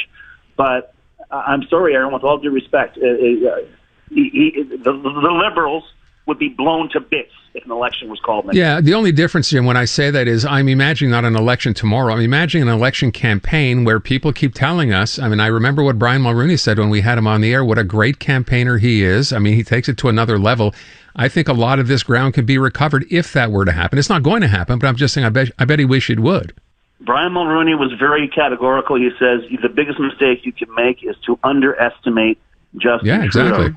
I would respectfully submit that in this particular instance, don't underestimate Justin Trudeau's talent for disaster. Okay. And I would also respectfully submit that Brian Mulroney, at least, is not as pig-headed as Poilievre or Trudeau. And I think if you asked him his opinion today, given the events of the past week, you might get a different answer. That's a good point. I'd love to know actually what he thinks. I also really want to seize upon this idea of an annoyance scale. I would like that to be an ongoing factor. We just constantly keep track, because most of the time it's almost a tie, It's almost a tie, but I got to tell you, this latest Léger poll in terms of who would you prefer as prime minister, Poilievre is beating them by about, I think, 6 points. Yeah, so you know what? True. Stuff is happening. It means that we're getting more accustomed to being annoyed. And that's a bad sign. The thing, Natasha. Yeah. The biggest danger that faces Justin Trudeau and company is that people will think it's normal. They'll say, Poilievre, he really seems like a pain. I would not want to go on a long car ride or even a short car ride with this guy, okay? But he's not Justin Trudeau, who just drives me around the bend. It's funny you say that, though, because, Jim, all the ads that, of course, that the Poilievre campaign has come out with over the past, say, month or two are all, as you described it, with the idea of putting your arm around that person who's having a tough time making it his mom's basement. You've heard that same description, right? That's what he's trying to paint himself as. I'm not sure you're saying it's working. Well, it would seem the polls for now are suggesting that it's working very, very well. And I know, and maybe that's the biggest ally that Trudeau has is time. If he can get his act together, he still has about 18 months to turn this around. But man, oh man, the normalization of people slapping their foreheads and saying he did what is becoming disturbingly normal. Meanwhile, provincially, how about this? We haven't seen this happen in a while, right? Provincially, the CAC's numbers are actually going down. One of the little things that came up, the by-election in Jean Talon is next week, next Monday. And in fact, what's funny, guys, is there was a story about it. Didn't get much, that much attention. The CAC campaigning in Jean Talon, bringing out Legault now, and they're bringing out all these M&As. Their original decision was to keep Legault's picture off of campaign publicity. That's how popular the CAC is in the Quebec City region, and in fact, they are being smashed. I think they're like 8 points behind the PQ. God help us, all three of them in the Quebec City region. But yeah, to a certain extent, there's the wear and tear of a government that's in office for year after year, and people get fed up. But on the other, it also seems that perhaps people are saying, well, maybe there's somebody else out there. Unfortunately, guys, the polls that I've seen suggest that, and I know you would bring this up perhaps, Aaron, no, the Quebec Liberals are not perceived as part of the solution. Oh, go figure. Jim Meny over at the Montreal Gazette. Thank you, Jim. Let's go to traffic, CJAD 800 Traffic Center. Here's Lauren Glazer with an update. Lauren. Aaron, Natasha, on the westbound side of the Met, having a pretty tough time starting VO back to the DeCarry interchange. Also seeing a lot of off and on volume for northbound Laurentian now from the 440 up to Mirabel. Northbound 13 delays as well. They start before Côte-Liesse, Henri Bourassa, and again between the Vachon Bridge and 640.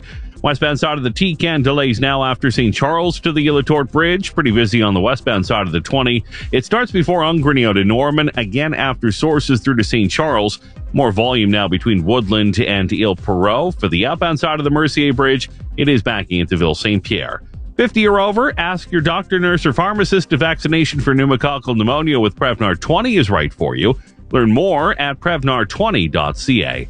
Let us know what you see on the roads. Call in your tips to Star 800. Your next report at 4:30. All right, thank you, Lauren. Going to get to our second question of the day for today, which has nothing to do with anything we've talked about up until now. I like it when that happens. But it is a story in the news. And I'm sure it'll be a bigger story tomorrow and the day after. Stop me if you've heard this before, ladies and gentlemen. The mayor of Montreal thinks it would be a good idea to eliminate a few more parking spaces. Oh, wait. Sorry, I've jumped ahead to the end of the story by mistake. The beginning of the story is that our mayor and her Projet Montréal administration have a new proposal on how to combat the flooding that occasionally occurs in Montreal, something her administration assumes will only get worse here in the foreseeable future. And their plan is something called sponge roads. Sponge roads. Everybody loves a sponge. No, not everybody loves a sponge. So what are sponge roads, you ask? Well, they are a concept related to urban planning, primarily aimed at mitigating the impacts of floods and managing water resources in cities. Streets under this plan are designed to function like sponges, absorbing, storing, and utilizing rainwater to reduce the risk of flooding. Their implementation, conceptually, would result in the removal of asphalt and, you guessed it, the removal of parking spaces. Now, the thing is, the idea, the proposal, the plan is, as stated, just a concept. And in cities now like Shanghai, New York, even Auckland, New Zealand, their efforts at becoming sponge compliant have been effected through things like inner city gardens, stormwater systems, golf courses, parks, and even residential gardens. Nowhere was the idea of eliminating parking spaces part of their plan. Nowhere. So, yet again, people who drive in this city are apparently the targets of an administration seemingly intent on, let's be honest, getting all cars off the road. My question to you today on this sponge day, do you feel targeted as a driver or do you agree with the mayor's game plan that we have a responsibility to do whatever we can to address climate change and cars? Well, cars be damned. 790-0800, 514-800 for your texts. Call me and let me know. Sponge roads. Eliminating more parking spaces to collect rainwater. Really? Your face Everybody says loves so. a sponge. No, not everybody loves a sponge. We'll be right back. Montreal Now, brought to you by Dormez-vous. October 1st is National Seniors Day. This Friday to Sunday, seniors save the tax on everything, including all the best brands. See in store for details. Silver and Gold for Cash wants your broken and unwanted jewelry. They'll pay you by cash or check on the spot. For over 16 years, Silver and Gold for Cash has been your trusted source for the best rates in Montreal. Go to Centre Leonardo da Vinci Tuesday to Saturday 10 to 5 or silverandgoldforcash.com. How does a brand new RV payment-free for an entire year sound? Well, it's here for a limited time exclusively at Safari RV. Our brand new 2022s are free, payment-free for an entire year. It's incredible. It won't cost you a single penny monthly for an entire year to own your dream RV. Plus, you also get free winterizing and free storage for 3 years. RVing has never felt so free. Only at Safari RV. But hurry, only while they last. Safari RV.ca. Hi, it's Ken Connors with more great news out of Electrica, your home electricians. They've now partnered up with Lennox and can offer you this trusted name's full range of heating, cooling, and indoor air quality products. So now just one call to Electrica Home Services will take care of any heating, cooling, and ventilation issues in your home. From service and repair to full installations. When it comes to your family's comfort and safety year-round, call 514-768-7778. Electrica. That's Electrica with a K.ca. When the time comes to choose a new Lexus, never compromise on quality. Buy or lease your new Lexus at Spinelli Lexus. Until October 2nd, it's the all-electric Lexus RZ event at Spinelli. Lease a 2023 RZ Signature Luxury Package starting at $956 at 8.3% for 48 months with zero down. Enjoy a Lexus discount of up to $6,000 and a government incentive of up to $7,000 on selected models. Available from $62,583 when all incentives are applied. Spinelli Lexus, the address of choice for all automotive services. If you need to go out for chicken soup, tissues, blankets, maybe you'll also need extra strength sinus medication. AXA Pharma at Walmart. It's worth it. Pharmacist owners affiliated with AXA Pharma are solely responsible for pharmacy practice. Paul, a Metropolitan rust-proofing customer since 2010. My family, neighbors, and friends come to me for basic mechanical help. But you know, when it comes to rust-proofing treatment, book an appointment at Metropolitan Rust-Proofing. I go every year, and since then, no rust. They're experts and have even developed a customized solution for our climate. To prevent rust, they're the ones I trust. Book an appointment at one of our service centers in Montreal or at rustproofing.com. Rush before it rusts. Here's Joey Elias to talk about road safety. I'm actually supposed to talk about bird watching. What? Relax. I'm kidding. I am here to talk about road safety. It doesn't matter whether you're driving a car, truck, or motorcycle, or whether you're a pedestrian or even a comedian. We all need to stay alert on the road because we're like one big family. And in a family, we do our best not to hurt each other. Okay, I'm done. You can say your line. Thank you. When it comes to road safety, we can all drive change. A message from the Gouvernement du Québec. If you get Canadian news from Facebook and Instagram, time has run out. Meta is blocking links that provide access to news content from Canadian news organizations. Posting and sharing are blocked too.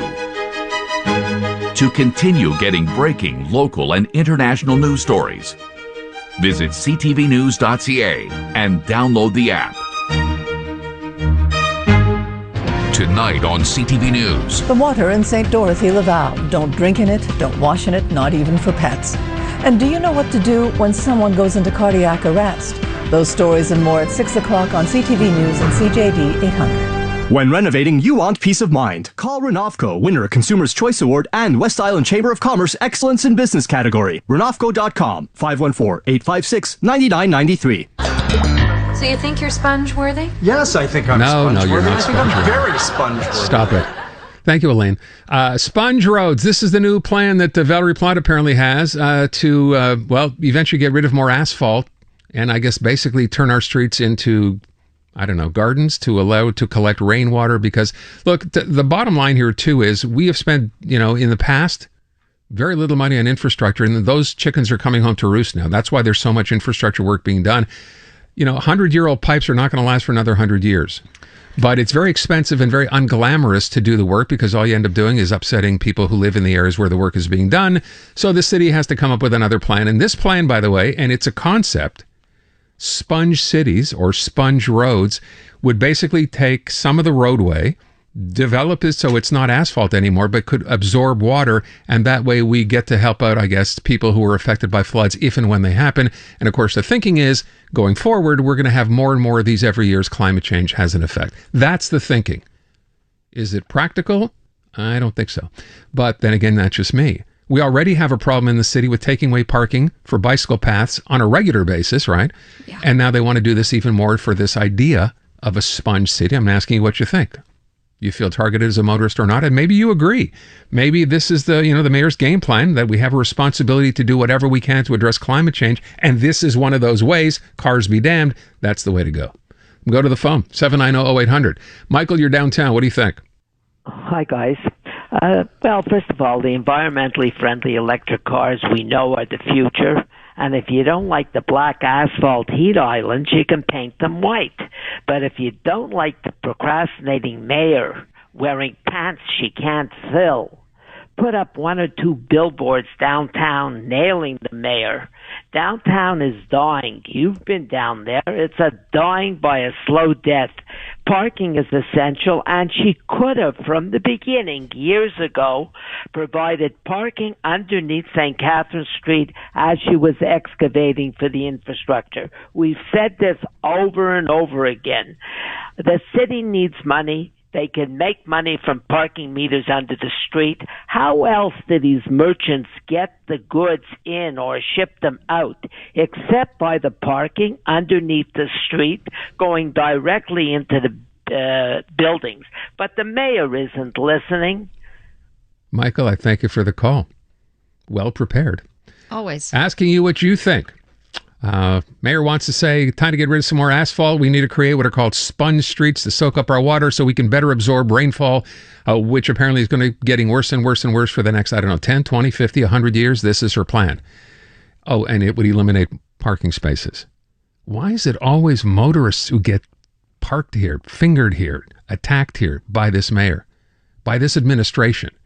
790-0800, 514-800 for your text when we come back right after news. Good afternoon. It's 4:30. I'm Jason Mayoff with a CTV News update. Here's what's making news right now. Prime Minister Justin Trudeau has apologized in the House of Commons for recognizing a man who fought for the Nazis in the Second World War as a hero.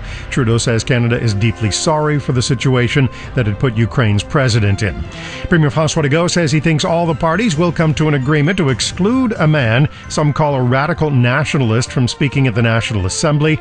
Alexandre Cormier-Denis has been banned from YouTube for his views. And police in Longueuil are investigating the deaths of 2 women aged in their 60s and 80s, a mother and daughter. A third person was taken to hospital suffering from shock. The bodies were discovered on Des Ormeaux in Longueuil after police got a 911 call around 11:30. Police are calling the deaths suspicious.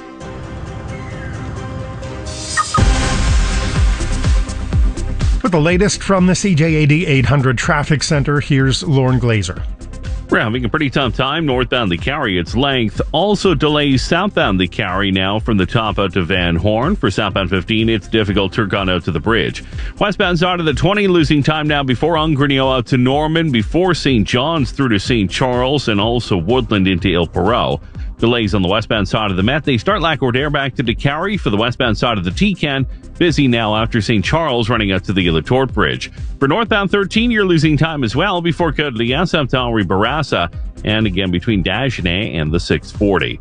Get 30,000 PC Optimum points when you spend $100 or more on cosmetics at Farmer Free today. Offer valid in-store and online. Traffic and transit every 15 minutes on CJAD 800. Your next report at 4:45.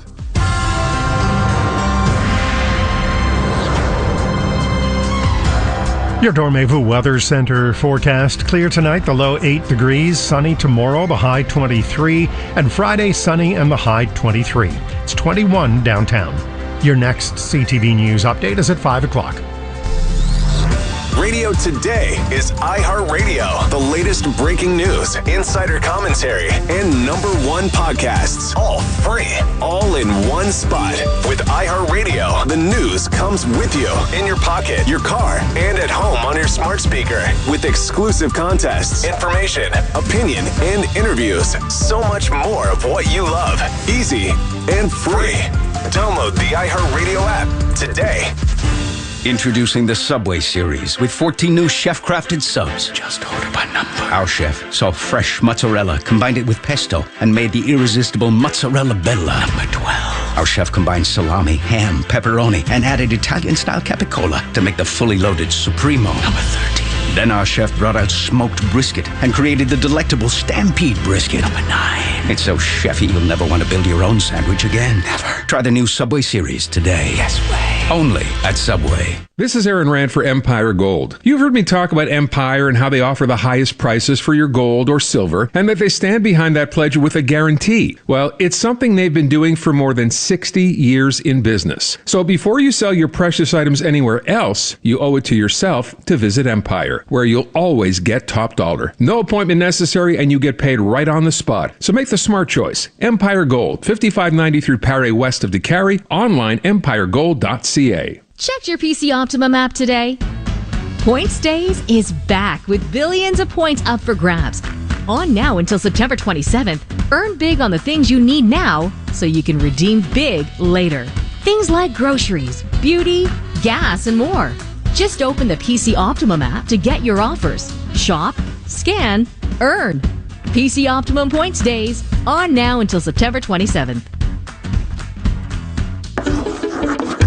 Okay, cutie pie, say mama. Kanak. No, mama. Kanak. Our baby can say kanak, but not mama. It's ridiculous. Actually, honey, it's Kanak's prices that are ridiculous. Kanak. I know, but a baby should say mama, not kanak. Kanak. Please, sweetie, say mama. Kanak. Yeah, but with ridiculous everyday prices, it's totally normal to love Kanak. But not more than his mother. Kanak. Come on, kiddo. Stop saying Kanak. You're making mommy sad.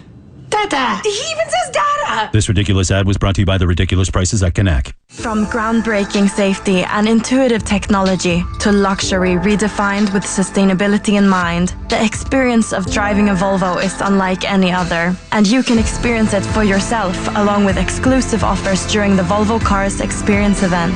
From September 15th to October 2nd, lease from 1.99% and save up to $3,000 on select models. For eligible customers, conditions apply. Visit your Greater Montreal Volvo retailer or volvomontreal.ca. If you have suicidal thoughts, or if you know someone who's thinking about suicide and want to know how to talk to them about it, get help at suicide.ca. You can do something to prevent suicide. A message from the Gouvernement du Québec. Have you wanted to speak a new language but thought it would be too difficult or time-consuming? Then it's time to try Babbel. Babbel works because it's built around real life. It teaches you practical conversations that you will actually use. So with just 15 minutes a day, you'll be on your way to speaking in a new language in just a few weeks. Babbel, language for life. Right now, Babbel is offering radio listeners 55% off their subscription. Visit babbel.com/radio. That's BABBEL.com/radio for 55% off. So, how's your son? Pretty busy. On top of school, he just started a job. Really? How's he doing all that? Safely. A new framework for young workers is now in place, thanks to changes made to the Act respecting labor standards. These changes allow young people at least 14 years old to work, while limiting the number of hours they can work in a week. This ensures that young people have a safe, healthy work environment, like all Quebec workers. Labor standards, providing the right framework for better work. A message from the CNESST. A new season of The Amazing Race is here. And it's bigger than ever. Let's go. With 90-minute episodes. Go. All season long. A new season of The Amazing Race starts tonight at 9:30 on CTV. What the city is talking about. This is Montreal Now on News Talk Radio, CJAD 800. Welcome back, boys and girls. Okay, a new plan from the mayor. This just in. Yeah, the city would like to introduce or maybe consider turning Montreal into a sponge city. A city where they would eliminate asphalt, because after all, who needs asphalt? And sort of convert those roads so they would soak up water. They would become like sponges, right? And this is apparently a concept now being considered in parts of the world. In parts of the world where flooding is a regular problem. Now, we've had some issues here in the past, right? Sure. But I don't count Pierrefonds Roxborough as an area where this would work because they're like right on a river. But the mayor is pointing, I think, in her press conference earlier today, talking about the fact that in some areas in Montreal, we've seen this happen, by the way, a couple of streets here where there's a flood, the water pipes break and they're out of control for a couple of days. You've seen these. They happen on a regular basis. That's not because we get all that rain, I don't think. I mean, we do, but it's because the infrastructure is so old and so bad that unless all of it gets repaired, these things are going to keep happening. You know what else it is sometimes? Leaves. It's literally just leaves blocking the sewer grates. No, I'm serious. The sewers get backed up because the stuff's trying to go to, and it gets all blocked. It's so simple, but that's really a big part of the problem. Like when we had flooding on our street, all the residents took to the street and we were digging the leaves out of the sewage. Okay, but the city is saying that more and more often torrential rains are what overloads our sewage system and putting a strain on the city's infrastructure. So they want to create this system where the water drains through these sponge roads. But it would eliminate asphalt, therefore eliminate parking spaces, because that's the only place it can go. And as I said when I started this, other municipalities or other cities around the world, and a couple have tried this, are doing it by creating basically more green space, whether it's a park, whether in some cases even a golf course. Imagine just a giant green tract of land. Why don't we do that? Why don't we throw we have a lot of parks in the city. Why not do more of those? You know, have another sort of residential garden, if you will, to do that. Why are we always looking to point a finger at motorists and make us the bad guys? Big M Brossard's got it all figured out. By the way, I do want to make it our own personal mission here to find one person who likes this idea. There's an awful lot of sarcasm on the text line so far. Big M from Brossard says, sponge roads that'll turn into skating rinks in the winter. Mayor Plante is such a visionary. All I can do is sit and wait for her next disappointment. Yeah. Well, I want to know what you think. 790-0800. Brad's on the line. Brad, what do you think? Hi, Aaron. Hi, Natasha. Hey, Brad. I think that she is definitely targeting motorists because she's not even looking like what you said, what other places are doing. And like you said, Aaron, on the top, that they're not eliminating parking spaces. They're doing parks. They're doing other things. Yeah, inner city gardens, stormwater systems, golf courses, parks. That's what they're doing. Why aren't we doing that? Why is our first choice to go ahead and eliminate asphalt? Because I think that she's just targeting motorists. She should change her name from Project Montreal to No Cars Montreal. Yeah. Because that's kind of what they are. She's not being fair to the people who live in Montreal. Brad, you and I agree. Absolutely. All right. I thank you for the call. Peter, how about you? What do you think? First things first, she's definitely targeting motorists, but not only that, but small businesses that are downtown. Ever since she's come into power, I haven't stepped foot downtown.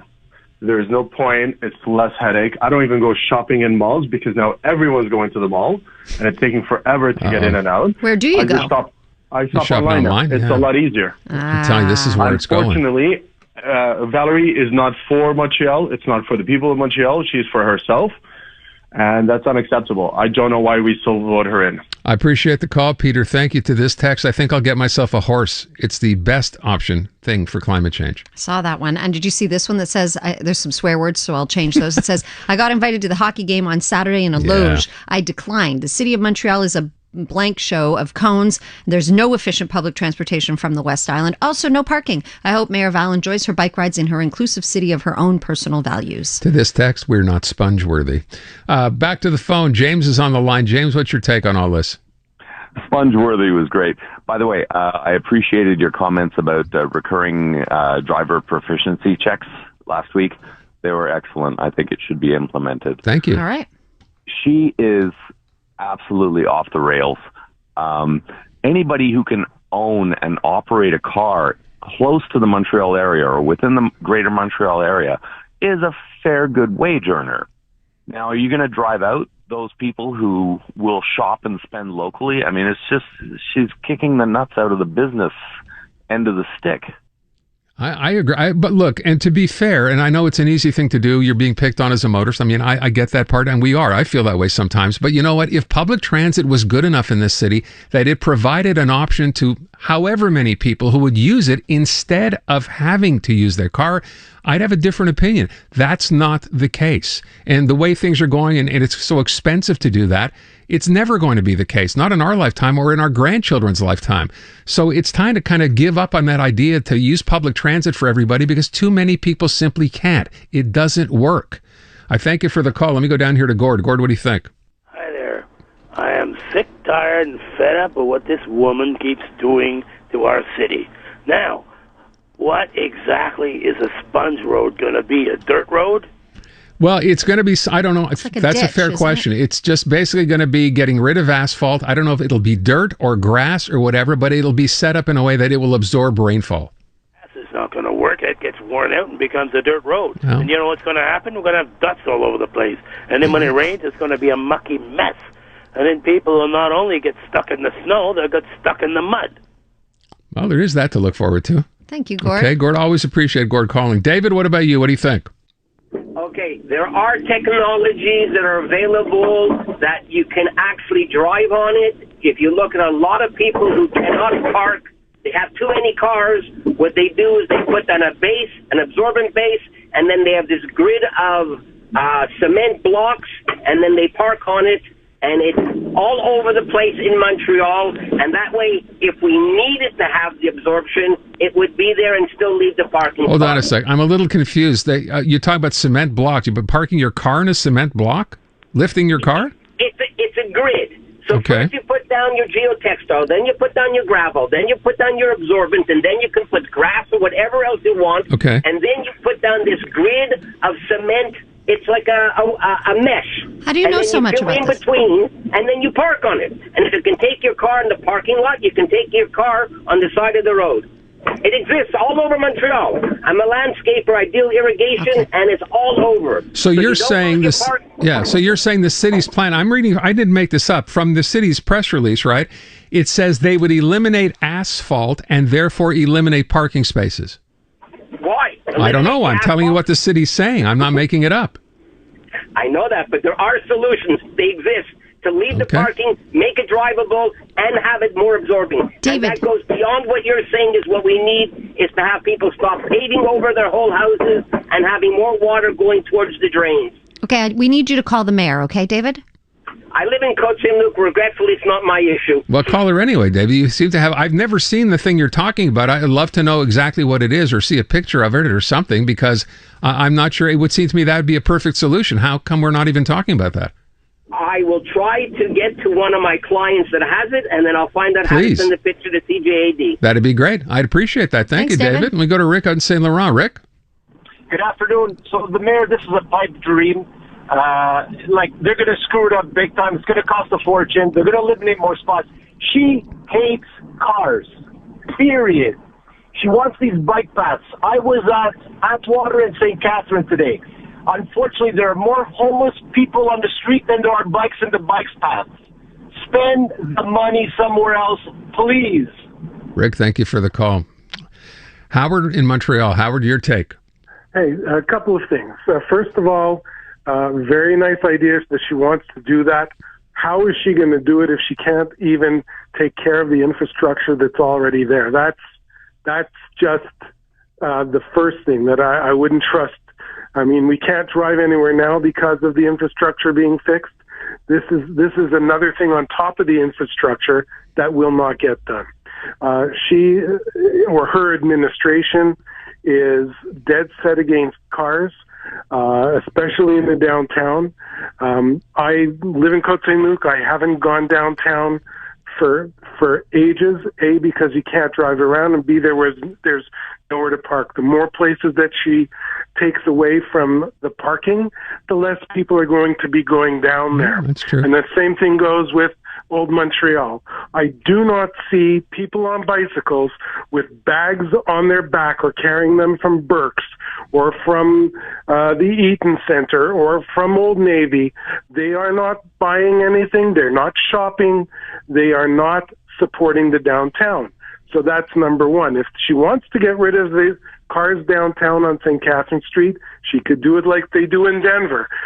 Create excellent parking areas and a tram that is free that goes up and down all the time, St. Catherine Street. That and idea, people by the will way, be on it. Yeah, that idea has been talked about before. It just never goes anywhere. It will never go anywhere because we can't do it. That the infrastructure can't hold it. Howard, I thank you for the call. I want to move on before we're out of time. Tina, let me get your last word in here. What do you think? The sponge roads, can I wear my heels? I don't know. According to our caller, David, you might be able to. Yeah, I'm not entirely sure. Because she's so useless, really. Ouch. She's so useless. Tina, thank you for the call. Some of the texts are literally can't be read on air. This one's, a lot of them. This one says we're stuck with this because her constituency is the only one that show up to vote in municipal elections. Elections matter, this texter says. Make sure you vote in the next election. If you don't, you have no reason to complain. Fair enough. Got till 2025. You have a couple years to go. Thank you for the calls. Appreciate the text. Sponge streets. You'll be hearing more about this, I'm sure, going forward, or hopefully you won't. Let's go to traffic. CJD 800 Traffic Center. Lauren Glazer's got a check on the drive this Wednesday afternoon. Lauren? Aaron, Natasha, looking at the eastbound side of the T-Can, that is seeing a lot of volume now. Starting after Code for 2, running out to St. Laurent. Also a lot of off and on slowdowns between Vio and the 640 on the eastbound 40. We did have an earlier stall inside that interchange. Southbound 25, about an hour lost now between Beaubien and the tunnel. Westbound side of the Met, also delays between Langelier and the Décarie interchange. For northbound Laurentian, it's pretty slow between Saint Martin and Saint Jerome. For the westbound side of the T-Can, that has delays now between Code for 2 and the 13, again after St. Charles running out to the Latour Bridge. Westbound side of the 20, volume now before Ungrenio out to Norman. Some delays as well. St. John's out to St. Charles. Pretty busy as well between Woodland and Ile Perrot. Experience all that fall has to offer with craft, confidence, and the control of a Lexus. Visit your local Lexus dealer or Lexus.ca for details. Let us know what you see on the roads. Call in your tips to star 800. Your next report at 5 o'clock. All right, we have arrived at news quiz time. It is a chance for you to maybe, just maybe, if you get lucky here, win $1,500 in cash, courtesy of our friends over at Empire Gold. Empire Gold, the folks who pay the most for your gold or silver and have been for more than 60 years in business. They're folks you can trust. So before you sell it somewhere else, visit Empire Gold. 5593 Parry. That is one block west of Décarie Boulevard. Parry is the same corner, by the way, on Décarie where the Orange Julep is. So just up that street. No appointment necessary. And of course, you're paid right on the spot. No one's sending you a check in the mail. You get paid right on the spot. That's Empire Gold. More details, empiregold.ca. It starts with a toss-up question. Once you have the answer to that, you give us a call, 790-0800. First right answer will play the quiz, so here you go. Quebec's new COVID vaccination campaign officially begins on what date? Oh, I know.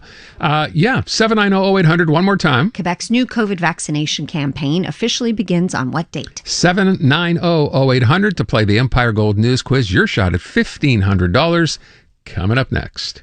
Montreal's home for live sports and sports talk. TSN 690. He's going to make it to the end zone. Touchdown, Montreal. When you need to know, when you need to get it off your chest. He has to earn that. He has to get it. He has to find it, unearth it, whatever it is. He has to find that confidence.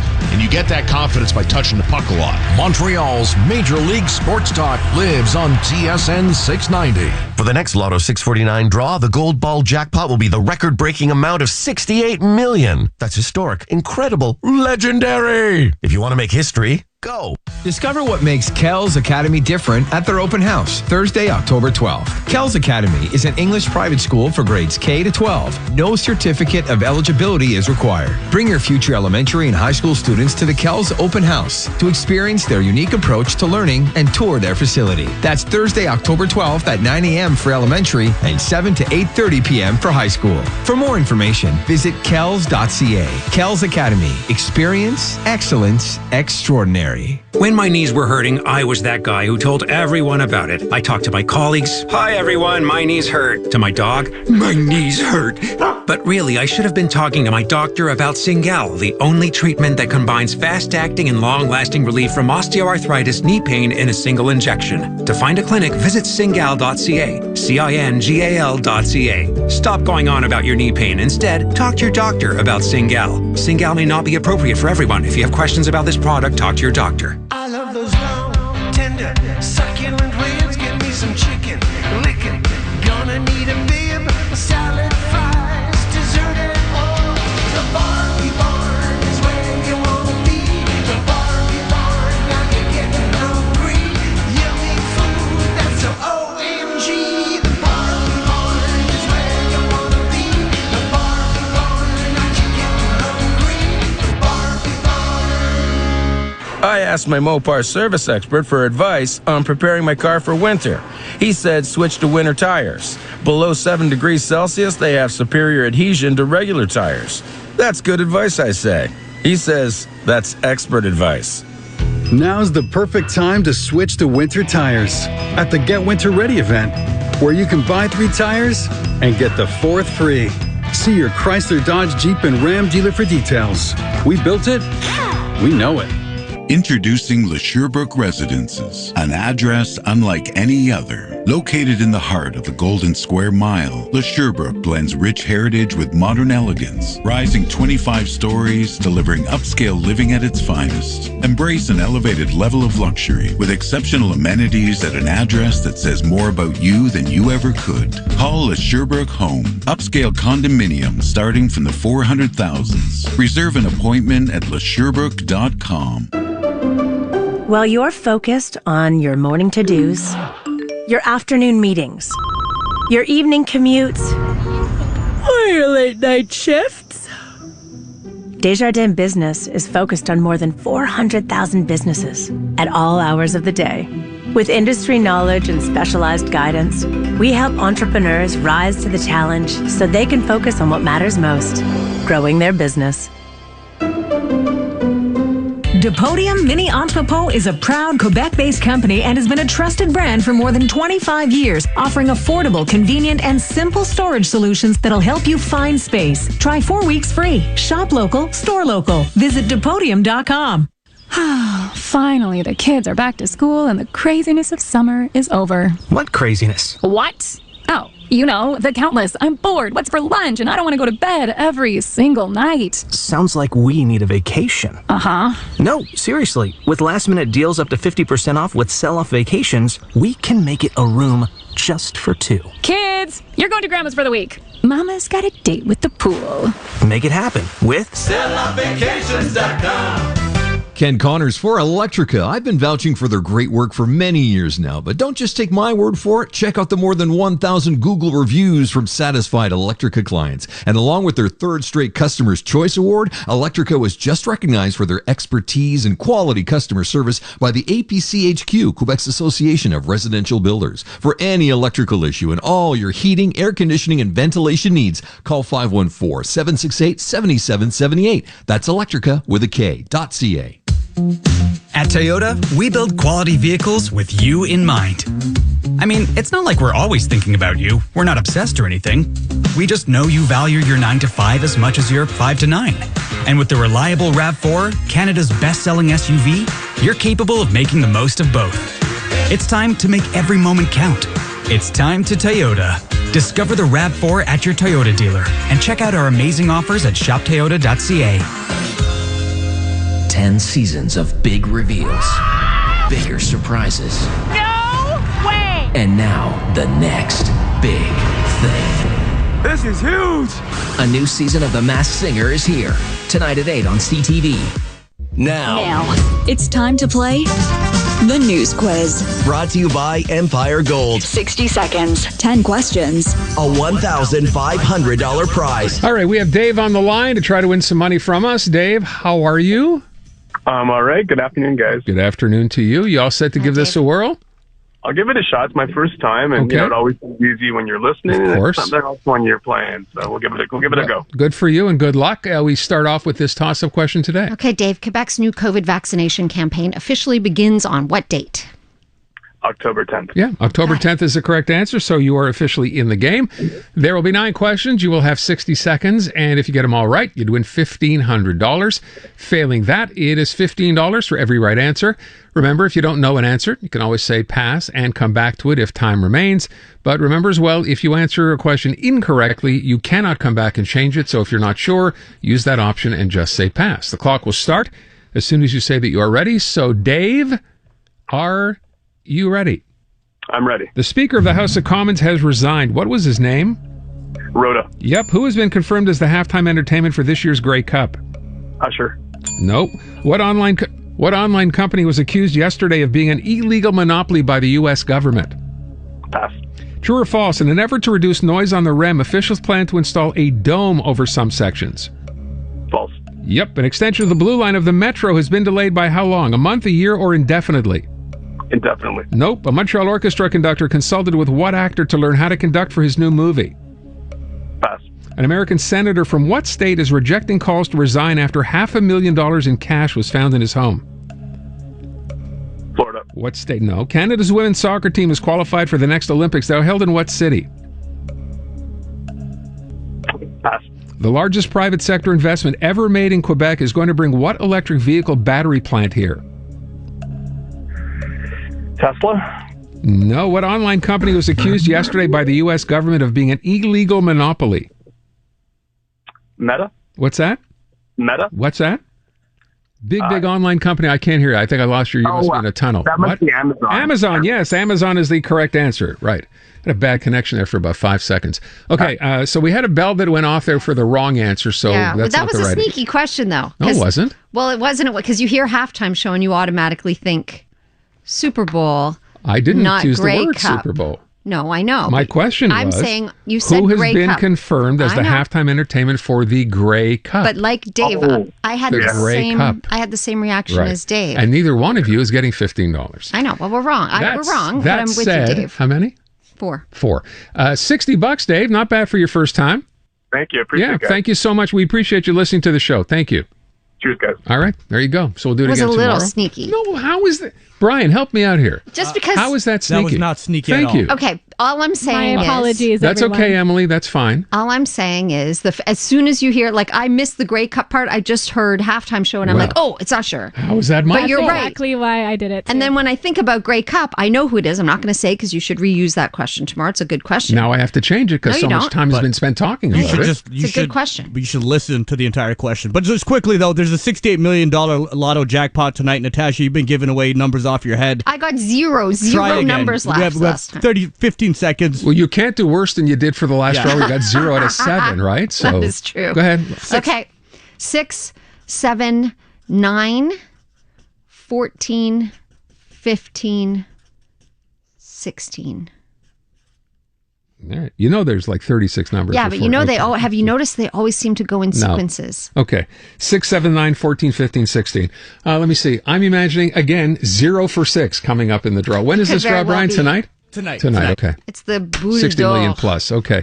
When we come back after 5 o'clock, we'll be joined by Jean-Francois Lisée, talk about a couple of stories in the news today. Stay with us. That's next. Montreal Now, brought to you by Dormez-vous. October 1st is National Seniors Day. This Friday to Sunday, seniors save the tax on everything, including all the best brands. See in store for details.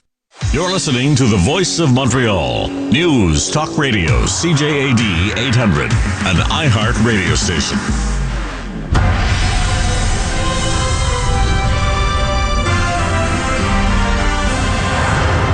Good afternoon. It's 5 o'clock. I'm Jason Mayoff with a CTV News update. Clear tonight. It's 21 downtown. Weather details in minutes. Here's what's making news right now. A mother and daughter found dead in an apartment in Longueuil. Police fire at a man who allegedly threatened Justin Trudeau and François Legault, and the opposition is rejecting the Prime Minister's apology today in the House of Commons. The latest from the CJAD 800 Traffic Center, here's Lorne Glazer. It's a pretty slow drive northbound 13 from ahead of Côte-de-Liesse, running out to Henri Bourassa, again between Dagenais and the 640. Southbound 13 also delays Côte-de-Liesse to the 20 for the westbound side of the 20, losing time now before Ungrenny out in Norman against St. Charles into Ile-Perrot. For the eastbound side of the 20, that has delays Bouchard to First Avenue. Outbound side of the Mercier Bridge, you are backing into Ville-Saint-Pierre, also pretty slow drive on the eastbound side of the Ville-Marie, Outwater through to St. Laurent. Experience all that fall has to offer with craft, confidence, and the control of a Lexus. Visit your local Lexus dealer or lexus.ca for details. Traffic and trends at every 15 minutes on CJAD 800. Your next report at 5:15.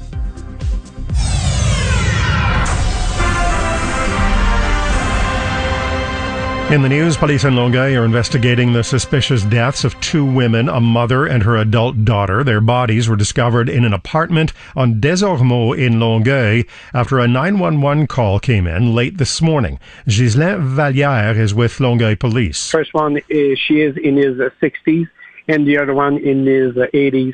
And the third person, a man in his 30s, was there, and he's been transported to the hospital to treat a state of shock. Police say they'll be meeting with that 30-year-old man who they're calling a person of interest. Quebec's BEI police watchdog has launched an investigation after police fired at a person who allegedly threatened Prime Minister Justin Trudeau and Premier François Legault. It happened early this morning when the police tactical squad entered a home in Scottstown, about an hour northeast of Sherbrooke. The suspect is alleged to have made the threats on TikTok in a video where ammunition could be seen. The BEI says preliminary information shows the suspect pointed a gun at the door as police were entering the home. The person was injured, but the extent of their injuries is unclear. Prime Minister Justin Trudeau stood in the House of Commons this afternoon to apologize for what happened Friday when a man who fought with the Nazis was honored during the Ukrainian president's visit. On behalf of all of us in this House, I would like to present unreserved apologies for what took place on Friday and to President Zelensky and the Ukrainian delegation for the position they were put in. Conservatives are rejecting the apology. Conservative leader Pierre Poilievre says Trudeau must take personal responsibility. It was his personal responsibility to continue to lead the government that has the security, intelligence, and diplomatic agencies that could have and should have vetted all individuals who were present and recognized. House Speaker Anthony Rota has resigned over the issue, saying he was solely responsible for inviting and recognizing 98-year-old Yaroslav Hunka. The city of Laval is handing out bottled water to 2,500 homes after issuing a complete water ban. They say people in a certain sector of St. Dorothy should not use their water, even if boiled, for anything except flushing the toilet. This woman says she was alerted to the situation, but she doesn't think everyone was. My neighbor, they didn't know. I found that the people, maybe I am worried that people don't know. Another resident told CTV News that he got a phone call, a text message, and the fire department came to his door to tell him, but it was too late because they'd already consumed water. The ban was put in place after a fire in the area yesterday. Officials say chemicals used to put the fire out may have seeped into the water supply. You won't be seeing The Boss on tour this year. Reporter Jason Nathanson has more. He may be tougher than the rest, but Bruce Springsteen is postponing the rest of his 2023 tour because of health issues. He's recovering from peptic ulcer disease, and we're told in a post on social media that his doctors have him continuing treatment through the rest of the year. He says he's on the mend and can't wait to see fans next year. The postponed shows include the one in Montreal that was scheduled for November. Rescheduled concerts will be announced soon. For more news, go to CJAD800.com or download the iHeartRadio app.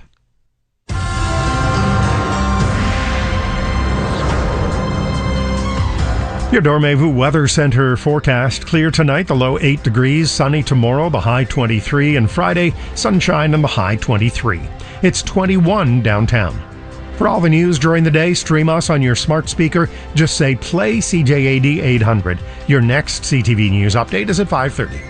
This newscast brought to you by Electrica Home Services, now an authorized Lennox dealer, offering you their complete range of heating, cooling, and indoor air quality products. Go to electrica.ca. Hey, where are you going on vacation? To my sanctuary. Where? My basement. Now that we've stored our kids' items, it's my man cave and my wife's yoga retreat. Depodium Mini Entrepot. Affordable storage solutions at a location near you. Try 4 weeks free. Depodium.com. Is your child as white as a sheet, covered in pimples, running a fever? Call 811 to talk with a nurse at any time. There are efficient alternatives to the emergency room. Learn more at quebec.ca/health access. A message from the Gouvernement du Québec. What the city is talking about. This is Montreal Now on News Talk Radio, CJAD 800. Welcome back. It is time to check in with Jean-François Lisée. It is a Thursday afternoon. By the way, for those of you who may have been away for a while, he joins us every Tuesday and Thursday afternoon. Tom Mulcair is here Monday and Wednesday, and then David Hertel will be here on Friday. Our feature brought to you by the folks at Guaranteed Industries, who remind you, getting ready for the cooler weather to move in. It's going to get here sooner or later. I know that's hard to believe now, but it will get here. And when it does, you want to be prepared, so make sure you give Guaranteed a call. Make sure you're ready to go come winter, 514-342-3400, or online, guaranteedindustries.com. Jean-François, I thought we'd start today with reaction. First of all, we had a statement from the Prime Minister, Justin Trudeau, just after 2 o'clock on the whole situation over Anthony Rota and this embarrassment, if you will, to Canada's reputation over what happened in the House of Commons. And then in the House of Commons, he got up and basically apologized again, much to the chagrin of the opposing members. There was not a lot of decorum there. So basically just your take on this, on what you've heard so far, and how you think this was handled. Well, I think it's better late than never. As Natasha seems to believe, it's not a complete apology because he apologizes in the name of the House of Commons, the chamber, but not of the government as though the government did not have any responsibility in checking who's going to be applauded when Zelensky is there. I think the first responsibility was that of the president of Parliament, Mr. Rota, but it doesn't absolve the premier, his national security staff, and global affairs, who should have checked, if there was any security problems in the people that would be present there.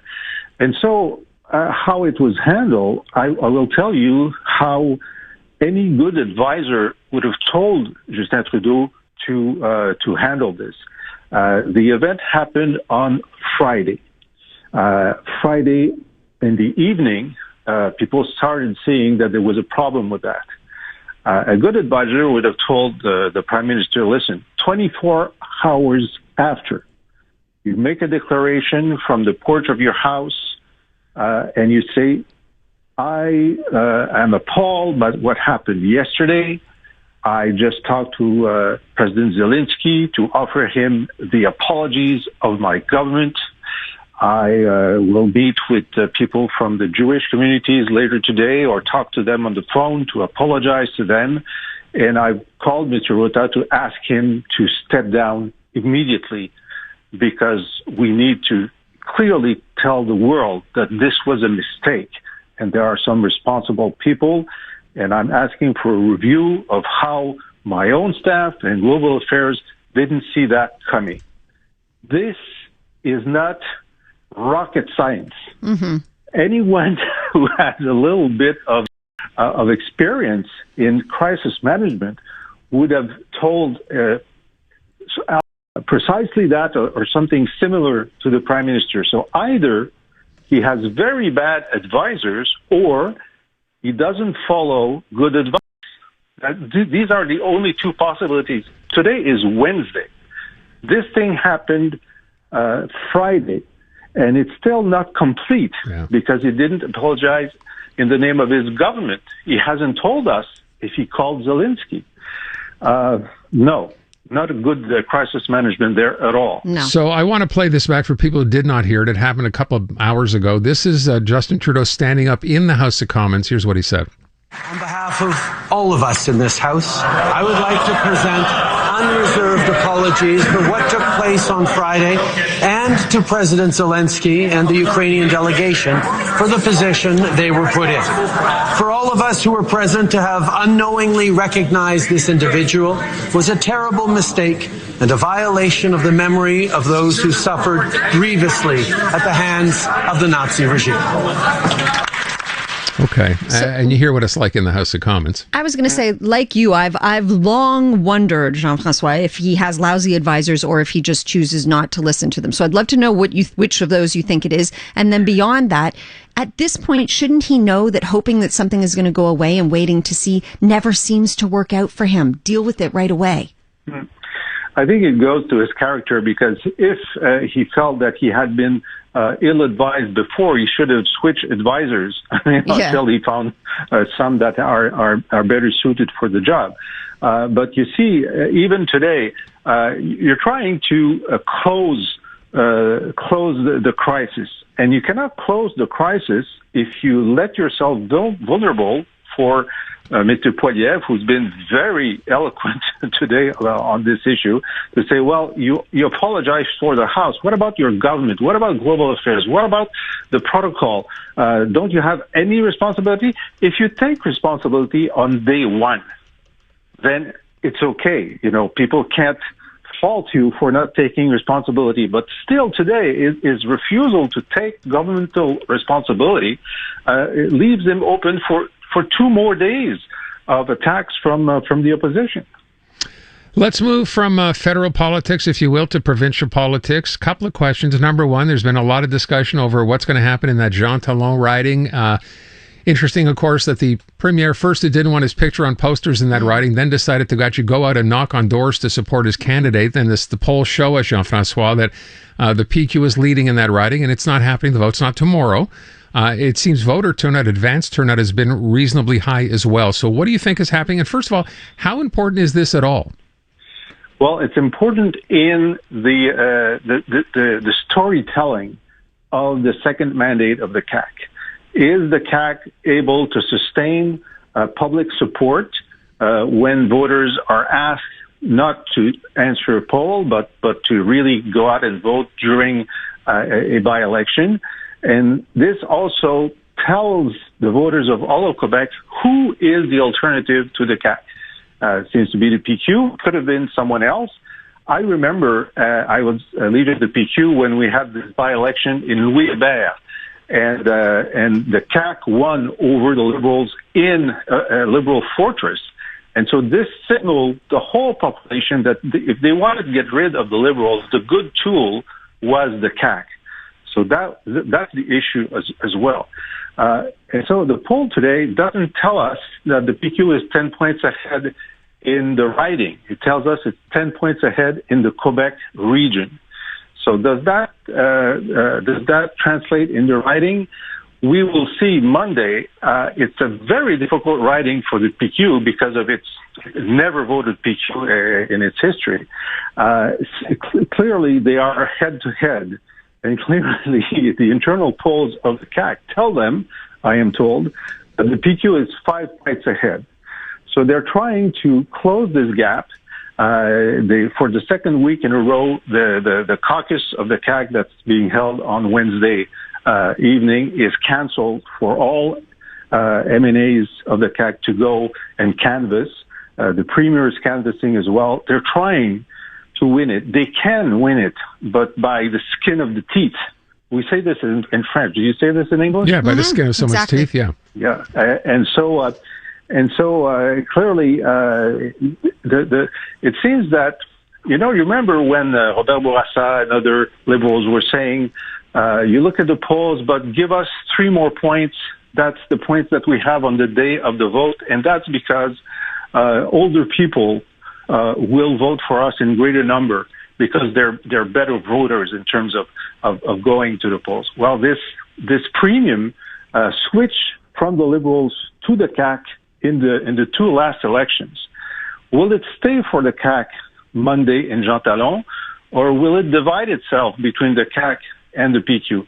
I think that will be the clincher of the election. How much bearing do you think, how many provincial civil servants live there too? Because I think that is the source of much discontent among voters right now. Well, that's right. And they're in negotiation with the government. You either have someone in your family or yourself who worked for the Quebec government when you live in Quebec and even outside Quebec City. So it's very close to your heart. It's part of the family discussion every weekend. And even if you don't work or you know that your brother, your sister, your cousin is not paid well enough or has working conditions that are not good enough, and it's the fault of the current government, always, of course. And so that's a minus for the CAQ government. But the plus is that they've given every elder $2,000. Okay? And so they're really working hard on these buildings where you have retirees. I wonder if that $2,000, as you say, will be an old memory, or even, right now anyway. If they were mailing out checks every month, I'd see a lot of people would say, well, I want to keep this coming in. But it was a one-time. Maybe it happens again. It's yearly. The 2,000 is yearly. The 500 was a one-time. Right. I just wonder if people will remember that forever as a reason to vote for a political party. I know it's as old as time, but we shall see what happens in Jean Talon. Yep. Jean-François? It'll be very interesting Monday to see that. We shall indeed chat next week. Thank you so much. We'll talk to you next week. All right. Thank Bye-bye. you. Jean-François Lisée, former PQ leader. Let's get to traffic at 5:17, see what's going on. CJAD 800 Traffic Center. Here is Lauren Glazer. Lauren. Aaron, Natasha, for the westbound side of the T-Can, it's a difficult drive. Starting after St. Charles now, running out to the Latorte Bridge. Westbound side of the 20, you are losing time before Angrenio out to Norman again after St. John's, running until Perot. Outbound side of the Mercier Bridge, it is backing to Ville St. Pierre for northbound 13 delays as well. They start Côte-Liesse up to Henri Bourassa, again between the Vachon Bridge and 640. Northbound Laurentian off and on slow down start. St. Martin running up to St. Jerome. For the westbound side of the Met, it's a slow drive too between Lac-Cordaire and the Décarie interchange. eBay Motors has tires from all the top brands available now for your winter changeover. Shop ebay.ca/motors for great prices on tires for all your rides. eBay Motors. Let us know what you see on the roads. Call in your tips to star 800 Your next report at 5:30. All right, thank you, Lauren. By the way, just a quick note here. Anthony Housefather is going to be joining us in just a couple of minutes. I want to get his take on what happens next as far as the House Speaker is concerned. So stick around. That's just a couple of minutes away. And then for those who missed Mark Miller, our federal immigration minister, he's going to be joining us after 5:30 and replay an interview we did with him yesterday covering a range of topics. So stick around for that. But right now, let's give away the Tim McGraw tickets. That's what we're doing. Tim McGraw is coming to town. If you're a country music fan, good luck. Bell Center, May 2nd. This is a beat the box office situation. You can't even buy these tickets yet. Not until Friday at 10 a.m. at evenco.ca. But we've got them. You could win them now through Friday. Here you go. Here you go. Here you do. Do it, dear. Here you go. It's a song that I'm sure you will know if you're a Tim McGraw fan. And once you know it, just give us a call. 790-0800. First right answer. We'll have the Tim McGraw tickets. Good luck. Here you go. Everywhere I go, they're staring at her. Every man I know. Oh, you all know that, right? Natasha, even you know that one, right? No, you don't. One more time. Here it is. I do know. Everywhere I go, they're staring at her. Every man I know. What Tim McGraw song is that? 790-0800. Good luck. Pair of tickets up for grabs.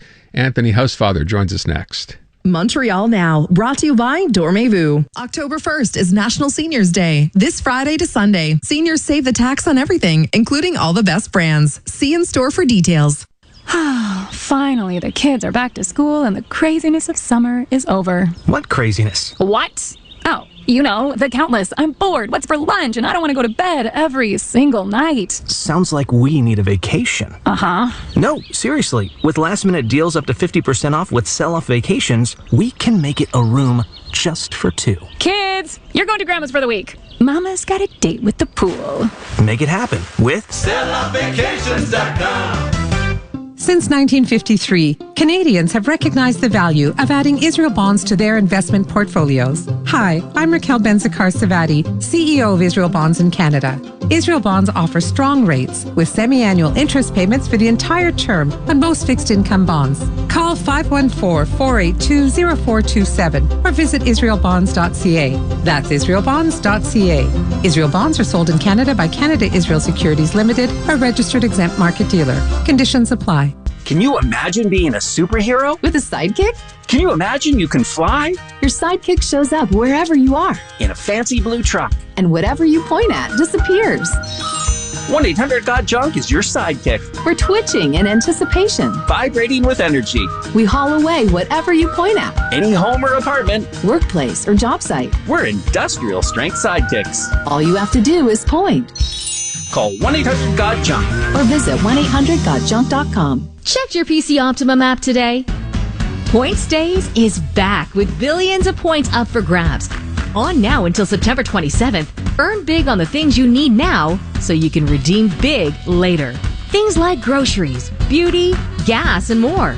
Just open the PC Optimum app to get your offers. Shop, scan, earn. PC Optimum Points Days on now until September 27th. How does a brand new RV payment-free for an entire year sound? Well, it's here for a limited time exclusively at Safari RV. Our brand new 2022s are free, payment-free for an entire year. It's incredible. It won't cost you a single penny monthly for an entire year to own your dream RV. Plus, you also get free winterizing and free storage for 3 years. RVing has never felt so free. Only at Safari RV. But hurry, only while they last. Safari RV.ca. 1-877 Cars for Kids. KARS Cars for Kids. 1-877 Cars for Kids. Donate your car today. Donate online at carsforkids.ca. That's cars with a K. Pickup is quick and easy. You'll benefit a child and get a maximum tax credit. 1-877 Cars for Kids. Donate your car today. Donate today, and your car can be gone tomorrow. Tonight on CTV News. The water in St. Dorothy, Laval. Don't drink in it, don't wash in it, not even for pets. And do you know what to do when someone goes into cardiac arrest? Those stories and more at 6 o'clock on CTV News and CJAD 800. As long as you're having your car tuned up, how about a little love for the place where you park it? Call Premier Sealers, Montreal's leader in paving, stone, and asphalt repair and maintenance. And tend to your driveway, garage, or even your patio before the leaves and other stuff start falling. For paving, stone, and asphalt repair and maintenance at home or for commercial parking lots, call Premier Sealers at 514-421-3838. They also do epoxy garage flooring. Ask them about that. PremierSealers.com. Seal you later.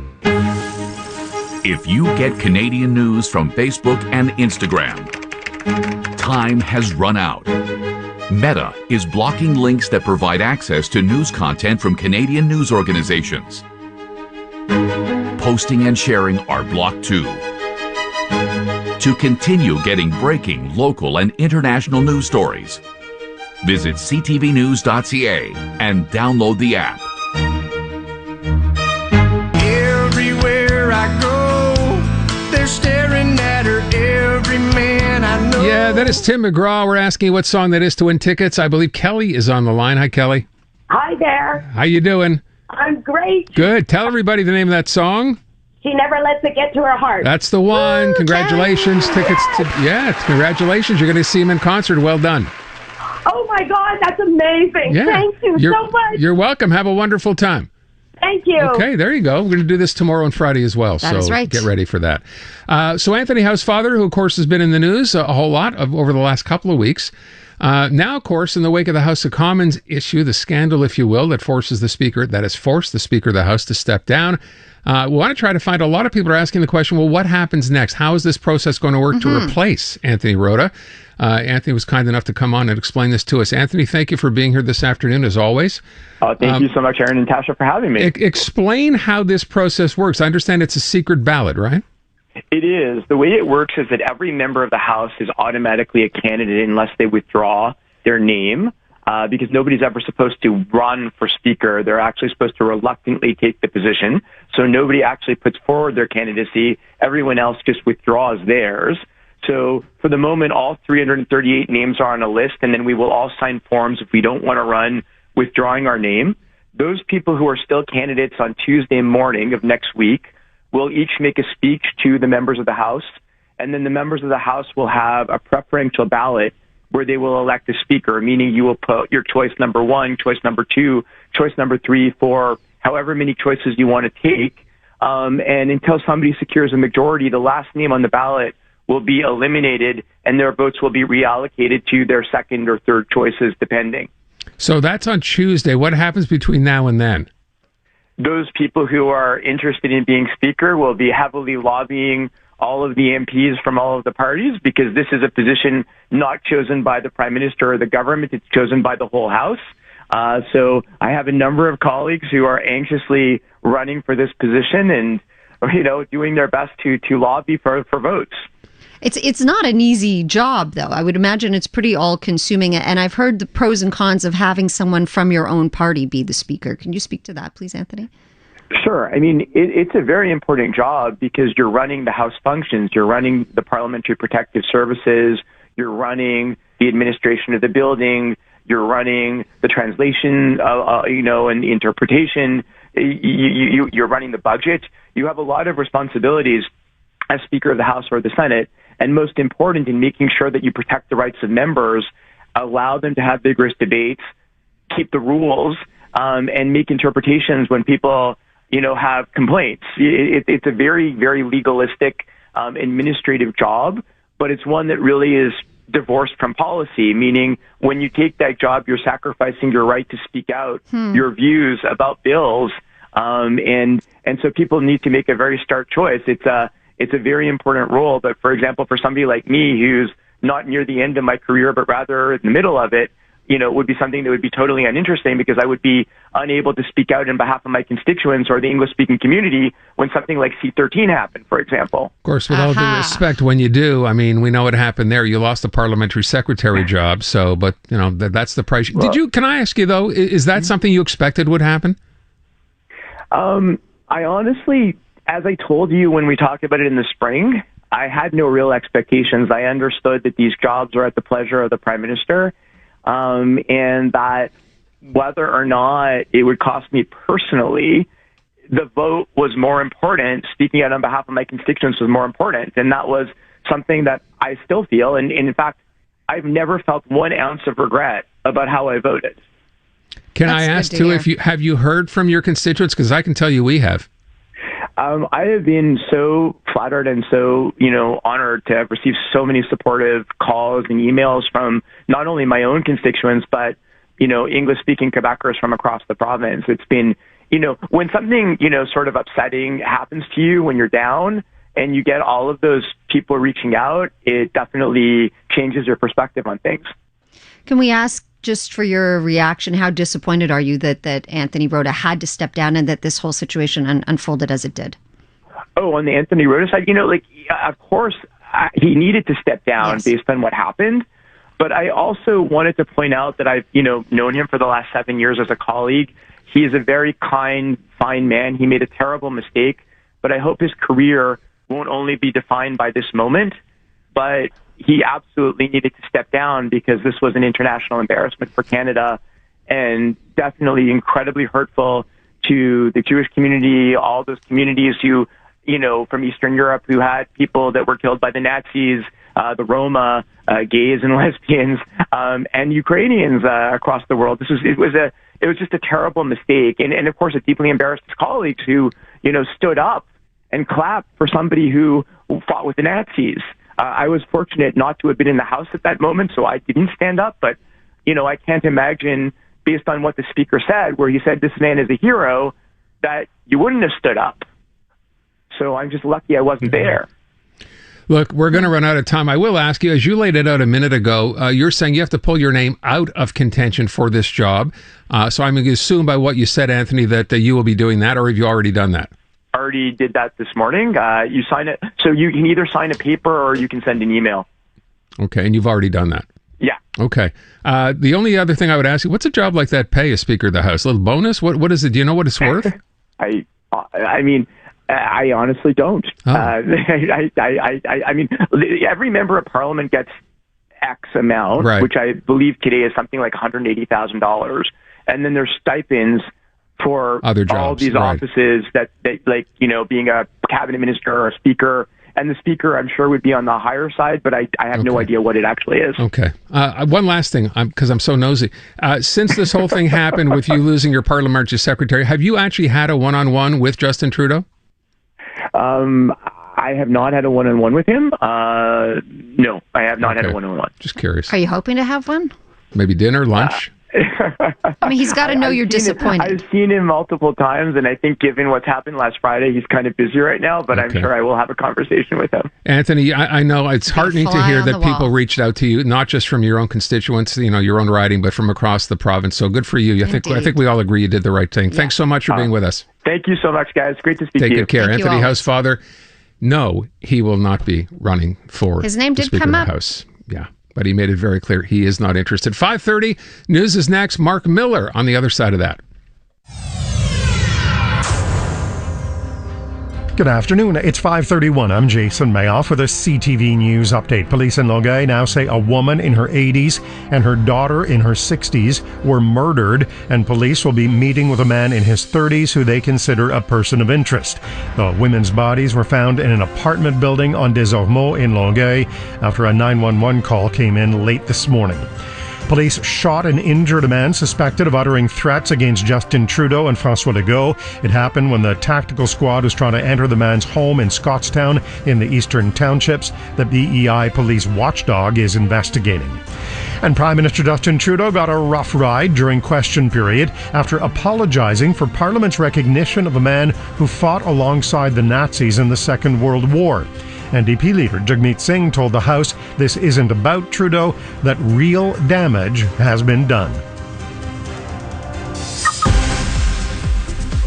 With the latest from the CJAD 800 Traffic Center, here's Lorne Glazer.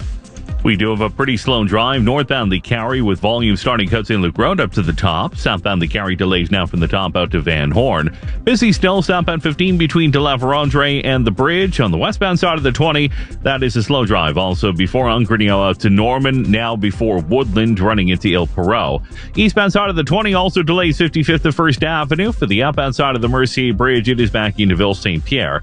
Delays as well on the eastbound side of the Ville Marie, starting at the Atwater exit out to St. Laurent. For the westbound side of the T-Can, pretty busy also after St. Charles, running out to the Ilatorque Bridge. Park like a boss with the Park and Fly app. Reserve, scan, park, pay, and go at the touch of a button. Download the Park and Fly app today. Traffic and transit every 15 minutes on CJAD 800. Your next report at 5:45.